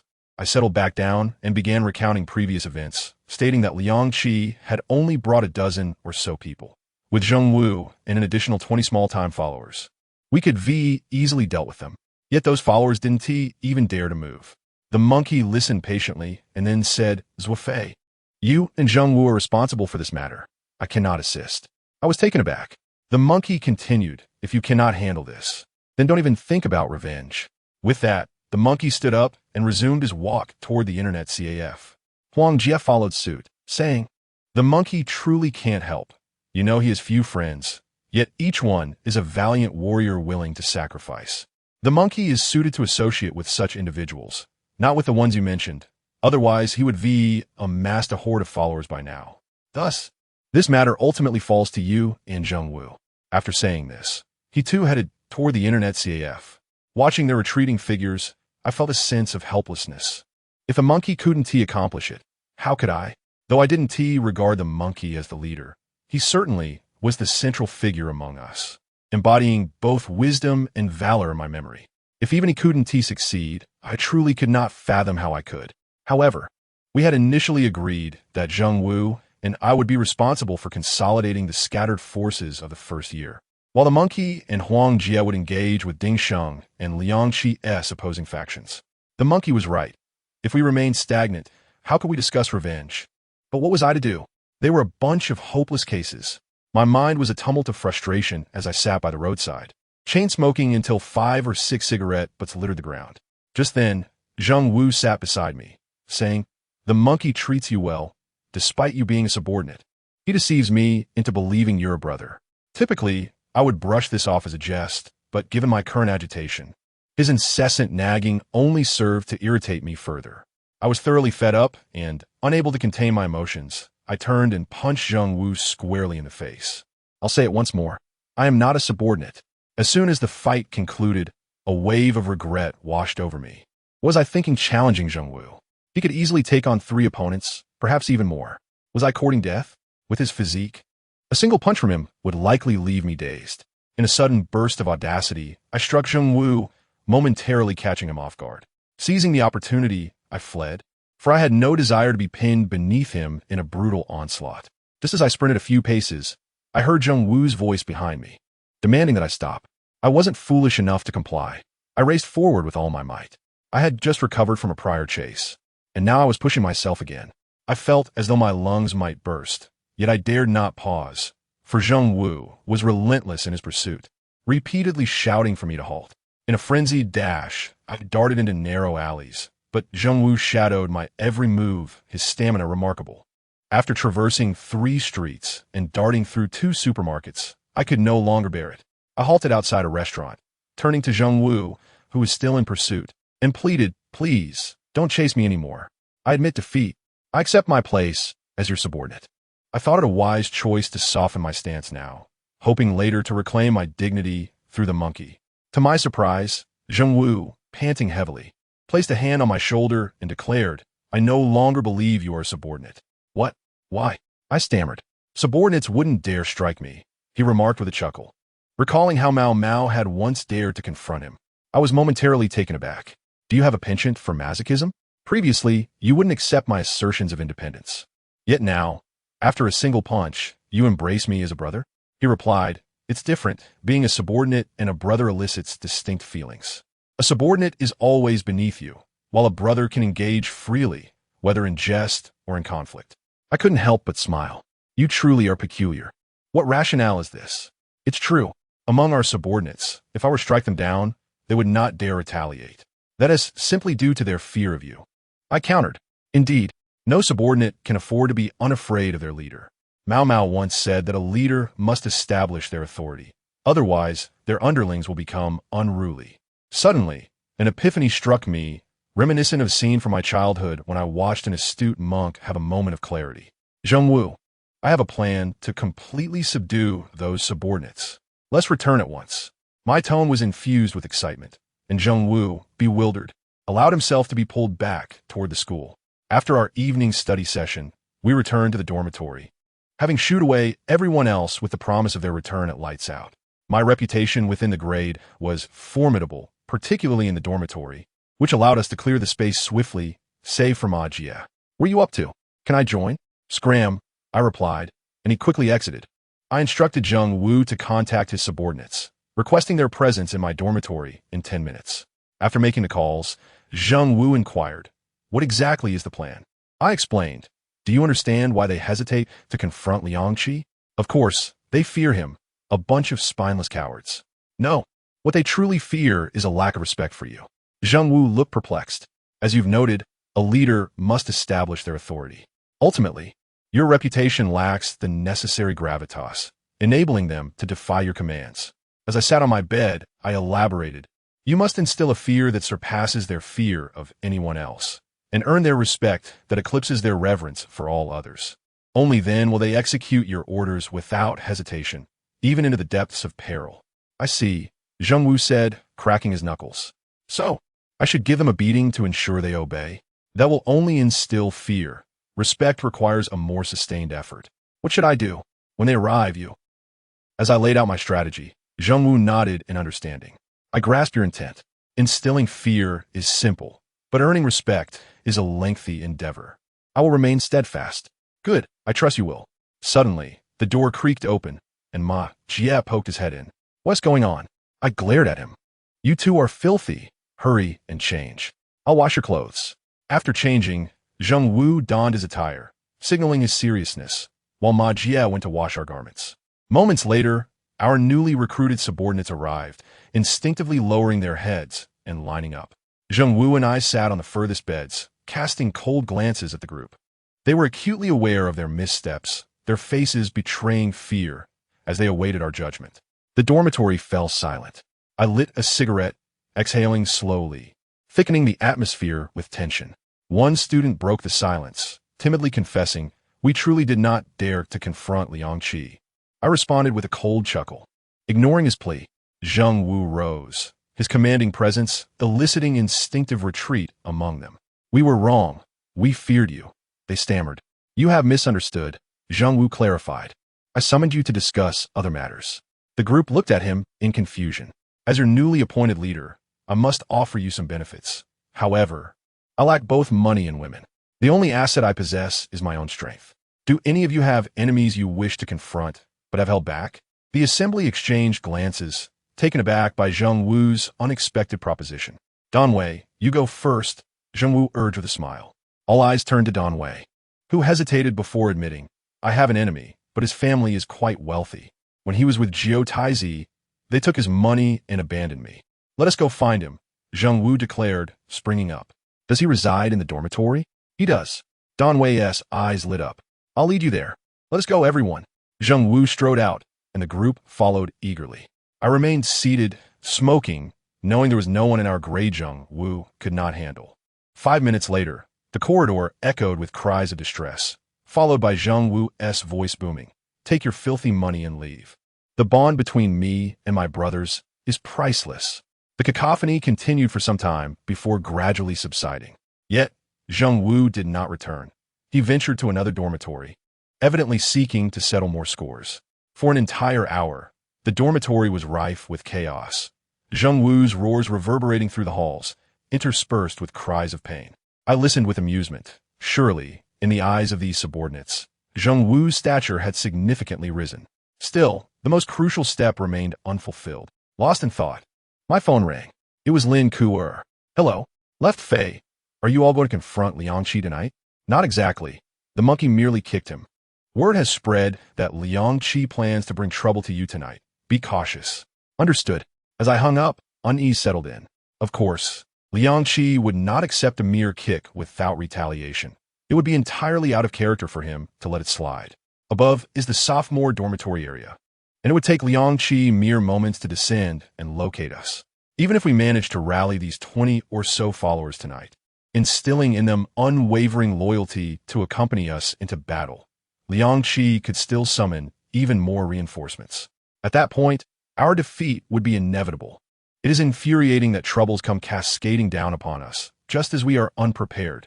Monkey and Huang Jie are still at the internet CAF, engrossed in their gaming at this hour. If all else fails, I may have to seek assistance from Yang Zucheng and his crew. They have always been my trump card, and I would prefer not to reveal my hand too soon, but it appears I have no choice. After a moment's contemplation, I opened the door to step outside. To my surprise, I nearly collided with an individual dressed peculiarly in a long black trench coat, complete with a hood that obscured their face. Instinctively, I sensed something was amiss. Could it be an ambush from Liang Qi? Acting swiftly, I seized the person's shoulder. Ouch! Came a light exclamation as the figure pushed me away. What are you doing? It was a woman. I froze for a moment, and, as she lifted her head, I exclaimed in delight, Wang Yao. She pushed me again, but quickly slipped inside the dormitory, moving further in. Close the door, she urged, as if fearful of being seen. I promptly shut the door, my excitement overwhelming me. What brings you here? And why are you dressed like that? Well, if I didn't dress like this, how could I get into the boys' dormitory? Wang Yao replied, shedding her trench coat. If it weren't for Lin Kuer asking me, I wouldn't have bothered with your affairs. I quickly understood. Oh, you came because you were worried Liang Qi would cause me trouble? Wang Yao remained silent, clearly confirming my assumption. She tossed her coat onto one of the beds, surveying our room. Not bad. Quite clean, and no foul smells. This hardly resembles a boys' dormitory. Of course, our little housekeeper cleans the dormitory daily and even sprays air freshener. Just then, the door swung open, and Ma Jie entered, his arms laden with damp clothing. Fei Ge, the clothes are washed. Ma Jie halted, his gaze landing on Wang Yao. Get out, go wash them again, I urged, hastily shooing Ma Jie out and locking the door behind him. Wang Yao smiled charmingly. Why didn't you let him in? I scratched my head. I didn't want him to interrupt us. What nonsense! Wang Yao's cheeks flushed. Aware that she was uncomfortable discussing this, I quickly changed the subject. You really didn't have to come. We are well prepared. Fine, then I'll leave. Wang Yao immediately reached for her coat. Wait, don't go. It's not every day you come. I inadvertently boasted, only to realize it had backfired, and I hurriedly pulled her back. Weren't you saying you didn't need me? Of course I need you. Without you, Liang Qi would obliterate us. I implored, taking her coat from her hands. Only then did she relent, asking, which is your bed? I pointed, and she sat on my bed, inquiring, what preparations have you made? Share your plans with me. As I approached, instinctively wanting to wrap my arm around Wang Yao's shoulders, she abruptly jumped up and retreated to another bed. What are you doing? We can talk without getting physical. If you keep this up, I'm leaving. Wang Yao's expression darkened. Embarrassed, I withdrew my arm. Is that really necessary? You were just cozying up to Lin Kuer last night, weren't you? Don't you feel dirty doing that with me? Please. You know the context. I only did it to provoke Yizhan. Why are you explaining? Did I ask for an explanation? Wang Yao's retort left me momentarily speechless, and I thought, why is she being so unreasonable? Suddenly, an idea struck me. Are you jealous? Ridiculous. Why would I be jealous? You and Lin Kuer together? I'm just happy for you. Listen, Zuo Fei, you must be devoted to Lin Kuer. If you entertain any other ridiculous thoughts, I won't hesitate to take action. Why are you explaining? Did I ask for an explanation? I looked at her triumphantly. Wang Yao's face flushed slightly, but she soon regained her composure. Stop with the nonsense. If you keep it up, I'm leaving. Now, tell me your plan, and let me assess its viability. I began outlining our strategy, detailing who would handle what. The challenges Zheng Wu and I faced, but were currently resolving. Do you hear those screams outside? That's Zheng Wu establishing his authority. Soon, we have the most crucial step, and you're here just in time to witness it. Meanwhile, a cacophony of footsteps echoed outside the dormitory. The soundproofing was insufficient, allowing us to overhear their chatter. Brother Wu, this is exhilarating. Thank you so much, Brother Wu. I wanted to settle this score for a long time. I knew I wasn't mistaken in following you. Truly grateful. Brother Wu, regarding my issue. Ha! Zheng Wu's voice interjected. That's nothing. Just a former elementary school classmate. Find out where he is now, and we'll pay him a visit. Bang, bang, bang. Zheng Wu began knocking on the door. Zuo Fei, open the door. Why are you locking it when you're alone in there? Wang Yao quickly donned her trench coat, pulling the hood over her head and huddling in the corner of the bed, while I approached to open the door. Zheng Wu entered, his face aglow with excitement, clearly pleased with his recent exploits, followed by a throng of younger followers. Hey, who is this? Zheng Wu's keen eyes landed on Wang Yao. She kept her head down, cloaked in the black coat, concealing her features. This is my friend. I fabricated a name on the spot. Niogua Lushir Yao Yao, ranked 7th in the National College Student Single Combat Leaderboard. I specifically invited her to assist us in dealing with Liang Qi. Wang Yao nearly stifled a laugh, but it went unnoticed by Zheng Wu and the others. Is there really such a leaderboard in our country? Zheng Wu queried, astonished, as he approached and extended his hand. Hello, I'm Zheng Wu, Zuo Fei's brother. One day, we can spar to see how I rank. I nearly burst out laughing at his odd greeting. Wang Yao, maintaining her composure, replied, You're still too weak. You're not worth my effort. Perhaps one day, when you're stronger. Wang Yao's demeanor exuded an air of mystery, and she truly seemed to intimidate Zheng Wu. He nodded. All right, when I become stronger, I'll definitely seek you out for a match. Enough, Zheng Wu. Niogua Lushir Yao Yao is not one for chatter. Don't you have something to discuss with the others? Right. Zheng Wu turned to the giggling crowd. Now, I have one more thing to address. The room fell silent. Tonight, when we confront Liang Qi, I want to know why none of you offered assistance. The crowd grew even quieter. They had thought the matter was behind them, unaware that Zheng Wu would bring it up again. Dongwei, please share your thoughts. Dongwei hesitated before speaking. Liang Qi is indeed formidable. In the past, Damao wouldn't dare make a sound in his presence. His exploits are well known throughout Dongqing No. 1 Middle School. We genuinely feared confronting him. You're afraid of him? Dongwei nodded, and the others followed suit. You're afraid of him, yet not of me? Zheng Wu's tone turned icy. The room fell into a heavy silence, no one daring to speak. Who do you all think is stronger, me or Liang Qi? At this question, Dongwei and the others sprang to life, instantly proclaiming, Of course, Brother Wu is stronger. Liang Qi is nothing compared to him. The prowess of these individuals in physical confrontations is subject to debate. However, their skill in flattery is undoubtedly exceptional. I, too, consider myself formidable. Suddenly, Zheng Wu strode towards the door and delivered a powerful punch, shattering the fragile wooden barrier with a resounding crash.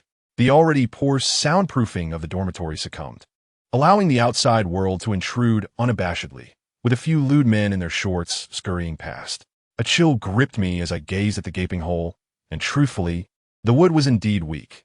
Most boys could kick it down, but to punch a hole through it was quite another feat. Zheng Wu's display of strength was overwhelming. Had he directed it at me, I doubted I would have risen again. Fear coursed through me, and my companions, Dong Wei and the others, were left dumbfounded. I must employ this force against Liang Qi. Zheng Wu inquired, Do you see any hope? The crowd nodded eagerly like chicks pecking a grain. Yes, yes, yes. Zheng Wu chuckled. Next time, if Liang Qi dares to cause trouble, I expect all of you to join in. Anyone who dares to hide will receive this punch to the face. Though Zheng Wu laughed, the others trembled. Follow me, and I assure you, you will not suffer, he declared. However, if anyone lacks the courage to fight, they should leave now. I do not desire cowards. Zheng Wu glared at them, scanning their faces. At that moment, no one dared to move. Leaving would brand them as cowards. Zheng Wu grinned. Well done. You're all real men. I did not misjudge you. If you ever find yourselves in need, if I do not assist you, I will offer my head for you to use as a ball. Brother Wu, we are no cowards. Brother Wu, we will definitely fight. Brother Wu, you are the best leader I have ever known. The group was moved, with some even rushing to embrace Zheng Wu. I observed this scene and smiled. This was a balance of both authority and benevolence, and I had achieved it. All right. Return to your slumber. It's late. Tomorrow, we shall dine together. Zheng Wu laughed heartily. After seeing off the others, Zheng Wu turned to me with a smug expression. What do you think, Zuo Fei? I jumped up and dashed towards Zheng Wu, who laughed heartily and extended his palm for a celebratory high five. Who on earth would celebrate with him? I seized his neck and shook him playfully. I allowed you to demonstrate your strength moderately. Who told you to smash a great hole in our dormitory door? Why not perform a stone-breaking act instead? You owe us a new door. All right, I will compensate. Zheng Wu, shaken by my antics, could hardly endure. I released him, and he muttered as he retrieved a newspaper, preparing to plaster it over the hole when Ma Jia's head appeared through the gap. Fei Ge, I've washed my clothes twice. Could you ask Sister Wang Yao to let me in? Zheng Wu opened the door. Are you out of your mind? There's no Wang Yao here. Only Gulu Gulu Yao Yao.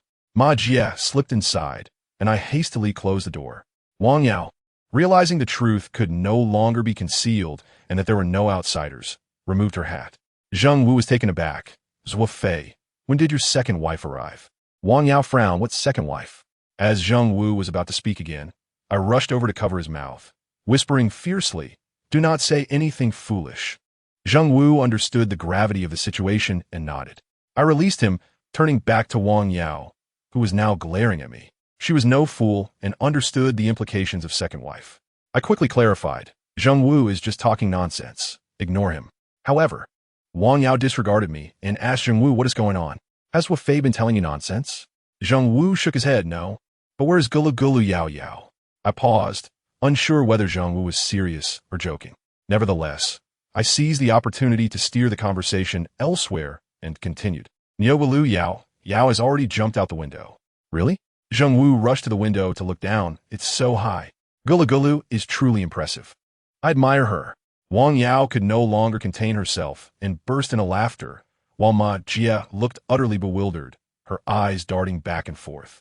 This commotion effectively diverted attention from the second wife topic. Wang Yao and Zheng Wu discussed matters, and Zheng Wu pounded his chest, declaring, no need. I can handle Liang Qi myself, especially with over 20 brothers who would fight to the death for me. Wang Yao shot him a glance. Give it up. With your small crew, you'd be wiped out in an instant. Zheng Wu, of course, refused to accept this, insisting it was true, urging her to leave. Fearing that Wang Yao might actually depart, I interjected, Zheng Wu, calm down. I know our strengths and weaknesses. Ever since Zheng Wu regarded me as a true brother, and after I taught him how to command the younger ones, it seemed he was now quite obedient. Thus, he ceased his complaints. With nothing else to do, the four of us began playing cards. I certainly did not wish for Wang Yao to leave. Her mere presence brought me joy. The dormitory residents trickled back in, surprised to see Wang Yao, yet no one dared to speak. I asked Wang Yao, is Liang Qi really coming after us? Wang Yao nodded. He'll come once the lights go out. How do you know? Lin Kuer told me. Yijin sent her a message saying you'd be in trouble tonight. And then you came? I chuckled. You're truly wonderful. Zheng Wu coughed. Could you two quit being so mushy? Wang Yao promptly kicked me under the table. Oh, please. It was Lin Kuer who asked me to come. You should thank her properly. No sooner had she spoken than the lights went out, plunging the dormitory into silence. Ma Jia, light the candle, I instructed. Ma Jia quickly lit the candle, and the four of us resumed our game. The flickering candlelight accentuated Wang Yao's beauty. Once the lights were extinguished, the entire dormitory building gradually fell silent, with even the faintest footsteps outside discernible. I felt a twinge of anxiety, my palms sweating slightly around the cards. I wasn't sure what was making me anxious. I had endured countless beatings at Dongqing No. 1 high school, so I shouldn't easily succumb to nerves, right? A glance at Wang Yao revealed the source of my unease. She had repeatedly protected us, and I feared Liang Qi, like a wild beast, might irrationally target her. If it were just me, I wouldn't mind. I could endure another beating. However, with Wang Yao present, my anxiety heightened. In the candlelight, Wang Yao's face appeared even more alluring, and I found myself captivated. If Liang Qi dared to lay a hand on her, I would not hesitate to eliminate him on the spot. Is not a man's primal instinct driven by a desire to protect the woman he cherishes? Finally, footsteps echoed outside, a multitude seemingly approaching. They're here, Wang Yao whispered. Zheng Wu and I instinctively grabbed nearby stools, while Ma Jia mimicked our actions, lifting her stool as well. Get back to sleep. Oh, Ma Jia immediately leaped onto her bed, covering her head with a cup, peeking through with her little eyes. With a resounding crash, the dormitory door was kicked open, and Liang Qi strode in, flanked by at least a dozen others. Zuo Fei, come out. Liang Qi's voice boomed, echoing through the corridor. His menacing presence signaled no goodwill. Zheng Wu and I stood at the forefront, wielding our stools, while Wang Yao stood behind us. Today, she was not in heels, making her appear somewhat petite, completely shielded by us. I relished the feeling of protecting her. Zheng Wu whispered, I'm ready for battle. Let me handle him. Yet, There was no opportunity as Wang Yao stepped between us and calmly addressed Liang Qi. Brother Qi, why are you here at this late hour? Dressed in a black coat, but without a hat, I watched her silhouette, my heart swelling with tenderness. Liang Qi was taken aback upon seeing Wang Yao, his tone softening. Sister, what brings you here? I came to play cards with Zuo Fei.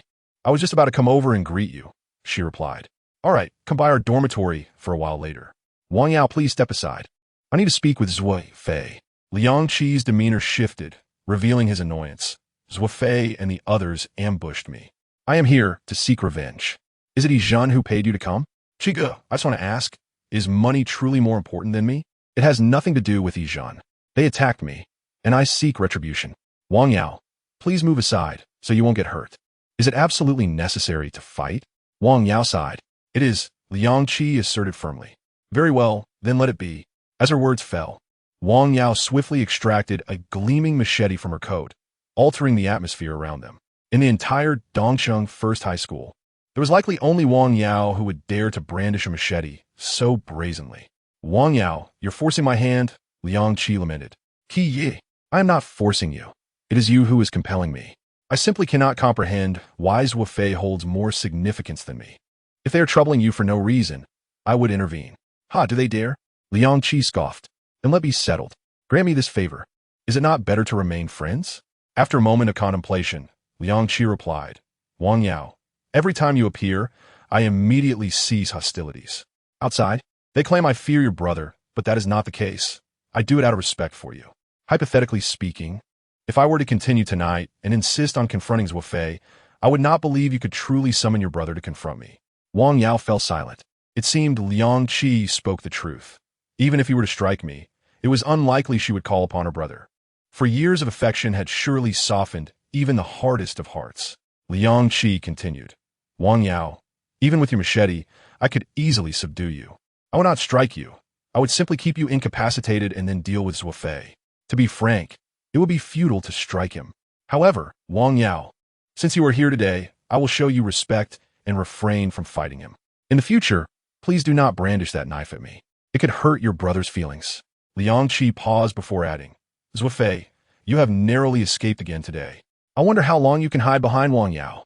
With that, Liang Qi and his entourage departed in a flurry. Wang Yao stood motionless for a while, her hand trembling around the knife. I realized Liang Qi's words had affected her. It was indeed unfair for her to always protect me. I felt a pang of sympathy and said, Wang Yao, from now on, do not concern yourself with my matters. I can handle him. Zheng Wu chimed in. Indeed, we can manage on our own, especially with Gu Lu Yao backing us up. He stands 7th on the National College Student Duel rankings. Neither Wang Yao nor I laughed. I approached her. She lowered her head. Her eyes reddened, although she did not cry. I turned her shoulder and said, It truly is fine. We can manage. Wang Yao lifted her head, her eyes glistening. Zuo Fei, can we not fight? I was taken aback, and she continued. I will speak to Shungu and Chigu. Please, can you not fight? In that moment, I recalled the humiliation we endured at the Blue Moon Hotel, the vow of revenge we made in the alley, and the countless efforts we exerted today in pursuit of retribution. If I acquiesced to Wang Yao, all of that would be in vain. However, seeing her like this, how could I bear to refuse? All right, as long as you can persuade them, we can halt our hostilities. Wang Yao nodded. Thank you, Zuo Fei. I know you have suffered grievances. Please, do it for my sake. I was touched and could not help but say, for you, I would endure any hardship. I reached out my arms to embrace her. What are you doing? Wang Yao pushed me away, her face flushing crimson. I suddenly remembered we were in the dormitory and quickly restrained my actions. Chigo likely will not return. I shall take my leave, Wang Yao said, donning her hat and heading for the door. I'll walk you out, I quickly offered. As we exited, a boy clad only in shorts dashed past us. Wang Yao gasped and quickly turned her face away, and I couldn't help but chuckle. At this hour, such attire was commonplace, in the sweltering heat of summer. One might even witness someone running through the corridors in the nude. Wang Yao intended to wait for the boy to pass before moving forward, but footsteps echoed continuously in the corridor. I found it amusing, uncertain how long it would take for Wang Yao to escape the boys' dormitory. Close your eyes. I will guide you, I said. Okay, Wang Yao replied, lowering her head and shutting her eyes, lifting her arm toward me. I cautiously grasped her hand. A momentous first for me, the warmth sending my heart racing. I led her forward, akin to a guide dog, relishing the sensation. We're about to turn. We're heading down the stairs now. Be careful not to bump into the railing. Wang Yao displayed complete trust in me, following my lead without obstruction. Once outside the boys' dormitory, I was reluctant to release her hand, so I deceived her, claiming we had not yet reached the exit. She believed me and allowed me to continue holding her hand. Under the moonlit sky, the campus lay deserted as it was early autumn, and even the chirping of insects seemed absent, enveloping us in serene tranquility. To maintain the pretense, I incessantly narrated, "We're turning," as I gently guided her. "Beware the railing," I said, pulling her around an imaginary obstacle. In truth, the path from the boys' dormitory to the girls' dormitory was a flat, concrete road. There were no such barriers. Yet Wang Yao believed me, and I reveled in the charade. Under the moonlight, Wang Yao kept her eyes closed, her lashes fluttering, her face slightly flushed, stirring my heart. When we reached a tree, I paused. Wang Yao inquired, "What is wrong?" I feigned concern. "There are several naked boys bathing at the water room ahead. I fear they might burst out and bump into you. Shall we wait for them to finish?" But how long will that take?" "Not long." "All right, let us wait." Of course, this was all fabricated. I merely wished to gaze at Wang Yao a little longer and hold her hand for a while more. At this moment, I could finally appreciate Wang Yao fully. The black trench coat she wore was intriguing, reminiscent of a grim reaper from a Western drama, albeit slightly oversized, enveloping her entire form, yet presenting a striking silhouette. I marveled at where she had procured such a garment. It far surpassed Zheng Wu's attire in elegance. A delicate, pale hand emerged from the sleeve, gently held by me. The oversized hood rested atop her head, accentuating her petite face. Wang Yao's skin was flawless, smooth and fair. In terms of beauty, she rivaled Lin Ku. Yet they were entirely different types. Wang Yao remained with her eyes closed, her lashes fluttering. I admired her small nose and thin lips. This girl, who outwardly presented such dominance, was now so docile in my grasp. In a surge of passion, I disregarded all else and tilted her chin, leaning in to kiss her. Despite the fervor, I retained a sliver of rationality. In the instant our lips met, I braced myself for a possible slap or a fierce scolding from Wang Yao. At that moment, I fully understood the meaning of dying beneath the peony. Even as a ghost, one remains romantic. There truly exists no man who can resist such temptation. Our lips met, and with that single kiss, I found satisfaction. Yet, contrary to my expectations of a stormy backlash, Wang Yao remained still, allowing my kiss to linger for 1 second, 2 seconds, 3 seconds. In that moment, I almost believed time had come to a standstill. Did Wang Yao not realize I was kissing her? It is inconceivable.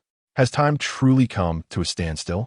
Yet, that cannot be the case, for I can still feel Wang Yao's warm breath and the delicate fragrance that wafts from her. This intoxicating experience envelopes me, making me feel as if I'm lost in a dream. The campus is enveloped in tranquility, and beneath the sprawling old locust tree, our lips gently meet. Could this truly be a dream? Otherwise, why does Wang Yao not shy away? My doubts surface, and I can't help but emit a soft sound of surprise. It seems as if the stillness has been shattered, and time resumes its course. Wang Yao gasps, as if awakening from a dream, and instinctively pushes me away. She opens her eyes, her face flushed with embarrassment and anger. "Zuo Fei, what are you doing?" "Huh?" I am momentarily stunned. "You're such a bad person." Wang Yao kicks me and swiftly retreats towards the girls' dormitory. I stand there in a daze, my gaze falling upon the footprint on my pants. Could it be that time truly paused just moments ago? Upon returning to the dormitory, the candle has burnt out, Zheng Wu has gone to sleep, and the room is silent, as if everyone has slipped into slumber. I navigate through the darkness to my bed, and the girl in the upper bunk, Ma Jia, pokes her head out and asks, "Fei Gu, the second daughter-in-law that Wu Ge mentioned is Wang Yao, right?" Get lost. I refuse to entertain his question, pulling out my phone, shedding my clothes, and preparing for sleep. However, Ma Jia does not retreat as usual, but continues, "Fei Gu, are you seeing both Wang Yao and Lin Kuer at the same time?" "No." I respond with irritation. This is not a question for Ma Jia to ask. "Fei Gu, I can see that you and Wang Yao have something special. What about Lin Kuer?" I also lean out to face Ma Jia and reply, "Why are you so chatty?" "Fei Gu, Wang Yao is a good girl, but so is Lin Kuer. You need to weigh your options carefully and not hurt their hearts. Get back to sleep.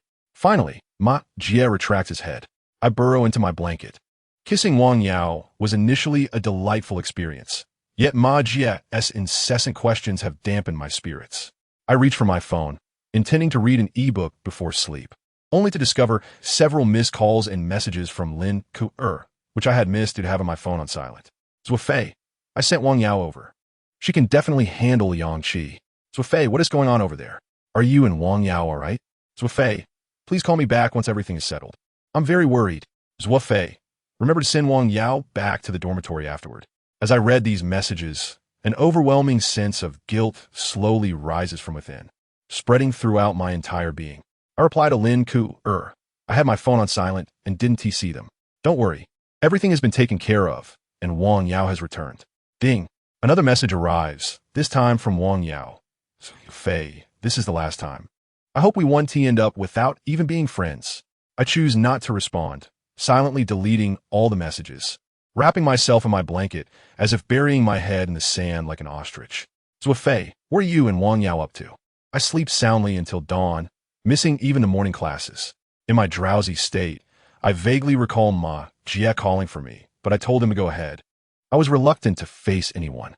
Ultimately, it is my homeroom teacher who rouses me, scolding me mercilessly over the phone. I hurriedly dress and head to the teaching building, where the second class has already begun. Nothing extraordinary occurs in class. Lin Ku-er sends me several messages, to which I reply sporadically. After class, I retreat to the restroom to smoke and chat with a few first-year troublemakers. They inquire if Liang Qi sought me out last night, to which I confirm, only to be chased away by Wang Yao. They curse Liang Qi, calling him pretentious, but I recognize their words as mere banter. After the third class, Wang Yao approaches me, stating she has reached an agreement with Ding Sheng and Liang Qi. They will no longer trouble us. I ask if this is true, and she affirms it, adding that we shall dine together tonight. I can't help but smile, questioning if they might ambush us again. Wang Yao assures me they will not. Should they dare to do so again, she would not let them off easily. Seeing the sincerity in Wang Yao's words, I agree to give them one more chance. However, Wang Yao adds, but they have one condition. What is it? They want you to apologize. Are you kidding me? They want us to apologize? They've been the ones causing trouble all along. All right, give me some face, will you? You Haven T suffered too much. After all, you created quite a ruckus at the Blue Moon restaurant. And then last night, you ambushed Liang Qi in the water room. Fine, I get it. You've had it rough. Just do it for my sake. They're also older brothers in their own right. It's not humiliating for you to apologize. Seeing my silence, Wang Yao continues, Zuo Fei, I've worked hard to mediate, so please just do it for me. I truly don't want to see you two fighting any longer. Despite my reluctance, I cannot bear to refuse her earnest plea. So I concede. I have no problem with that, but I can't decide alone. I'll ask Monkey and the others if they're on board. Okay, if Monkey is unwilling, I'll personally talk to him. It seems Wang Yao has assumed the role of peacemaker, willing to go to great lengths to ensure our truce. Monkey has previously mentioned that Wang Yao has a better rapport with him. Wang Yao has already helped us so many times. If we refuse to give her this small favor, we would be ungrateful indeed. Since I am tasked with escorting Lin Ku-er, I do not rush to find Monkey and Huang Jie after school, but first go to pick up Lin Ku-er from her class. And after having a meal together in the cafeteria, I accompany her back to the dormitory before heading to the internet CF. Monkey and Huang Jie are still engrossed in their game, yet they seem lackluster, devoid of their usual vibrant energy, and even their gameplay lacks focus. I wonder what has happened to them. Have they faced some setback or been scolded in the game? Approaching them from behind, I pat their shoulders, and they simultaneously turn around, leaping up in surprise, exclaiming in unison, Zuo Fei, you're here. Zuo Fei, I missed you. Zuo Fei, hurry and buy us some food. We haven't eaten for a whole day and night. I suspect that had I not come to the internet CAF, they might have starved to death here. I head outside to a small shop and purchase 2 servings of fried noodles, personally delivering them to their computers. Truly, one would be hard-pressed to find someone as considerate as I am. The two devour their meals ravenously, quickly regaining their vitality, their speed of keyboard and mouse operations significantly increasing as they begin to hurl insults at their opponents. Once they settle down, I seize the opportunity to bring up Wang Yao's situation. Upon hearing this, Monkey remains silent. I know it would be challenging for him to concede and apologize. as it contradicts his character. I try to persuade him, "Monkey, let it go. Wang Yao has helped us so many times. Can we not give her this small favor?" Monkey still does not respond, his gaze glued to the computer screen as he deftly maneuvers the mouse and keyboard. I know you're not feeling great, but Wang Yao is feeling worse. Both sides are friends. Monkey remains silent, but I notice his brows furrowing deeper, the corners of his mouth twitching in anger, as if his patience is nearing its limit. Finally, he erupts. "Can those two fools from the lower ranks stop throwing themselves into danger? Damn, where are you from?" At that moment, I am overwhelmed with the urge to silence Monkey. Even Huang Jia cannot hold back, yanking off Monkey's headset and saying, "Could you show some respect for Zuo Fei? He has been talking about important matters right beside you." I look at Huang Jia with gratitude. His strong sense of justice makes me think he must be a descendant of the legendary Huang Fei Hong. Monkey pauses for a moment. "Huh? Zuo Fei, what did you just say?" Once again, I feel the urge to silence Monkey. "Indeed, Zuo Fei, what did you just say?" Huang Ye inwarded. A surge of violent impulse surged through me, a desire to silence them both forever. However, it was not too late to speak. Just as I prepared to do so, Huang Jia lunged towards a seat. "Ah, a new round is about to begin." Even the monkey could not contain himself. "Dude, you just finished a game, and now you're dragging me into this." "Zuo Fei, wait a moment. I'm almost done with this round. Oh God, grant me an AK-47, so I can silence them both. They're always stronger opponents. Evil begets evil. A master of the craft is often challenged by another. The ruthless fear the reckless, and the reckless fear the desperate. One must be steadfast and assertive." At that moment, these thoughts swirled in my mind. I stood up and walked between their computer towers, extending both middle fingers in a gesture of defiance. With a resounding click, both of their screens went black. Damn! They both sprang up simultaneously, and witnessing their frantic expressions, I couldn't help but smirk wickedly. "You bastard." The monkey grasped my neck. "Do you realize you made us Shanxi folk look like fools?" Huang Jie joined in, grabbing my neck and ankle. "You're tarnishing our reputation." The internet CAF erupted in chaos, drawing a crowd of onlookers. I forcibly dragged them out of the establishment, waiting for their tempers to cool before I recounted the situation with Wang Yao. "Is that all?" the monkey asked. "Yes," I replied, momentarily taken aback. "You're wasting our time," Huang Jie retorted as he re-entered the CAF. "Are you out of your mind?" The monkey followed suit. I was left bewildered. Was this not a significant issue? I hurriedly pursued them into the CAF, finding them already seated. Seizing the opportunity before they resumed their game, I rushed over. "Monkey, are we going out for dinner tonight?" "Dinner? Do you think they can eat after this?" Upon hearing this, I realized the monkey was unwilling to reconcile with Ding Sheng and Liang Qi. "What about Wang Yao's situation?" I inquired. The monkey chuckled. "Don't worry. Wang Yao is your sweetheart, right? Even if the sky falls, she will stand by your side." "What?" Huang Jie leaned over. "Wang Yao is Zuo Fei's sweetheart?" "No way." I rubbed my forehead. "Monkey, can we discuss something serious?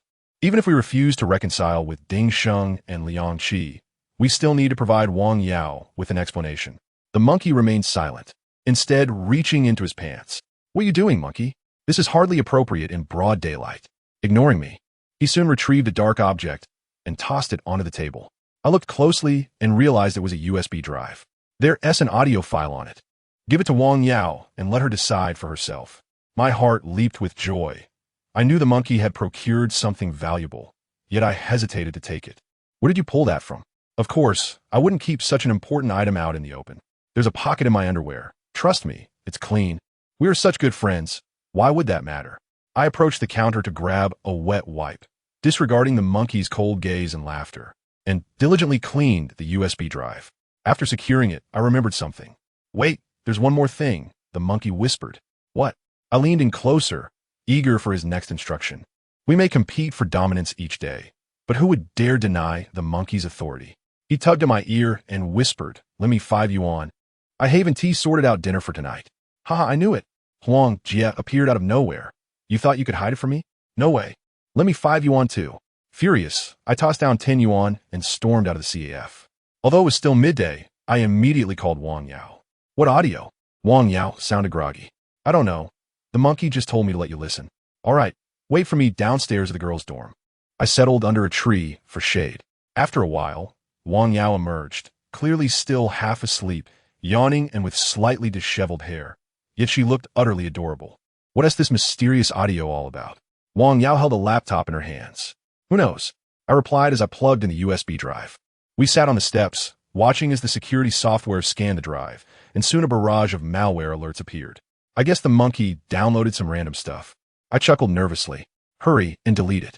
After the viruses were eradicated, we glanced at the time. It had already been several minutes. Despite it being early autumn, the midday sun was still quite intense, and we soon found ourselves sweating profusely. Yet, I felt no irritation with Wang Yao beside me. I could sit there for 3 days and nights without complaint. However, Wang Yao was less patient. She swiftly opened the USB drive, muttering audio. Which one? I stared at the folder, bewildered. It contained dozens of audio files, each uniquely numbered. Damn it, which one is it? Is the monkey playing with us? Oh, this one, Wang Yao suddenly exclaimed. I peered closer and spotted a file labeled "Click here" from Zuo Fei. The monkey was surprisingly considerate. Truly a thoughtful friend. Wang Yao quickly clicked on it. The audio was brief, only a few seconds long, and the laptop speakers blared. Haha, Zuo Fei, did you click it? The audio I wanted you to hear isn't this one. You need to click on file number 7. The monkey's lewd voice echoed through the air. Both Wang Yao and I were left speechless.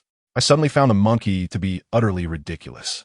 Wang Yao shrugged and clicked on the 7th audio file, only to be met with the sounds of moaning.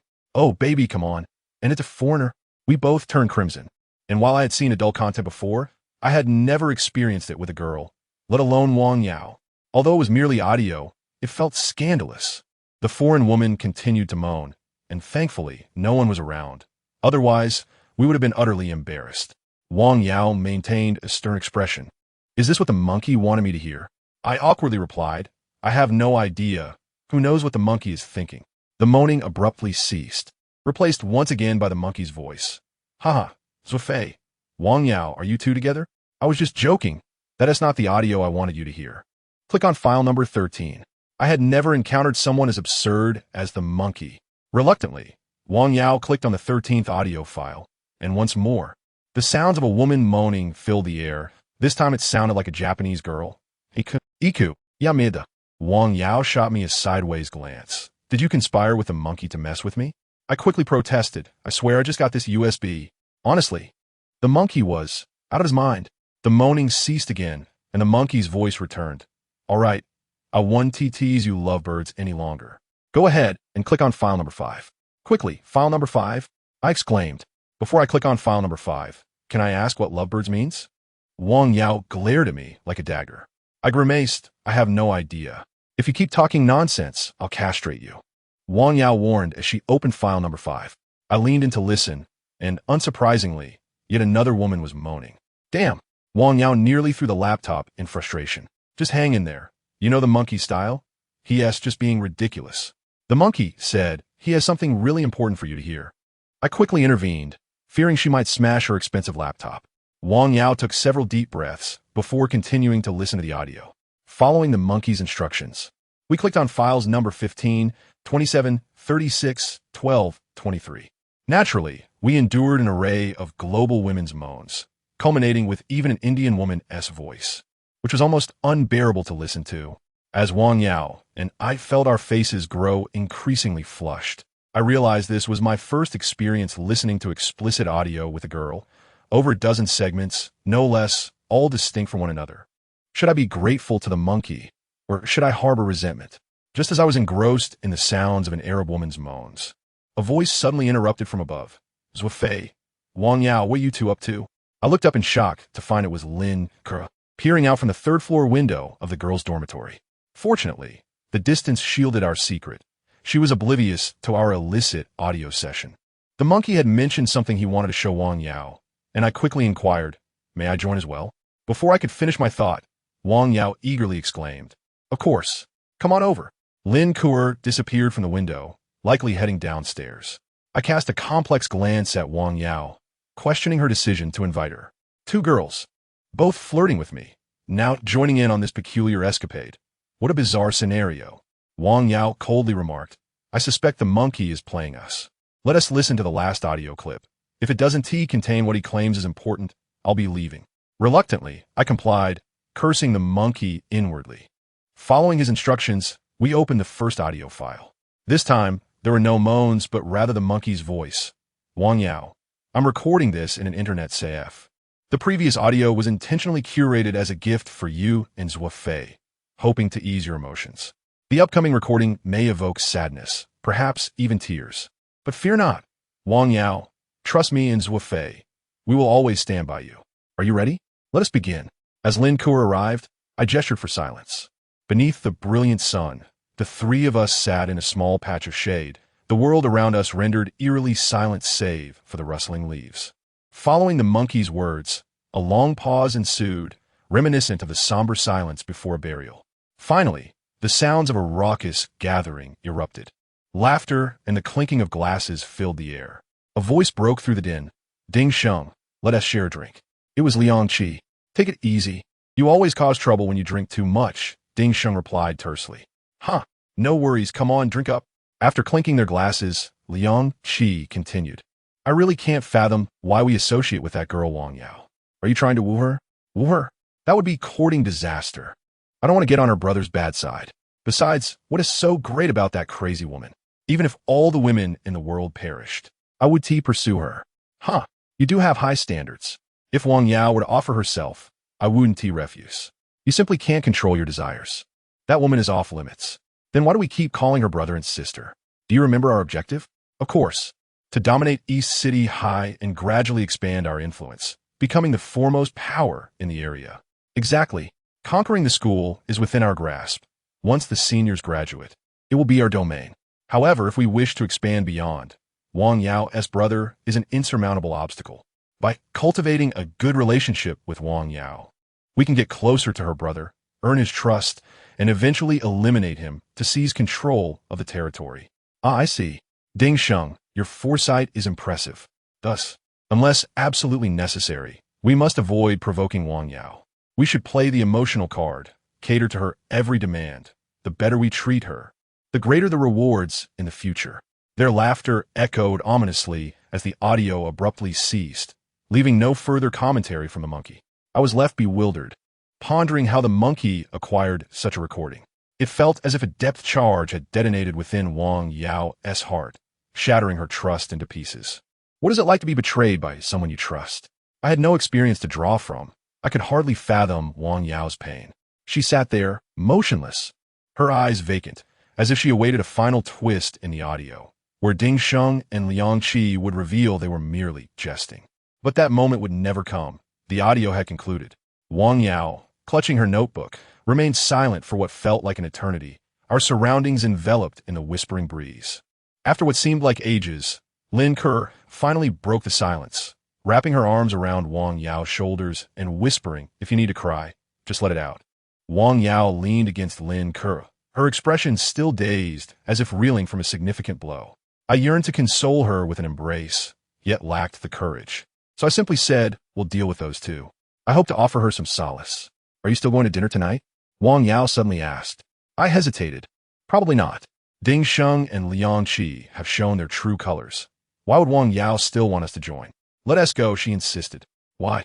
I was baffled. Wang Yao smiled. It's a perfect opportunity to eliminate them. The realization struck me. Last time they ambushed us, we could do the same to them. All right, I'll consult with the monkey. Let us meet tonight. Wang Yao took her notebook and returned with Lin Ke. I hurried back to the internet CAF to relay Wang Yao's intentions to the monkey and Huang Jie. The monkey chuckled, great. It's rare to see Wang Yao so determined. Let us make this a big one. Zuo Fei, what is the situation on your end with Zheng Wu? I shared our progress, mentioning a few who agreed to assist us. We have around 40 subordinates. The monkey's eyes widened. What have you two been doing these past few days? I chuckled nervously. That is not too few, is it? Didn't you also recruit some of the second-year forces? Tonight, we'll lie in wait for Ding Sheng and Liang Qi at the restaurant. They ambushed us at school. We can counterattack their residual influence. Isn't that feasible? By the way, how many allies have you managed to gather? Zheng Wu and I have been preoccupied with our own affairs, neglecting to check on the monkey's side. However, the monkey was typically reliable and seemed relaxed in the CF, so I presumed all was well. To my surprise, the monkey remained silent, a mischievous grin spreading across his face. I suddenly understood, gripping his neck in frustration. You scoundrel. Have you done nothing? Just been gaming every day? You have no one. and yet you criticize the size of my crew." The monkey cried out, while Huang Jie feigned nonchalance and started to leave. "Stop right there," I yelled. "You two wastrels, is this all you do? Play games instead of focusing on the task at hand? Well, gaming counts as work too. We've made plenty of connections online." Zhuang Yixutsket. Get out of here. My anger nearly boiled over. Though frustrated, we had to proceed. Once my temper subsided, I found myself outside the CF, seated on the steps. "Tonight is a rare opportunity. You two decide how we should proceed." The monkey ignored me, instead starting to rummage through his belongings. I observed his actions, pondering what secret weapon he might have this time. This fellow always manages to surprise us. After a while, he produced a half-smoked cigarette, placed it between his lips, and lit it. "You still have half a cigarette." Huang Jia rushed over and snatched it away. "Get lost, that's my last stash." The two of them began a brawl in front of me, their faces flushed with anger over a mere half-cigarette. I was exasperated as well and plunged into the fray. When the clamorous conflict ensued, I swiftly grabbed that half-cigarette and took a deep drag in front of them, leaving both of them dumbfounded. "Keep fighting, go on," Huang Jie said. "Zuo Fei." "What?" I took another hefty puff, reducing the half-cigarette to a mere stub, aiming to infuriate them further. The monkey had just pulled it out from his pants. "Damn." I handed each of them a cigarette, and after they were satisfied, the monkey remarked, 40 of us is no big deal. We have previously triumphed against larger numbers. As long as we catch them off guard, we still stand a good chance." There is no point in blaming the monkey now, so I said, "This time is different, isn't it? Last time, at least we were all freshmen. Now we're facing sophomores. Our overall combat capability might still fall short." "No worries. Ding Sheng and Liang Qi are at the restaurant. They're leaderless and will scatter at the first sign of trouble." The monkey continued to strategize. "Tonight, I, Zuo Fei, and Zheng Wu will handle Ding Sheng and Liang Qi outside the school, while Huang Jie leads Yang, Zai Cheng, and Dong Wei to ambush Ding and Liang's remaining forces." Huang Jie nodded. "That works, but why me?" "Because your presence is the least noticeable. Even if you're not at the restaurant, Ding Sheng and Liang Qi 1T suspect you." Huang Jie looked as if he wanted to strangle the monkey. "That's settled then," the monkey said as he rummaged through his pants again. Huang Jie and I stared wide-eyed. "What are you looking at? Such important items cannot be left exposed." The monkey produced a piece of paper. It was a map detailing the power distribution of Ding and Liang in the sophomore classes. "Huang Jie, study this for how to coordinate Yang, Zai Cheng, and Dong Wei's strikes." "Understood." Huang Jie pinched the edge of the paper with his thumb and index finger, studying it intently. "Do you find my efforts lacking?" the monkey inquired. "Yes." Huang Jie nodded, still gazing at the paper, and, after reading, he took out a lighter and burned it. "Did you memorize it?" I asked in shock. "No, there's 70 or 80 names. How can I memorize them all?" "Then why burn it?" I continued, astonished. "Doesn't it look cool?" I refrained from asking further, convincing myself that Huang Jie was reliable. "All right, then you both go arrange the personnel. I'll head in to play games. Call me for dinner later. And by the way, let us avoid the Blue Moon restaurant. We still owe them from last time." After the monkey finished speaking, he entered the internet CAF. Huang Jie looked at me and said, "Can I play one more round?" "No." Without waiting for him to finish, I yanked Huang Jie's collar and dragged him towards the school. After a busy afternoon, we returned to school just in time for class. I told Huang Jie to gather after class, fearing he would sneak back to the internet CAF. I warned him repeatedly not to leave, only leaving once I saw him enter the classroom. As soon as class was over, I rushed to Huang Jie's classroom, only to find he had indeed run off again. Furious, I nearly choked on my own blood. Looking down from the building, I spotted him just exiting the teaching block, heading towards the main gate. There were two people in the hallway kicking a ball. I seized the football and hurled it down, hitting him squarely on the head. "Come back," I bellowed. Reluctantly, Huang Jie returned, and I called Yang, Zai Cheng, and Li Baiyu to the restroom. Over the past few days, I had convinced a dozen trustworthy individuals to assist us. With these reliable allies joining, things would be easier. I also notified Zheng Wu to gather Dong Wei and the others. With over 40 of us assembled, we would all follow Huang Jie's orders and arrangements. Huang Jie briefly outlined the situation.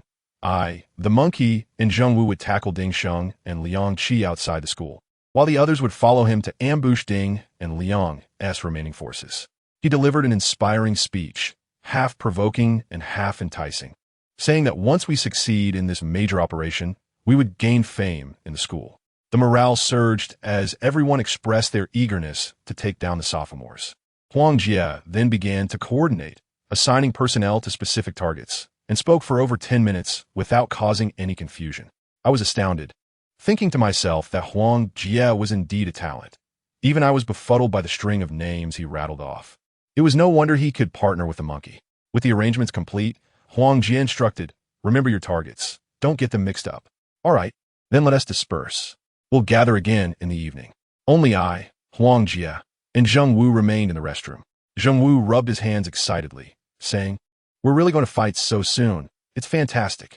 Once I change into my battle gear tonight, I'll definitely make that bastard Liang Qi bleed." Huang Jie was equally pleased. Such an exhilarating moment deserves some music to enhance the atmosphere. The vast horizon. This time, I didn't stop Huang Jie, as I was quite happy myself, even joining him in song. Afterward, I sought out Wang Yao to inform her that we were all set and just waiting for the right moment. To be cautious, we would first deal with Ding Sheng and Liang Qi before calling Huang Jie to spring into action. Do you feel confident? More or less. As long as Ding and Liang don't bring any other brothers, dealing with them shouldn't be a problem for me. The monkey and Zheng Wu, they definitely won T. I've made it clear that only those two are to go. Then we're good. By the way, change the restaurant. We're not going to the Blue Moon this time. I exhaled, standing by the window in the corridor, gazing outside. The campus appeared tranquil and serene. Yet no one knew that a storm of bloodshed awaited that night. An era was about to fall, and another was on the brink of rising. I stayed up until evening, gathering with Wang Yao and Zheng Wu at the base of the teaching building. I called the monkey to inform him of the restaurant's location, just as we were about to leave, when suddenly someone called my name. Turning around, "Isolin Keya? Is there something you need?"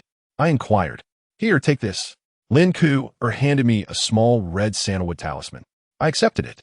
Perhaps she had held it for too long, as it felt slightly warm in my palm. It was intricately carved with the characters for peace and emitted a unique sandalwood fragrance. My mother obtained it from Wutai Mountain, Lin Ku explained. "You should keep it. It might serve a purpose." "Thank you," I replied, touched, placing the talisman in my most secure pocket. "Oh, you two are so mushy," Wang Yao teased with a grin.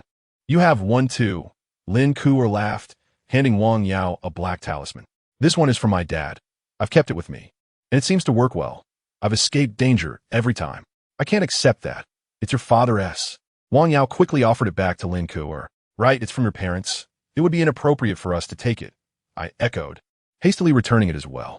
"No," Lin Ku stopped us, speaking earnestly. "Zuo Fei, Wang Yao, as long as you two are safe, that is my greatest peace of mind. Run, Liang Qi." Both Wang Yao and I were taken aback. "It's true. You two always protect me. You are my most treasured talisman of peace." Lin Ku stepped back, smiling, "So you must return safely." The golden rays of the setting sun enveloped her, illuminating her figure and melting her smile into the sunlight, making her resemble a pure and noble goddess. Clutching Lin Ku's talisman, Wang Yao and I walked silently, both aware of each other's thoughts.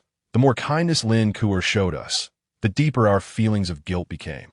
Especially Wang Yao, who has always taken great care of her sisters, would never allow them to suffer even the slightest harm.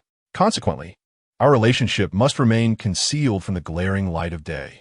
Perhaps feeling bored, Zheng Wu suddenly remarked, "You three share quite a good bond." I responded with a brief acknowledgement, and Wang Yao did the same. Zheng Wu continued, "Zuo Fei, you handled things well. You're on par with Mao Mao." He assumed that Lin Ku was presenting us with protective talismans, believing I had managed the dynamics among the three of us impeccably. I sensed he was about to delve into the matter of Mao Mao and his three wives, so I promptly interrupted him. "Zheng Wu, that battle attire of yours looks rather stylish." Zheng Wu took the bait indeed.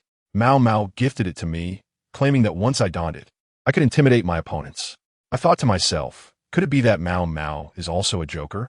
He certainly doesn't appear to be one. Since Mao Mao once rescued Wang Yao, she casually inquired about him, prompting Zheng Wu to become animated as he recounted Mao Mao's legendary past, proclaiming how he had conquered 13 class leaders in his heyday, almost elevating Mao Mao to celestial heights in his admiration. However, knowing Zheng Wu's tendency to embellish, I suspected this tale was greatly exaggerated. Mao Mao likely only challenged 3 class leaders. Zheng Wu pivoted his narrative, nevertheless. What I admire most about Mao Mao is not his fighting prowess, but his romantic finesse. He has 3 wives at 7 middle school, each a campus beauty. Though perhaps not as stunning as my own wife, yet still formidable. The camaraderie among his wives is remarkable. They get along like sisters, much like you and Lin Kerr. My heart sank at the implication, and I hastily replied, "You incessantly praise your wife's beauty. When will you bring her out for us to meet?" I anxiously glanced at Wang Yao, relieved that she misconstrued Zheng Wu's comments as merely suggesting she and Lin Kerr were akin to sisters. Our journey was perilous, with Zheng Wu nearly crossing the line multiple times. Each time I managed to redirect him, leaving me in a state of trepidation. Thankfully, we soon arrived at the restaurant we had agreed upon. Although it paled in comparison to Blue Moon Restaurant, it was still quite upscale. However, we did not see the monkey. After waiting for a while, he still hadn't arrived. I grew anxious, wondering if he was still engrossed in gaming. This was a serious matter. I called Monkey, but he didn't answer, despite multiple attempts. Frustrated, I said, "You all wait here. I'll go find him at the internet CAF." Then I reconsidered. "Forget it. We don't have time. In a bit, Zheng Wu and I will deal with Liang Qi. And you just handle Ding Sheng." Wang Yao, simultaneously pulling a black, sheathed machete from her clothing, mused, "That works too, but I'll take on Ding Sheng." It was common knowledge that Ding Sheng was not to be trifled with, and Wang Yao's suggestion clearly indicated her lack of faith in my combat skills. "Come on, I can handle Liang Qi on my own." Zheng Wu adjusted his sunglasses, adopting an air of a recluse. "Let us move." I felt helpless, mentally berating Monkey for his unreliability, despite my previous insistence that he was dependable. What a joke. Guided by the waiter, we proceeded straight to the private room we had booked earlier. Upon entering, we were astounded. A lavish spread adorned the table. Lobsters, abalone, roasted suckling pig, whole chickens, and geese, among others. Monkey occupied the head of the table, indulging heartily with a pig's trotter in one hand and a leg of lamb in the other, his face glistening with grease. Before him sat an open bottle of red wine, the foreign label unrecognizable, yet seemingly extravagant. Upon noticing our arrival, Monkey eagerly beckoned. "Come and eat." Wang Yao and I were momentarily speechless, while Zheng Wu wasted no time, diving into the feast as if possessed, devouring the food with abandon. "Have you lost your mind, Monkey? How are we supposed to settle the bill later?" I glared at him, estimating the cost to be several thousand. "Settle the bill? We'll just leave after dealing with Ding Sheng and Liang Qi." Monkey, mouth full, mumbled. "Huh." I chuckled, realizing he intended to exact revenge for the previous instance of skipping out on the bill, and I joined him in the feast. Wang Yao remained silent. As I picked up a large lobster, I reflected on my family's decent circumstances. I had dined with my parents before, but such delicacies were not frequent. "Hey, you too, save some for me." Monkey snatched the pig-esque trotter from Zheng Wu and a lobster from my grasp. Infuriated, I pushed his face away, reclaiming my lobster, while Zheng Wu simply moved over to enjoy a plate of base. Monkey attempted to snatch it back, leading to a comical tussle between us. After a while, Wang Yao received a phone call and informed us, "All right, they're almost here." We ceased our eating, wiping the grease from our mouths and hands. Monkey, still cleaning up, added, "After we deal with them, we can pack some food to take home and enjoy later." Indeed, Zheng Wu and I nodded in agreement. Suddenly, a thought struck me. "You deliberately sent Huang Jia away, didn't you? You wanted to hoard all this food for yourself." Monkey's face remained impassive. "What nonsense. Am I that petty?" "Absolutely," Zheng Wu and I affirmed in unison. "Preposterous." Monkey slammed the table, evidently enraged. Wang Yao glanced towards the door, announcing, "They've arrived." We all sprang to our feet, and Monkey instructed, "Don't waste time talking. Just close the door and attack." "Understood." Zheng Wu and I readied ourselves. Zheng Wu declared, "I'll take care of Liang Qi. You 3 handle Ding Sheng." We remained silent, fixated on the entrance. Monkey, and Zheng Wu sat inside, while Wang Yao stood at the door to greet them. "Brother Sheng, Brother Qi." Wang Yao's smile was radiant, a remarkable feat considering her evident disdain for the two. She managed to exude warmth, tempting them into our trap. Truly a master of manipulation. Wang Yao, Ding Sheng, and Liang Qi's voices echoed, indicating their proximity. "Come here." Wang Yao waved her hand, her enthusiasm ablaze. My heart raced in anticipation of the impending confrontation and the prospect of making them foot the bill. What a delightful thought. "Ha! Sorry to keep you waiting." Ding Sheng and Liang Qi finally appeared at the door, both grinning broadly. And as expected, they came alone. No worries. We just arrived a moment ago. Please come in. Wang Yao gestured for them to enter, not in a welcoming manner, but rather inviting them into a trap. As Ding Sheng and Liang Qi stepped into the room, I, Monkey, and Zheng Wu rose to our feet. Just as Wang Yao was about to close the door, Ding Sheng's expression suddenly changed. Liang Qi, run. He turned and dashed out the door, leaving Liang Qi momentarily stunned, unsure of the situation, but he swiftly followed suit. We were all caught off guard, utterly unprepared for this turn of events. Had they uncovered our scheme? Wang Yao was the first to react, brandishing her machete, unsheathing the gleaming blade as she pursued them. Although I was unsure how Ding Sheng had figured it out, I instinctively bolted after Wang Yao, eager to assist. To my surprise, Monkey grabbed my arm. Forget it, it's too late. But Wang Yao, I protested, only to find she was also returning. Those little rascals managed to escape so quickly, Wang Yao exclaimed, returning empty-handed. Hey, they got away. Zheng Wu pointed towards the door, seemingly just grasping the situation. I, Monkey, and Wang Yao stood in stunned silence. Yet, it was hardly Zheng Wu's fault. The abrupt shift had left us all bewildered. How had they seen through our ruse? We appear to have left no openings. Wang Yao frowned. How did they slip away? Zheng Wu stomped his foot. What a waste of my battle attire. You see, the problem lies with that battle attire of yours, Monkey remarked leisurely. Why? Zheng Wu asked, looking perplexed. Yet, both Wang Yao and I understood. Who exactly was Ding Sheng? He must have assessed our situation, realizing that Zheng Wu rarely dons battle attire, and when he does, it signifies an important matter. Who would have thought that this plan would be thwarted by Zheng Wu's battle garb? Zheng Wu remarked, Am I to blame? I cannot confront Liang Qi without my armor. It is not your fault. We simply failed to consider all angles, unaware of Ding Sheng's keen observational skills. Zuo Fei, please call Huang Jie and inform him that the plan has been cancelled. Reluctantly, I made the call. When Huang Jie inquired about the reason, I told him I would explain later. Wang Yao, visibly displeased, leaned against the door, gazing helplessly at the ceiling. I understood her fiery temperament well. Delaying the resolution with Ding and Liang would leave us all feeling uncomfortable. I asked Monkey, what shall we do next? Ding Sheng and Liang Qi have grown wary of us. Initiating any other plans may not be simple. Unbeknownst to us, we had grown accustomed to consulting Monkey first for every decision. He shook his head, stating, There's a more pressing issue before us. What? Monkey belched and pointed to the table laden with dishes. A silence enveloped the room. 5 minutes later, a waiter approached. Hello, your total is 3,680. Will you be paying by card or cash? The silence persisted. Excuse me, will you be paying by card or cash? The waiter repeated. I exclaimed, of course cash. With my status, it would be embarrassing to leave without a few thousand. Please pack up the leftovers, and I will settle the bill at the counter, Monkey said nonchalantly. The waiter looked at him quizzically, but proceeded to pack the food before exiting. I had only 600 or 700 on me. Wang Yao placed a stack of bills on the table, a considerable sum among students. Let us pool our resources, she suggested. Monkey chimed in, slapping a crumpled 5 yuan note on the table, the very same one I had given him at lunch. Let us gather what we can. Zheng Wu produced some change as well. Monkey glanced at me. Zuo Fei, just cover the remaining amount. Are you kidding? Over 2,000 is just the remainder? This is all I have, I retorted, placing a little over 200 on the table. Is this all? Monkey looked at me with disdain. I've never seen such a miserly tycoon. I never claimed to be a tycoon. I protested. If all else fails, I could ask my brother to send me some money, Wang Yao suggested, preparing to make a call. No need, I'll cover the rest, Monkey declared, sweeping all the cash from the table. Zuo Fei and Zheng Wu grabbed the food.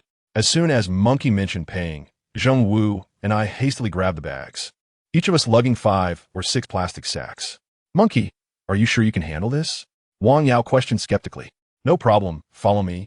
Monkey replied confidently as he exited the private room. I hurriedly stepped beside Wang Yao, whispering, Monkey might try to skip out on the bill. Stay alert and be ready to run. Oh, Wang Yao nodded, dressed in flat shoes, making it easy to flee if necessary. I suddenly grasped the meaning of losing a chicken to gain a rice, having failed to confront Ding Sheng and Liang Qi while incurring this hefty bill. I anticipated a swift escape upon exiting the private room, but Monkey had no intention of fleeing. Instead, he walked straight to the counter, drawing the attention of several waitstaff. I was taken aback. Could it be that Monkey had the funds to pay?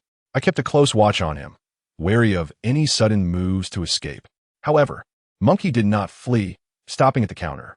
How much? He inquired. To my astonishment, was Monkey a secret millionaire masquerading as a pauper? Hello, your total is 3,680. We be paying by card or cash? The cashier inquired politely. Is it really that expensive? Surely there has been a mistake? No mistake, this is your bill. Monkey examined the receipt, frowning. Do you know who I am? Hello, I do not. I am Ding Sheng from Dongshu No. 1 High School, grade 11. You don't recognize me? Monkey challenged her. Hello, I do not recognize you. Please settle your bill quickly. Upon hearing this, I knew Monkey was about to bolt, and I exchanged glances with Wang Yao, who nodded in understanding. Monkey pulled out a handful of cash from his pocket and placed it on the counter. The cashier replied, You are still short $27.50. Run. I whispered, spinning on my heel, with Wang Yao and Zheng Wu closely trailing behind as we hurriedly exited the restaurant. Much to the astonishment of the staff, I had no concern for Monkey. He had never suffered defeat in such matters. We sprinted several hundred meters before realizing no one was pursuing us, and Monkey had yet to emerge. Curious, we hid behind a flower bed to assess the situation. After a moment, we spotted Monkey swaggering out, unhindered by any pursuers. Monkey, over here. I waved him down. He approached. Why did you run? I said I would pay. Wang Yao replied. I didn't know. Zuo Fei told me to run. Zheng Wu echoed. I didn't know either. I just followed them. I questioned. Didn't you claim you lacked funds? Monkey retorted. True, but the manager found me quite handsome and waived the remainder. I and Wang Yao exchanged incredulous looks. Zheng Wu quipped. Being handsome has its perks. Does that mean I can eat for free wherever I go? No matter how I pressed Monkey, he refused to divulge the truth, insisting that the manager had exempted him from paying due to his striking looks. Eventually, I conceded, as Monkey was inherently enigmatic. This new transfer student from Dongshu No. 1 High School seemed to harbor many secrets, having accomplished numerous astonishing feats, including effortlessly acquiring recordings of Ding Sheng and Liang Qi's conversations, as well as their subordinates' power distribution map. I suspected he truly possessed an intelligence network. Nonetheless, without his cooperation, I was powerless. Next, we deliberated on Ding Sheng and Liang Qi's situation. Although our plan had faltered, we were fortunate that our original intentions could still be pursued. The only remaining concern was whether Ding Sheng and Liang Qi would seize the opportunity to strike while we were still vulnerable. Monkey and Huang Jie spent their days at the internet CAF, while Zheng Wu was formidable in his own right, leaving me as the weakest link. Moreover, due to Yi Zhan's influence, Ding and Liang regarded me as a thorn in their side, making me their prime target. This placed the onus on Wang Yao. Monkey stated nonchalantly, implying that as long as Wang Yao and I were together, Ding Sheng and Liang Qi would think twice before acting against me. Given their apprehension of Wang Yao's brother, Fine, Wang Yao replied decisively. Then let us proceed with the original plan.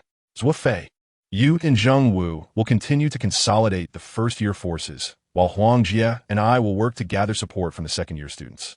We need to act swiftly. Every day of delay brings more complications. As Monkey spoke, he strolled towards the internet CF, as if drawn by an unseen magnet. Hey, don't just talk. Make sure you don't disappear back into that CAF. I called out, dissatisfied. Monkey ignored me, continuing his peculiar gait. Wait, that gait seemed oddly familiar.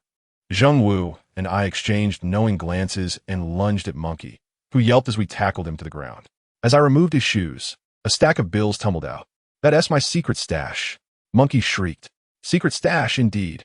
Although I was baffled by how he had emerged without spending a dime, I gathered the cash, distributing Wang Yao's share back to her, handing Zheng Wu his portion and pocketing the remainder. What about my 5 yuan? Monkey bellowed. They're all mine.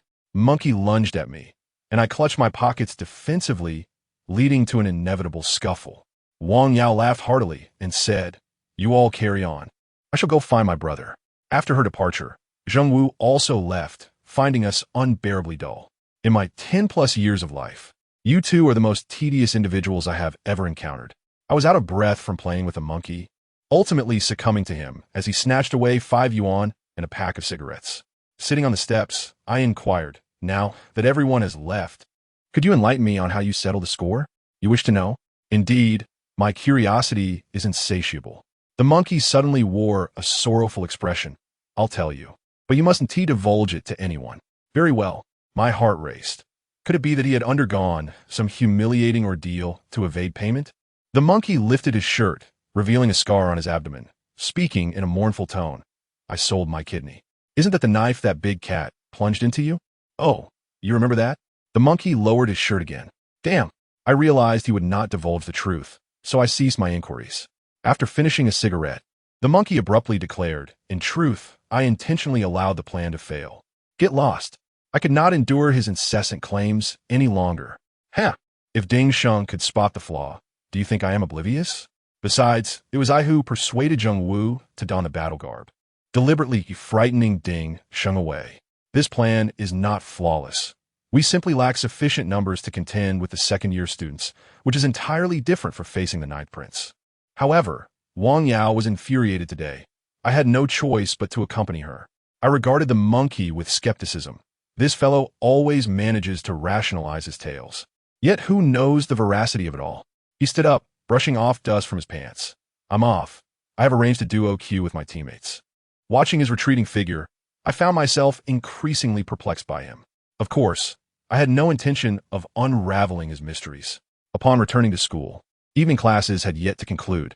I approached Zheng Wu and advised him to recruit more younger brothers in the coming days. Zheng Wu agreed, noting that since last night, more people had sought him out. I nodded, reminding him to exercise discretion in his selections, advising against those who were overly cowardly or of questionable character. After class, I went to fetch Lin Ke, preparing to escort her back to the dormitory, having promised Wang Yao not to give Yizhen any opportunity. Upon meeting Lin Ke, she asked, Did you fail tonight? Yes, how did you know? Wang Yao told me. She asked us to wait for her to return to the dorm together. Indeed, Wang Yao had promised the monkey to remain close to me. How amusing it was. I was to protect Lin Ke, while Wang Yao was to protect me. The thought of this intricate relationship made me chuckle inwardly. After a while, Wang Yao arrived, and we set off for the dormitory. The journey was filled with idle chatter, discussing how Lu Yina had nearly grown to despise the monkey, and how Zhang Xian had taken a liking to a handsome underclassman. Upon reaching the girls' dormitory, I watched them enter before turning back. Once back in the boys' dormitory, and after washing up, I contemplated that Wang Yao could not be by my side 24 hours a day. For instance, if Liang Qi were to confront me, I would still be at a loss. The thought was rather alarming. I had no desire to endure another beating, so I summoned Zheng Wu to act as my temporary bodyguard. Of course, I did not state it outright, feeling somewhat embarrassed, instead feigning an interest in hearing his stories from number 7 middle school. Zheng Wu was more than willing to oblige, and I locked the dormitory door behind me, settling down on my bed to listen to his tales. As we chatted, there came a knock at the door. I was startled, thinking it was too soon for Liang Qi to arrive. Before I could speak, the closest guy to the door leaped off his bed and opened it. Instinctively, I reached for a folding stool, only to have a figure clad in a black trench coat saunter in. Gulu gulu, Zheng Wu exclaimed excitedly. Indeed, it was Wang Yao, donned in the same black trench coat as yesterday, her hood obscuring her face. I felt a surge of excitement and was about to rush over when a shadow darted past me. Zheng Wu had already lunged toward Wang Yao, eagerly asking, Gulu gu, when shall we have a sparring session? Wang Yao, ever playful, replied with a teasing tone, Have you improved since yesterday? Zheng Wu hesitated, sheepishly admitting, I've improved just a tad. Not enough. You need to become stronger to challenge me. All right, I will strive to improve. Zheng Wu wore a look of disappointment that nearly made me burst into laughter. He was simply too amusing. As Wang Yao entered, Zheng Wu followed suit. I interjected, Zheng Wu, please close the door. Seizing the moment as Zheng Wu turned to shut the door, Wang Yao tossed her trench coat onto my bed. Zheng Wu turned back in surprise. Hey, your second wife is back. This time, not only I but the entire dormitory burst into laughter, while Wang Yao, both amused and indignant, retorted, Who is his second wife? Don't spout nonsense. Zheng Wu rushed to the window and peered down. Has the expert jumped out of the window again? Truly impressive. I laughed until tears nearly streamed down my face, dragging Zheng Wu outside to encourage him to return early for rest, as we needed to work on recruiting more younger brothers the next day. Once Zheng Wu departed, I locked the door and addressed the others in the dormitory. Everyone, get under your covers and cover your ears. No one is allowed to eavesdrop, or I shall toss you out along with your bedding. Ma Jia, well trained, was the first to dive under the covers, and soon everyone joined suit, wrapping themselves like dumplings. Wang Yao was in stitches. Isn't this akin to covering your ears while stealing a bell? Do you truly think they covered their ears? Of course, they have. If you don't believe me, listen. Little wife, go wash my clothes. All right. Ma Jia immediately leaped out of bed and jumped down. Wang Yao laughed so hard she nearly fell onto the bed. I tugged on Ma Jia's ear for a good while before finally getting him to return under the covers. All right, now we're all set. I clapped my hands and sat back on my bed, leaning against Wang Yao's shoulder. As I drew closer, I noticed a hint of redness on Wang Yao's face. Whether from laughter or shyness, I could not tell. I struggled for conversation. I never expected you to come. If I didn't come, what would happen if Liang Qi were to beat you to death? Yes, you must come. You must come every day. I no longer sought to appear strong. Merely being with Wang Yao filled me with joy. She chuckled. How can you say that? You still need a woman to protect you. Will you learn to fend for yourself? I recognized her jest, yet such words left me feeling rather awkward. Indeed, I required a woman as protection. How embarrassing it would be if this got out. I had already run out of things to say when Wang Yao added, further dampening my spirits. If you can't even protect yourself, how will you protect Lin Ke? I lapsed into silence, lowering my gaze to fiddle with Wang Yao's trench coat left on the bed. In my heart, I silently resolved that one day I would become strong, not relying on other strengths, but truly powerful in my own right, capable of safeguarding those around me. Unbeknownst to Wang Yao, who was also preoccupied with something in her hands, my thoughts churned with determination. I cast a fleeting glance and discovered her gazing at the talisman, which sent a jolt through my heart. Conjuring the image of Lin Ke in my mind, I knew what Wang Yao was contemplating. Speaking now would undoubtedly lead to unnecessary suffering. So we both fell into a mutual silence. After a while, the lights were extinguished and I lit a candle. As the flickering flame danced, the corridor outside gradually fell into stillness. Liang Qi was unlikely to arrive. Wang Yao stood up and declared, I'm leaving. All right, I'll see you off. This time, no unexpected events transpired, and I successfully escorted her to the girls' dormitory before returning to my own bed. Before sleeping, I unexpectedly engaged in push-ups, believing that if I wished to grow stronger, change must begin with small steps, though I found myself panting after barely 20. After resting for a while, I resumed, only to feel the sensation of being watched. Looking up, I indeed found my wife, Ma Jia, peering at me. What are you staring at? You startled me. I was dozing off and thought the bed was shaking. I assumed you were. Wait, which one? That one. Are you out of your mind? Get lost. Ma Jia promptly withdrew her head. The night passed uneventfully. The next day, I had breakfast with Wang Yao and Lin Ke. Before we could address the troubles posed by Ding Sheng, Liang Qi, and Yi Zhen, it appeared that the three of us would be inseparable, a peculiar sensation that made us cautious even in our words. However, Wang Yao remained at ease, incessantly teasing the two of us. As if nothing was amiss between us, perhaps she was merely pretending. Most of the day was spent in the company of Wang Yao and Lin Ke. Though my heart leaned towards Wang Yao, I endeavored to treat them both equally, behaving with decorum and extending courtesy without excessive words or actions. Wang Yao seemed to be deliberately orchestrating moments for us, positioning me next to Lin Ke while she walked alongside her and ensuring we sat together during meals, where she would compliment us on our couple-like appearance. Such occurrences subtly revealed themselves. The most joyous moments were in the evening when I escorted Wang Yao and Lin Ke back to the girls' dormitory. Afterward, Wang Yao would don a trench coat and join me, Zheng Wu, and Ma Jia for card games, remaining until long after the lights went out. Once assured that Liang Qi would not appear, Wang Yao was a figure of intrigue. Her daily visits to the boys' dormitory could not remain concealed, gradually spreading word of her presence, which likely explained Liang Qi's absence. Despite this, Wang Yao continued to visit, leaving Zheng Wu in a state of confusion. Often observing the transition from Gulu Yao Yao to my second wife, Wang Yao within mere moments, leaving him perplexed, much to our amusement. However, simple-minded individuals seldom ponder deeply. Upon seeing Gulu Yao Yao, they sought to engage, and upon seeing Wang Yao, they wished to play cards, maintaining a harmonious existence. Between classes, Zheng Wu and I actively recruited younger followers. Zheng Wu was a renowned figure, famed for his prowess during the days of the Ninth Prince.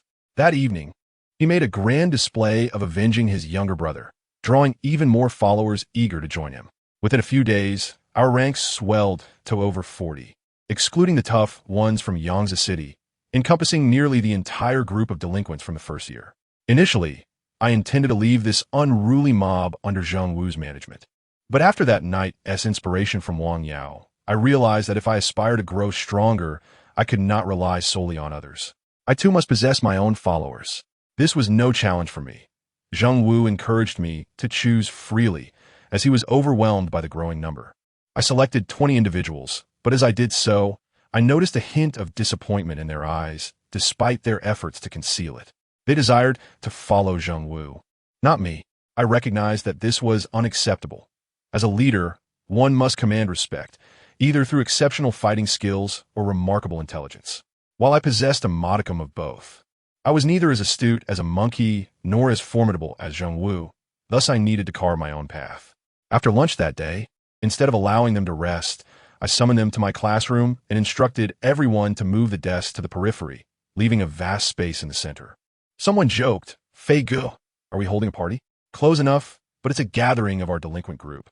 As the crowd exchanged glances, I continued, "Since you just joined me, I know some of you might doubt my capabilities compared to Zheng Wu. However, that's all right. Let us have a one-on-one challenge. Whoever defeats me will inherit my position." The crowd fell into stunned silence. I smiled and reassured them, "No worries, come and fight. If I refuse to acknowledge defeat, let me write my name Fei backwards." With that, laughter erupted, easing the atmosphere significantly. After some persuasion, one student finally stepped forward to challenge me, but I swiftly subdued him, demonstrating my respectable fighting abilities. Soon, several more students approached, and one by one, they found themselves defeated. The atmosphere remained lively, punctuated by laughter, and their gazes towards me began to shift. I silently sighed in relief, thankful that my years with Benzi were not wasted, as I had indeed learned some fighting skills. I believed I could establish my standing among these individuals. After defeating 4 or 5 challengers, no one dared to approach further. I called out, "Is there anyone else?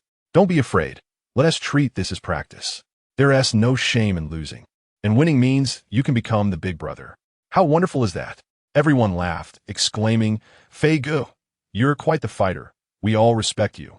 I felt elated, thinking this gathering was not in vain, as it had garnered their respect. Is that truly everyone?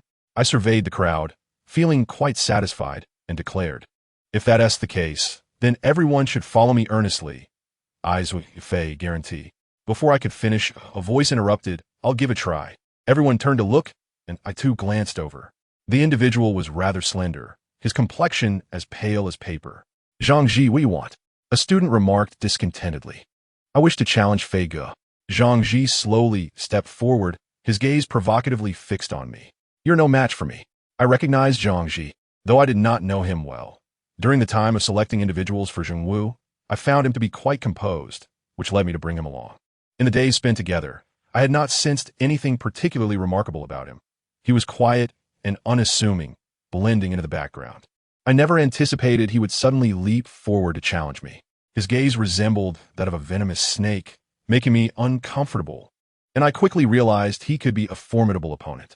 Yet I reminded myself that this battle must be won. Otherwise, I would have no place within this school. "Fei Ge, I'm ready," Zhang Ji called, though his tone held a hint of disdain. "Fine."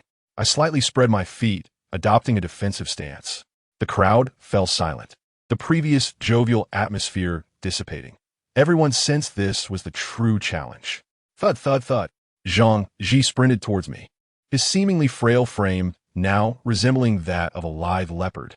He charged with fervor, causing me to feel a surge of panic, prompting me to take a step back. But it was too late. Zhang Ji leapt high, his right fist crashing down. I tilted my head just enough to barely evade the blow, but as I prepared to retaliate, a sharp pain struck my abdomen. Zhang Ji's left fist had landed. In that moment, it dawned on me that his initial right punch was a feint, designed to draw my attention, while his left delivered a merciless strike to my gut. But understanding the tactic did little to alleviate the impact. I had just taken a solid hit, and the force was immense, far beyond that of an average thug. My abdomen, a notably vulnerable area, throbbed painfully, nearly drawing a cry from my lips. I hastily retreated to avoid further blows, but in my haste, my foot stumbled, and with a resounding thud, I fell back onto the ground. Embarrassment washed over me as I hastily rose to my feet, the classroom enveloped in a profound silence. Everyone likely assumed I had been felled by a single blow from Zhang Ji, yet I found myself unable to explain. Any attempt to do so would only serve to further obscure the truth. "Come on," I declared. "There's no need to fight. You are no match for me." Zhang Ji's pallid visage betrayed no emotion as he turned and walked away. "What do you mean by that?" I shouted, urging him to continue the bout. The crowd echoed my sentiments, some attempting to block his path. "He is no longer my opponent.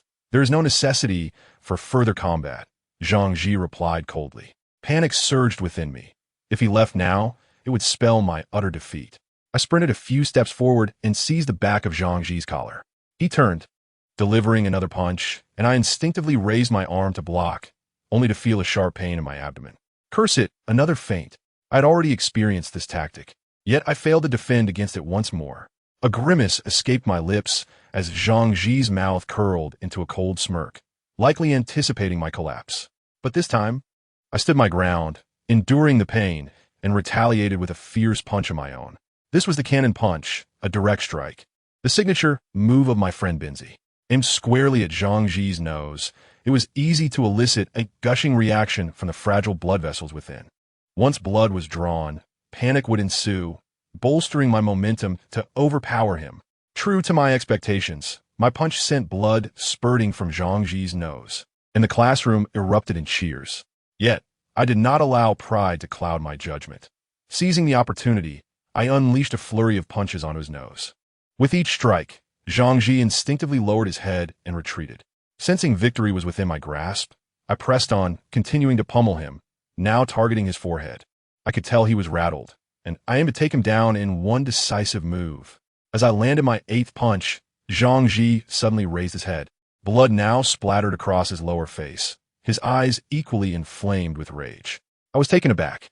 He exhibited no sign of fear. His fury seemed to ignite a fierce determination within him.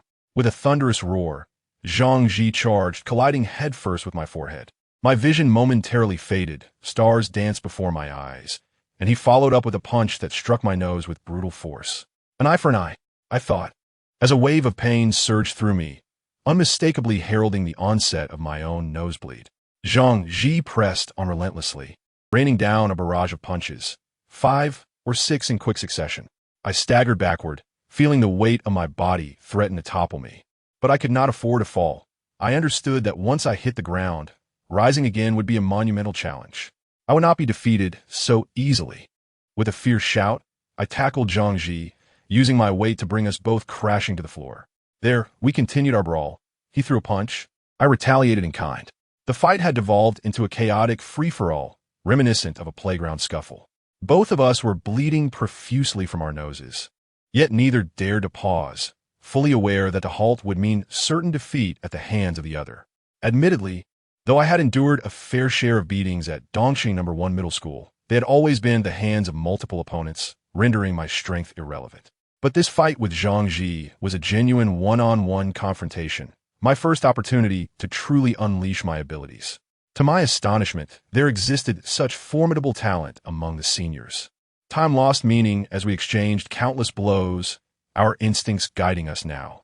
I kept reminding myself that I could not lose, not when I aspired to grow stronger and protect those around me. How could I fail to defend even one of my own? Eventually, after what felt like an eternity, the crowd surged forward, pulling us apart, insisting we cease the combat. I opened my eyes to find Zhang Ji dragged to the opposite side, his condition grim, face smeared with blood. I could only imagine that I appeared equally disheveled. I felt utterly spent. Yet, as the leader, how could I surrender? We haven't determined a victor yet. Let us continue, I proclaimed. The onlookers urged, Fij, please stop. Consider a draw. Yet, Zhang Ji slowly rose, challenging me, come on, let us go again. The crowd erupted in protest, but I raised my hand for silence. I had nearly exhausted my strength, but witnessing Zhang Ji standing reignited my fighting spirit. Somehow, I found a resolve to stand as well. It feels exhilarating, I declared. Let us continue. If you defeat me, I will acknowledge you as my elder brother. The effort it took to utter those words was immense. Each syllable felt as though it were being forced from my throat. I motioned for the crowd to step back, beckoning Zhang Ji to approach. For I could scarcely move anymore. Remarkably, Zhang Ji still possessed energy, charging toward me, albeit at a considerably slower pace than before. He was no longer the agile leopard, but rather a weary ox. Even so, that ox was still more capable than my immobile form. In an instant, Zhang Ji reached me and swung another punch. Though it lacked the vigor of his earlier strikes, I could not afford to absorb it. I swiftly turned my head, narrowly avoiding the blow, and managed to block his subsequent punch with my arm.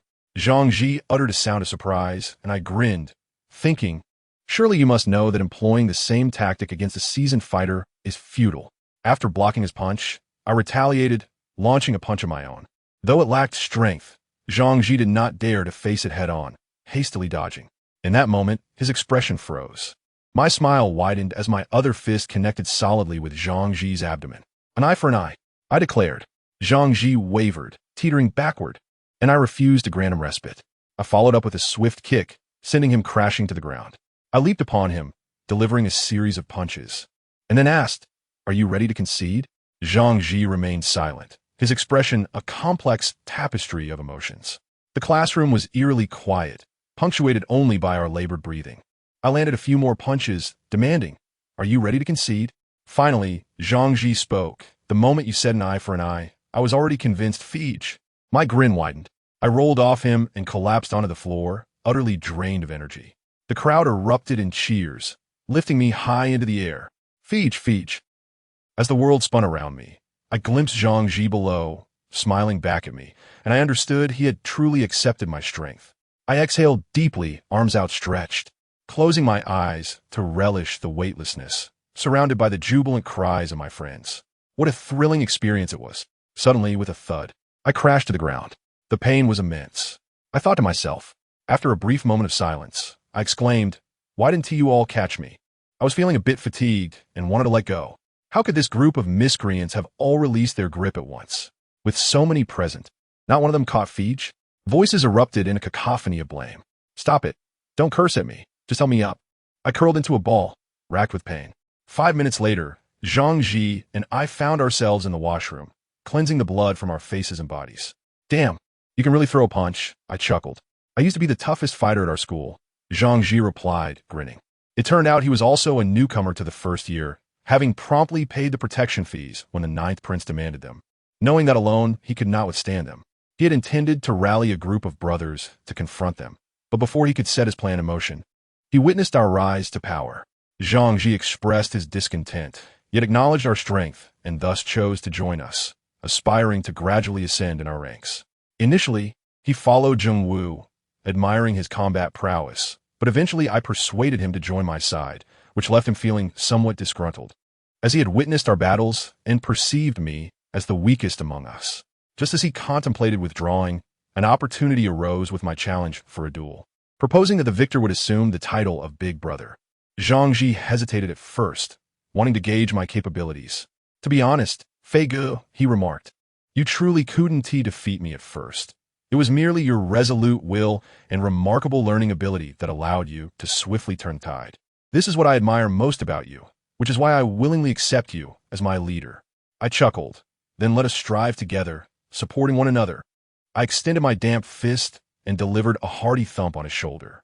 At that moment, we were suddenly alerted by the sounds of chaos outside. Zhang Ji and I exchanged glances, then rushed out to find the corridor in utter disarray, our comrades surrounded by at least 50 adversaries, most armed with weapons. The cries of pain echoed as our members fell one after another. "Fei Ge, I see no one left to protect you," a voice boomed, and Liang Qi emerged slowly from the turmoil. It was midday, and the teaching building lay deserted. No one would come to our aid. Hearing the screams and witnessing Liang Qi, my eyes filled with rage. These were my brothers. "Fei Ge, you must flee." Zhang Ji suddenly pushed me, staggering forward toward Liang Qi. Having just engaged in a skirmish, both of us were drained of strength. However, I could not abandon my comrades in the face of danger. Without hesitation, I charged alongside him. Liang Qi was evidently prepared. He brought more than twice our numbers and wielded a glossy black club that was neither a steel pipe nor an ordinary wooden stick. Zhang Ji dashed ahead of me, leaping to deliver a powerful blow to Liang Qi. Liang Qi narrowly evaded, but Zhang Ji followed up with a punch to his abdomen. Liang Qi gasped, caught off guard, but quickly retaliated with a strike from his club, which sent Zhang Ji crashing to the ground, utterly exhausted from our earlier conflict. I rushed in, landing a punch on Liang Qi's face, yet my strength was diminished, barely reaching a third of my usual force. Liang Qi barely flinched, a sinister smile spreading across his face as he swung his club down upon my shoulder. The impact excruciating. Liang Qi then kicked me down, raising his club for another strike. Instinctively, I raised my arm to defend myself, but the anticipated blow never came.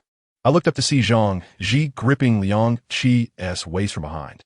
Seizing the moment, I leaped up and kicked Liang Qi, and with Zhang Ji's assistance, we both toppled him to the ground. I lunged forward to continue the assault, but Liang Qi retaliated with a kick to my midsection, sending me sprawling. Under normal circumstances, even if I couldn't defeat Liang Qi, I would not have been so feeble, yet I had exhausted my strength. When I finally regained my footing, I saw Liang Qi viciously banging Zhang Ji's head against the ground. My vision blurred with rage. I charged at Liang Qi, wrapping my arms around his neck and using all my might to bring him down.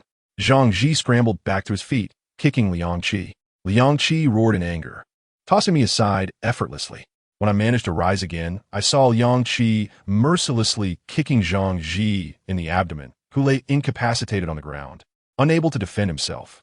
Fueled by despair, I charged forward once more, but Liang Qi struck me down with his club, brutally kicking me while I lay on the ground. Even at full strength, I was no match for Liang Qi, especially in my current battered state.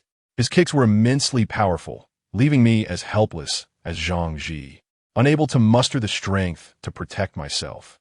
Glancing around, I realized the battle had concluded. Our side had mostly fallen, and I witnessed a student attempting to flee, only to be captured and brutally slapped against the wall. Others continued to assault us, even as we lay defeated, their laughter echoing in our ears. Listening to the cries of agony, my heart ached. Ultimately, it was my weakness that led to this suffering for my comrades. I felt like a failure for not being able to protect those around me, my brothers.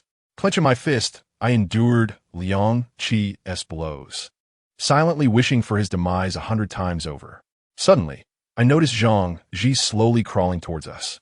Unsure of his intentions, I watched as he grasped Liang Qi's leg, and then it dawned on me. "Kick me," Zhang Ji mumbled, barely coherent. "Damn you." Liang Qi kicked Zhang Ji away.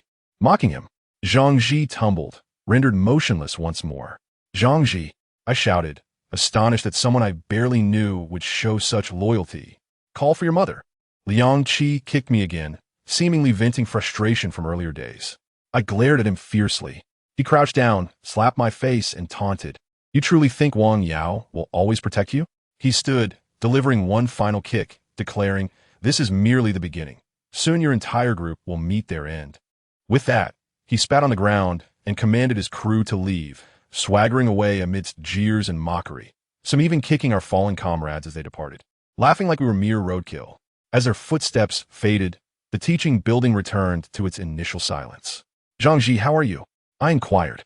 "Not too bad," he replied, turning over and offering me a weak smile. "What about everyone else?" I pressed. "They're okay. Fei Ge," came the scattered responses as my comrades began to sit up, battered yet unbowed.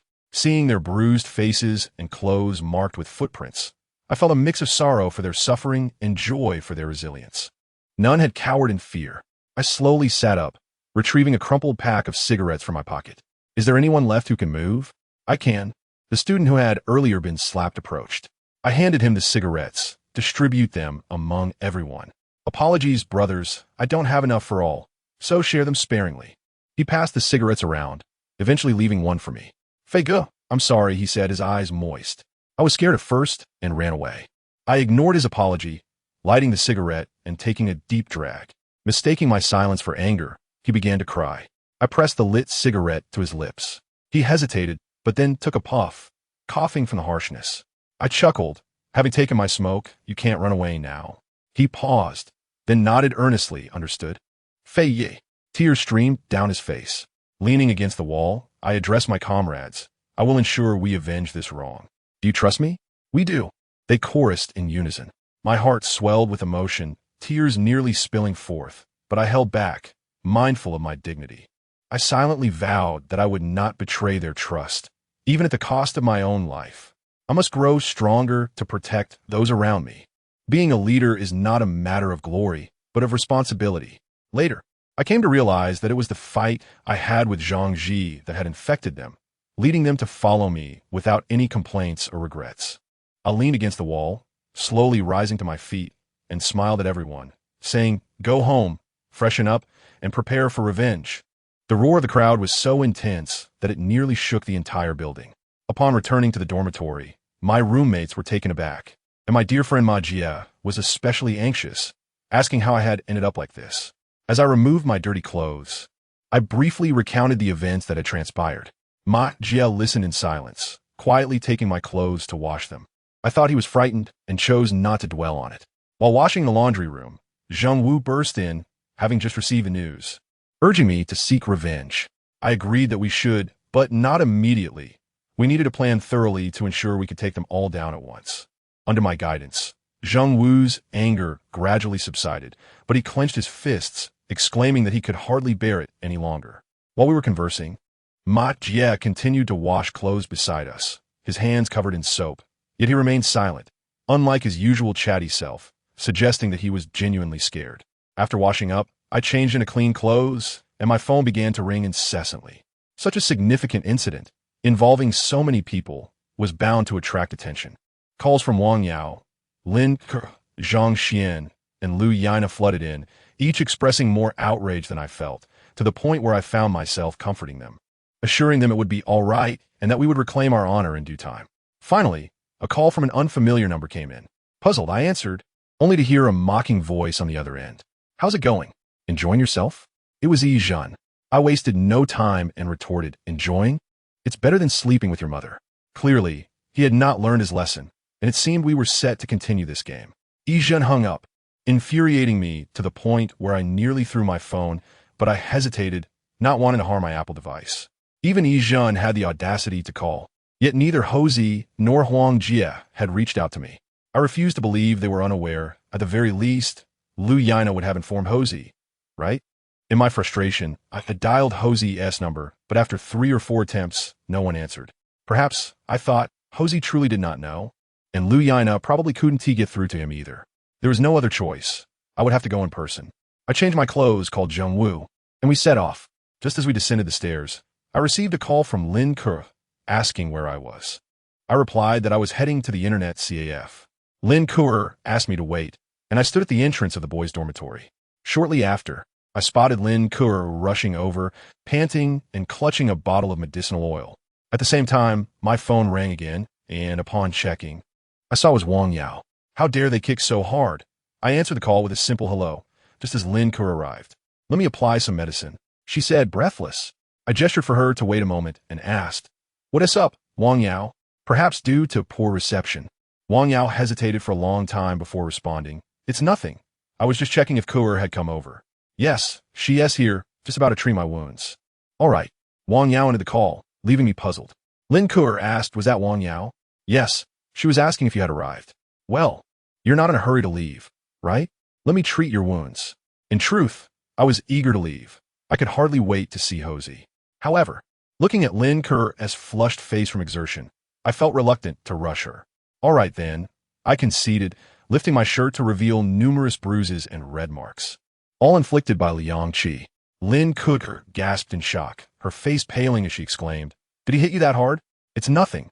Just apply the medicine." I feigned nonchalance, though the pain was excruciating, making me feel as if my ribs might break. Lin Ke poured the medicinal oil onto her hands and began to rub it onto my wounds.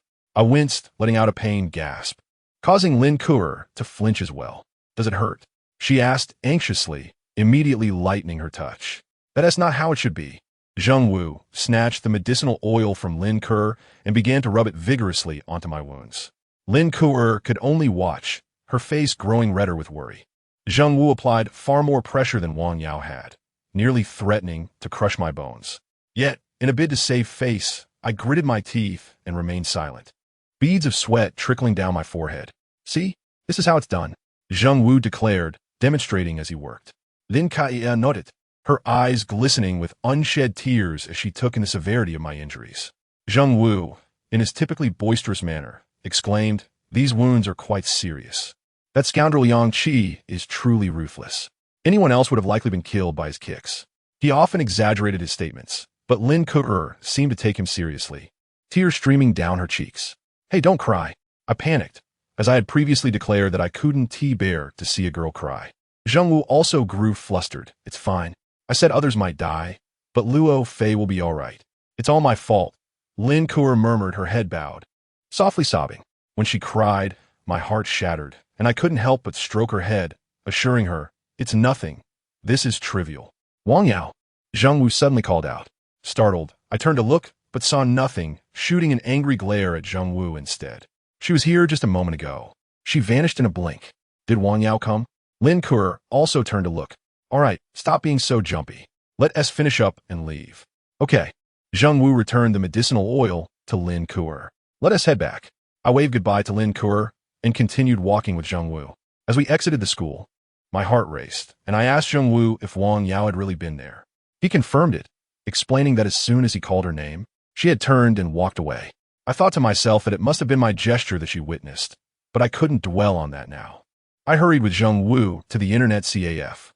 Upon entering, I saw Houzi and Huang Jie, each with a headset on, shouting excitedly. I approached them, skipping pleasantries, and yanked their headsets off. Both Houzi and Huang Jie jumped in surprise, turning to see me, their eyes widening as they exclaimed in unison, "What the hell happened to you? You look like a pig's head." While my face bore many bruises, I wouldn't say I look like a pig. "I got beaten up by Liang Qi again." "Really? When did this happen?" I sensed a flicker of delight in Houzi's eyes, and I couldn't help but feel irritated. I recounted the earlier events, and I watched as Houzi's expression transformed from concern to joy, eventually breaking into laughter. "What is so funny?" I snapped. Sorry, Houzi said, slapping his own face in an attempt to suppress his laughter. "The vast expanse of the sky is my love." "What are you singing for?" I shot a fierce glare at Huang Jie. Sorry. Huang Jie covered his mouth, finally managing to quell his song. "Are you two really that pleased that I got beaten up?" My irritation was palpable. No, Houzi quickly replied. "I would never be happy about that. I'd be crying instead." Now I wanted to delve deeper into this. I stated, "Zheng Wu and I have gathered quite a few of the first-year delinquents. We have over 40 subordinates, and with Yang Ziqing and Li Baiyu, we could muster up to 60 men. How about you two?" I was eager for revenge and equally eager to grow stronger, not just for myself, but for my brothers. Houzi wore an awkward smile. "Still no news?" I couldn't contain my rising anger, my voice escalating. The internet CAF fell silent, and Zheng Wu discreetly tugged at my sleeve, but I ignored him, continuing, "What do you two mean by this?" Neither Houzi nor Huang Jie responded. I pressed on, raising my voice. "What do you mean?" The CAF grew even quieter, with many people glancing our way. "Houzi, what is going on?" A player stood up. "It's all right, it's my brother." The monkey waved his hand dismissively. "Hey, speak more politely."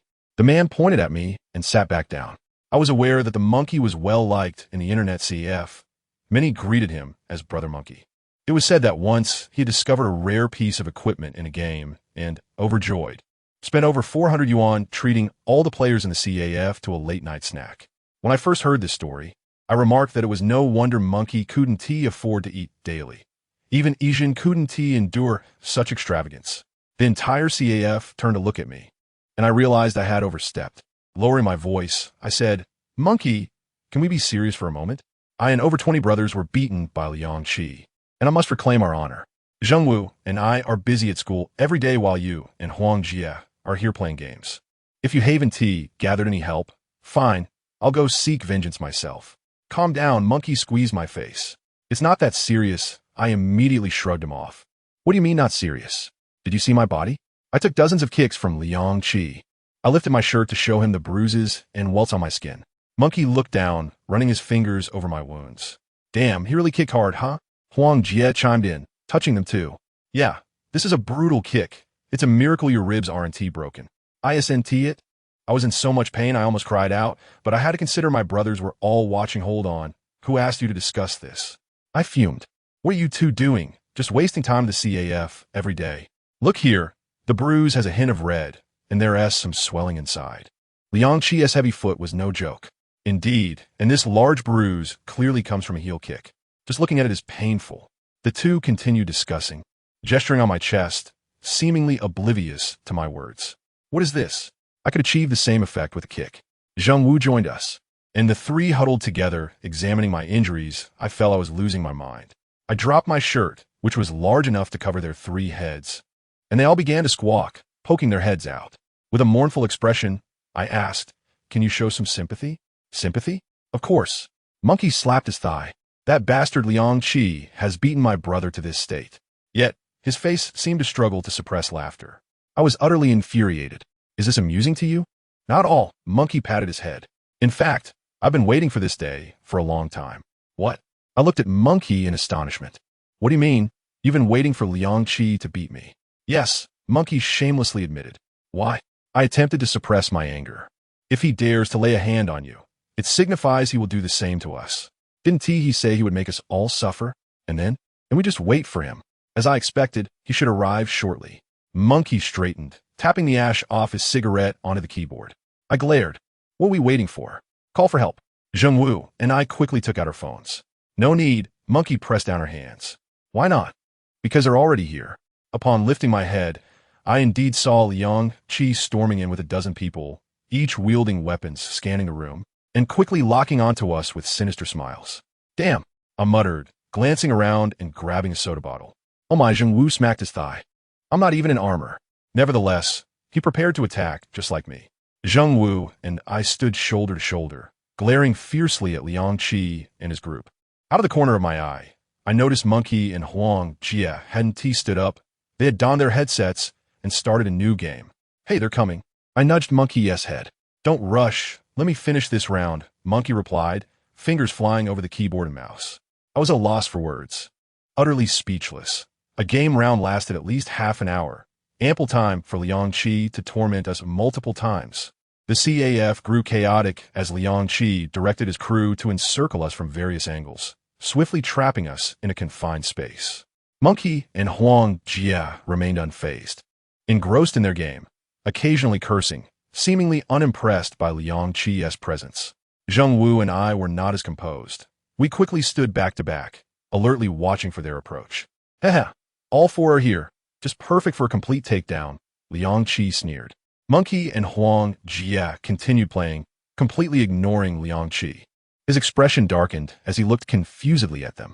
I had no idea what they were up to, but knowing their usual antics, they wouldn't act without assurance.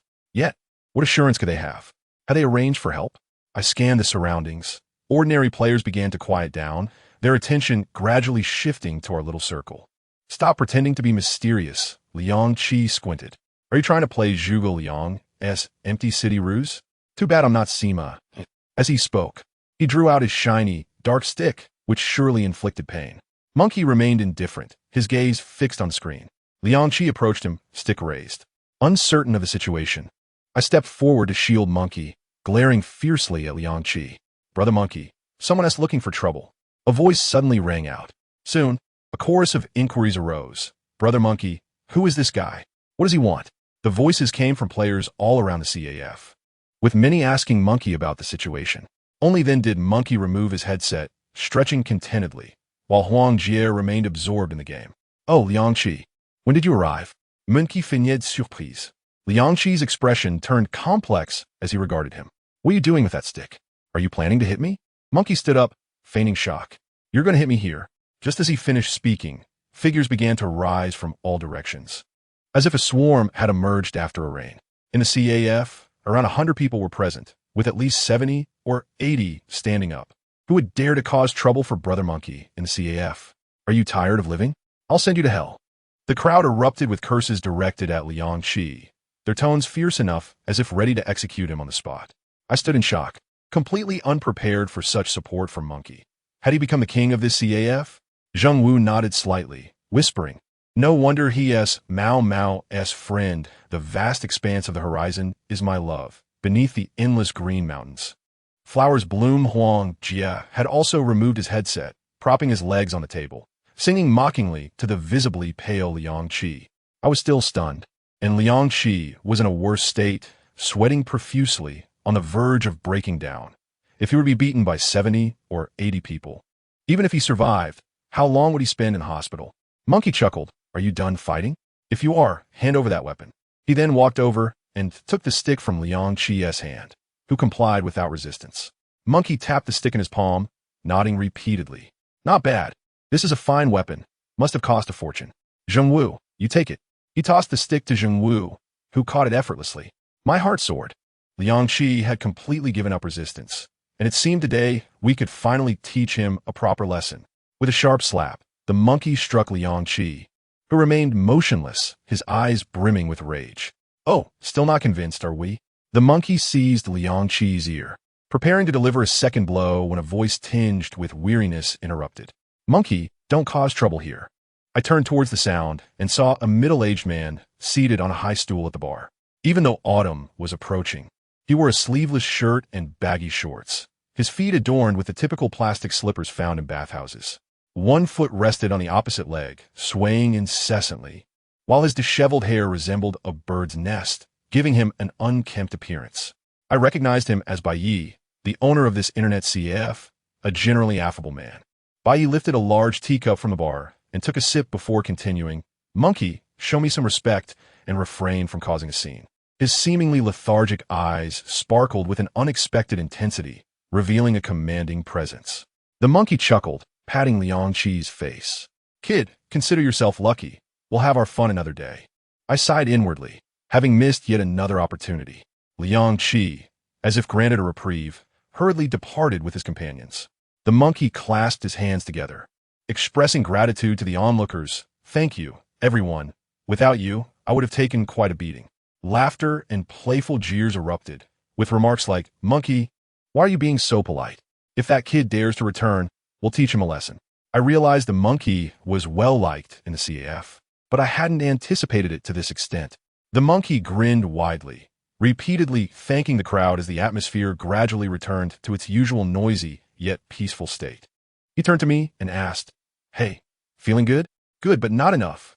I replied, feeling the situation mirrored my previous encounter when I had merely scratched the surface of my revenge on Liang Qi. No worries, it's about to get even better.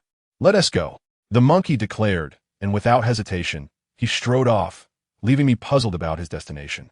Zheng Wu followed closely, while Huang Jia remained seated, waving us off. Go on, seek your thrill. The CAF was chaotic as the monkey navigated through, exchanging greetings until we reached a machine in the southwest corner. A young boy sat at the computer, clearly a student but older than us, with rather ordinary features, though his eyebrows were slightly connected, lending him an air of fierceness. Upon noticing our approach, he adopted a wary stance, and his companions rose, indicating he was likely a minor leader. Changshan, hello, the monkey greeted with a smile. I'm the monkey. Upon realizing he was Changshan, I felt a chill. I knew he was also a notorious figure in the second year, a rival of Dingsheng and Liang Qi. Unfortunately, he had been under their oppressive thumb for too long, leading to dwindling numbers among his followers. Changshan stood up. I know you. You've been clashing with Dingsheng and Liang Qi lately. Yes, but it's always been futile. Just when I finally had a chance, Bai Yi intervened. Right? It's not wise to cause a stir in someone else's CAF. Hey, how about we collaborate? The monkey's eyes glinted mischievously. I saw potential in this alliance. Changshan smiled, his previously furrowed brow relaxing. Suddenly, it dawned on me why the monkey had waited until now. He had orchestrated this entire scenario by showcasing his strength. He aimed to impress Liang Qi and attract Changshan as cooperation. It was clear that someone capable of rallying a crowd of 70 to 80 people in a CAF, while also commanding respect from the owner, was not to be underestimated. Changshan would surely welcome such an alliance. No wonder the monkey lingered in the CAF or smiled so broadly when hearing about my previous encounter. He was waiting for this moment, methodically plotting his moves. He had ultimately turned a dark situation into an opportunity. I found myself utterly impressed by him, gazing at his slender frame. I mused that if he were just a bit taller and more handsome, he would undoubtedly be a heartthrob. No, he was already a heartthrob. I recalled how charming he looked after Ma Jia tidied him up the night he confessed to Lu Yaina. Lost in my thoughts, I noticed the monkey and Changshan engrossed in whispered conversation, leaning in closely. I was taken aback. They had only known each other for less than a minute. Okay, I understand. I'll prepare right away, Chengshan declared seriously, nodding before hastily departing the CAF with his companions. The monkey then turned to Zheng Wu and me. We're striking tomorrow. Any objections? None. Our eyes sparkled with anticipation. Finally, the moment we have been waiting for. The monkey chuckled. You two should send Huang Jie the list of our younger brothers, and let him reorganize everything. We can do that now, but why later? Because we still have things to do. Zuo Fei, come with me. Zheng Wu, you head over to Huang Jie. I had no doubts about the monkey now, and I quickly followed his lead. We approached the bar, where Bai Yi was sipping from his teacup, one slipper precariously wobbling. Thanks, Bai Yi, the monkey grinned broadly. No need for thanks. I wouldn't dare disregard your reputation, Bai Yi replied with a chuckle. I felt utterly confused, not understanding why the monkey was expressing gratitude to Bai Yi. All right, I'll treat you to supper tonight, Bai Yi offered. The monkey waved him off, continuing on. I thought to myself that the monkey must have come into some money, inviting Bai Yi to dinner. Perhaps he was a hidden wealthy heir, and his persistent claims of being broke were merely a fade. Once we stepped away from the bar, I hurriedly asked the monkey what was going on, but he silenced me. Why thank him? The monkey gestured to the patrons around us. Do any of them look like fighters? I glanced around and realized they were mostly seasoned gamers. Their appearances gave no indication of any fighting prowess. Years ago, internet CAFs, game halls, and billiard rooms were indeed hotbeds for ruffians, but now they'd migrated to more appealing venues like bars and nightclubs. I shook my head, not really. Exactly. Asking them to fight would be tantamount to signing their death warrants, the monkey replied with a grin. Suddenly, it clicked. The monkey had cleverly executed a feigned retreat. These seasoned gamers could intimidate with their presence, but would flee at the first sign of real conflict. If Liang Qi truly lost his temper and attacked us, those patrons would likely scatter, leaving just the four of us to fend for ourselves, and we would certainly suffer the consequences. Thus, the monkey's measured approach kept Liang Qi from being overly provoked, strategically allowing Bai Yi to intervene while simultaneously showcasing his strength before Chengshan. He had deftly slapped Liang Qi while securing an ally in Chengshan, an impressive 2-for-1 maneuver. Yet, it was essential that those gamers were willing to stand up in the first place. This only highlighted the monkey's remarkable popularity in the CAF. Goodness, when had he begun orchestrating this plan? My admiration for him grew exponentially. If I were a woman, I would surely want to bear his children. Monkey, do you have more to discuss? Yes, you will find out shortly. I trailed behind the monkey, wishing I could possess his cleverness. To grow stronger, one must not only build physical strength, but also cultivate intelligence. The monkey continued to greet everyone along the way, cheerfully announcing, "Dinner on me tonight." The recipients of his kindness beamed with delight, replying, "No need to be polite." Returning to our original spot, Huang Jie inquired, "All sorted?" The monkey nodded and then playfully grabbed Zheng Wu by the neck. "Who told you to meddle with my game? I heard someone insulting us Shangxi folks." "Really? Let them have it. Give it to them good." The monkey stomped his feet, directing Zheng Wu. Yet, Zheng Wu seemed rather inept at operating the computer, typing with the clumsy precision of a novice, managing to type only 5 words after an eternity. "You are the fool." Meanwhile, his opponent had already hurled a barrage of insults, causing the monkey to screech in frustration and push Zheng Wu aside to take matters into his own hands. I tapped the monkey on the shoulder and inquired, "Didn't you say you had something to do?" "Oh, right," the monkey replied, rising and clearing his throat. I sensed he was about to address the group and leaned in attentively. The room fell silent. The monkey, gathering his breath, declared with a booming voice, which immediately hushed the crowd. He chuckled. "Thank you all for your assistance. The task is nearly accomplished." "There's no need for thanks," came the chorus of voices. "We have such a good relationship. It seems rather formal to say so." The sounds of camaraderie echoed throughout the room. "Now I announce." The monkey climbed onto a chair, proclaiming, "Tonight, I will treat everyone to a late-night snack." Cheers erupted instantly, a cacophony overwhelming my senses. It seemed the group cared little for the actual meal, but rather relished in a vibrant atmosphere. However, though the late-night fare was inexpensive, the monkey was set to make a considerable expenditure. He was undoubtedly a wealthy heir. "Tonight's bill will be covered by my friend." The monkey continued loudly. I thought, who is this extravagant person willing to foot the bill for the monkey? When I looked up, I discovered the monkey pointing directly at me. "This friend is Zuo Fei." "You, mother." I struggled to articulate a few words, but my voice was drowned out by the raucous cheers. Huang Jie jumped up, exclaiming, "Food! Food!" Even Zheng Wu clapped and laughed heartily, veins bulging with excitement. What on earth was there to be so jubilant about?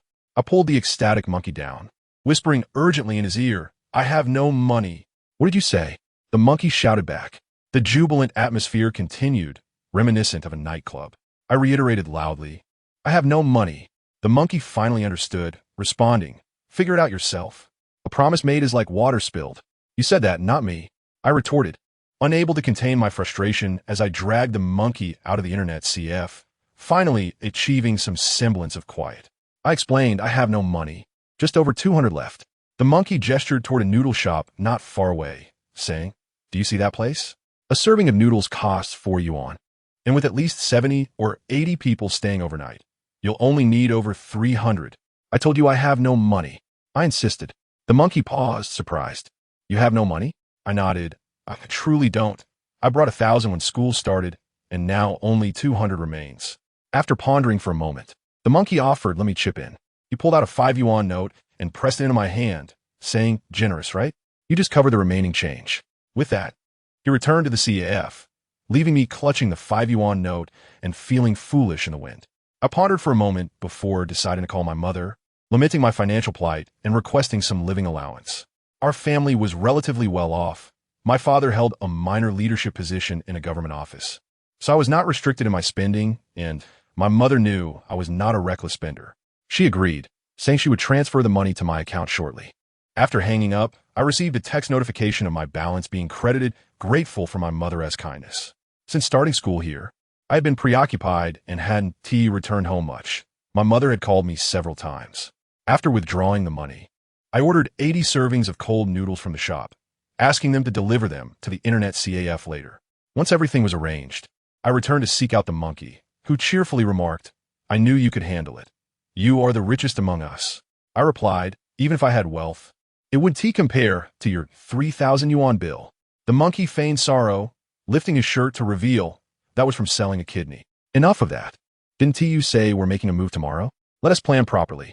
"Yes, you find Huang Jie." "Wait, I need to finish this round." "No time." I dashed over and switched off Huang Jie's power supply. Half an hour later, Zheng Wu and I escorted Huang Jie back to school, where he marked down our provided names and ultimately said, "It's similar to last time. No significant changes, just a few additional people. As per the usual, we strike during the second period tomorrow." He then assigned Zheng Wu and me to target specific classes. "Zheng Wu, you'll handle Yangqi?" "No problem." "None at all. I'll don my battle garb." Zheng Wu beamed, brandishing a baton confiscated from Liang Qi. I hesitated, wanting to speak, but ultimately remaining silent. No one harbored more animosity towards Liang Qi than I. I longed for a chance to confront him. I knew I couldn't take him on alone, but with Zhang Ji by my side, we would surely prevail, provided we were both at our peak condition. Unfortunately, we were both battered and bruised, unlikely to recover by tomorrow. I schemed to deal with my adversary early, then assist Zheng Wu. "All right, you all discuss strategies with your comrades. I'll seek out Yang Zicheng and Li Baiyu." After Huang Jie departed, Zheng Wu and I each took action, gathering our allies during class breaks and ensuring everyone was armed for tomorrow's confrontation. News of our plans for vengeance excited the group. After being beaten down at noon, spirits were high. Only Zhang Ji raised an eyebrow, asking, "Is it happening so soon? Are others ready?" "Rest assured, it's all arranged. Each of us has our own target, and we'll ensure they are taken down in one fell swoop." Having witnessed the downfall of the 9th Prince, they trusted my confidence, and morale soared. Our operation was straightforward. I had about 20 men, Zheng Wu had another 20. Yang Zicheng and Li Baiyu had 20 more, and Cheng Shan from the second year also contributed 20, totaling nearly 100, slightly outnumbering Ding Sheng and Liang Qi. Moreover, we were prepared for a surprise attack, making it unlikely we wouldn't succeed against them. This was the monkey's philosophy. He would never act without ample assurance. After everyone dispersed, Zhang Ji questioned why we weren't the ones to confront Liang Qi. I replied, "Liang Qi has already been assigned to Zheng Wu. If you wish to take him on, you must first deal with our opponents. Perhaps then you'll have a chance at the spoils." "Understood." Zhang Ji clenched his fists, his eyes ablaze with determination. He was not one to anger easily. Given the broad scope of this plan, Unlike the previous encounter with the Ninth Prince, which involved only about 20 people, I repeatedly emphasized the need for discretion. Even boasting could wait until after the operation. I refrained from informing Wang Yao and the others, not out of distrust, but to avoid any accidental slip-ups. After all, Wang Yao was set to visit the boys' dormitory tonight. I could inform her then. During evening study hours, the monkey returned. On one hand, Changshan had completed his recruitment, and there was no need to linger in the internet CAF. On the other, preparations for tomorrow's battle were necessary. In our strategy, he and Huang Jie played crucial roles. However, shortly after the study session commenced, the hallway erupted in an argument, with Lu Yina's voice booming. "You dare come back? I've been calling you every day, and you ignore me. Why don't you just die in that internet CAF? If you want to break up, just say so. I don't want to keep waiting around at school." I knew I couldn't ignore the ruckus, so I stepped out of the classroom, only to find Wang Yao, Zhang Xian, and Lin Ku had all emerged, seemingly sharing my sentiment. Upon looking over, I saw Lu Yina had collapsed into the monkey's embrace, sobbing, while the monkey gently stroked her hair. We exchanged incredulous glances. While couples often bicker, their reconciliation seemed to happen far too swiftly. Just as we were about to return, Lu Yina suddenly exclaimed, "You, heartless scoundrel, are you sleeping?" Upon returning to the dormitory in the evening, I hurriedly washed up and tidied my space, eagerly awaiting Wang Yao's arrival, which was the most joyous part of my day. The thought that after tomorrow, she would no longer accompany me at night filled me with a tinge of regret. Feeling rather aimless, I teased my little wife, Ma Jie, inquiring about whom he planned to marry in the future. Usually, he would playfully banter with me, but tonight, for some unknown reason, he seemed lackluster and unresponsive. Soon retreating to bed, I thought little of it and entertained myself with my phone, only to hear Ma Jie weeping under the covers moments later. Startled, I lifted his blanket to find his eyes swollen and red. "What is the matter? Who has bullied you?" I asked. He wiped his tears and replied, "You. What have I done to upset you? Is it because I ask you to do the laundry every day?" I exclaimed. "Fly, aren't we brothers?" He asked, and I paused, realizing the truth. It was no wonder he had been distant after I mentioned my plans earlier. He was upset that I hadn't invited him to join in on the fight. Amused, I playfully tapped his head. I've never seen someone so eager for a brawl. "Fine. If you're not afraid, join me tomorrow." "Okay," Ma Jie responded enthusiastically, wiping his tears and jumping out of bed, finally smiling again. After some time spent with Ma Jie, the elegantly attired Niu Gaolu, Wang Yao arrived. Upon shedding her coat, she scrutinized me and remarked, "Didn't you just get beat up at noon? Why do you look so cheerful?" I chuckled. "Tomorrow, we shall sing like liberated peasants." Wang Yao inquired about the events, and I recounted everything without reservation, confident in the integrity of my dorm mates, who I knew would not betray me. Wang Yao laughed. "That is fantastic. Count me in for tomorrow." While I was aware of her fighting prowess, I still felt concerned and advised her against going. Even if Ding Sheng and Liang Qi dared not harm her, it did not mean those reckless youths would hold back. Wang Yao dismissed my worries, her resolve evident. I relented, agreeing that if she insisted on going, she must stay with me. After our discussion, I expressed my discomfort and asked her to apply some ointment on my injuries. "Didn't Lin Ku treat you earlier?" she questioned. I replied, "You know her touch lacks strength. It hardly makes a difference." Wang Yao countered, "That was Zheng Wu who treated you." I was taken aback. "You were indeed there at noon. Why didn't you come over?" Wang Yao hurriedly clarified that she had only observed from the window. I chose not to argue further, yet my heart brimmed with sweetness. I insisted she apply the ointment again, handing her the red flower oil, which had become a staple since arriving at Dongqing One high school. Though I possessed Yunnan Bai Yao, I deliberately offered her the red flower oil for the intimacy it implied. As Wang Yao poured the oil into her hands, I lifted my shirt, prompting her to gasp in surprise at the severity of my injuries. I feigned pain, pretending to groan, portraying strength in front of Lin Ku, while appearing vulnerable before Wang Yao. Despite her vast experience, she trembled slightly as she treated my wounds, remarking, "I haven't seen such serious injuries in a long time. My brother used to get hurt like this every day, but that changed when he got involved in brawls." I assured her I would also find my way and told her to wait for that day. After treating my injuries, I called Zheng Wu over, and we played cards as usual. Liang Qi, who typically would not seek me out, was even less likely to do so now. It was well past lights out when I finally escorted Wang Yao downstairs. As we descended, I secretly wished for a few shirtless men to emerge so I could once again hold Wang Yao's hand. Yet, fate was unkind. No one was wandering the hallway, as the night air had turned chilly, and those outside were clad in autumn attire. Upon exiting the boys' dormitory, I couldn't help but reflect that after tomorrow, she would no longer come to accompany me. Wang Yao responded, "Isn't that good? It saves me, a girl, from having to protect you every day." No, it isn't good at all. We both fell silent, aware of the unspoken sentiments lingering between us. "Wang Yao, it's the last day. Let me hold your hand," I implored. She retorted, "Get away from me. Don't even think about it." Silence enveloped us once more, the air growing colder. Wang Yao quietly added, "Zuo Fei, don't overthink it. Lin Ku is a wonderful girl." I replied earnestly, "Once the matter with Liang Qi is resolved, I will confess my feelings for Wang Yao to Lin Ku. You wouldn't dare," Wang Yao exclaimed, her voice rising. I shot back, "What is stopping me?" I expressed my frustrations about being rejected before and that I was entitled to pursue true love. "Don't say such things. Kur didn't reject you.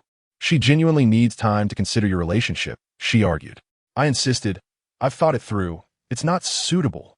Our debate escalated, both of us slightly flushed as we endeavored to persuade one another.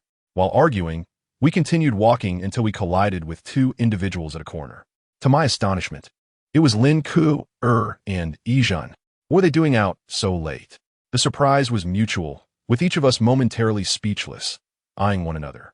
Finally, Yizhen broke the silence. Well, Zuo Fei, enjoying one while keeping another close, huh? Ku, did you see that?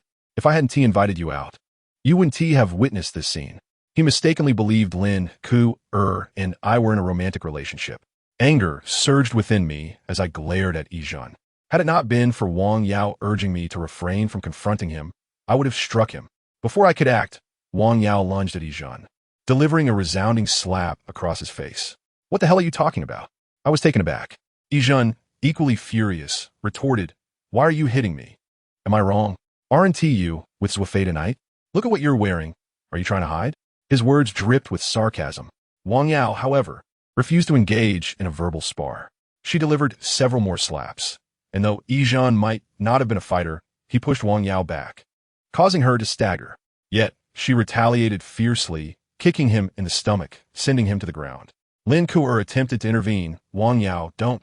Stand azida," Wang Yao shouted, and Lin Ku froze, clearly intimidated. Wang Yao continued her assault, cursing, "This is what you get for spreading lies." As Yizhen writhed on the ground, she demanded, "What are you waiting for? Help me teach him a lesson." I immediately realized that they were referring to me, and I rushed over to join in the assault on Yizhen. This fellow exhibited no skill whatsoever, resembling a rag doll as we pummeled him. Clearly, his pampered upbringing had rendered him inept, unable even to contend with Wang Yao. "Off you go, you waste of space." After a while, Wang Yao finally grew weary. Yizhen slowly rose to his feet, fury etched across his face, extending a hand towards us. I paused momentarily, mistakenly thinking he intended to celebrate our antics with a high five. Had I not restrained myself, I might have joined him. "This is the 5th time you've laid hands on me," Yizhen proclaimed. "I swear I shall not let you escape unscathed." I thought to myself, 5 times? That's nothing. Including the midday beating from Liang Qi, I've been struck a total of 11 times. You think you can shatter my record? I must have been lost in my own thoughts, having become a fool among these clowns. What are you doing with him? Wang Yao glared fiercely at Lin Ku her rage still simmering. Lin Ku offered no explanation for her presence with me, as all the 13 roses knew she accompanied me each night. As Wang Yao herself said, she always acted openly and honestly. I regarded Lin Ku with the same question. If she were secretly involved with Yizhen, neither Wang Yao nor I would believe it, for we understood Lin Ku she was not that kind of girl. I saw Zuo Fei being beaten so severely, I felt incredibly guilty. So I called Yizhen to see if I could smooth things over. He asked me to come out tonight for a detailed discussion. See, I knew it. Upon witnessing them together, I had guessed the reason. This girl was always up to something foolish. "Are you out of your mind?" Wang Yao exclaimed, jabbing her finger into Lin Ku's forehead. "You think you can just stroll out with him at this hour? Don't you know what kind of person Yizhen is? I expend so much effort to protect you, and you choose to leap into the wolf's den? With each word, she poked Lin Ku as if scolding her own daughter. I'm not that foolish. I came prepared, Lin Ku murmured weakly. Prepared for what? Wang Yao remained furious. Lin Ku silently produced a small bottle from her pocket, emblazoned with the words wolf repellent spray. I had heard of such a thing. It was reputedly very effective, incapacitating an opponent with a single spray. And I made a double preparation, Lin Ku continued, retrieving her phone from another pocket. The screen set to dial my number with a mere touch. Wang Yao was both exasperated and amused, poking Lin Ku's forehead again. You fool.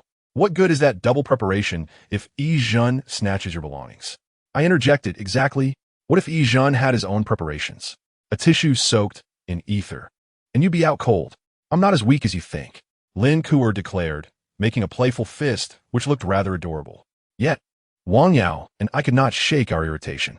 Listen, my dear, don't engage in such reckless behavior in the future. Zuo Fei puts in so much effort to protect you. Do you really want to make us worry? It's precisely because you both always protect me that I feel so guilty. I want to protect you too. I even bought 2 dumbbells to practice with every day. She demonstrated a few arm exercises. At this, both Wang Yao and I could not help but laugh, though it was tinged with bittersweetness. It turned out that everyone had someone they wished to protect. Wang Yao embraced Lin Ku stroking her hair and saying, silly girl, having us to protect you is enough. She then pressed Lin Ku's head onto her shoulder, casting a fierce glare in my direction. I pointed incredulously at myself. Mouthing to Hermie, Wang Yao shot me another fierce look, and I continued to stroke Lin Ku's hair. Indeed, having us to protect you is sufficient. It was quite uncomfortable to perform such actions in front of Wang Yao. Yet, she compelled me to do so. After I complied, Wang Yao continued to glare at me, leaving me utterly perplexed about what she truly wanted from me. The 2 girls embraced, while I stood by, feeling like a fool. All right, let us head back. In the future, please refrain from such foolishness. Lin Ku nodded, walking alongside Wang Yao, leaving me alone to feel like a simpleton. As I watched them reach the entrance of the girls' dormitory, Lin Ku turned back to wave goodbye, while Wang Yao didn't even glance my way. I touched my head, feeling like a complete fool. The next day, as I awoke and made my way to the restroom, I noticed a mop in the corner. I approached and kicked it in 2, rinsing the top half under the faucet while keeping it for myself and giving the bottom half to Ma Jie. Ma Jie, seeing that I had prepared a weapon for him, was ecstatic, calling me Brother Fei and expressing his eagerness to earn merit for me, even planting several fervent kisses on the stick. Just as I was leaving, I encountered Zheng Wu, surprisingly dressed in casual attire. I inquired about his battle gear, to which he replied it was in the classroom, fearing that it might alert the enemy, and he would change after the first class. I gave him a thumbs up. His thinking was becoming increasingly meticulous. From morning self-study to the first class, with meals and washing in between, what usually felt swift now dragged on interminably. During lunch, Zhang Ji, Ma Jie, and their group of brothers followed me, and it was quite impressive to see 20 or so of us together. I asked if they were prepared with their weapons. Some had chair legs, others wooden boards, all akin to my grassroots weaponry. I explained to them in detail our primary adversary, a certain Wang Bo from Class 3 of the second year, one of Liang Qi's most trusted aides, who had about 10 brothers backing him. With our numbers and a surprise attack, we should be able to handle them. By the time the first class began, the 13 Roses were already aware of our plans, sending texts of support and well wishes. Lin Ku's message was particularly special. She asked me to take out the protective charm, hold it in my palm, join my hands in prayer, and quietly chant Namo Amitbot 10 times, claiming it would keep me safe. I followed her instructions diligently, and though it might have been psychological, I felt significantly more at ease. Finally, enduring the first class felt like an eternity, especially as the teacher prolonged the lesson, nearly driving me to despair. When he finally announced the end, I eagerly dashed outside, finding the corridor already bustling with people, all pretending to be nonchalant. I waved my hand, and Zhang Ji and the others quickly gathered around me. It was autumn now, and everyone was clad in jackets, making it easy to conceal our weapons. I sighed. Everyone ready? Ready, Brother Fei. I nodded, and just as I raised my head, I spotted Wang Yao approaching, clad in denim, her flat shoes making her appear sharp and striking. Wang Yao leaned in, whispering, Brother Fei, I'm ready too. A smile broke across my face, and I nodded, Yes, you're my little sister in this fight. Follow my lead. Wang Yao flicked my forehead playfully. You think you're all that just because I've given you some praise? Just make sure you can look after yourself. Don't expect me to protect you. Wang Yao's words made my face flush, and I retorted defiantly, just wait and see. I'll show you what a master can do. I then turned to check on the others. Zheng Wu stood in the corridor, already donned in battle gear, toying with the baton he had seized from Liang Qi, which looked undeniably exquisite, adorned with intricate patterns, unlike the mop I held. Yang Zicheng, Li Baiyu, and others were present as well. These individuals were independent players, proud and arrogant, in a cooperative relationship with us rather than a subordinate one. Their fortunes varied. Some had 2 or 3 followers, while others were still solitary. They viewed this as a game, primarily seeking fame, unlike during the conflict with Jiotai Zi when we stood united. Thus, their commitment in a fight may not be as fierce, and they might flee if the situation turned unfavorable. Of course, Yang Zicheng was the exception. He remained quite loyal. They milled about the corridor, ready to ascend stairs. Yang Zicheng approached, asking, "Are we all set?" I nodded ready. Before long, the monkey and Huang Jie emerged, brazenly brandishing their picks as they ascended the stairs ahead of us, a deliberate part of our scheme. As the class bell rang, the corridor emptied significantly, leaving only our group. Following the plan, we split into 2 factions, surging along either side of the corridor until we paused at the staircase, cautiously surveying the situation. Wang Yao and Zhang Ji flanked me, while Yang Zicheng silently lit a cigarette behind me, both of us waiting for the opportune moment. The hallway was deserted due to class, yet faint sounds of a quarrel echoed from within. Monkey and Chengshan were embroiled in a heated argument. Monkey shouted vehemently, "Chengshan, you fool! You insulted me at the internet CAF yesterday, and now you think it's all forgotten?" Chengshan retaliated fiercely. "What do you want, you bastard?" The exchange grew increasingly intense, seemingly on the brink of violence. From my vantage point, I could see Chengshan had already surrounded Monkey and Huang Jie with more than 20 followers, and even a teacher had stepped out to intervene. Those pleas fell on deaf ears. Eventually, the commotion attracted some high school students, including Ding Sheng and Liang Qi, who were eager to witness the spectacle. Other students, though curious, dare not emerge due to the ongoing classes. Leaning against the wall, Ding Sheng observed the altercation with a cold gaze, while Liang Qi enthusiastically clapped, exclaiming, "Come on, fight! Fight!" Both were rivals. How could they not revel in the chaos? Yet, I sensed that Ding Sheng had discerned their intentions. His eyes were as inscrutable as the depths of the ocean. I silently prayed for no mishap to occur, my hand instinctively reaching into my pocket to clutch the talisman for safety. "What are you all doing here?" A voice abruptly boomed, startling me into nearly jumping. Turning around, I saw a male teacher, seemingly heading to class, confronted by our throng of over 30. "What are you doing here instead of going to class?" he barked. In the corridor, Ding Sheng appeared to have caught wind of our voices and approached us with a puzzled expression. The teacher was about to reprimand us further when I quickly exchanged glances with Wang Yao, who dashed forward and kicked him, followed by Yang Zicheng and others rushing to assist. The teacher gasped, and Wang Yao brandished a knife, pressing it against his chin, which silenced him in shock. Ding Sheng continued his approach, and I felt cold sweat trickling down my back as I clutched the stick hidden within my clothing. "Ding Sheng, come over and judge." Monkey suddenly shouted. Ding Sheng turned back. "What does this have to do with me?" Liang Qi laughed heartily. "Let me judge. Just slap each other, and it'll be fine." A simpleton indeed. Chengshan barked, "If it doesn't concern you, then get lost." Liang Qi retorted, "Say that again." Chengshan defiantly repeated, "I said get lost." Angered, Liang Qi threw a punch. "Stop!" Ding Sheng shouted, but it was too late. Liang Qi's fist struck Chengshan's face. Chengshan, enraged, retaliated with a punch, but he was no match for Liang Qi, who swiftly knocked him to the ground. Chengshan's group surged forward, while Liang Qi's peers charged in to assist. Surprisingly, Monkey and Huang Jie, who had just clashed with Chengshan, now turned their aggression toward Liang Qi, shouting, "We're fighting. Why are you getting involved?" The moment had arrived. If we could provoke Liang Qi into striking first, we would have justification for the school's inquiries later.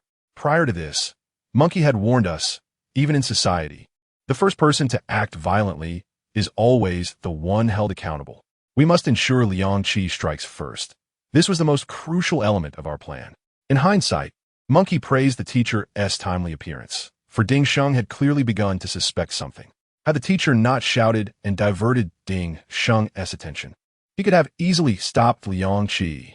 With resolve, I drew my stick and charged forward, followed closely by Wang Yao, Zhang Ji, Ma Jia, Yang Zicheng, and Li Baiyu.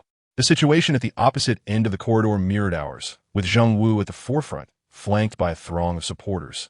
Both factions shouting as they surged into the fray. In this moment, our blood surged with fervor. Our target was Wang Bo from Class 3, so Wang Yao, Zhang Ji, and the rest halted at the entrance of Class 3, while Yang Zicheng and the others pressed on. As I kicked open the door to Class 3, I glanced back at the tumultuous scene. Monkey had already been sent sprawling to the ground by Liang Qi, desperately rolling away from Liang Qi's onslaught, shouting, "Zheng Wu, for heaven's sake, hurry up. I'm about to get stomped to death." He looked anything but a hero in that moment. I felt a twinge of sympathy, almost considering lending him a hand, but then Monkey yelled, "I can't end up bruised like Zuo Fei." I thought to myself, let him be. I'll let Liang Qi finish him off. Though, I noticed Zheng Wu was already charging over, and then I dashed into Class 3.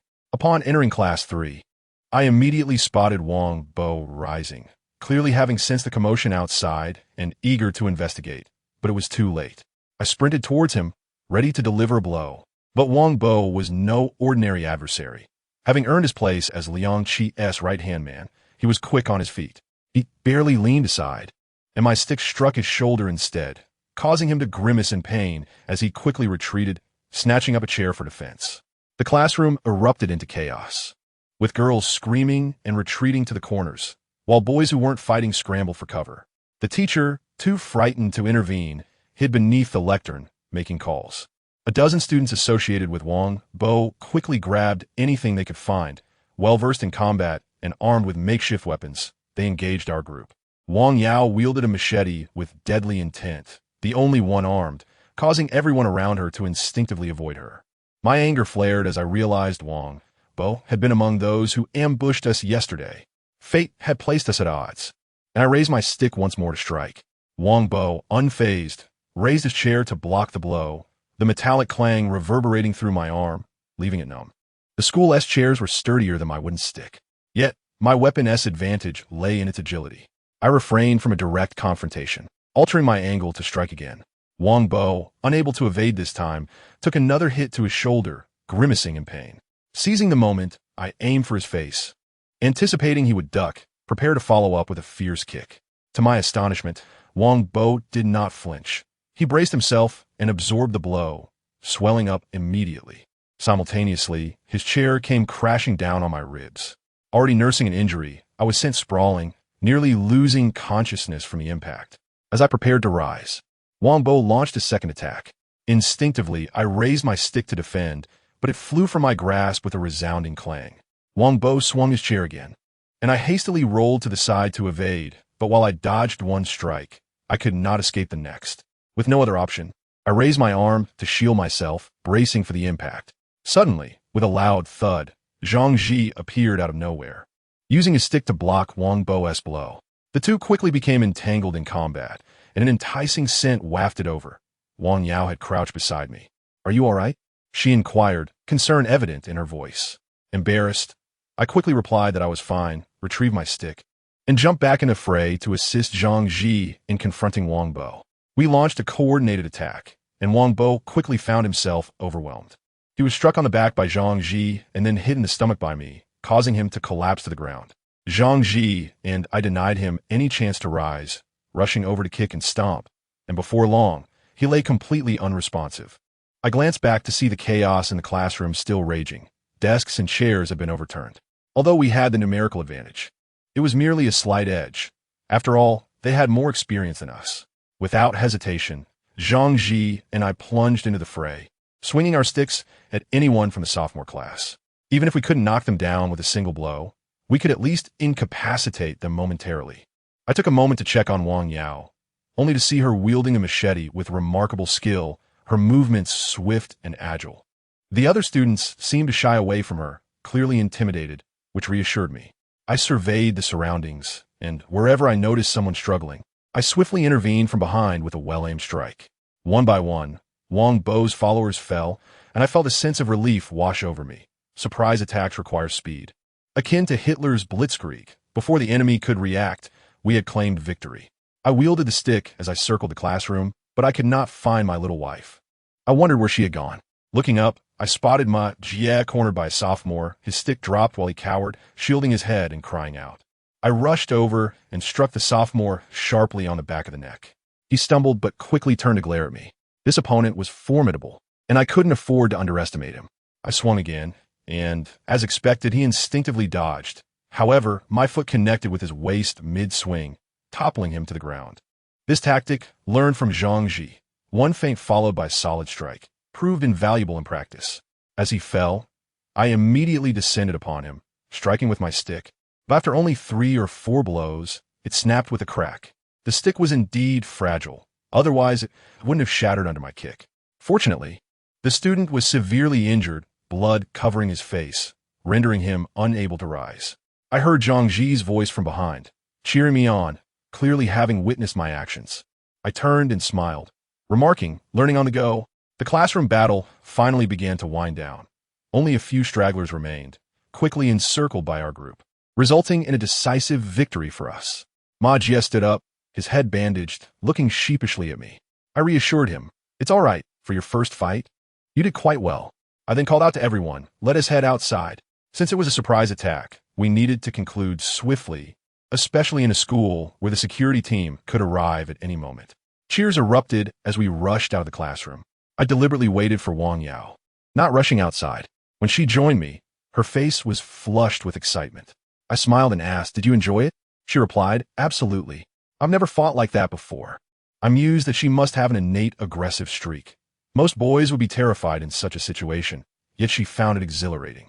As we walked out together, I noticed her knife was spotless, devoid of any blood.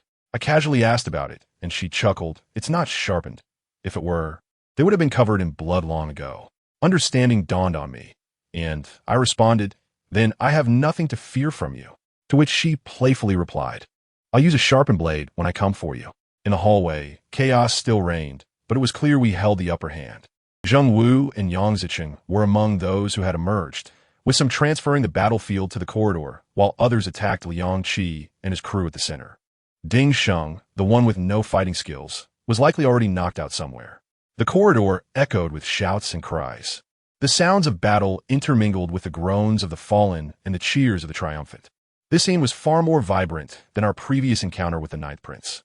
Though I had departed hastily, I recalled the skirmish had not lasted 10 minutes. Unlike in films, where battles drag on endlessly, here a single strike could determine the outcome. Observing the scene, both Wang Yao and I were thrilled. Armed with my stick, a random one I had picked up, and her machete, we charged in, targeting the sophomores with relentless ferocity, only relenting when they lay incapacitated. In the heat of battle, it was easy to ignite youthful fervor. With our overwhelming advantage, our morale soared, and soon, Liang Qi's crew began to retreat under our onslaught. As the fighting diminished and the chaos subsided, only a few of Liang Qi's men remained standing in the center. I glanced at the time. The security team would surely arrive soon. Pushing through the crowd, many recognized us and parted to let us pass. Upon reaching the center, I found only 2 combatants left, Zheng Wu and Liang Qi. Both were panting heavily, their faces bruised and battered, and they fought barehanded, indicating they had been at it for quite some time. Liang Qi had a swollen eye while Zheng Wu's lip was grotesquely swollen. After a brief respite, they resumed their fierce exchange of blows, trading punches without hesitation, unlike Zhang Ji and me, who had employed more cunning tactics. As Zheng Wu fought, a circle of onlookers formed, and I thought to myself, why just watch? The security team would arrive any moment. Just as I was about to rush in, someone grabbed my arm. Turning, I saw it was Monkey, joined by Huang Jie, Cheng Shan, and Yang Zicheng. "Let's join in," I urged. "Wait, let them fight. This is about Zheng Wu's honor," Monkey insisted. I understood Zheng Wu's desire to maintain his pride, not wanting us to intervene, but the security team was imminent. Yet, seeing Monkey's resolute expression, I reluctantly stepped back, watching Zheng Wu and Liang Qi's fierce duel. Representing the strongest fighters of their respective grades, they battled with an intensity that felt apocalyptic. Their eyes glazed over. It seemed either could fall at any moment, yet both persisted. Soon, I realized Zheng Wu was at a disadvantage. His legs were faltering, while Liang Qi stood firm. With a fierce shout, Liang Qi charged, delivering a devastating blow. If I had been in Zheng Wu's place, I doubted I would have withstood it. However, Zheng Wu staggered back only slightly before lunging forward, landing a punch on Liang Qi's face. Blood flowed from both their faces, staining their clothes. The spectators were silent, captivated, knowing the end was near, waiting to see who would falter first. Suddenly, Liang Qi seized Zheng Wu's shoulder and drove his knee upward. Caught off guard, Zheng Wu could only shield himself with his arms, but Liang Qi unleashed a barrage of blows to his midsection. Zheng Wu appeared spent, gasping for breath as Liang Qi relentlessly struck him again and again. Fall down, Liang Qi roared. I'll deal with you later.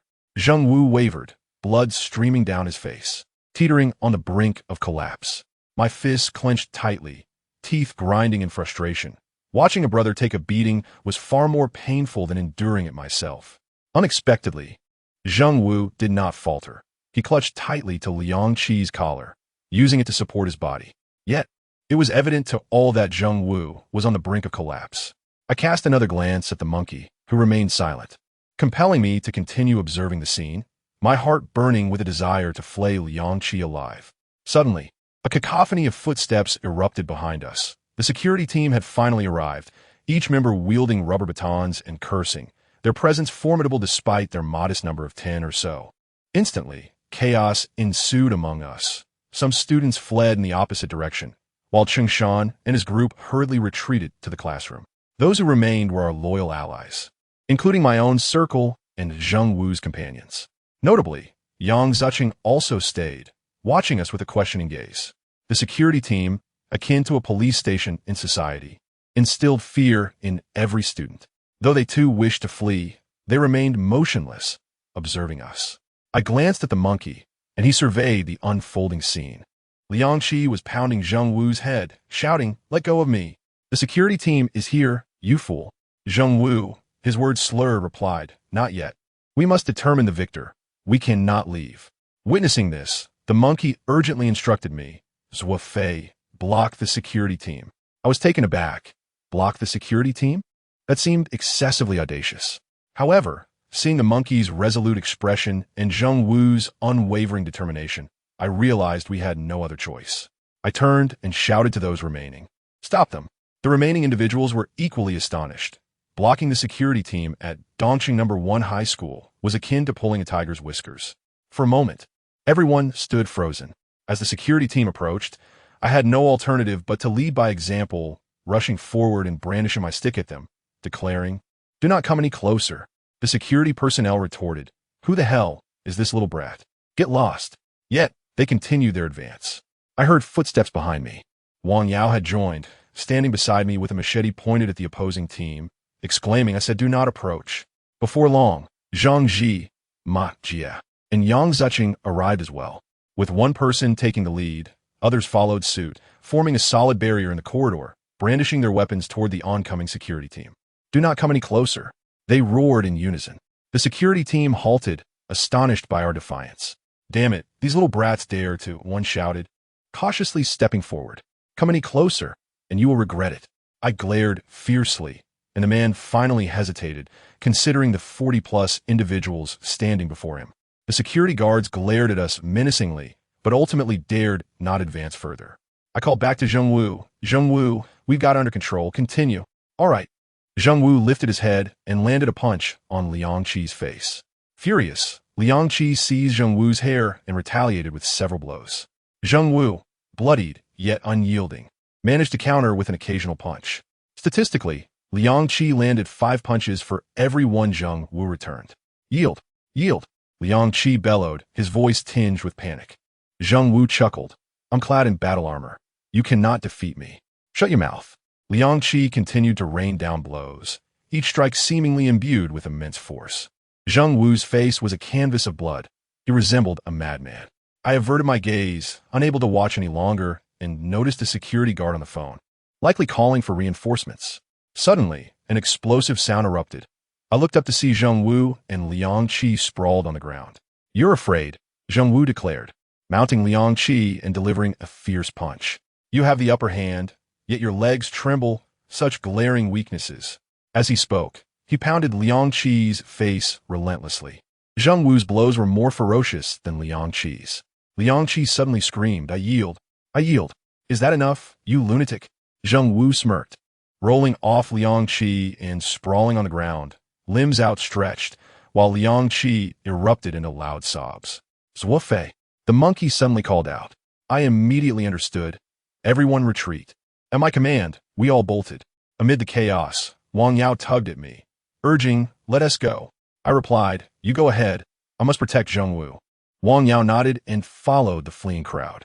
By the time the security team reacted, most had escaped down the corridor, while the monkey, Huang Jie, and I remained, assisting Zheng Wu, who lay injured, with Liang Qi beside him, still moaning and cursing, but ignored by us. The security personnel charged in, detaining us all. Yet we saw no need to flee. In such a large-scale incident involving numerous participants, it was inevitable that we, the instigators, would be called in for questioning. The others would likely escape unscathed, so surrendering was our best option. As we were pinned to the ground, we exchanged amused glances. Our revenge plan had been remarkably successful. Just as my smile was forming, a heavy blow struck my head, causing me to yelp in pain. The security guard who hit me barked, "Weren't you just so tough? Show me your bravado now. You'll regret it once we return to the security office." 10 minutes later, we found ourselves in the interrogation room of the security team, where Cheng Shan, Liang Qi, and Ding Sheng were also detained. Due to the extensive nature of the brawl, even several school officials were alarmed, leading to a joint interrogation with the security team. Consequently, the security personnel could not resort to violence against us. We adhered to the narrative we had previously agreed upon.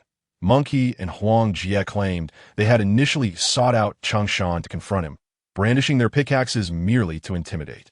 Liang Qi, however, had stoked the flames, leading to an altercation. They insisted their response was simply self-defense. With tears streaming down his face, the monkey lamented, "Principal, Liang Qi is truly wicked. He is a gangster from the second year. Just ask a few students and you'll see. We had no quarrel with him. He insulted and assaulted us, leaving us no recourse for resolution. You must advocate for ordinary students like us." I could hardly contain my laughter at the scene. When it was our turn, we claimed to be close friends of the monkey. Upon learning that he had been assaulted by Liang Qi, we felt compelled to confront him, only to find him unwilling to engage in dialogue and immediately resorting to violence, forcing us into a defensive stance. Ultimately, we shifted the blame entirely onto Liang Qi. Without him, this melee would never have occurred. The security team's interrogation skills were mediocre, far inferior to those of a proper criminal investigation department, making it easy for us to mislead them. After lengthy questioning, we were instructed to write an account of the incident and were then released to await further notice. Once outside, we took Zheng Wu to the hospital. His injuries were severe. On the way, we sought to comfort him, incessantly praising his fighting prowess, insisting that Liang Qi was no match for him. Zheng Wu beamed with pride, of course. I was clad in battle armor. By the time everything was settled, it was already afternoon. Upon returning to school, order had been restored, and classes resumed without disruption due to our brawl. As I entered the classroom, I called out for permission, and the teacher, with a complex expression, allowed me in. Now, we awaited the school's disciplinary decision. Barring unforeseen circumstances, Liang Qi would undoubtedly face expulsion, as he was the instigator of this major brawl. As for us, we would likely receive some form of reprimand or warning. After class, students congregated in the hallway, animatedly discussing the morning's events, their expressions brimming with excitement. Whether they participated or not, everyone was particularly thrilled. As one of the key figures in the incident, I felt a swell of pride, having made a significant name for myself within the school. In the evening after class, Lin Kuer sought me out once more, expressing her desire to apply medicine on my wounds. In truth, I had sustained little injury from the morning's scuffle, the remnants of yesterday's encounter with Liang Qi still lingering. Outside the dormitory, I lifted my shirt, allowing Lin Kuer to tend to my wounds. Her small hands were quite soothing. I recalled the male teacher who had unexpectedly intervened during the altercation, initially perceived as a misstep but inadvertently aiding me. Unable to contain my thoughts, I remarked, "Kuer, that talisman of yours is truly effective." Her delight was palpable upon receiving the compliment. Indeed, it has been blessed by a renowned monk from Mount Wutai. Left Fei, This talisman is surely destined for you. It must remain with you at all times. I intended to return it to her, yet her words rendered me bashful, compelling me to tuck it away in my pocket instead. Ding Sheng. We have dealt with Liang Qi. Wang Yao will not accompany me this evening. I confessed, revealing my restlessness from a sleepless night. For 2 or 3 days, tranquility reigned, and we sought information regarding the school's disciplinary decision through various channels. One day after class, I wandered into the corridor in search of conversation and noticed a group of students whispering amongst themselves, casting furtive glances in my direction. What are you discussing? Speak up, I asserted, now somewhat of a notorious figure in the first year. They promptly responded, We've heard that the school's decision will be announced soon, next Monday. Oh, my interest piqued. What about Liang Qi's punishment? A student relayed the gossip, expulsion. I burst into laughter, serves him right. And what of the monkey? A major demerit, came the reply. My amusement deepened. His plan was flawless. And Huang Jie? Also a major demerit. I continued, what of Zheng Wu? The same, a major demerit. My delight was palpable until I inquired about my own fate. And I? The student hesitated. I've heard its expulsion. My smile faltered instantly. The monkey intends to confront the principal. Another student interjected hastily. Fei go. Until the announcement is made, there is still time to change it. You must think of something. Half an hour later, during class, the monkey, Huang Jie, Zheng Wu, Wang Yao, and I gathered in the water room to discuss our predicament. The news was confirmed. It was true. While others received demerits, only Liang Qi and I faced expulsion. The rationale stemmed from my leading role in obstructing the security personnel, with the head of security vehemently pushing for my expulsion, citing an intolerable level of defiance. Furthermore, there were whispers that Yi Zhen had secretly influenced the situation, advocating for my removal. Regardless, my expulsion had become a foregone conclusion, to be publicly declared during the upcoming flag-raising ceremony. Zheng Wu sheepishly remarked, It's all my fault. I insisted on facing Liang Qi. It's not your fault. I too wish to see you succeed, I reassured him. Left Fei, if you're expelled, I shall withdraw with you. We can attend Qizhong and dominate that school, just the same. I remained silent, as I was reluctant.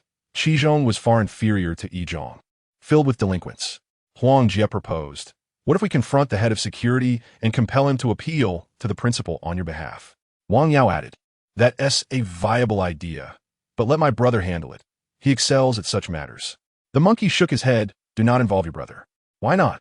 The monkey remained silent, continuing to smoke contemplatively. Several times he had shown reluctance to discuss Wang Yao's brother whenever mentioned. He would either fall silent or hastily change the subject. The first time I heard about Wang Yao's brother was from Huang Jie, while the monkey feigned disinterest. Logically, there should be no intersection between the monkey and Wang Yao's brother, leaving little room for misunderstanding. Huang Jie, understanding the monkey's sentiments, proposed, Let us tackle this ourselves. I refuse to believe we cannot handle a head of security. The monkey countered, Why the head of security? If we're going to act, let us aim for the principal. He wields the true power of life and death. We were all taken aback. Surely the monkey was jesting? What do you think? Are you brave enough? He tossed the cigarette butt aside, and the crowd unanimously affirmed, Of course. Then let us proceed, the monkey declared. Wang Yao, you should return. This isn't a place for you. Wang Yao contemplated. All right, but you must be cautious. She cast a complex glance at me before exiting the water room. 10 minutes later, we stood before the principal's office, the monkey cradling a bouquet of roses. Earlier, the flowers had been discarded in a trash bin, likely the remnants of an unsuccessful confession. The monkey had retrieved them, asserting he would present them to the principal as a token of our sincerity. Despite our pleas, he insisted on this whimsical gesture, even as Huang Jie refrained from joining in the absurdity. We resigned ourselves to his eccentricity, recognizing the potential for dire consequences. Why do you stare? I am about to profess my admiration to the principal. This bouquet is fragrant. You will surely appreciate it, the monkey stated, leaning in to inhale the scent, feigning ecstasy. Unable to suppress my laughter, I thought, even if I were expelled, witnessing the monkey's antics was worth it. He knocked on the door, announcing our presence. Upon hearing the invitation to enter, he pushed the door open, followed by the rest of us. The principal, engrossed in paperwork, looked up, startled by our presence, then furrowed his brow. What brings you here? The monkey presented the flowers, grinning. Principal, we brought you these flowers, wishing your life to be as passionate and vibrant as this bouquet of red roses. Such absurdity. The principal, hardly glancing at the bouquet, replied sternly, "What is the matter? Smell this. It is delightful." The monkey offered, nearly shoving the flowers under the principal's nose. The principal slammed his hand on the desk. "If there is nothing else, you may leave." We dared not breathe, yet the monkey remained cheerful, setting the roses aside. "We have business. Can one simply arrive without purpose?" Principal, "I've heard that we all receive demerits. Yet why am I the only one facing expulsion?" He obstructed security personnel while threatening them. Is that not grounds for expulsion? The principal's displeasure was evident. What a trivial matter. On account of these flowers, can you not grant Zuo Fei another chance, perhaps a similar demerit instead? As the monkey spoke, he shot me a glance. I found the notion preposterous. The principal would not be swayed by a mere bouquet. Yet, steeling myself, I added, "Principal, please grant me another opportunity." "Impossible," he replied vehemently. "You students are all incorrigible. After the last brawl, another incident? You should be expelled for your continual misbehavior. Do not think I am unaware of your schemes. Worry about your own fates instead. One more infraction, and I assure you, all of you will be expelled." The principal's tone left no room for negotiation. "Leave now. I have work to attend to." A sigh escaped my lips. Fate had sealed my destiny. I glanced at the monkey, whose face had turned a ghastly shade of pale, startling me. It was the first time I had witnessed such fury from him. Not even towards the likes of the Ninth Prince, Ding Sheng, or Liang Qi. "You three may leave. I wish to speak with the principal alone," the monkey said slowly. A jolt of fear coursed through me. Did he intend to confront the principal physically? Before I could process this, Huang Jie and Zheng would already turn to leave, and I followed suit, exiting the principal's office. Outside, the three of us wore glum expressions. "Do you think the monkey will confront the principal?" I couldn't help but inquire. "It's possible," Huang Jie nodded. "He is capable of such actions." Zheng Wu rubbed his hands together, eager for a fight. "I absolutely must go in. I've lived this long without ever having a go at the principal. The only one I've fought was a gym teacher. That fool took advantage of early practice to sneak a feel of my girlfriend. If a brawl breaks out, we'll jump in to help." Both Zheng Wu and Huang Jie agreed. I leaned against the door and noticed it was eerily quiet inside, as if they were engaged in hushed conversation. Just as I was pondering this, the door suddenly swung open, and the monkey startled me. "All right, come in." He was remarkably calm. We stepped inside, and the principal sat behind his desk, his expression rather grim. "No need to come in further." He waved us to a halt at the door, continuing, "After a meeting of the school committee, those Zuo Fei offended the security personnel, considering his usual exemplary conduct and that this was his first offense. The expulsion has been rescinded and replaced with a serious reprimand." I was taken aback, utterly bewildered by how the monkey achieved this in what seemed like less than 3 minutes of discussion with the principal. "Thank you, principal." The monkey bowed respectfully, then turned to us and said, "Let us go." Just as we were about to leave, another person rushed into the principal's office, nearly colliding with us. This individual, nearly rolling in, lifted his head to reveal a bruised face. It was the head of the security department. Reflexively, I swayed outside, catching a glimpse of a tall figure in a black hooded coat darting around the corner. I initially thought it was Wang Yao, but then dismissed the idea, realizing Wang Yao wasn't that tall. "What happened to you?" the principal asked, furrowing his brow at the head of security. "Nothing, I just fell," he replied, wiping his face, looking quite terrified. "Principal, regarding Zuo Fei, I think we should reconsider. Although he threatened us, expulsion seems excessive." My heart raced. I immediately surmised this was Wang Yao's doing. Although the monkey had dissuaded her, she could certainly take matters into her own hands. Could that tall shadow I saw earlier be the legendary Wang Yao's brother? "Let us go," the monkey said, ignoring the still chattering head of security. Once outside the faculty building, both Zheng Wu and I eagerly inquired how the monkey managed it, leaving Huang Jie aside. The monkey pondered for a moment, his face serious, then lifted his shirt and said, "I sold a kidney." "Ah!" I exclaimed, lunging at the monkey, grabbing his neck and shouting in disbelief. Zheng Wu joined in, nervously saying, "Zuo Fei, take it easy. The monkey just sold a kidney." All right, I'll tell you." The monkey squirmed under my grip. I released him, and he bolted away. I realized I had been tricked and hurried after him, with Zheng Wu calling out, "Monkey, slow down, take care of your health." Huang Jie ambled along behind, seemingly unconcerned. Eventually, I gave up. The monkey would never divulge the truth, and this matter remained an enigma in my heart, much like that day at the restaurant when I settled the bill. During the flag-raising ceremony on Monday, the head of the teaching department announced our disciplinary actions. As expected, Liang Qi was expelled, having not returned to class since that day. He was thoroughly humiliated after Zheng Wu had beaten him to tears. The others either received reprimands or warnings, merely slaps on the wrist. Ding Sheng faced no repercussions since he hadn't participated in the fight.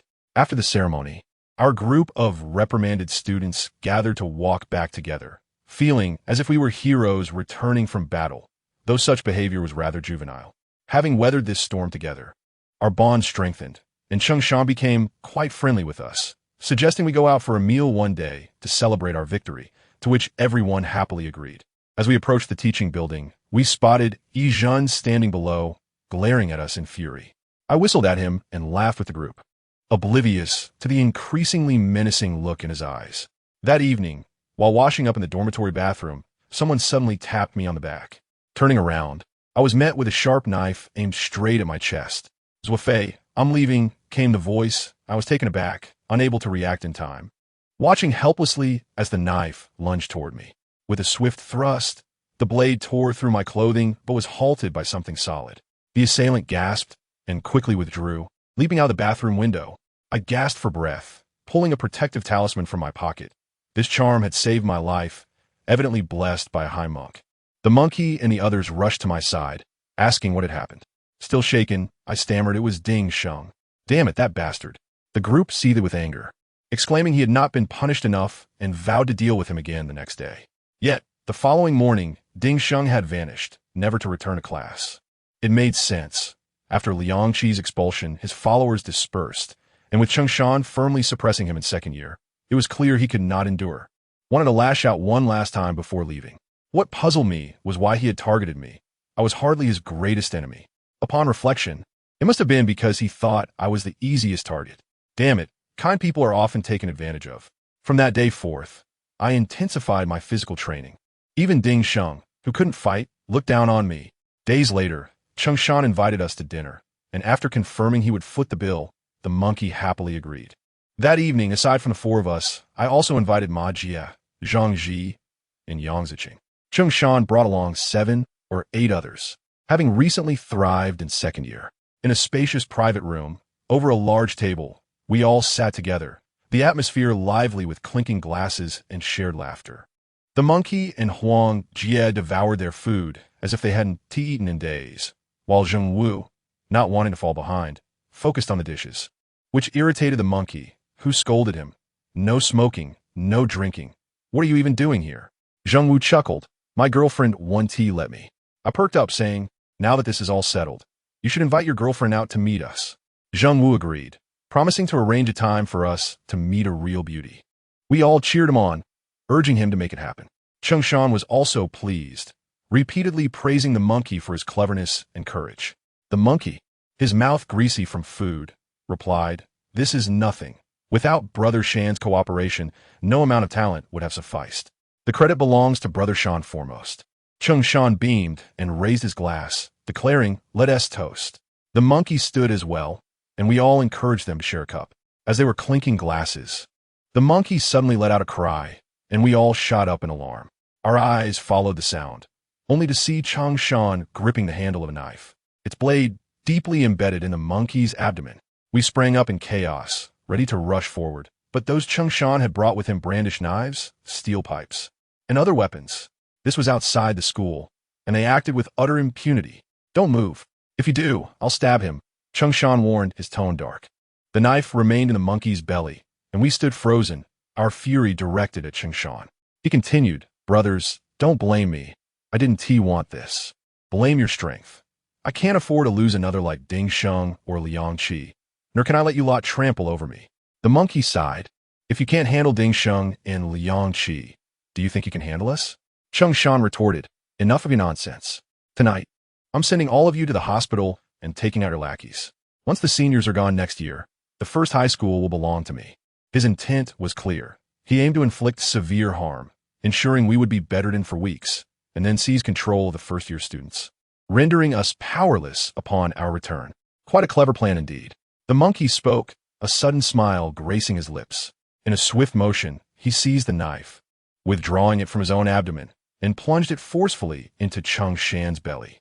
Yet, this was not the end. He thrust several more times, forcing Cheng Shan to stagger back repeatedly before he finally collapsed to the ground, his face a mosaic of surprise, pain, confusion, shock, and bewilderment.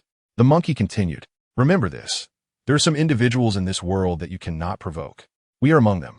All these actions transpired in a flash, leaving everyone momentarily stunned.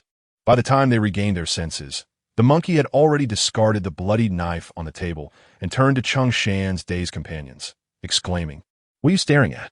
Hurry and take Brother Shan to the hospital." Only then did they snap back to reality, discarding their weapons and scrambling to assist Cheng Shan. At that moment, a song suddenly filled the air. The vast horizon is my love, beneath the endless green hills. We all glanced at Huang Jia, who remarked, "What are you looking at me for? Isn't it time for some passionate background music?" As they hurriedly carried Cheng Shan out of the private room, the monkey added, "If you wish to return for lessons, remember to behave modestly, or next time, it won't be so simple." Wiping his hands with a napkin, he elegantly resumed eating, exuding a cool demeanor that rivaled the legendary Su Wenxiang of Shanghai Beach. Once they left, we rushed towards the monkey, our anxiety palpable. He appeared unaffected, his shirt torn but devoid of blood. With a grin, he remarked, "I've trained in Iron Shirt." I swiftly reached into his pocket, retrieving a large sponge. This had shielded him from Cheng Shan's blade. While not quite Iron Shirt, we were nonetheless awed, pondering how the monkey had anticipated Cheng Shan's actions and prepared the sponge in advance. The monkey explained, "I didn't expect Cheng Shan would stab me. It was that day, when Zuo Fei was also stabbed by Ding Sheng, that frightened me enough to prepare the sponge. I never anticipated it would come in handy tonight." The monkey, a master of intrigue, left us uncertain of the truth behind his words. But his defense against Cheng Shan was a reality that saved not only himself, but us as well. I knew I was not alone in my admiration. Everyone present seemed to revere him. Soon, we began to toast to the monkey. However, despite his impressive drinking abilities, he succumbed to the overwhelming pressure, quickly becoming intoxicated and slumping over the table in slumber. The sight of the monkey passed out brought us a sense of superiority, but this joy was fleeting. As the server informed us the total for food and drink exceeded 400, I inquired repeatedly, did that group not settle the bill before leaving? The server gracefully replied that they had not. It made sense. With Cheng Shan in such a state, it was unlikely they would have paid. Recalling the monkey's previous ability to manage over 3,000, I thought 400 should be manageable. "Monkey, monkey." I shook him, but he merely groaned, unresponsive, even foaming slightly at the mouth. Indeed, he was thoroughly intoxicated. In desperation, I began to search his pockets, but found not a single coin. Then, I decided to remove his shoes, and upon reaching inside, I discovered a stack of bills. My heart leaped with joy, but I soon realized they totaled a mere 4 yuan. Trembling, I extended the 4 yuan to the server. "Could we perhaps settle a portion?" The server shook his head, prompting me to retract my offer, knowing full well it was futile and merely attempting to lighten the mood. "Think of a solution," the server suggested before closing the door behind her. Peering through the crack, I noticed several security guards and male servers approaching. It seemed escaping without paying was not an option. Turning to the others, I began to say, "It's just over 400, everyone chip in." Before I could finish, Huang Jia exclaimed, "I'm drunk," and promptly collapsed onto the table. "Huang Jia, what happened to you?" Zheng Wu jumped up, shaking Huang Jia, only to join him with a similar declaration, "I'm drunk too." This camaraderie had clearly rubbed off on Zheng Wu. The others, unfamiliar with such behavior, anxiously inquired what was occurring. I assured them, "It's nothing. They're just having a fit. They'll be fine soon." Truth be told, had it not been for Zhang Ji, Ma Jia, and Yang Zicheng, whom I had summoned, I might well have been lying on the ground feigning unconsciousness myself. Ultimately, we managed to gather over 200 yuan, and as I rifled through Huang Jia and Zheng Wu's pockets, I was touched to see them clutching their money tightly even in their stupor. I had no choice but to supplement the remaining amount to settle the bill. As I did so, I thought, goodness, I will never again partake in such extravagant meals. One time, and I'm left paying dearly. Upon returning, I found Huang Jia and Zheng Wu had already risen, busily savoring the last remnants of West Lake beef soup. Even the monkey had awakened, animatedly recounting tales of his past with Big Cat. My anger flared, and I was about to confront the monkey when he turned and glared at me in fury. Startled, I retorted, "Why are you glaring at me? Where's my for you on?" The monkey, brimming with ire, replied. Unable to contain myself, I lunged at him, seizing his neck and shaking his head. After our meal and settling the bill, we all made our way outside. With spirits high and a shared sense of joy, we embraced one another, singing loudly, "The vast horizon is my love. Beneath the endless green hills the flowers bloom." I realized they had all become entranced, mere followers of the crowd, even as I sang louder than the rest. As we strolled and sang, the monkey's phone rang, causing him to halt and answer. The rest continued forward, while I lingered, waiting for him. The monkey's voice, low and serious, echoed with succinct phrases, "Mm, mm, mm." My slight inebriation began to sway me, and I instinctively placed a hand on his shoulder, sensing a tremor in his body. Was I imagining things in my drunken state? Looking at the monkey, I noticed his serious expression as he completed the call. "What's wrong?" I chuckled. "Let us go. Sing." Huang Jie and the others were drifting further away, their voices fading into the distance, and the world around us grew increasingly blurred. The monkey calmly stated, "Zuo Fei, I must leave." A gust of wind sent a chill through me. "Where are you going?" I instinctively inquired. "There are matters at home. I must return." "How long?" I felt a pang of anxiety, recalling a previous comment from the monkey, suggesting that when he left, I would be capable of shouldering responsibilities. Had he predicted this moment? A week or two, perhaps half a month. I exhaled with relief. "It's nothing significant. Go ahead, we'll be here waiting for you to return and drink together." Unbeknownst to me, I had grown increasingly dependent on the monkey. In truth, it was not just me. Our group relied on him, and his impending departure stirred a sense of unease. Thankfully, his absence would be brief, at most half a month. No big deal. "There are a few things I need to discuss with you." "Go ahead." "First, our rise has been rapid. We took down Jiu Taizi, eliminated Ding Sheng and Liang Qi, and tonight we stabbed Changshan. We are bound to attract the ire of some. For instance, Yang Xiao from the third year is likely to seek trouble with us. He is formidable, far more so than Ding Sheng or Liang Qi, and is known as a leader at our school. Promise me that before I return, you 1T provoke him. If he comes looking for trouble, do your best to defuse the situation, and if necessary, offer him a meal. However, if it involves a matter of principle, then do what must be done, but think things through beforehand." Understood. Though I was not inclined to back down, with the monkey-s insistence, I had no choice but to comply. Secondly, regardless of the circumstances, do your utmost to refrain from seeking assistance from Wang Yao's brother. Even if he offers his help, do not accept it. Nor should you mention that I advised you so. Do not inquire as to why. One day, I shall elucidate this matter. Very well, I concur. I too do not wish to be under Wang Yao's protection. Thirdly, after I depart, it is imperative that you manage the relationships among everyone well. It is not easy to gather a group of brothers. Should any issues arise, you must take charge and ensure that no one becomes disheartened. Is Monkey suggesting that I take on the leadership role? I hesitated and remarked, "Surely Huang Jie would be more suitable?" "Huang Jie is both intelligent and capable." "No, you are more fitting than Huang Jie," Monkey asserted. "In terms of intellect, you are on par with anyone. Regarding skills, you are steadily improving. Moreover, there is one aspect in which Huang Jie cannot compete with you, your amiability. People are willing to befriend you, whereas Huang Jie lacks social finesse. Therefore, you must hold steadfast, keeping our brothers united and safeguarded. We cannot afford any mishaps." I chuckled. "It's merely 7 or 8 days, at most half a month. Surely, it cannot be that severe." Monkey paused for a moment and replied, "Indeed, just half a month. You'll certainly manage. I may have overthought this." "All right. You should attend to your matters.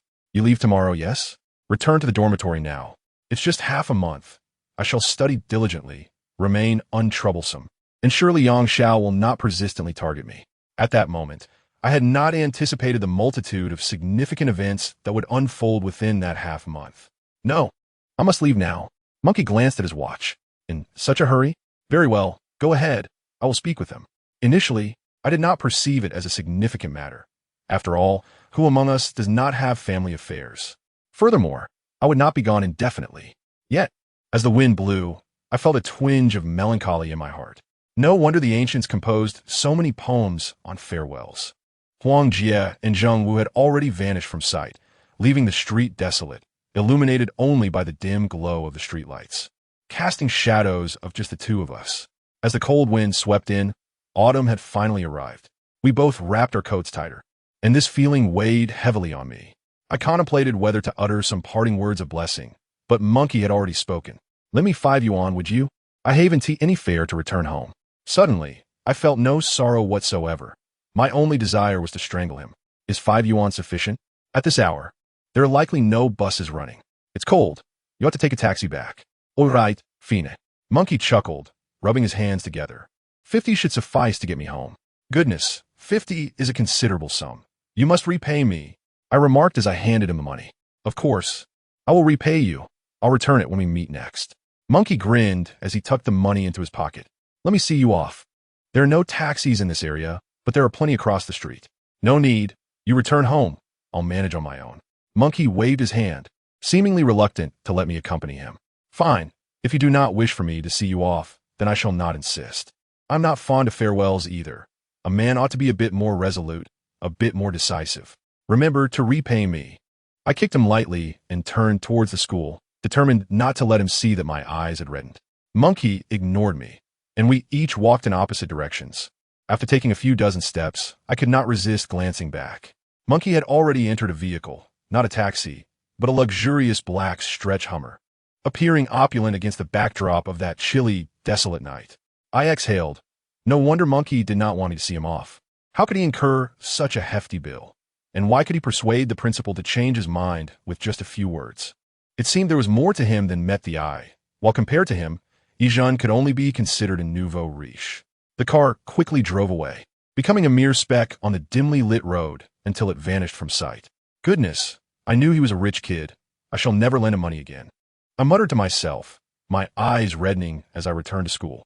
Upon arriving at the dormitory, I relayed Monkey's departure to Zheng Wu and Huang Jie, also conveying Monkey's message to avoid provoking Yang Xiao from the senior class, though I omitted the part about my potential leadership. After I finished speaking, Huang Jie appeared quite composed, as if he was already aware of the matter. Zheng Wu, however, inquired when Monkey would return. I replied that I was unsure, perhaps in 7 or 8 days, or at most half a month. Zheng Wu stamped his foot, feigning sorrow. I thought to myself that Zheng Wu, like me, had grown accustomed to relying on Monkey. His absence was unsettling. Zheng Wu then murmured, "When will I be able to introduce my girlfriend?" Huang Jie and I immediately exclaimed, "At any time. With Monkey gone, we are still here." Our curiosity piqued. We were eager to see the girl whom Zheng Wu had extolled as celestial. After much prodding from Huang Jie and me, Zheng Wu finally agreed to invite his girlfriend over for lunch the next day. Huang Jie and I rejoiced, unable to restrain ourselves from singing a lively tune. Zheng Wu declared, "My girlfriend will come tomorrow. Let's dine at a restaurant." Huang Jie and I cheered even more, dancing and singing jubilantly. Zheng Wu continued, "But I have no money." Huang Jie and I collapsed onto the bed, feigning faintness, one claiming to have drunk too much the previous night, while the other lamented the vastness of the world and his lack of a home. The following morning in class, I felt elated, anticipating the meal at noon and the opportunity to meet Zheng Wu's girlfriend. It was a pity for Monkey, who would miss this feast. He would surely be quite upset upon his return. Just after the second period, Lu Yana rushed over, anxiously asking, "Zuo Fei, where is Monkey? I cannot reach him." I was taken aback and replied, "He mentioned last night that there was an urgent matter at home, and he left in a hurry." He didn't even inform me. I mused that Monkey was being inconsiderate. He could have at least sent a text to Lu Yana. "However," I said, "he left abruptly and asked me to inform you, but I forgot to relay it." Lu Yana then relaxed and inquired how long he would be gone. I said, "At least 7 or 8 days, or up to half a month."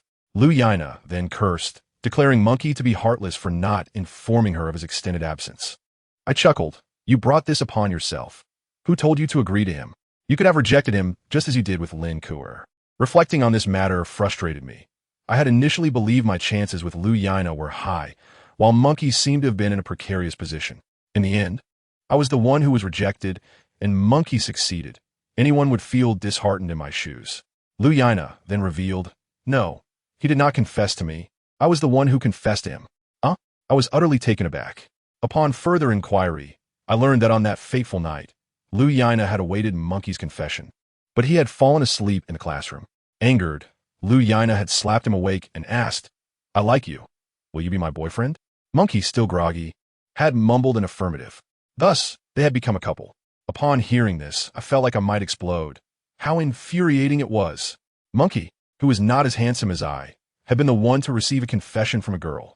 I want to kill someone. Originally, I had been the one advising Lu Yina, yet it seemed she had turned the tables on me. Lu Yina consoled me. Do not be disheartened. You will have a girlfriend soon. I was taken aback. Surely not. Where's my girlfriend? Lu Yina fell silent, a mysterious smile playing on her lips, which sent shivers down my spine. What was going on? Finally, the noon break arrived, and I sought out Huang, Jia, and Zheng Wu. However, Huang Jia had already gone to the internet CAF. I called him, but he did not answer. Moments later, he sent a text. I'm not going. You two go ahead. With no other option, it was just Zheng Wu and me waiting outside for the others. Zheng Wu informed me that Mao Mao would also join us. I was quite pleased. It had been some time since I last saw Mao Mao, and this was a perfect opportunity to catch up. After a short wait, Mao Mao and Zheng Wu's girlfriend arrived. The last time I'd seen Mao Mao, I had been dizzy from a fight with Big Cat. I did not get a good look at his face. This time, however, I could see clearly that he had a rather delicate appearance, albeit with a fierce gaze, long hair, and bangs that framed his face, tied back in a small braid. In the past, I had thought that boys with long hair and braids seemed effeminate or peculiar. Yet, Mao Mao exuded a unique charm that blended softness with masculinity. The essence of this matter is indeed superficial. Beauty enhances any hairstyle. As for Zheng Wu's girlfriend, Lu Qian, she is passably attractive, yet pales in comparison to the likes of Wang Yao, Lin Ke, and Lu Yina, who are all recognized as campus beauties. Moreover, Lu Qian sports a rather coarse shade of blonde hair, clearly dyed with a cheap product. Her attire is also quite revealing for the autumn chill, wearing a low-cut top that exposes a hint of cleavage, seemingly indifferent to the cold. Personally, I find such girls unappealing. However, Zheng Wu appears quite smitten, showering Lu Qian with attention, inquiring about her desires, and behaving like a devoted acolyte, while Lu Qian remains notably aloof, often engrossed in her phone, exuding an air of haughty superiority. Thus, I surmise that as long as Zheng Wu is content, all is well. I exchanged a few words with Mao Mao, who asked about the whereabouts of our friend Monkey. I informed him that Monkey had gone home the previous night. The four of us proceeded forward, searching for a restaurant, with Zheng Wu and Lu Qian ahead, while Mao Mao and I trailed behind. Suddenly, Mao Mao leaned in and whispered, Lu Qian is here to break up with Zheng Wu. I was taken aback. Why? I inquired. Who knows what Lu Qian is thinking? I tried to dissuade her when she arrived, but she wouldn't listen. What should we do? I observed Zheng Wu's fondness for Lu Qian. A breakup would surely devastate him. Well, if it happens, it happens. Lu Qian isn't particularly special. Mao Mao and I reached the same conclusion. I fell silent, not expecting to encounter such a situation upon meeting Zheng Wu's girlfriend for the first time. After a while, Mao Mao remarked, after the breakup, Zheng Wu will be heartbroken. You should comfort him. Sure, if necessary, you could help him find another girlfriend. Huh? What do you mean, huh? Aren't you guys doing well at the first high school? Finding a partner shouldn't be too difficult. Absolutely not. Upon reflection, Zheng Wu is somewhat of a notable figure in our grade. Securing a girlfriend should not pose much of a challenge. Zheng Wu and Lu Qian walked faster than us. I noticed him attempting to hold her hand several times, but she consistently rebuffed him, indicating that a breakup was indeed imminent. Eventually, they stopped in front of an open-air eatery, and I overheard Lu Qian's sharp voice. You expect me to dine here? Had I known, I wouldn't have come. Zheng Wu, ever the peacemaker, gently urged. This place is fine. They serve stir-fried dishes and staples. When I have more money, I'll take you somewhere nice. Lu Qian retorted. Why am I stuck with a broke guy like you? Mao Mao and I approached, and Mao Mao said, All right, Lu Qian, it's decent for students to eat here. Lu Qian reluctantly quieted down and entered a stall, while Zheng Wu cast a grateful glance at Mao Mao. Once seated, Zheng Wu ordered a variety of dishes, which were quite commendable, yet Lu Qian incessantly critiqued, declaring this or that unappetizing. Zheng Wu maintained a smile, but Lu Qian remained dissatisfied. I found Lu Qian exceedingly irritating and felt a strong urge to kick her, having never encountered such an obnoxious girl. When the food arrived, Lu Qian exclaimed, This is too greasy. I can't eat it. You should try a bit. You'll be hungry otherwise, Zheng Wu implored. I want to eat. If you want to, go ahead. Lu Qian tossed her chopsticks aside and resumed fiddling with her phone. Zheng Wu appeared distinctly uncomfortable, glancing at me, likely feeling embarrassed in my presence. I feigned indifference, quietly enjoying my meal, which, despite the atmosphere, was quite delectable. Lu Qian, please, the food tastes good, Zhengwu urged once more. Stop bothering me. Lu Qian snapped. Just take care of yourself. Zhengwu finally fell silent, prompting Mao Mao to divert the conversation to tales of their school as brawls, a topic we relished discussing at our age. As expected, Mao Mao was quite well regarded, a notable figure in the second high school. Zhengwu recounted our exploits, embellishing details, transforming the 9 prince into the 18 prince, and exaggerating Liang Qi's stature to that of a towering giant, claiming he fought for an entire day and night before conceding. Mao Mao, well acquainted with Zhengwu, found the embellishments amusing, and his laughter was genuine rather than mocking. However, Lu Qian interrupted with disdain. Can you stop bragging? Who would believe you? Why don't you talk about how you fought someone over 3 meters tall? Listening to you is utterly embarrassing. Zhengwu, caught off guard, faced an awkward moment, unsure whether to serve food or refrain. After Lu Qian's tirade, she resumed her phone distraction. I quickly suggested, Zhengwu, come accompany me to the restroom. Zhengwu seemed relieved, setting down his chopsticks to follow me outside the eatery. There were no restrooms nearby, so we found a secluded corner to relieve ourselves. While doing so, Zhengwu remarked, my girlfriend has a bad temper, but she has a good heart, often rescuing stray cats and dogs. I pondered in silence. Is one who is kind to animals but unkind to people genuinely good? I asked, do you really like Lu Qian? Zhengwu replied with pride, of course. I plan to marry her someday. My heart sank at the thought of Lu Qian breaking up with him, envisioning his inevitable heartbreak. I tentatively suggested, Zhengwu, since you're in a long-distance relationship, why not find someone at our school? Don't say that. I only like Lu Qian, he asserted earnestly. I was left speechless, unable to articulate my thoughts. Once we finished, Zhengwu suddenly expressed a need to use the restroom again, the nearest one being 500 meters away. Go ahead, I'll head back to the eatery first. Upon returning, I found Mao Mao attempting to reason with Lu Qian, seemingly urging her to treat Zhengwu better, but she was resistant. As I approached, Lu Qian retorted, how am I treating Zhengwu poorly? He complained. What is it to you? Mao Mao ignored her and inquired, where's Zhengwu? I replied, he went to the restroom. He'll be back soon. Upon hearing this, Mao Mao stood up and slapped Lu Qian across the face. I was utterly shocked. Mao Mao glared at Lu Qian, threatening, if you want to break up, do it quickly. Don't make a scene here. I don't care whether you're a woman or not. With his bangs falling over his forehead and his fierce gaze returning. My heart raced at the sudden shift in his demeanor from calm to ferocious, though inwardly, I cheered for his boldness. Other patrons turned to observe. Mao Mao barked. What are you staring at? Never seen a woman get hit? Scram. I thought Mao Mao was overly audacious. This was a teen near their school, but fortunately, the onlookers were non-confrontational and remained silent. Under Mao Mao's intimidation, Lu Qian was reduced to quiet sobs, gradually regaining her composure. By the time Zhengwu returned, she was acting as if nothing had happened. We continued our meal and conversation, while Lu Qian remained fixated on her phone. And Zhengwu once again encouraged her to eat, but she remained silent. As we neared the end of our meal, Lu Qian suddenly declared, Zhengwu, I have something to say to you. I immediately tensed. The moment I had anticipated had finally arrived. Mao Mao casually lit a cigarette, indifferent to the unfolding drama. Zhengwu, however, appeared pleased, responding, I have something to say to you too. Go ahead, you first. Lu Qian replied with an unexpected calmness. Zhengwu reached into his pocket and produced a delicate gold ring. I saved up to buy this for you. You've always wanted one. Haven to you? Mao Mao muttered an expletive and stood up to leave. The least expensive gold ring costs over 1,000. Lu Qian's eyes lit up as she took the ring, slipping it onto her pinky, exclaiming, it's lovely, though a bit small. Hee hee. Once I become wealthy, I shall buy you something grand. No, I shall bestow upon you a diamond. Lu Qian nodded repeatedly, her face radiating joy. I pondered, how can this woman still accept Zhengwu's ring when she is on the verge of a breakup? Lu Qian, do you have anything to say to me? Nothing much. Just hope you study well, she casually replied, her gaze fixated on her ring. It appears that today, as parting is off the table. Lu Qian still retains a semblance of conscience, aware that one cannot bite the hand that feeds them. Zhengwu beamed, Qian, you truly care for me. The meal was delightful. After accepting the ring, Lu Qian's demeanor improved significantly, and she refrained from mentioning the breakup.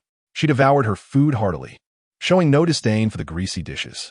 Zheng Wu cheerfully urged, "Eat more, you are far too skinny." After the meal, when Zheng Wu went to settle the bill, the owner informed him that it had already been taken care of and pointed towards Mao Mao outside. "Mao Mao, I have money.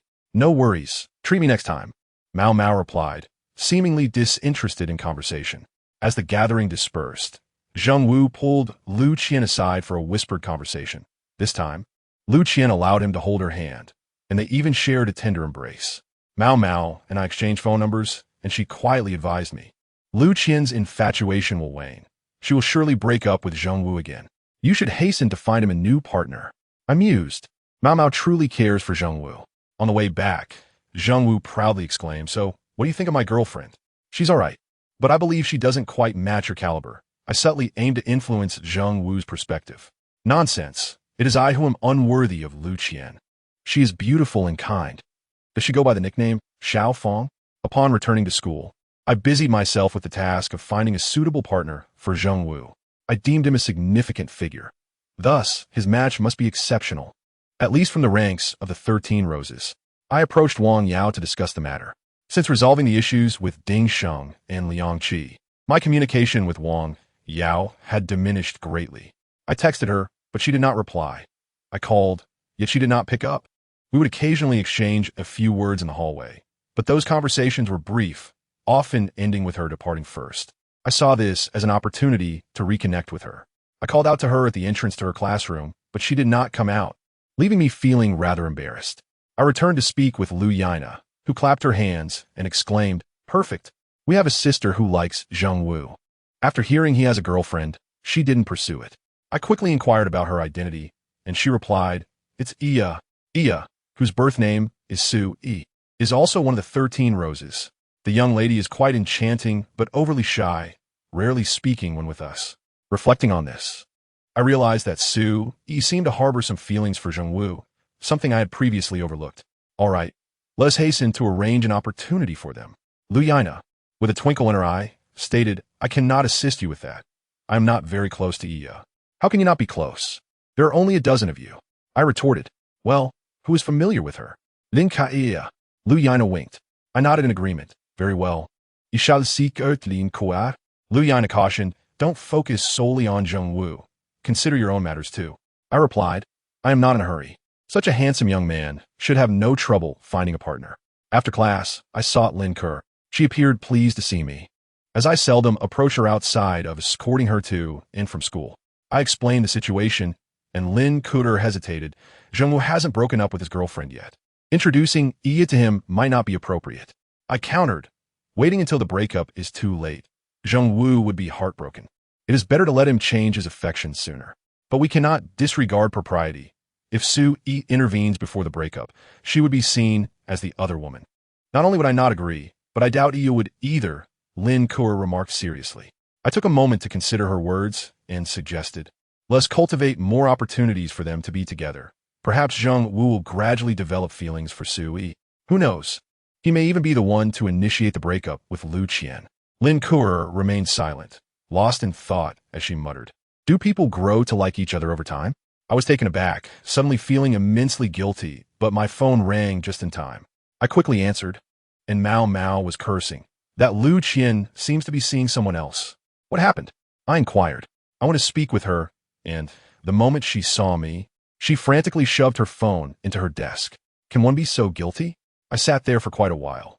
Her phone kept buzzing, yet she dared not retrieve it. If she has someone else, then let it be. She is not worth the trouble.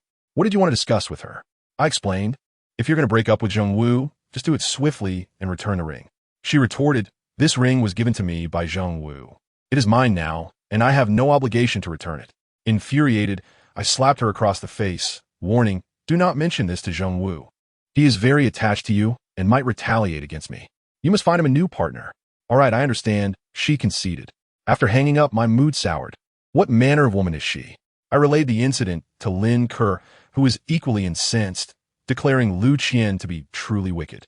Seizing the moment, I urged that we should promptly arrange for Su Yi to rescue Zheng Wu. Lin Ke agreed, stating that we could facilitate more chances for them to interact. But Su Yi must not disrupt Zheng Wu and Lu Qian's relationship. Without delay, that very evening, I invited Zheng Wu to dinner and to avoid raising his suspicions. I also invited Zhang Ji and Ma Jie. Lin Ke, to keep Su Yi from suspecting anything, invited Zhang Xian and Lu Yana. In the cafeteria, our two groups pretended to encounter each other by chance and sat together for a meal. Throughout the dinner, we playfully teased Zheng Wu and Su Yi, to which Zheng Wu earnestly replied, "Zuo Fei, stop joking. I have a girlfriend." After the meal, Zhang Xian, Lu Yana, and Lin Ke swiftly departed, while I asked Ma Jie and Zhang Ji to step outside for a smoke, thus entrusting Zheng Wu with the task of escorting Su Yi back to her dormitory. In this manner, I created an opportunity for the two to spend time alone together, feeling quite proud of my cleverness. To enhance the illusion, I exited through the back door with Zhang Ji and Ma Jie, pretending to head to the smoking area. Upon exiting, we entered a small garden, and as we strolled leisurely, my gaze suddenly caught on something. I spotted Yi Zhen standing with several upperclassmen, seemingly engaged in a serious conversation. I quickly whispered to Ma Jie, "Who is that?" Being an upperclassman, Ma Jie was more familiar with them. "That's Yang Xiao," he promptly replied. My expression darkened immediately. Zhang Ji inquired, "What should we do, Fei Ge?" "Let's leave," I decided. We took a detour, ensuring they did not see us. Thankfully, I had spotted them in time. Otherwise, I would have been caught off guard by Yang Xiao's antics. Upon returning to the dormitory, I asked someone for Yang Xiao's phone number and then called him. "Yang Ge, this is Zuo Fei from the first year." "Oh, it's you. I remember you. What is up?" "Well, we have a bit of a feud with Yi Zhen. If he approaches you, please let me know. I'm willing to match whatever offer he makes." Although I knew that if the monkey were present, he would not match such an offer, I felt compelled to do so for the sake of peace. Competing with Yi Zhen in terms of wealth was futile. I could only delay matters for a day. "What are you talking about?" "I'm friends with Wang Yao. I want to be at odds with you." "Thank you, Yang Ge." After hanging up, I sighed in relief. Wang Yao's connections indeed run deep. I hoped Yang Xiao would keep his word and not be like Ding Sheng and Liang Qi, who merely talked the talk without following through. Still feeling a bit uneasy, I sent Wang Yao another message, informing her that I had just seen Yi Zhen seeking out Yang Xiao. I suggested that if she had a good relationship with Yang, she should have a word with him. Wang Yao did not respond, but I was confident she would take action. During evening self-study, I inquired with Lu Yana about Su Yi. Lu Yana expressed her frustration, recounting how Zheng Wu had been extolling the virtues of his girlfriend while escorting Su Yi back to the dormitory, leaving her on the verge of tears. I couldn't help but feel exasperated. Zheng Wu truly was a hopeless case. Nevertheless, I encouraged them to spend more time together, hoping Zheng Wu might eventually develop feelings for her. Later that night, after returning to the dormitory and completing my evening routine, I lay in bed, ready to immerse myself in a novel. Suddenly, a text from an unfamiliar number interrupted my thoughts. Yang Xiao and Yi Zhen had failed to reach an agreement because Yang's demands were exorbitant.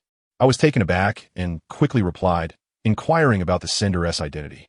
The response came, "I am Shadow. Monkey asked me to send this intel to you. Read it and delete it. Do not say my number or contact me." My heart raced. It turned out that Monkey indeed had an intelligence network. I pondered whether Yang Xiao truly desired such a hefty sum or was merely attempting to gently decline Yi Zhen's advances. After all, both Monkey and Wang Yao had indicated that no one at Dongqing No. 1 High School wished to provoke Yi Zhen. It seemed that Shadow was solely responsible for providing information, leaving analysis to others. After deleting the message, my heart remained unsettled. "Monkey, just how many secrets do you conceal?" The following days passed without incident.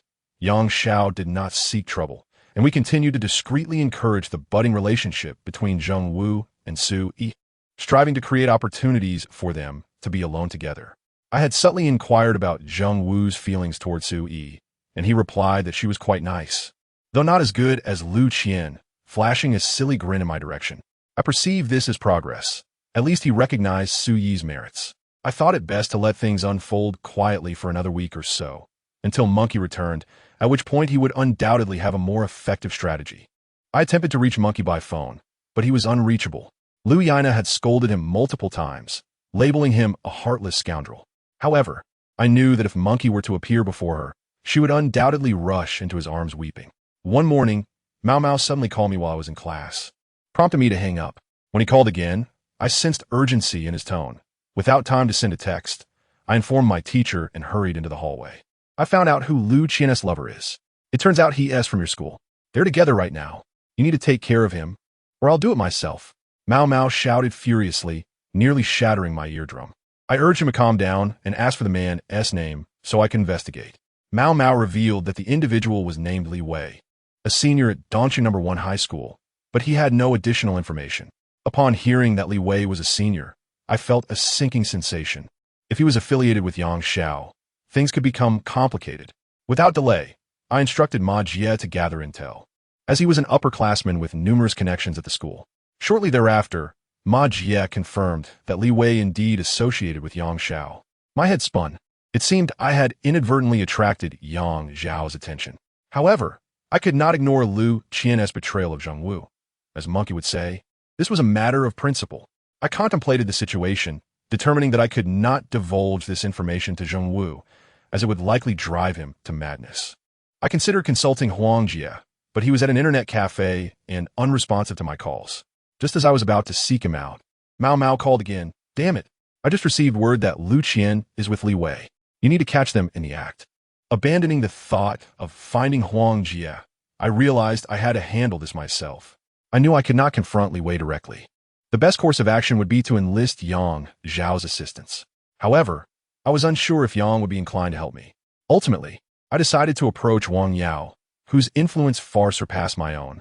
Monkey had advised me to think strategically before taking action. I summoned Zhang Ji and Ma Jie and rushed to Wang Yao's classroom. Given the urgency of the situation, I wasted no time in laying out the details before her. Wang Yao was understanding and immediately stood up. Let us go find Yang Xiao. We made our way to the senior class and located Yang Xiao, a rugged-looking man with a slightly drooping left eyelid, likely a result of childhood injury. Wang Yao explained the situation, and Yang Xiao readily agreed to help, promptly calling Li Wei and demanding, "Where the hell are you?" A moment later, he hung up, reporting, "This kid claims he is with his girlfriend in the small woods behind the school." "That's Zheng Wu's girlfriend," I interjected. "Whoever's girlfriend she is. We need to check it out," Yang Xiao declared, raising his hand and rallying a few others to join us as we made our way downstairs. However, Wang Yao interjected, "You all go ahead. I'll stay back." I nodded in agreement, grateful for her support thus far. So, Zhang Zi, Emma Ji, Yang Xiao, and I hastened down to the rear entrance of the school. The rear entrance had fallen into disrepair, overgrown with weeds and small trees where couples often sought privacy for their illicit rendezvous. Despite the class schedule, we spotted a couple in the distance, locked in an embrace. I quickly recognized the woman as Lu Qian, Zheng Wu's girlfriend. We charged toward them, causing Li Wei and Lu Qian to jump apart in shock, hastily adjusting their clothing. Lu Qian paled at the sight of me, awkwardly pulling up the strap of her fallen bra. Unable to contain my anger, I blurted out, "Are you really that shameless? You sneak around behind Zheng Wu's back like this? Why not just defecate on his head?" If I had Mao Mao's boldness, I would have slapped her right then and there. "Who the hell are you? What is your problem with my girlfriend?" Li Wei raturta angrily. I pointed at Lu Qian and demanded, "Do you know she has a boyfriend? And that he is from our school?" "I know, and what is it to you? I can do whatever I want." Li Wei buesta exuding arrogancia. I reminded myself to remain calm and look to Yang Xiao for guidance. Yang Xiao cleared his throat, addressing Li Wei, "This is where you've gone wrong. She has a boyfriend, so you shouldn't be involved with her." He continued, "Let us just let this slide. It's not exactly a glorious situation, and you wouldn't want Zheng Wu to find out, would you?" Upon hearing someone defend Lu Qian, Li Wei quickly retorted, "This doesn't concern you, so just mind your own business." Lu Qian, emboldened, chimed in, "Exactly what is it to you? Zheng Wu hasn't said anything yet." I informed her bluntly, "Just so you know, if Zheng Wu saw this, he wouldn't keep quiet.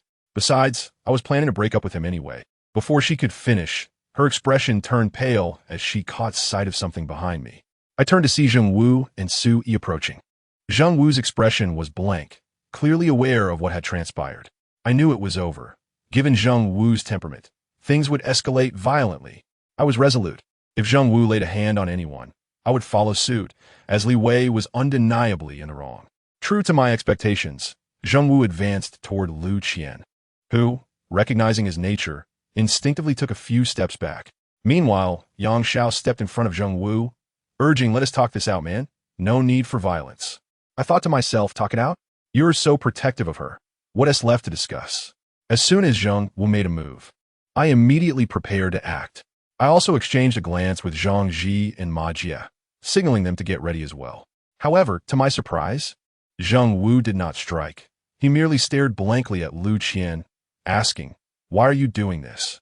Liu Qian, noticing Yang Xiao blocking Zhang Wu, suddenly perked up. Her voice rising, you ask why? Do you expect me to spend my life with a poor loser like you? Let me tell you the truth. I've been with him for a long time.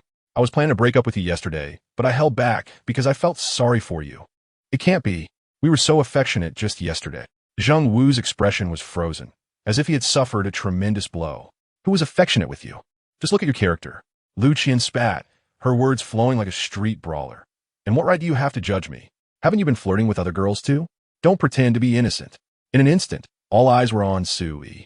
Upon being called a slut, Su Yi's face turned pale, and she trembled, unable to utter a word. I was equally furious and shouted at Lu Qian, don't talk nonsense. Oh, am I talking nonsense?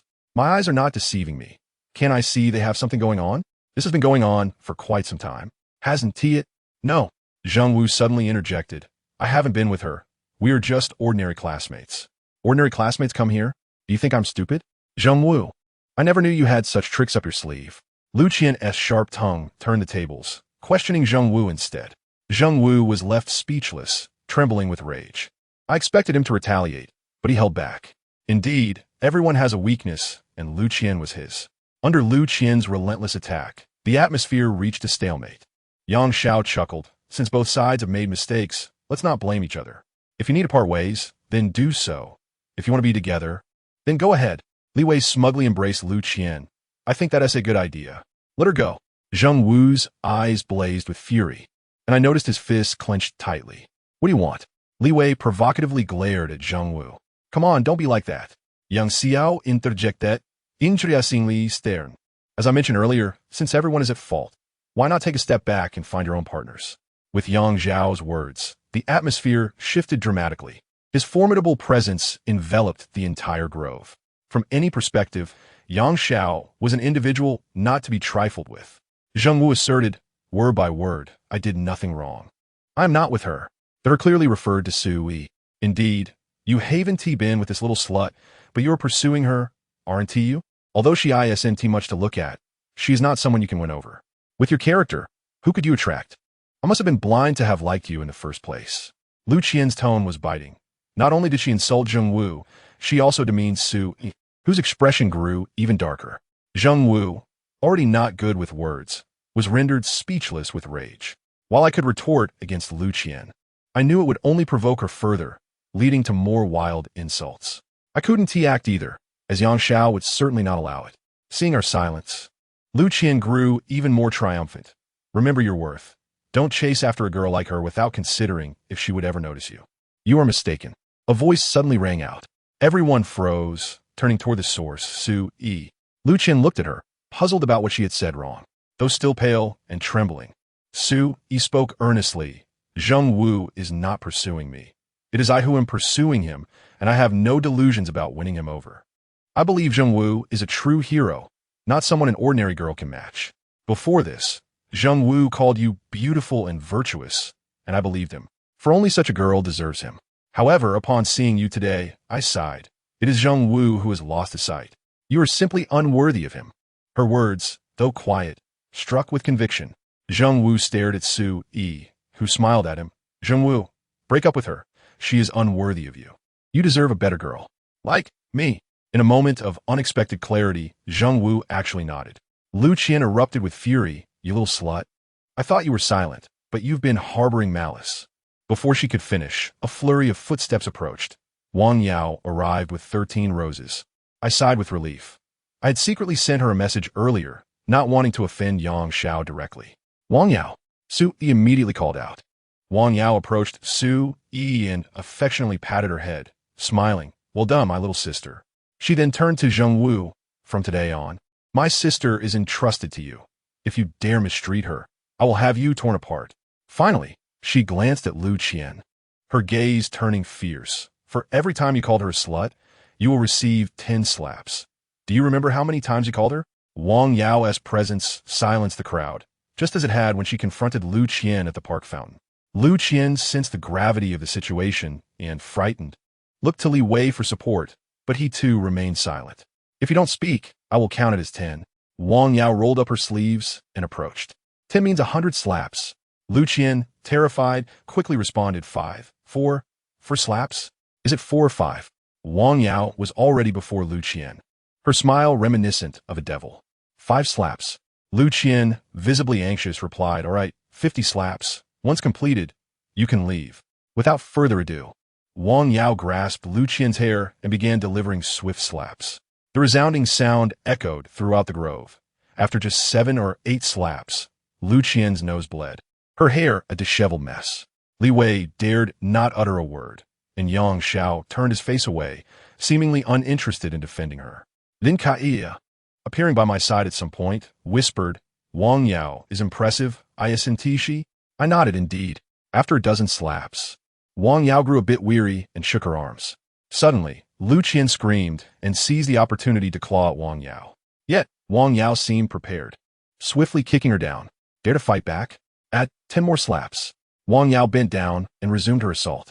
Initially, Lu Qian managed to stifle her cries, but soon she could no longer contain herself, wailing desperately, Zheng Wu, help me. Save me. Zheng Wu turned his face away, evidently prepared to sever ties with her entirely. After around 20 slaps, Wang Yao shook her arms again. I'm so tired. Who will take over for me? Lu Qian lay on the ground, covered in dirt, sobbing. I will. Zhang Xian eagerly volunteered, stepping forward with a grin. Zheng Wu turned back, glancing at Lu Qian's pitiful state, a flicker of sympathy in his eyes. Enough. Sui sudendi intergested. Wang Yao paused. Are you pleading for her? Zhang Xian similarly looked at Su Yi, perplexed. Yes, let us stop. It's enough. Sui, clearly aware of Zheng Wu's feelings, spoke on his behalf. Zheng Wu cast a grateful glance at Su Yi, who gently grasped his hand. All right, Wang Yao addressed Lu Qian. Consider yourself lucky today. Don't let me see you again, or each time will result in a beating. Lu Qian slowly rose from the ground, appearing utterly disheveled. She was covered in dirt, her clothes were torn, her hair a chaotic mess, and her face was streaked with tears, snot, and splattered with blood. Li Wei dared not even assist her. Suddenly, Lu Qian exclaimed, Zheng Wu, I was wrong. I still like you. Will you come back? We all found it amusing. What trick was Lu Qian attempting? Did she truly believe she could deceive Zheng Wu? However, to our astonishment, Zheng Wu indeed released Su Yi's hand and began to walk towards Lu Qian. Everyone looked at him in disbelief. I couldn't help but call out, Zheng Wu. Yet, he ignored me, persistently making his way over. I thought to myself, this is it. This fool truly lacks insight.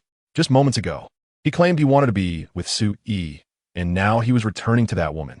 Yang Xiao scoffed disdainfully, casting a scornful glance at Zheng Wu's retreating figure. Wang Yao and Zhang Xian stood beside Lu Qian, equally baffled by Zheng Wu's actions. Zhang Xian, known for her straightforwardness, asked, Zheng Wu, what are you doing? Zheng Wu continued to disregard her, slowly bending down and reaching out his hand. Lu Qian displayed a smug smile, extending her hand in return. Zheng Wu seized Lu Qian's hand and removed the gold ring from her finger, then flung her hand aside. What are you doing? Lu Qian trembled slightly. Zheng Wu paid her no mind, turning to Su Yi as he declared, This is the ring I gave her yesterday. I vowed to be with her forever, but I regret it now. I wish to be with you instead. Do you mind? Su Yi smiled, I don't mind.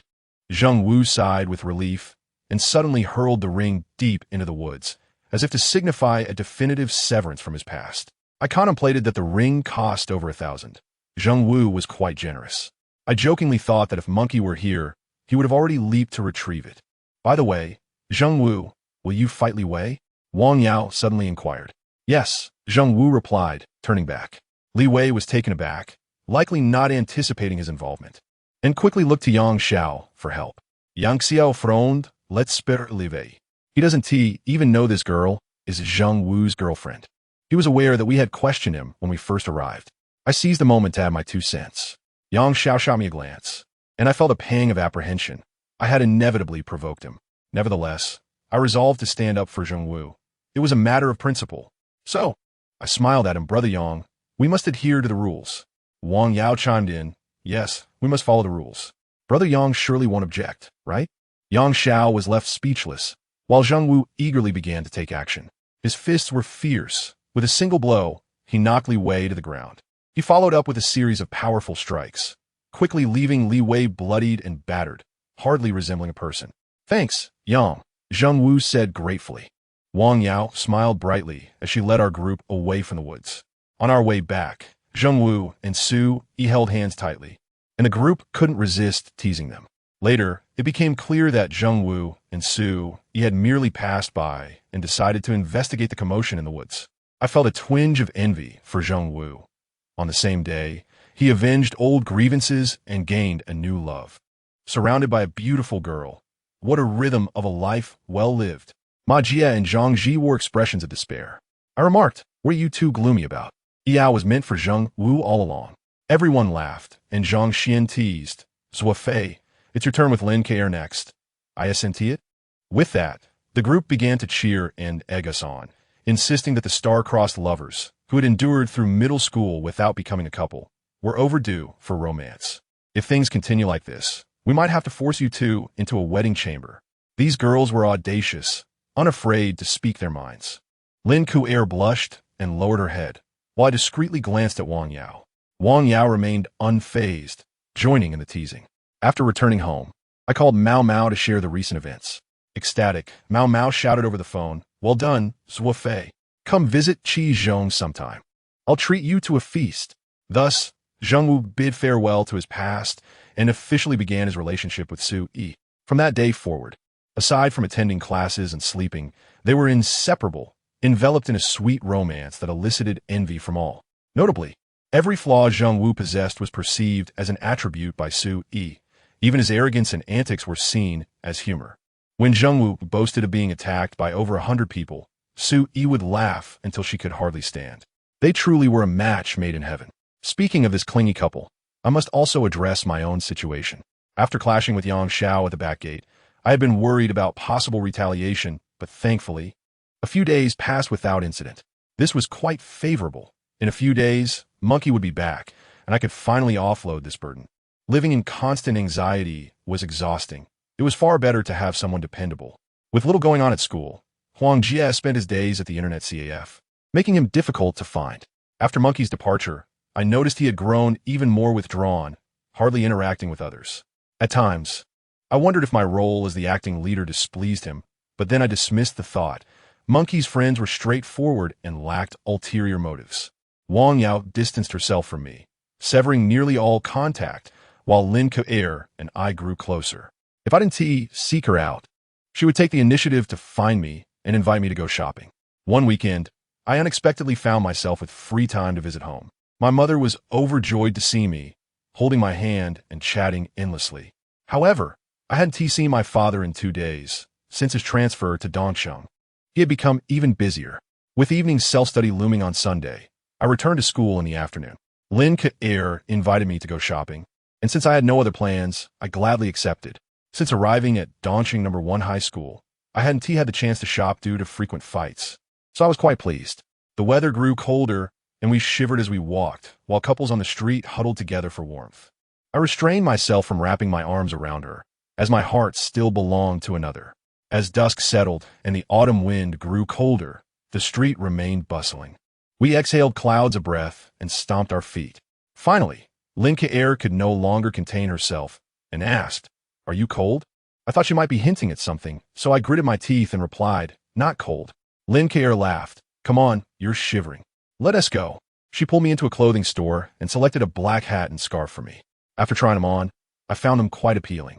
Lin Ke remarked, "Not bad, not bad. Wearing them makes you look mature." She proceeded to the cashier. I couldn't let her pay, but she had already taken out her wallet. Being a brand item, it was rather pricey, and I felt somewhat embarrassed. "All right, let us go," Lin Ke urged, pulling me out of the store. Night had fully fallen, and the streets were lined with vendors and bustling crowds. The cold wind bit at me, but I felt warm in my wool hat and scarf. At that moment, Lin Ke suddenly sneezed, reminding me that she had only bought for me and neglected herself. Observing her shivering in the cold, I felt a surge of mixed emotions, both heartache and gratitude. "Let us go." Where to? I'm buying you a hat and scarf. Returning to the clothing store, I ultimately selected a pink hat and scarf for Lin Kuer, which suited her beautifully, making her appear sweet and adorable.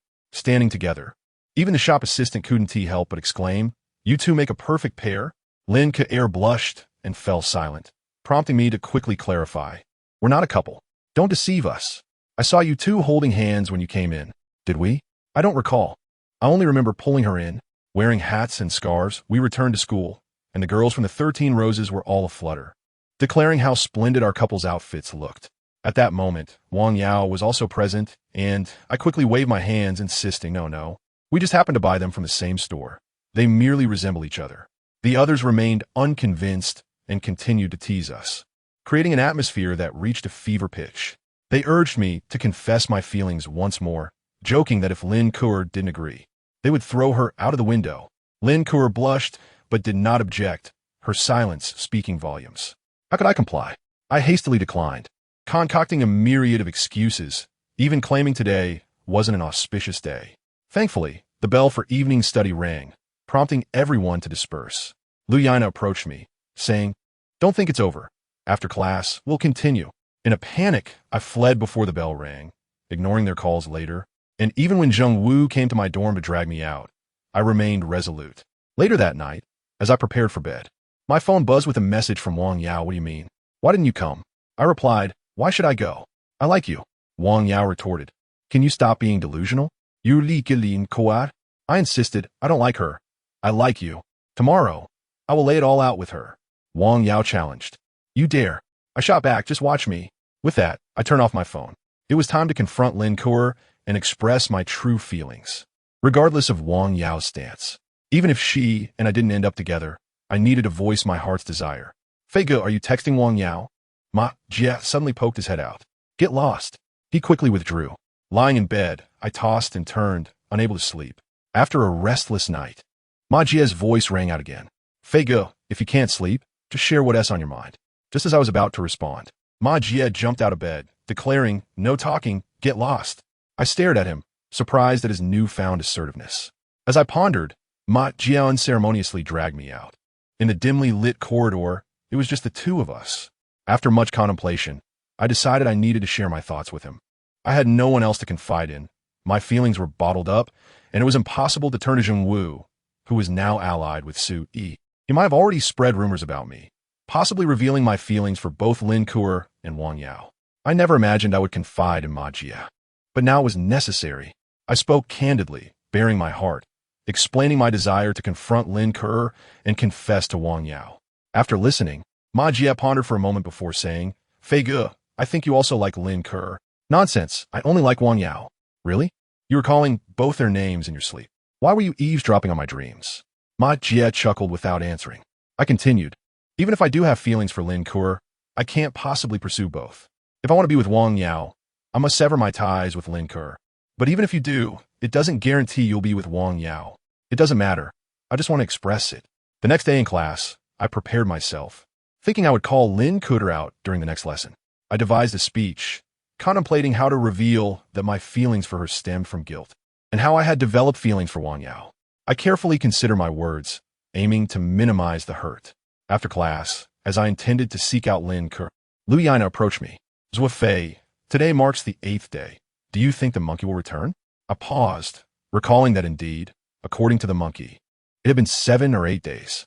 "I don't know. Let's wait and see." "Ugh, this guy's phone has been unreachable, and I have a bad feeling. What if something happened to him?" "Don't say such things. The monkey just went home. How could anything happen?" "Don't worry. Even if he doesn't come today, he should arrive within a week." When has the monkey ever gone back on his word? My reassurance seemed to lift Lu Yina's spirits, and she winked at me. "By the way, congratulations in advance. Today is a good day for you," Lu Yana said mysteriously. "What good day?" I was puzzled. "Hey, don't ask. I can't say. But trust me, it's a good day." With that, she left me bewildered. Never mind. I would confront Lin Kuer first. As I exited the corridor, I bumped into Zhang Xian, who also winked at me, cheerfully saying, "Zuo Fei, today is a good day for you." My confusion deepened. "What good day?" I pressed. A few steps later, I ran into Zheng Wu and Su Yi. Zheng Wu grinned. "Zuo Fei, today is a good day." What the hell? I was thoroughly annoyed. "What good day?" Just tell me. I can't say. Trust me, it's a good day. Zheng Wu leaned closer. It's an important good day. Should I lend you my battle robes? What are you talking about? Su Yi tugged at Zheng Wu, thinking he'd spilled the beans. I suggested he wear my battle robes. Yes, let him wear them. It will go even smoother. Su Yi clapped her hands, wholeheartedly endorsing the idea. Zuo Fei. Wait a moment. I'll go get your battle robes. Zheng Wu dashed off. Crazy people, I muttered, ignoring them as I continued to seek out Lin Ke. Just a few steps later, I ran into Wang Yao. Are you going to tell me I have a good day too? I have no good day. I am looking for Lin Ke. What do you want with her? Wang Yao eyed me suspiciously. What do you think? I replied earnestly. Suddenly, Wang Yao seized my collar, and I instinctively shouted, "Don't hit me." Everyone in the corridor turned to look, and Wang Yao, embarrassed, said, "Crazy, who is going to hit you? Come here. I need to talk." She led me around the corner. My heart raced. Wang Yao wanted to speak to me privately. Could this be the good news they mentioned? Was she about to confess her feelings? My heart soared, and I rushed after her. However, Wang Yao's expression was serious, not at all indicative of a confession. Listen, Lin Ke is going to confess to you soon. You must agree. As soon as Wang Yao spoke, it felt as if thunder had struck me. I stood there, stunned, before finally responding, "No way. I want to be with you." You jerk. Do you have any idea how much Ke likes you? Just because she likes me doesn't mean I have to be with her. I like you. Why aren't we together? What nonsense are you talking about? Wang Yao was getting angry. I'm not talking nonsense. I like you, and you like me. Why can't we be together? Now I see the true colors of this dog couple. A voice suddenly interjected. Hearing this voice sent chills down my spine. I turned around to find Yizhen and Lin Ke standing just 2 meters away. In our heated argument, we hadn't noticed their presence. Both Wang Yao and I were dumbfounded, and for a moment, no one spoke. Lin Ke suddenly turned and ran, while Yizhen chuckled. I suspected something was off between you two. Finally caught you. I was torn between whether to confront Yizhen or chase after Lin Ke when Wang Yao exclaimed, "You go after Ke. I'll deal with him." Without hesitation, I sprinted off, hearing Yizhen's cries behind me. "You must have taken a beating for the 6th time now." I called back, urging him on. Lin Ke had already vanished, and as I rushed down the path, I ran into Zheng Wu, who asked if I was pursuing Lin Ke. I confirmed, and he mentioned he had seen her heading toward the school gate. I hurried after her, while Zheng Wu shouted, "Put on my battle robes. You'll run faster." Once I exited the school gate, Lin Ke was nowhere to be found. I quickly dialed her number, but as expected, she didn't answer. I anxiously sprinted down the road, fearing that Lin Ke might do something reckless. In the midst of my frantic search, Wang Yao called, inquiring if I had found her. I replied in the negative and asked where she might have gone. Wang Yao pondered for a moment and suggested I check the fountain at the park I had visited earlier. It struck me suddenly. How could I have forgotten that place? I hurried back to the park and, from a distance, spotted Lin Ke sitting by the fountain. As I approached, she glanced up at me briefly before lowering her head again. I noticed she wasn't crying, merely appearing despondent. It was only then that I took a closer look at her. She had obviously put considerable effort into her appearance today, even donning the hat and scarf I had bought her yesterday. It seemed the whispers about Lin Ke intending to confess her feelings for me were indeed true. I was at a loss for words, unsure of what to say, and thus sat beside her in silence. A while later, Wang Yao called again to ask if I had located her, to which I affirmed that I had found her and was with her. After hanging up, Lin Ke sighed and said, "Actually, I've known for a while that you feel differently about Wang Yao, and she feels differently about you too. Not just me, but the girls have noticed as well." We've all kept quiet, and I pretended not to know, holding on to a sliver of hope. I remained silent, realizing that my attempts to conceal my feelings were transparent to everyone. Even Zheng Wu had discerned it. What was the point of trying to hide it now? Since matters had reached this point, I might as well acknowledge it openly. If she hated me, then so be it. I wouldn't know what else to say. Lin Ke shook her head and expressed, if I were a boy, I would like Wang Yao too. She is so remarkable and commanding, never needing protection. Unlike me, who is always weak, causing trouble for others. No, I quickly interjected, it's not about that. You're simply different types of girls. Suddenly, Lin Ke stood up, gazing into the distance, and asked, "Zuo Fei, may I speak?" I nodded. Taking a deep breath, she confessed, "Zuo Fei, I like you. I've liked you for a long time, since 2 years ago when I was weak and needed your protection. You are handsome and come from a wealthy family. I know I'm not worthy of you, which is why after transferring schools, I spent 6 months at home, focused on learning how to dress, groom myself, and lose weight. Can you imagine? A 14-year-old girl, clutching fashion magazines daily, mimicking styles, and learning to apply makeup, all while fasting every night to slim down. Looking back, I must commend my own perseverance. Eventually, I transformed into someone beautiful, and upon arriving at my new school, I was even crowned the school beauty, a title that once felt so unattainable. It all felt like a dream, with applause and flowers suddenly overflowing. Yet troubles accompanied my newfound popularity. Thankfully, Wang Yao was always there to help me. Then you came into my life, and oh my, I thought it was as if God had heard my prayers and sent you to me. Do you remember how I scolded you when we first met? That was because I didn't want you to get entangled in my troubles right away. The 12 roses were already enough to handle. Yet, you still resolutely helped me, just as you did 2 years ago, embodying that gallant spirit. Did you know that could utterly captivate a girl? As time went on, you promised to protect me, claiming you would always be by my side. I thought my suffering had finally paid off, that this day had come. But then I noticed the way you looked at Wang Yao, which made me hesitate to accept your confession. I wanted you to think clearly, because love cannot be muddled with other feelings. However, I watched helplessly as you and Wang Yao grew closer. I admiti panicked. I didn't want to lose you again, so I tried desperately to win your heart back, but you felt further away. Who would continually love a girl who brings trouble and needs protection? I concede defeat, and I accept it gracefully. As you said, although I have become beautiful and confident, I have not truly grown strong. I had intended to confess my feelings to you today, but it seems unnecessary now. I will not indulge in self-pity or blame fate. I emerged from the darkest days of 2 years ago. What are these troubles in comparison? So, Zuo Fei, you need not apologize. 2 years have passed, and I remain unworthy of you. The one who should apologize is me. After delivering this lengthy confession, Lin Ke suddenly smiled and declared, I will strive to become stronger. Just wait and see. One day, a renewed and powerful Lin Ke will stand before you once more. With that, she walked ahead. I felt a surge of anxiety, unsure of her intentions, yet too timid to stop her, so I followed closely behind. We entered the school, made our way to the classroom, and returned to the first-year hall.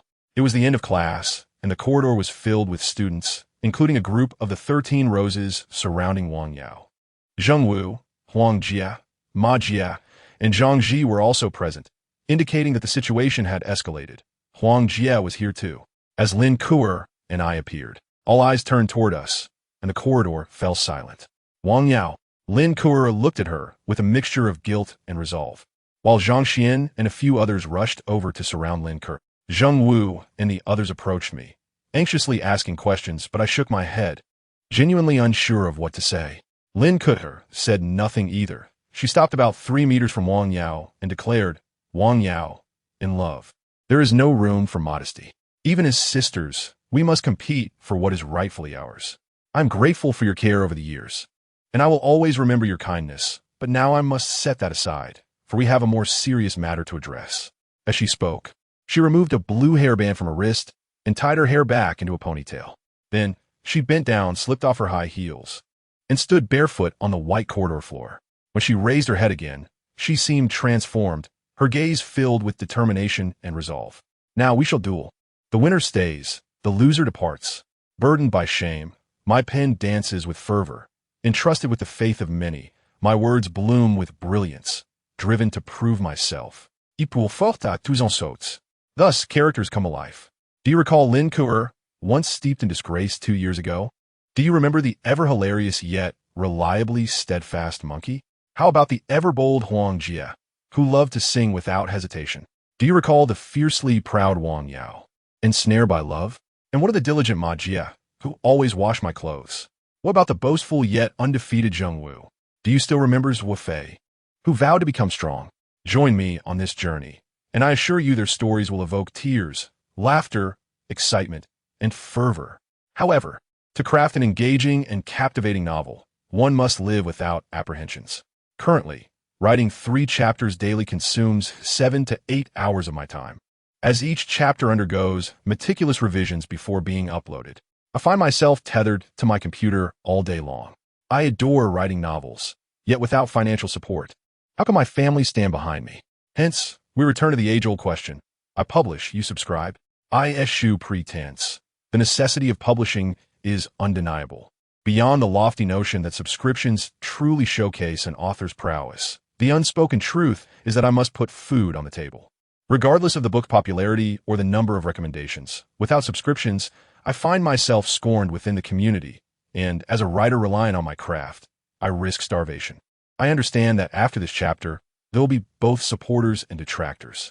Some may argue that the author is driven by greed, insisting that charging for a book is excessive, claiming that casting a vote is sufficient. Yet, I must emphatically declare that mere votes are inadequate. For this book, I have taken leave from work. During these days, I have earned not a single penny. It is vital to remember that I am a son, a husband, and a father, the pillar of my family. This book represents my sole source of income, and I must provide for my family. There is no turning back, so I must impose a fee. Unlike those grand authors who possess comics, games, and films, I have only this path of publication and payment. Therefore, if you cherish this book, I implore you to support my subscription. 1,000 words for 5 cents, just 15 cents per chapter, totaling 45 cents for 3 chapters a day. Over 10 days, it amounts to a mere $4.50. Quite inexpensive, wouldn't you agree? Consider me a friend who shares delightful tales with you daily. If you find it enjoyable, perhaps you could buy me a drink every 10 days. Is that agreeable? In the past, I would generously invite support for subscriptions, but this time is different. I truly have no alternative. Thus, with unabashed sincerity, I earnestly beseech everyone to please recharge and subscribe to my novel. From Xtai to Xsure and then to Hey Yin, I am grateful for your support throughout this journey. I assure you, this is the final time. Henceforth, Hey Yin shall be our home, where familiar editors and authors reside, along with my dear friends. Therefore, if you enjoy my novel and wish to continue reading it, feel free to recharge. Adding a bit extra is perfectly acceptable. In anticipation of the launch, I have decided to make a grand announcement. Tonight at midnight, I will upload 2 VIP chapters. Beginning tomorrow at noon, I will release a chapter every 3 hours, at noon, 3 in the afternoon, 6 in the evening, 9 at night, and midnight, resulting in a total of 7 chapters on the first day. The forthcoming content is exhilarating, featuring the duel between Lin Kuo and Wang Yao, the fierce battle between Zuo Fei and Yang Xiao, the appearance of Wang Yao's brother, and with just a week remaining until the half-month agreement, can Zuo Fei endure? Will Monkey return on time? Everything awaits your exploration. Friends, please lend me your strength. Now, I will share the recharge tutorial. If any friends are still unsure, they may seek assistance from the Hey Yin customer service. The customer service representative can be reached via QQ 281-455-1419. Those who have not yet registered an account, please do so promptly.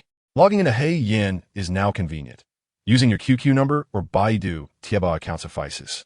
Here are the recharge steps for those who need guidance. 1. First, log into your account. If you do not have a Hey Yin account, you can directly log in using your QQ, Baidu, or Sina Weibo account with a single click. This is Hey Yin's latest development, requiring no registration. 2. Next, for the recharge. Click the recharge button on the site to enter the recharge interface, where you can choose from Alipay, online banking, point cards, phone cards, or Tenpay. International friends may use PayPal for recharges. Once you've completed the recharge, you can proceed to subscribe. I recommend that readers opt for automatic subscription to avoid the hassle of subscribing chapter by chapter. Previously subscribed chapters can be reread without charge. 61. Wang Yao versus Lin Kuo. I was momentarily stunned, my first instinct being to intervene, but Huang Jie restrained me. Going over there would only exacerbate the situation and make Lin Kuo more irrational, he cautioned.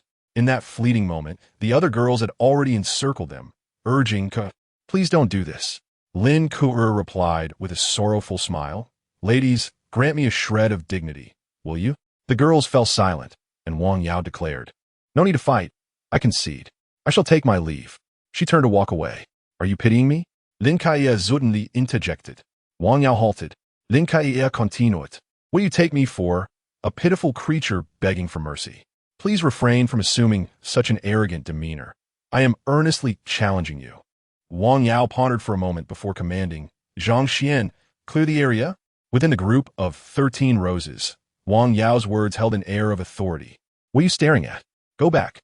The 13 roses began to disperse the crowd, sending even Ma Jia and Zhang Ji away. Before long, The corridor was left with only the girls of 13 Roses, along with Zheng Wu, Huang Jie, and myself. At this juncture, Wang Yao turned to me and said earnestly, "Come on."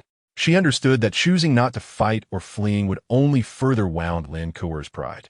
Taking a deep breath, Lin Kuer dashed forward barefoot and landed a solid punch on Wang Yao's face. Wang Yao staggered back, her lips trickling blood as she wiped it with the back of her hand, approvingly stating, "Not bad. You've got some strength. Even if you were to yield, I wouldn't show mercy." Lin Kuer retaliated with another punch. Wang Yao seized her wrist but delivered a kick that, at the critical moment, merely grazed Lin Kuer's abdomen. Seizing the opportunity, Lin Kuer grabbed Wang Yao's shoulder, leaping upward, and kneed Wang Yao fiercely in the chest. Wang Yao gasped, her body bending like a shrimp, while Lin Kuer continued her relentless assault, striking Wang Yao's back with her elbow. This series of attacks proved too much for Wang Yao, who finally succumbed and collapsed on the ground. The onlookers were momentarily taken aback. Although Wang Yao had clearly held back, no one anticipated Lin Kuer's formidable prowess. Wang Yao propped herself up with one hand, gasping for air, her head bowed so low that her expression remained concealed.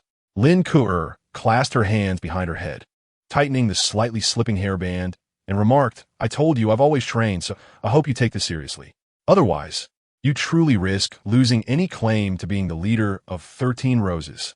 I indeed underestimated you." Wang Yao slowly rose, bending down to remove her high heels and casting them aside. The two girls stood face to face, barefoot, nearly of equal height. They had once shared a sisterly bond, yet now they were poised to turn against one another. A gust of wind swept through the corridor, lifting Lin Kuer's ponytail and blowing Wang Yao's bangs, also piercing my heart. Who can tell me what to do? Is there any way to bring them to a halt? Huang Jie gripped my arm tightly, fearing I would act irrationally. Zheng Wu quietly moved closer to me and said, "I initially believed Wang Yao would undoubtedly win, but after witnessing Lin Kuer's skills, I find myself uncertain.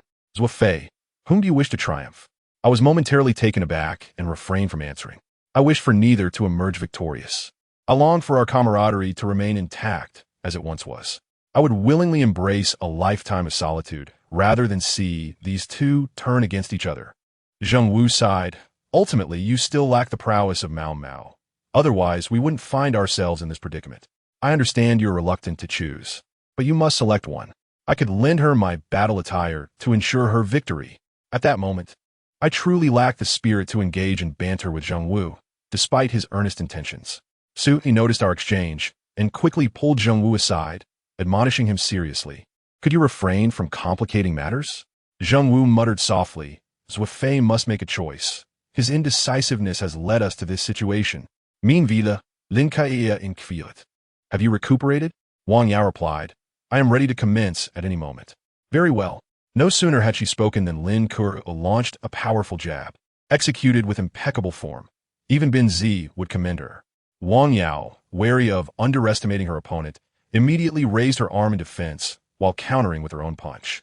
Lin Kuer deftly evaded, closing the distance and striking Wang Yao in the abdomen with a blow that suggested considerable training. I wondered from whom she had acquired such skills. Yet, Wang Yao was swifter. She seized Lin Kuer's fist while simultaneously delivering a kick to her opponent's calf. Lin Kuer winced in pain, dropping to one knee. Wang Yao capitalized on this moment with a fierce sidekick to Lin Kuer's ribs, causing her to fall to the ground. However, it was but a fleeting setback, as Lin Kuer quickly regained her footing and retaliated with a swift punch to Wang Yao's face. Astonishingly rapid, Lin Kuer sought to strike again, but Wang Yao grasped her wrist and countered forcefully. Each blow they exchanged sent a pang of distress through my heart, as if their strikes were landing upon me. I found myself in a turmoil of emotions, sympathizing equally for both girls. I desperately wished for the fighting to cease. In the blink of an eye, they had traded numerous blows, their once beautiful faces marred with bruises. Unable to contain myself any longer, I shouted, "Please stop fighting. I can leave if that will help." Indeed, I would rather depart Dongxing No. 1 High School than witness them continue this confrontation.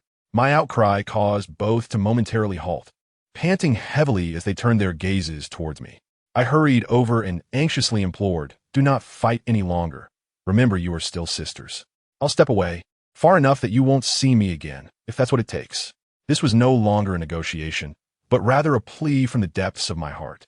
Men should not interfere in women's matters. Wang Yao demanded fiercely. Zhang Xian, take him away.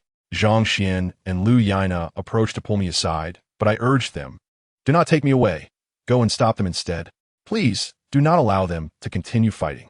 Zhang Xian shook her head, stubbornly leading me to the sidelines, where she quietly explained, can't you see?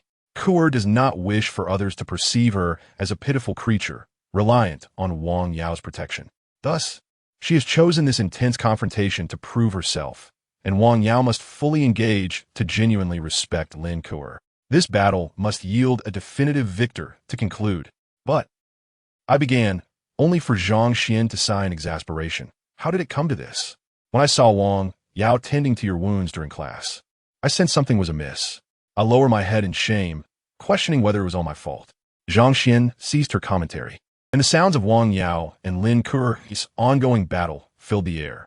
Despite my reluctance to witness the clash, I found myself unable to look away. Their fight had escalated to a fever pitch, though not as bloodied as Zheng Wu and Liang Qie's bout. Both girls were disheveled and bruised, their resilience surprising us all. Lin Kuer suddenly let out a fierce shout, forcefully pushing Wang Yao against the wall and pinning her arm across Wang Yao's neck.